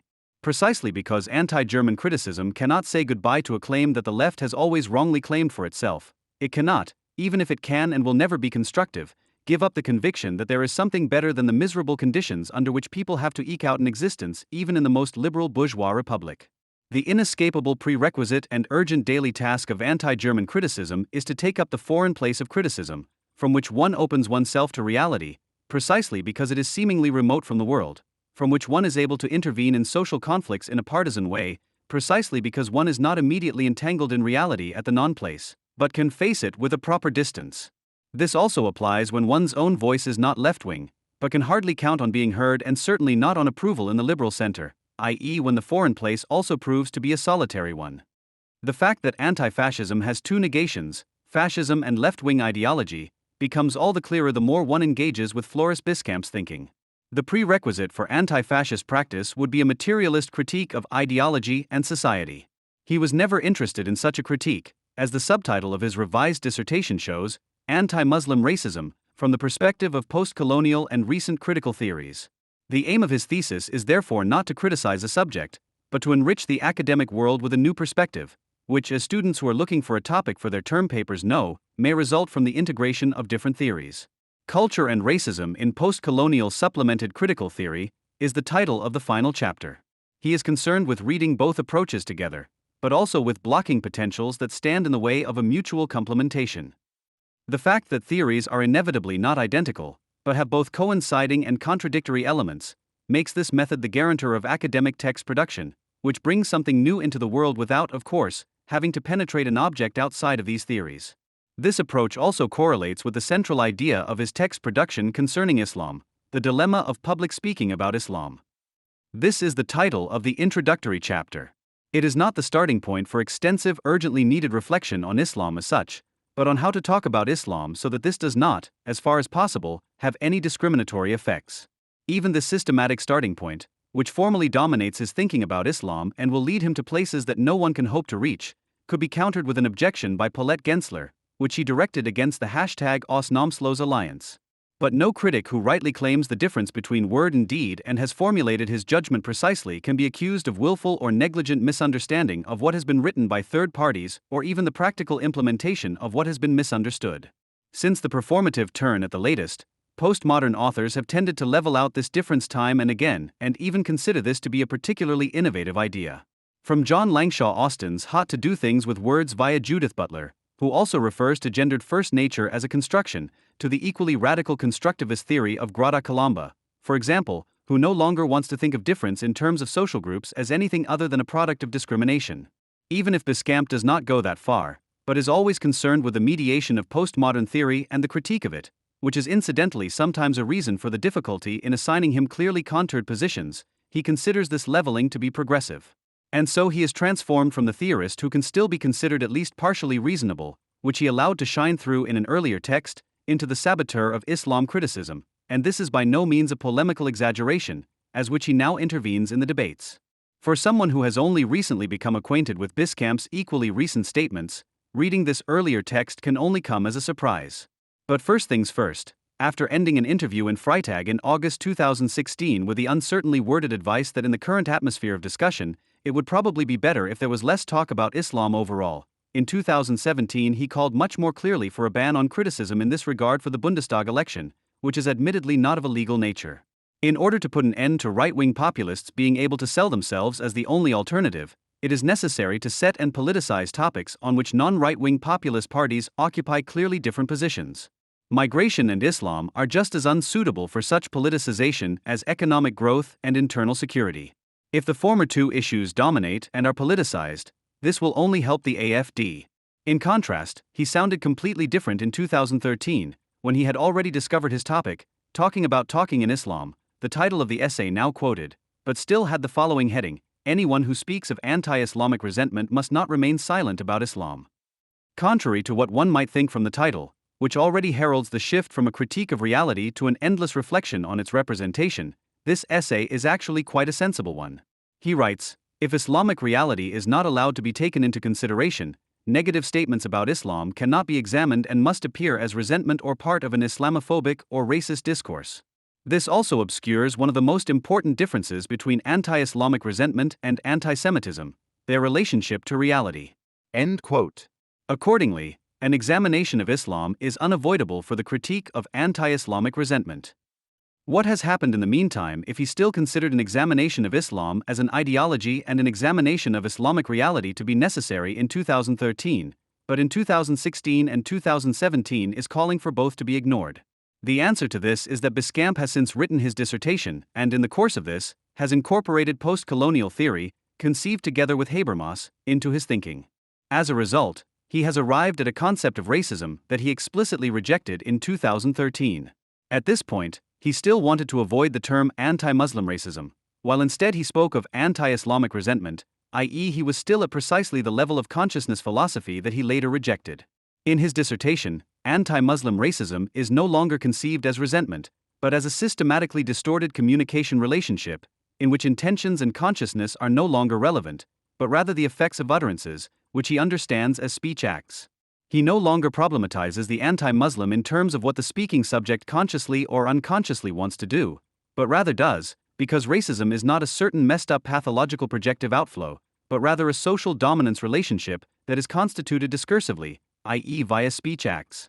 Negative statements about Islam, even if they are true, would make life difficult for Muslims, insofar as their position within the anti-Muslim racist discourse context, e.g. as Pegida speakers, predestines them to do so. Consequently, he now demands that the effects of any speech be precisely assessed before it is made, although he admits that this must always remain speculative. This naturally leads to a turning away from the object, to a permanent, almost neurotic preoccupation with oneself, by means of the impossible to answer and therefore only maddening question of which effect, the liberating or the one reinforcing the racist discourse, now predominates. From the insight, correct in principle, that the meaning of what is said cannot be controlled intentionally and is also not a mere derivative of the preceding spirit, it does not follow that the form of language must be mastered in such a way that what is meant intentionally is said objectively, that the dialectic between form and content should be reflected upon in such a way that the speaking subjects put themselves in a position to let their thoughts come to them through a precise choice of linguistic means, but rather the attempt, doomed to failure, to regain this control as far as possible through foresight speculation from within the context of discourse. Behind this obsessive self-control, which he misunderstands as self-reflection and as enlightened self-questioning, lies nothing other than the celebration of a fragile, insecure self that does not strengthen its power of judgment, but rather doubts it in principle and permanently.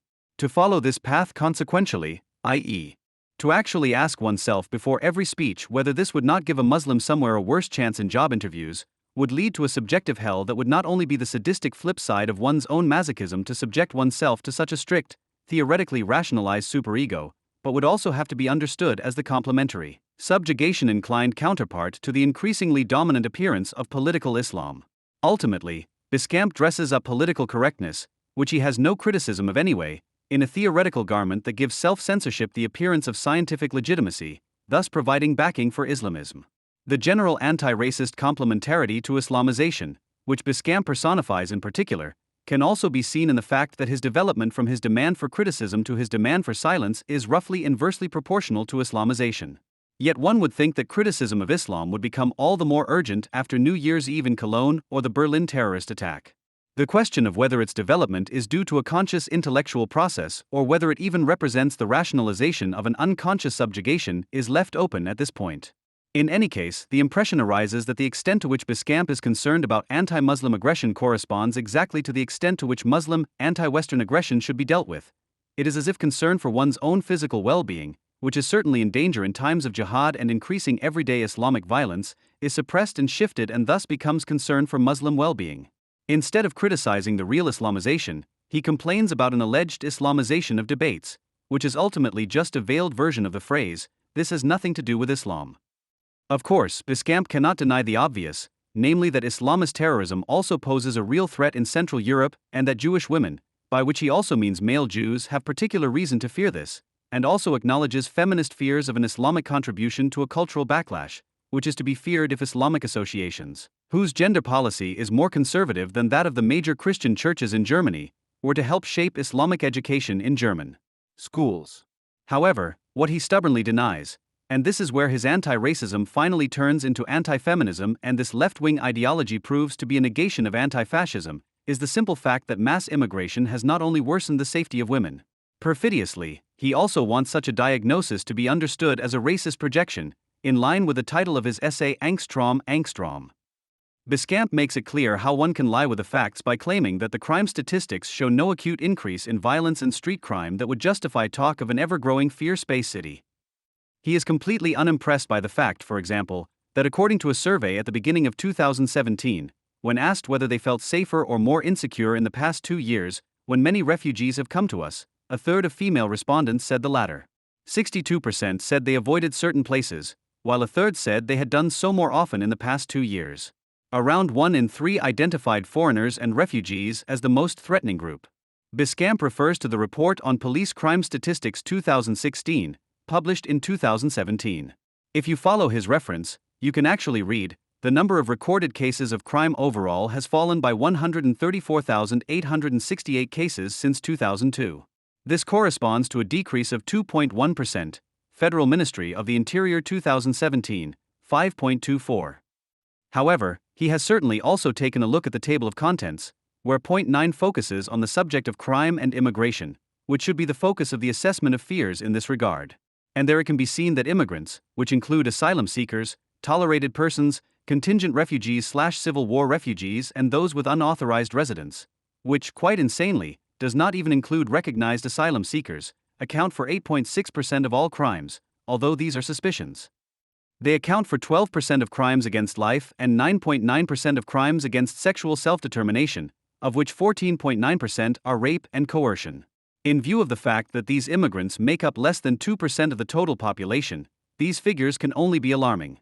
It should be made abundantly clear that the same source that Biscamp refers to in order to identify people's fears as irrational was unequivocally addressed in Die Welt and Die Zeit.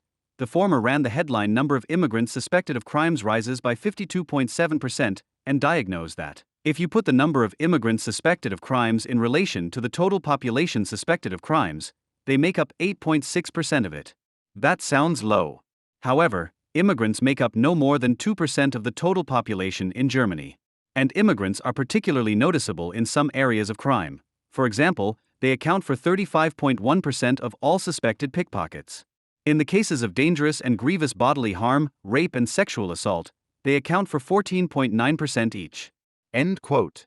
The latter states, generally speaking, immigrants were involved in an above-average proportion of all registered crime in 2016, even if all criminal offenses under immigration law, such as illegal residence, are excluded. Although they generally only make up between 0.5 and 2.5% of the resident population in a federal state, they accounted for up to 10% of all suspected criminals. End quote. The fact that Biscamp must have looked at the table of contents of the report he quoted and that its media coverage must not have passed him by suggests that he is deliberately lying and manipulating in the fight against the right, and to maintain his anti-racist interpretation model. Since an essay of the same name was already published in 2016, in which he refers to the previous year's report, whose figures were also very worrying, it is also very likely that he has, quite conveniently, not adapted his criticism to social developments at all. This is just one example of the routine unwillingness to even get in touch with the subject of his criticism in a way that is open to experience, in order to instead impose the previous year's considerations on it in a template-like manner, academic work in a standardization process, which very clearly expresses the ignorance and blunted detachment towards the victims of Islamic violence, for whom he has never been as interested as he is in Muslims as a collective. Incidentally, the corresponding share of total crimes in 2016 was 5.7%, 8.2% of crimes against life and 4.8% of crimes against sexual self-determination, Federal Ministry of the Interior 2016, page 70. This also shows a disproportionality, which the 2016 version also ignores by stating that there has been no acute increase in violent and street crime overall. From this denial of a rational cause for fears, which goes hand in hand with the ludicrous diagnosis that the claim of high refugee numbers, with which voters justify their decision for the AFD, can hardly be brought into line with reality, he obviously does not perceive the number of over 1 million refugees as high. The explanation of these fears as projection follows. Quote, "On to these others, against whom the own collective is demarcated, the authoritarian subject simultaneously projects all the dangerous or undesirable characteristics that he does not want to see in his own collective and in himself, such as laziness, stupidity, or criminality. The problem is not a real fear-inducing difference between different cultural groups. The problem is the identity-based need of the fearful for dangerous others against whom they can differentiate themselves. The fearful need others of some kind onto whom they can unload and project their fears. If there were no refugees or Muslim women to be afraid of, they would either have to invent them or look for other objects." End of quote. Biscamp thus seamlessly follows on from the anti-racist and misogynistic interpretation of New Year's Eve 2015, which understands the attacks less as real incidents than as a nationalist phantasm, as a scenario according to which our German milk-white women are threatened by foreign dark men, which amounted to making sweeping racist projections about the women attacked in Cologne and denying them the ability to adequately judge what happened to them. Being unable to adequately assess the situation of immigrants is obviously not so much the problem of feminist critics who are able to take note of empirical evidence and link it to the successes of the AFD. It has not achieved this primarily through successful scaremongering, but through the simple fact that the issues of the agitator, to use Leo Lowenthal's words, are distorted versions of real social problems that should no longer be talked about. To put it bluntly, it is not least left-wing ideologues like Biscamp who, by contributing to the concealment of real problems, are driving people into the arms of the AFD. Accordingly, only a third of AFD voters were actually convinced by their party program. The majority voted for them out of protest. Biscamp's call for the election campaign not to address Islam and migration, as this would only help the AFD, therefore leads to the opposite result. The whole anti-Enlightenment consequence of his fear that talking about Islam leads to discriminatory behavior was expressed at a public lecture in which he made it clear that the most important takeaway, after 15 years of dealing with German debates on Israel and Islam, is this: the world would be a better world if there was less talk about Islam and Israel. End quote. To parallelize the state protection of the Jews with an ideology that has turned people into perpetrators since its inception in order to suggest that there is a comparable resentment against both is grotesque, especially since it is very common in the Islamic world to regard Israel as a cancer and, above all, to call for its annihilation in the name of Islam. Instead of calling for more to be said about Israel, namely in a spirit of solidarity, and more about Islam, namely in a critical manner, Biscamp explicitly wants to draw attention to the problem that even people who, free of resentment, only say true things about Islam are inscribing themselves in a racist discourse insofar as they constantly express this truth in lectures, etc. Within such a truly insane language magical idea, the fundamental attack on the public sphere and the principles of enlightenment then still appears as an anti-fascist practice. The full authoritarian potential of this thinking is revealed when he mentions in a subordinate clause that he considers the abolition of the evil of talk shows, in which too much is said about Islam, to be something progressive. Because Biscamp defines Islam postmodernly as a discursive practice, and not materialistically as a general concept found by people in social reality and real and effective in it, which those growing up in the domain of Islam have to comprehend in their socialization and, more or less, identify with it under social pressure, he demands that it not be discussed at all in abstracto. Quote, "Fears of the consequences of Muslim anti-Semitism and repressive Islamic gender norms, in turn, should not be taken seriously by generalizing debates about Islam, but by problematizing specific actors and problems. Projective fears of Islam and the refugees, on the other hand, should be taken seriously as a problem, and racism should be combated as such." End quote. The ban on criticism expressed in this demand shows once again that anti-racism is nothing other than the ideological protection of Islamization, which Biscamp embodies in a particularly bizarre and concentrated way. He executes the anti-essentialist ideology that is widespread at universities and represents an attack on thought itself. However, Biscamp's holy triad of undifferentiation, dehumanization, and homogenization was joined in his critique of a pro-Israeli call by a supposed fourth characteristic of racism that requires a small digression. We are talking about the infamous essentialization. This has been banned in universities since someone realized that Plato no longer represents the state of the art of epistemology. Postmodern ideologues have actually succeeded in simply equating the philosophical concept of essence with that time-defying, unchanging celestial being par excellence, thus making all those who do not subscribe to the anti-essentialist anything goes of postmodernism appear disreputable or at least old. In the university it is the same thing. The rejection of the concept of essence, however, is one with the rejection of conceptual thinking, ultimately of thinking as a synthesizing, i.e., understanding, principle per se. It thus joins the ranks of genuinely postmodern thinking, which is propagated by theorists such as Judith Butler and gender professor Sabine Hark in a particularly prominent and therefore also powerful way. Quote, "The basic rule of a grammar of harshness, namely the mechanism of ashamedness, as Hedwig Dohm called it, i.e., standardization through subordination to negative attributions, should be criticized. It is a mechanism that aims to eliminate internal differences and empirical complexity, but all the more to achieve homogeneity, abstraction, and comparative validity within difference. A violent, because abstracting form of thought. A way of thinking that is neither concerned with accuracy in understanding nor with critically examining the limitations of one's own perspective. A way of thinking that disregards the individual person and the circumstances in which they are placed, ascribing characteristics to them, totalizing them, and making them synonymous with the whole person. What is therefore urgently needed, and what the texts in the Bice Reflex volume and the Emma dossier lack, is to cultivate an attitude that turns to the world and refrains from epistemological and moral arrogance. An attitude that, unlike the ever louder roar of media debate surrogates that corrode democracy, relies on the virtues of differentiation and de-escalation. One that is cautious and careful with apodictic generalizations and chooses terms that allow ambivalences to be expressed. It rejects totalizing and ashamed perspectives in order to enable thinking with the world instead of about it." End quote. Where thinking is not only not against, not even about, but with the world, the affirmative basic trait of this thinking, so to speak the snuggling up to the world spirit, betrays itself in all clarity, a basic trait that is predetermined in the negation of conceptual, necessarily abstract thinking and will not have been exemplified for the last time by Biscamp and other postmodern ideologues, i.e., scholars who become politicians and who are usually assigned the comical role of having to be the good knowledge of a policy. Nietzsche, in demands not to criticize Islam as such, and certainly not in the election campaign against the AfD. This thinking, which does not come into conflict with either Islamic or German rule and which is preparing to act as the academically adept good conscience of German appeasement politics, does not attack the taboo under which Islam stands, but rather contributes to its preservation through the self-expulsion of thought.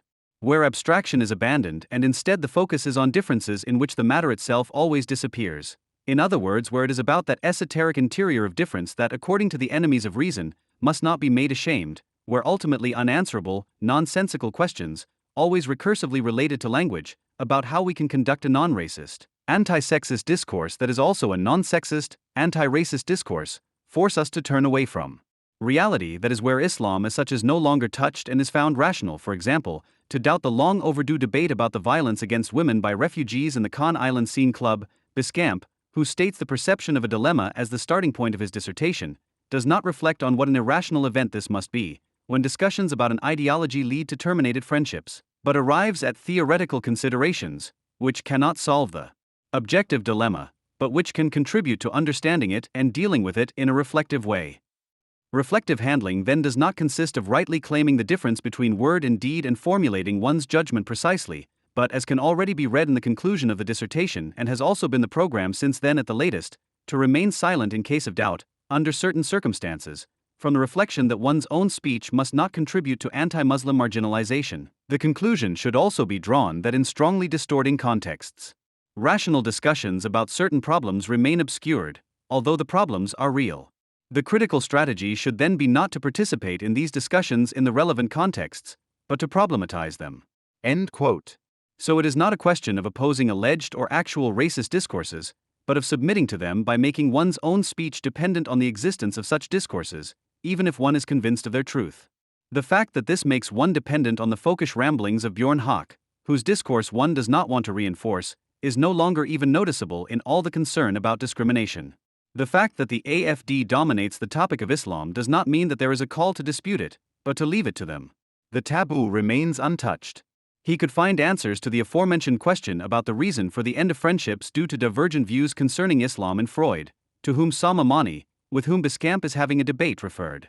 He speaks of the taboo as a holy shyness and assigns it a number of characteristics, such as the unconscious desire to transgress, the self-tabooing of those who transgress the taboo, as well as their symbolic purification ceremonies and the communally seconded wishes for punishment against the transgressor of the taboo, characteristics that could certainly be related to the phenomena of the Islam debate. In addition, he could, with Freud, decipher the constant fear of the Muslim other as irrational.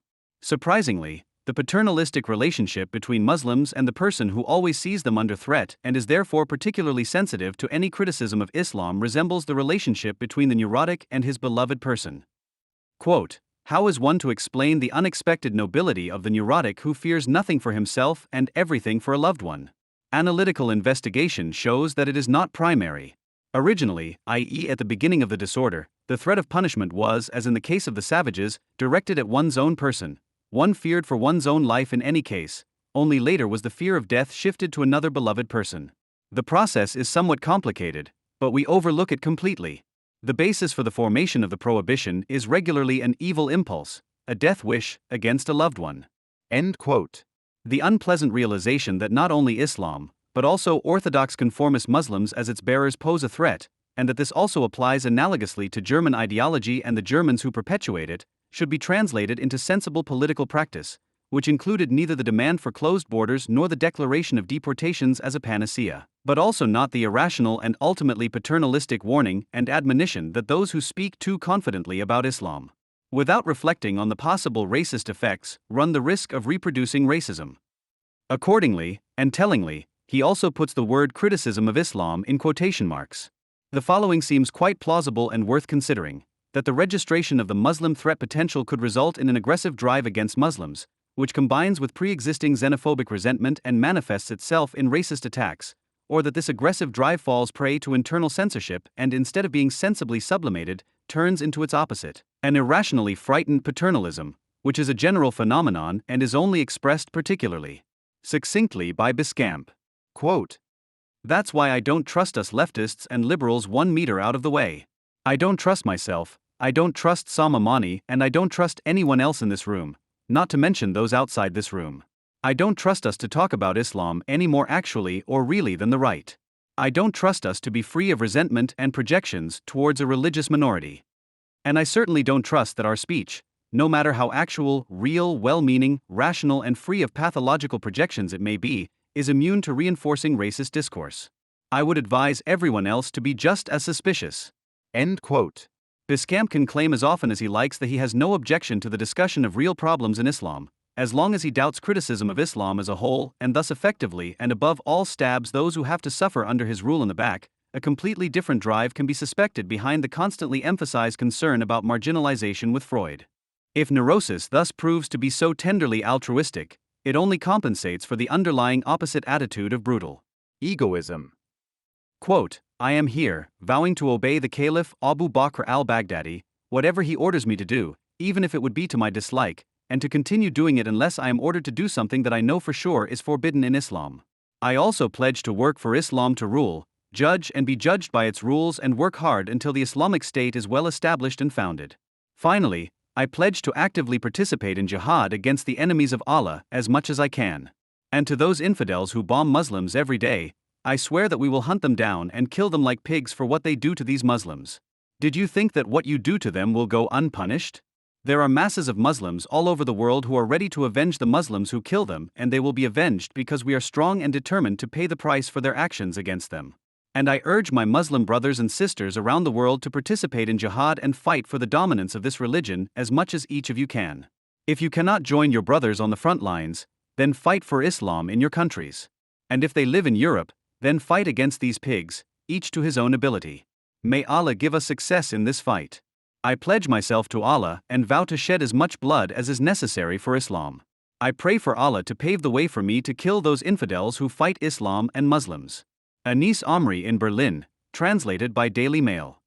2 months ago, a young Muslim drove a truck into a crowd of people, taking the lives of 11 people and injuring 55 others, some of them critically. Beforehand, he killed the Polish truck driver Lukaszu, took a selfie and wrote to a fellow believer and supporter, "My brother, everything is fine, God willing. I'm in the car now, pray for me, my brother, pray for me." There was no debate about the Islamic ideology of extermination, through which this man has killed every human emotion in himself in order to transgress one of the first, one would think, universally valid commandments of civilization, "Thou shalt not kill," without restraint. This is not surprising insofar as, in culturally sensitive Germany, Islam is known to have little to do with anything, and the attempt to restore its honor after every atrocity that those convinced by it bring into the world is part of the Volksgemeinschafts's fight against the right, which no longer knows any parties. It is surprising, however, that the fact that jihadist murder is no longer limited to Israel, France, Spain, or Great Britain, but that one's own body is in danger, should have revived the capacity for experience, so that the ideological veil is at least temporarily lifted. The debate following the abuse on Cologne's Domplaat at least proved that even in this country, liberal criticism is sometimes able to prevail, insofar as the question of the socialization of the perpetrators was investigated.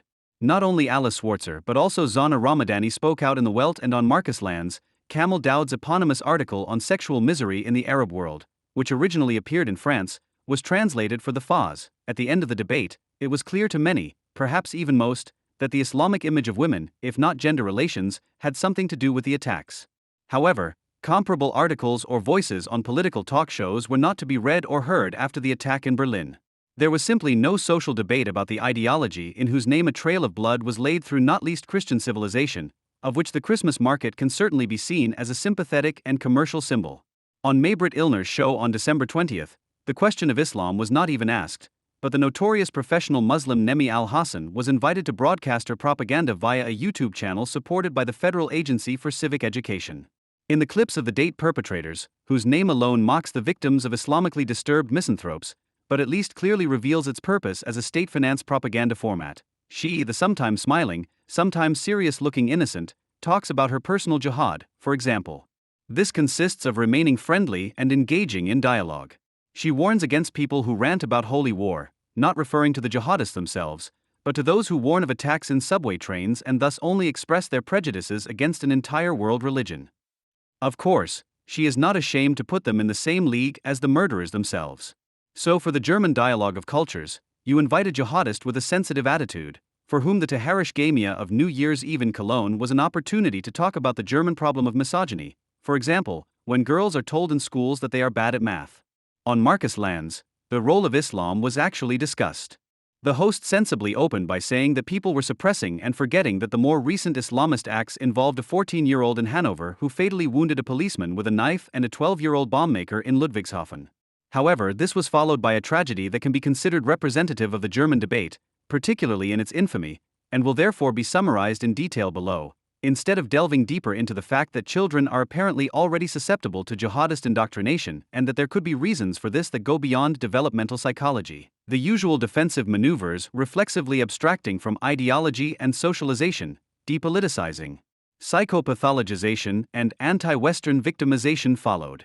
The part of unfolding the disgusting potential inherent in positivism was taken on by the so-called fear researcher Borwin Bandelow, who asserted that Islamists were pathological narcissists. It's about power, it's not about religion, they are godless people who don't really have anything to do with religion, only to contradict himself later, without realizing it of course. Quote, I believe that behind every fanatical religion there is a problem that is deep in our brain, in the so-called reward system. I would say that a number of people who have a problem with this reward system, namely too few endorphins, try to stimulate these endorphins by either raping women or committing criminal acts or blowing themselves up with a bomb. These are all such narcissistic acts that are part of the production of endorphins, and then comes this religion that makes it so easy. End quote. According to Bandelow, IS is targeting those who are victims, for whom there has not been much in the way of rewards, who nobody likes and who have not been given a job because they look different. The neuroscientifically trained positivist, who could also earn his living as a social pedagogue for misunderstood neo-Nazis, knows that crashing into crowds of people with trucks is a response to experiences of discrimination. What already resonates here, that society itself is to blame for Islamism, an insight that this half-educated person gains by identifying with a perpetrator, is openly expressed by Michael Luder, who was invited as a Middle East expert in all seriousness. He writes books that teach us that we need not be afraid of Islam and that rich New York Jews and Israel are responsible for the Iran conflict. As a functionary of the German Arab Society, he also represents his own material interests, so such statements are hardly surprising. In the German public debate, however, such a circumstance is not perceived as a reason for bias, but serves to clarify his expert status after people have just been murdered in a bestial manner.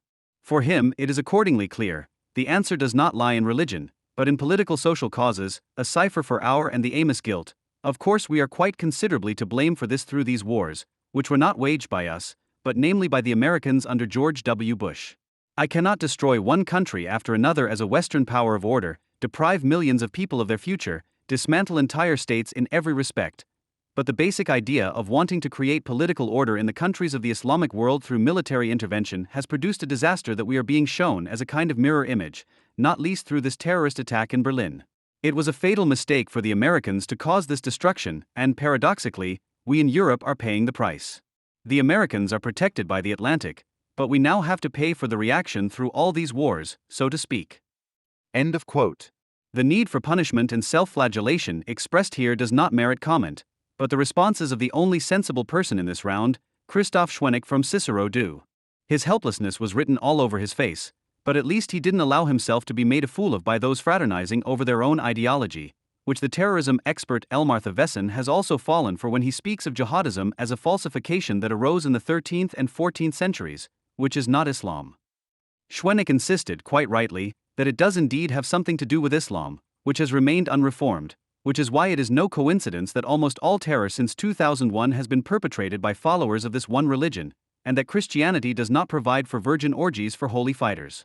The fact that he then also had the audacity to mention Samuel Huntington's Clash of Civilizations, whose theses he now sees confirmed, could of course not go unpunished, which is why Thevesen placed this book in the context of an Islamophobic movement in Europe, the spearhead of which was Breivik's massacre.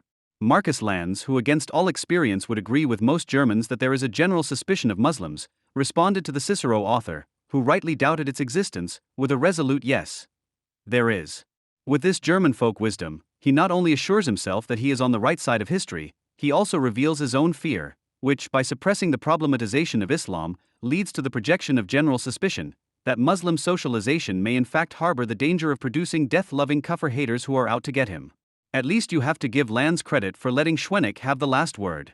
Quote, "It's not me who is waging some kind of clash of civilizations, it's hate preachers, Salafists, who are waging this clash of civilizations, and that's a fact that you also have to face."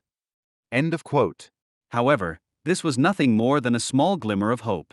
Farid Haider from the Islamic Community of Germany, IGD, an Islamist who recommends his Facebook followers to read Permitted and Forbidden in Islam, by Holocaust advocate and televangelist Yusuf al-Qaradawi, was invited to the ecumenical service in Berlin's Memorial Church. This book not only justifies the beating and mistreatment of women, defames homosexuality, and describes Jews as a race prone to deception, it also talks about jihad. This is described as a struggle for the cause of Allah, which brings about such great merit in Islam that the merit of one who prays all night and fasts all day does not come close to it. It is also the duty of the Islamic community to build up its armed forces to the greatest possible extent in order to defend itself and keep the enemies of Allah and Islam at bay. If the non-Muslim fights against the Muslim, bloodshed is permitted. The same definition of the enemy applies that also guided Anis Amri: opposition to Allah is not merely a matter of faith, but includes hostility towards Islam and Muslims. And further, Islam recognizes no loyalty other than to its doctrine of faith, no relationship other than that of brotherhood, and no distinction between people other than on the basis of belief and disbelief.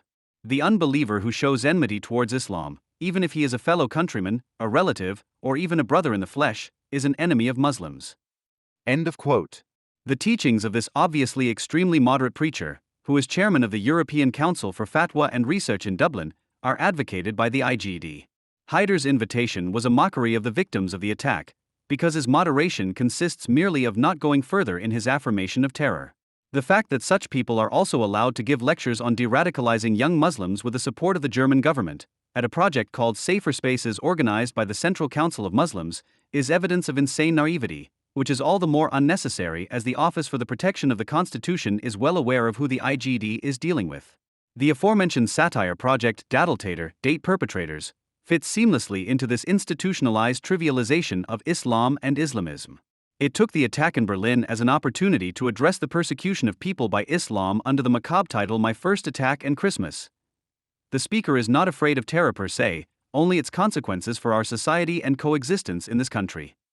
The fact that the video features a cartoon character battling ghosts of hate, anger, and fear shows that it is by no means about enlightening anyone, i.e., the recipients are not set as potentially rational subjects at all, but as children who need to be made aware, in the manner of the Sendung mit der Maus, that the worst thing about terror is the persecution of a professional Muslim, as he describes himself, by the word terror itself, a shameless perpetrator-victim reversal that testifies to the lack of empathy and narcissism with which the victims are instrumentalized there better than right-wing populism ever could.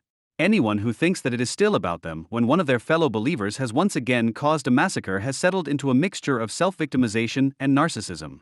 This is a typical outgrowth of Islamic socialization and in the omnipotence fantasies of Anri's Omri, who shows himself in persecuting innocents. Islam is being oppressed by the West, just like the date perpetrators seconded by German state anti-fascism.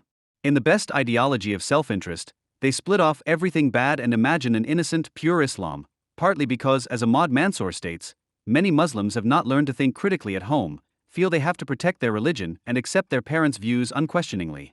As it is not permitted to question paternal authority, there is no criticism of Islam, which would mean a loss of honor anyway. The honor of the family, the clan, and in a broader sense, the Islamic community is the highest good that a man has to protect. Dominance, strength, and the willingness to use violence to restore honor are part of the ideal of masculinity, but the ability to be self-critical and admit guilt is not. In the Islamic community, the internalized instance of the superego is largely replaced by the external rules codified in the Sharia. Since honor is something external, there is no equivalent to Christian-mediated repentance. No ritual reintegrates the one who has defiled honor back into the community. In contrast to the process of civilization in the Western Hemisphere, which according to Freud took place primarily as a sublimation and internalization of external constraints, in the Islamic world, prohibitions remain primarily external. Because the causes of grievances cannot be sought in the nature of Islamic socialization, Islamic violence thus appears as something whose cause is projected onto the West, especially the Jews. This creates a worldview in which Muslims only appear as victims. However, where the ability for self-criticism is not acquired and the grievances and resistance of the world are not traced back to one's own entanglement in social reality through self-reflection, the world becomes a projection surface for one's own inner world. The pathic projection transfers the ready to jump inside into the outside and characterizes even the most familiar as an enemy. Emotions that are not allowed through by the subject as his own and yet are still his own are attributed to the object, the prospective victim. The resulting self-victimization corresponds with the exaggerated self-confidence also acquired in his upbringing, which is based on his mother's coddling of the Muslim boy. While Borwin Bandelow had naturalized and pathologized narcissism in Marcus Lands, it should be understood precisely as the result of socialization. Religion is by no means a reaction to a pre-existing disorder in an ominous reward system, but rather as a family practice, is largely responsible for the inability to mediate the demands of the world with one's own. She can compensate for the insult resulting from the mother's exclusion from the public sphere insofar as she can still participate in the power of the community through the direct access she has granted to the children. The narcissistic abuse prevents a realistic self-assessment in the boy. He develops fantasies of greatness and the need for heroic deeds, but fails with the former because of the father's superior authority. The gap between his omnipotent self-image and his actual powerlessness in the face of his father and his mother's unconscious aggression, which he harbors against him as the embodiment of patriarchy and a reminder of her subordinate position in it, is therefore almost impossible to bridge. In addition, the father remains in a sphere of aloofness and does not help the boy to develop a realistic view of himself and the world. There is no introjection of the paternal object, through which his commandments would manifest themselves as an internalized conscience, but rather a same-sex bond with the father, which promises participation in the dominance and power of the male world without questioning the father's power. However, Western education can by no means be regarded as the ideal counterpart. The development of conscience is not necessarily in a good state in the post-bourgeois age. Horkheimer referred to the significance of the dissolution of paternal authority. The numerous sociological, psychological, and technical changes, especially in the bourgeois family, have shaken the authority of the father. I believe that this has major consequences. Since the father's authority is no longer the same as it used to be, does conscience play a different role? Or can it no longer develop at all? These are questions that are no longer investigated at all today. I believe that the fact that the family is no longer as important as it used to be is changing our social life decisively. One thing seems clear in any case, that the collapse of the father myth, without even a somewhat adequate replacement, calls into question the existence of conscience as a social phenomenon. It can also be assumed that the Western phenomenon of always blaming the West for global grievances is linked to the dissolution of paternal authority. Reference is made to a footnote in Discomfort in Culture, in which Freud notes that an excessively negligent upbringing on the part of the father can become the cause of the formation of an over-strict superego. This forms the basis for not dealing with the resistance of the world in a reflective manner in the future, but instead running against it in a projective aggressive manner. The jihadist ticket then presents itself as the ultimate crisis resolution strategy. With complete submission to the will of Allah and sacrifice for the Ummah, the megalomania inherent in narcissism finally comes into its own. The culture of death expressed in this cult of martyrdom is diametrically opposed to Christian eschatology, in which the dead are resurrected and death is abolished in paradisiacal reconciliation. The Islamized men who already suffer from the sexual seductions of the Western world, who are not allowed any sublimation in the Islamic principle of reality based on the renunciation of instinct, and whose rage can therefore be directed at all those who stand outside the rigid compulsory morality and are allowed to lead a life oriented towards free choice of partner, sexual pleasure and love, expect the jihadist sacrifice to be a scenario reduced to a dull first animal nature in which the drive can unleash itself in the boundless ravishment of virgins. The subjugation to the biological father, which was already enforced in upbringing and to whose authority one has not learned to relate, is repeated in jihadism on a mythological level. The submission to the laws of Allah that is also demanded in everyday Islam, which is the literal translation of Islam, is merely taken to extremes, and the conflicting moral demands are rejected in line with the numerous passages in the Quran that call for violence and jihad against unbelievers. In the violent struggle against the un-Islamic and the complete subjugation to the superfather, the narcissistic, self-victimizing and drive-denying subject finally achieves masochistic and, in the persecution of its victims, sadistic satisfaction, which is a specific expression of Islamic patriarchy. Just as the Islamic image of women was discussed after the New Year's Eve attacks, the acceptance of anti-Western violence, Muslim education, or the spread of fundamentalist views among German Muslims could have been addressed. For example, 44% of Moroccan and Turkish Muslims in Germany, France, the Netherlands, Belgium, Austria, and Sweden hold fundamentalist views, according to which there is only one interpretation of the Quran that is binding for all Muslims. One should return to the roots of Islam and religious rules take precedence over secular law. 47% of German Muslims consider the Quran to be more important than German laws, 45% agree that Jews cannot be married, and 60% reject homosexuals as friends. In the UK, 100% of respondents to a survey agreed that homosexuality was morally wrong and 52% wanted to make it illegal. Similarly, the appalling reactions on German Islamic Facebook pages, which can only surprise anyone who was not disgusted by the mass celebration of the fires in Israel, should have been discussed.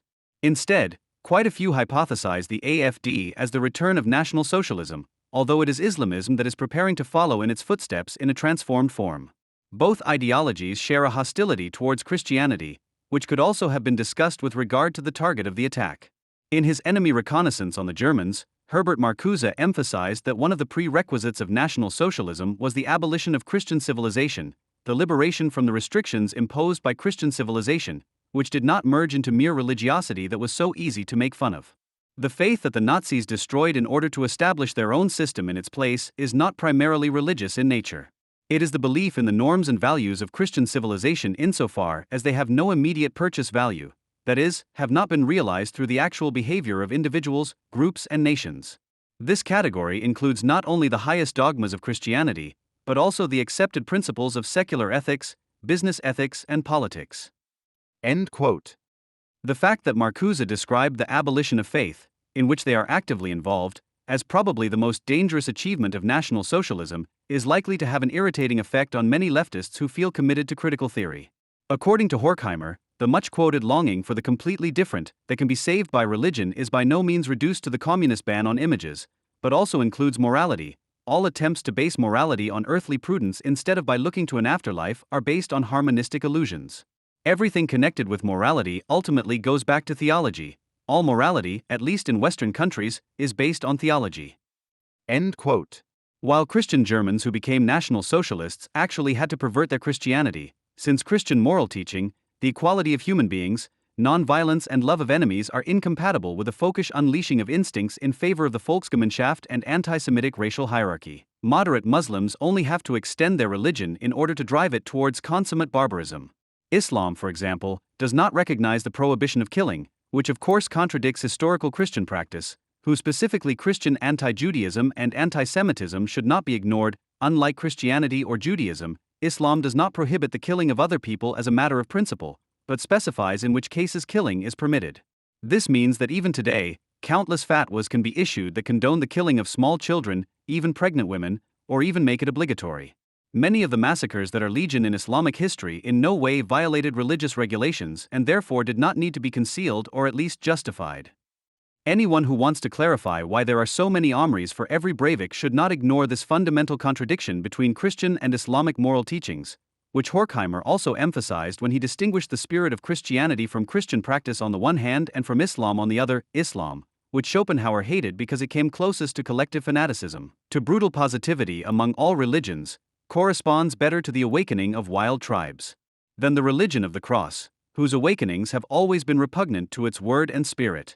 According to Schopenhauer, it is not the practice of its confessors, namely the European peoples, which forms a dark chapter in history, but the morality of its teaching that is much higher than that of the other religions that have ever appeared in Europe. Islam, on the other hand, demands little of its converts and is in favor of conquest. The agreement between theory and practice convinces the natives. They finally want to make a career in the world. The pre-modern barbarism of IS thus reveals this unconditional will to put an end to all restrictions. Sama Mani asks the right question about a reversal of the civilization process, which can only be interpreted with the help of the philosophy of history. Quote, "Today, 100 years after the outbreak of the First World War, basic civilizational norms are once again being thrown overboard. In the 1930s, young people from all over the world went to Spain to fight against the fascists supported by Mussolini and Hitler. Today, young people from all over the world are going to Iraq to slaughter people of other faiths and destroy their shrines in a religious war." End quote. It is no coincidence that the ostracism of Christianity is usually accompanied by Islamopology and hatred of Israel. Just as National Socialism rejected Christianity, perverted it into Germanism, and valued Islam as a militant religion, the resentment against civilization in general is repeated today in the triad of antisemitism, Islamopology, and the ostracism of Christianity. It is essentially aimed at the oldest religion of law, the Jewish religion, which later helped to establish the God of law, demanding moderation in Christian, and in a particularly distorted form in Islamic countries as well. The silence about the perpetrator ideology expresses the repression of this rebellion, which can also, but by no means exclusively, be defined as directed against capitalist modernity, insofar as the manifestations of political Islam are literally, not just metaphorically, the return of a barbaric prehistory. However, instead of investigating Anis Amri's anti-civilizational furor and reflecting on the conditions under which it was possible, Titanic, for example, joked shortly after the attack that the AFD would now be happy about it. Those who have already moved on to day-to-day political business before reflecting on the matter, those who, unable to reflect, make immediate and obsessive strategic considerations in the fight against the right, are in no way inferior in their lack of empathy and experience to those who are indifferent to the deaths in the Mediterranean and reveal themselves to be the other side of the same coin. Suffering no longer affects someone who is so numb because he despises his own society so much that he does not allow its citizens to become victims and therefore immediately looks for new perpetrators within it as a substitute. Because a significant danger emanates from Islam, but its ruthless criticism is taboo, the instinct for self-preservation seeks a substitute object that everyone can agree on, right-wing populism, while identification with the aggressor is increasingly carried out. This was exemplified by a demonstration against Donald Trump in Berlin, where people ended up shouting Allahu Akbar, and by the Women's March, which was co-organized by Sharia apologist Linda Sarsour and produced a synthesis of the headscarf and the American flag as a symbol. Instead of these substitute acts that compensate the instinct for the ban, what is needed is the sublimation of hatred and fear, both natural affects after attacks, and not their suppression, through appeasement, relativization and popular pedagogy, or redirection to the projectively completely distorted, albeit of course quite dangerous, right-wing populism. After all, a lack of sublimation always harbors the danger of an immediate and irrational outburst and can tie in with existing xenophobic resentments. In the days following the attack, journalists were constantly saying that the terrorists were trying to spread fear and divide social groups. Although this is not entirely wrong, it is primarily due to projection. Because they themselves are dealing with fear, they declare the creation of fear to be the goal of jihad. Because people see themselves as part of multicultural Germany, they declare its division to be the goal of Islamism. This fails to recognize that terror is not merely a means, but has its own end, the destruction of the enemy. This is another reason why the appropriate response to the dead would not be kitschy ecumenical symbolism, but to wage this war, which the West did not start. And also for the dead of December 19, 2016, who could not even be properly mourned as the individuals they once were. That is why it should apply: no forgiving, no forgetting. The Alex Works announced its manager, Andreas Richter, on March 4, 2019, before around 400 individual cases came together on this square around 3 weeks later to clarify what apparently no longer wanted to be settled in the civilized form of language. But no need to worry, things are not as bad as you might think. On February 13, 2019, for example, the hardy-looking Mr. Richter knew what not to call the place, which tends to make negative headlines, and what to do about it. Quote, I would put it differently, a difficult place. It is perhaps a gray pavement where many opposites collide. That makes it colorful and lively, sometimes until it squeaks. Culturally, it's still a bit bumpy at the moment, but we can balance that out together in a tolerant and careful way. End of quote. Whether he could have tolerantly and carefully balanced out the cultural squealing, or whether it wouldn't have taken 100 people to reverse the transformation of a public place into a combat zone for internet-savvy hordes of brothers, he probably knows himself. But to admit it publicly would contradict his self-image as a multiculturally savvy image polisher, and thus a job that he should rather leave to the local street artists, to paint over the gray reality in a colorful way. The diversity officer is currently holding back with current announcements. However, this is not a problem insofar as Sebastian Laber in the Tagesspiegel is on hand to call the incorrigible naysayers, who even sense a social trend of brutalization in view of such events, back to bright Germany. For example, because a helicopter already had to help de-escalate a party in Berlin in 2016, riots broke out in a swimming pool in 2013, starting, incidentally, from young people of foreign origin. And rappers have already injured themselves with knives. The mass brawl should be understood as a moment of at least partial development towards the better. Quote, in any case, today's YouTubers carry out their conflicts in a much more civilized way compared to the rappers back then. No brutalization. Nothing ever worse. Unfortunately, you rarely notice positive changes. End of quote. Now, one could simply laugh at this appeasing stammering and ignore it if the authors of such argument-free and empirically resistant swearing to the positive weren't ice-cold ideologues who don't care a syllable about Berlin's sometimes deadly violence. After all, they themselves are an integral part of the brutalization tendency that they deny because of their disinterest, which includes becoming accustomed to open anti-Semitism just as much as protected Christmas markets or increasing knife violence. The list goes on. The fact that a journalist working for the bourgeois press uses language that has regressed to supposed Kanaka slang corresponds to the mental regression required to write an article against the assumption of social brutalization that is bursting with evidence of it. This should be seen as a symptom of it, just like the ingratiating manner of the Berlin police, who in all seriousness underlay their video announcement to the young men with a hip-hop beat, thus lowering themselves as a bourgeois executive to the level of social workers who want to appear casual. Appeasement is not considered cowardice in this country, but rather the mediation skills of anti-racist purified Nazi descendants. They would not publicly express any criticism of the conditions of migrant brutalization, which is committed to the preservation of public order and thus the protection of the individual, and would therefore have to take the aggressors merging into the collective to task.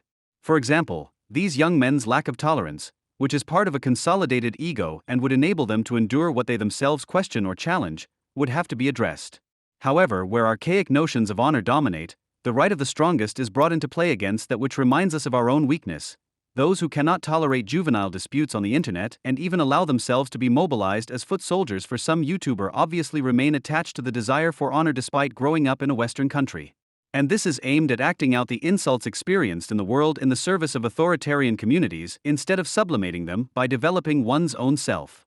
However, instead of voicing criticism, anti-racist Germans, for example in the form of anti-discrimination educators, cover up for migrants who do not grow up to become self-confident citizens, but instead become the maneuvering mass of anti-Western agitators by remaining silent, appeasing or relativizing, while stabbing their sisters in the back. For example, Netzwerk Rassismus Muskritisch Migrationspädagogik, Network for Racism Critical Migration Education, resolves the conflict of interest between those forced to wear headscarves and girls who cover themselves voluntarily in favor of the latter, knowing full well that very few girls, because they are still children, will be able to assert themselves against the totalitarian grip of religion, clan and family, but rather need a safe space that would have to be created by secularism.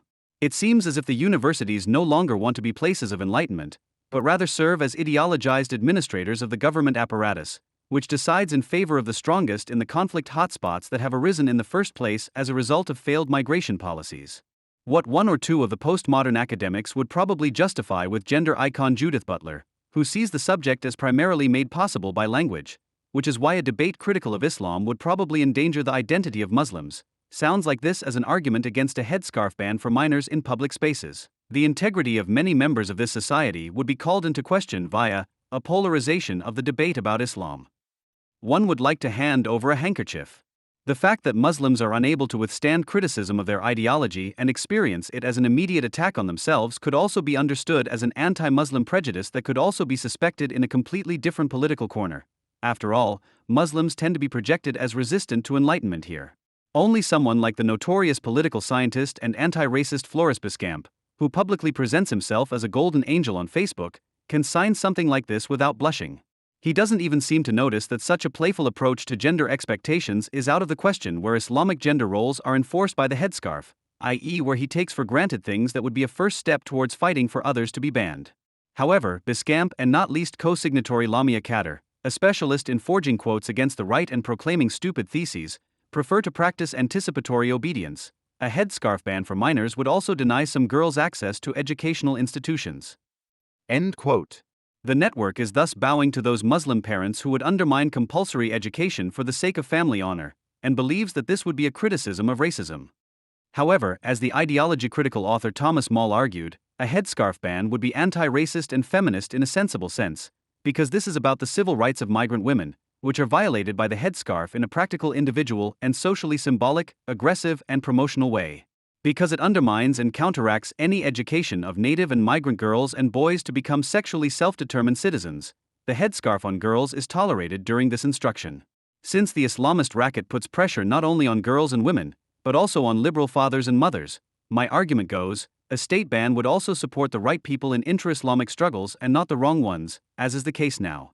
Since the entire Islamic sexuality dispositive, including the concept of honor, is symbolically and practically condensed in the headscarf ban would be a first and decisive step towards dissolving the fatal connection between honor and shame, and thus also towards avoiding a specific identity crisis that manifests itself in specific crisis resolution strategies. I'm not saying that this would solve all problems overnight, I'm just saying that this would be the beginning of a long-term non-Islamist socialization, the dismantling of a counter-society, and making it clear where the local society sees its own essential achievements. End quote. This makes the dissemination of the petition by Terra Defems for a ban on headscarves in schools, which has now been denounced as migration education, all the more urgent, because early veiling conditions girls to such an extent that they can no longer take off their headscarves later on. Adolescents are often financially and legally dependent on their parents until they come of age. In addition, teenagers are subject to strong influence from their social environment and their age group, the peer groups. We are concerned with protecting the rights of girls and their free, self-determined development in society as a whole.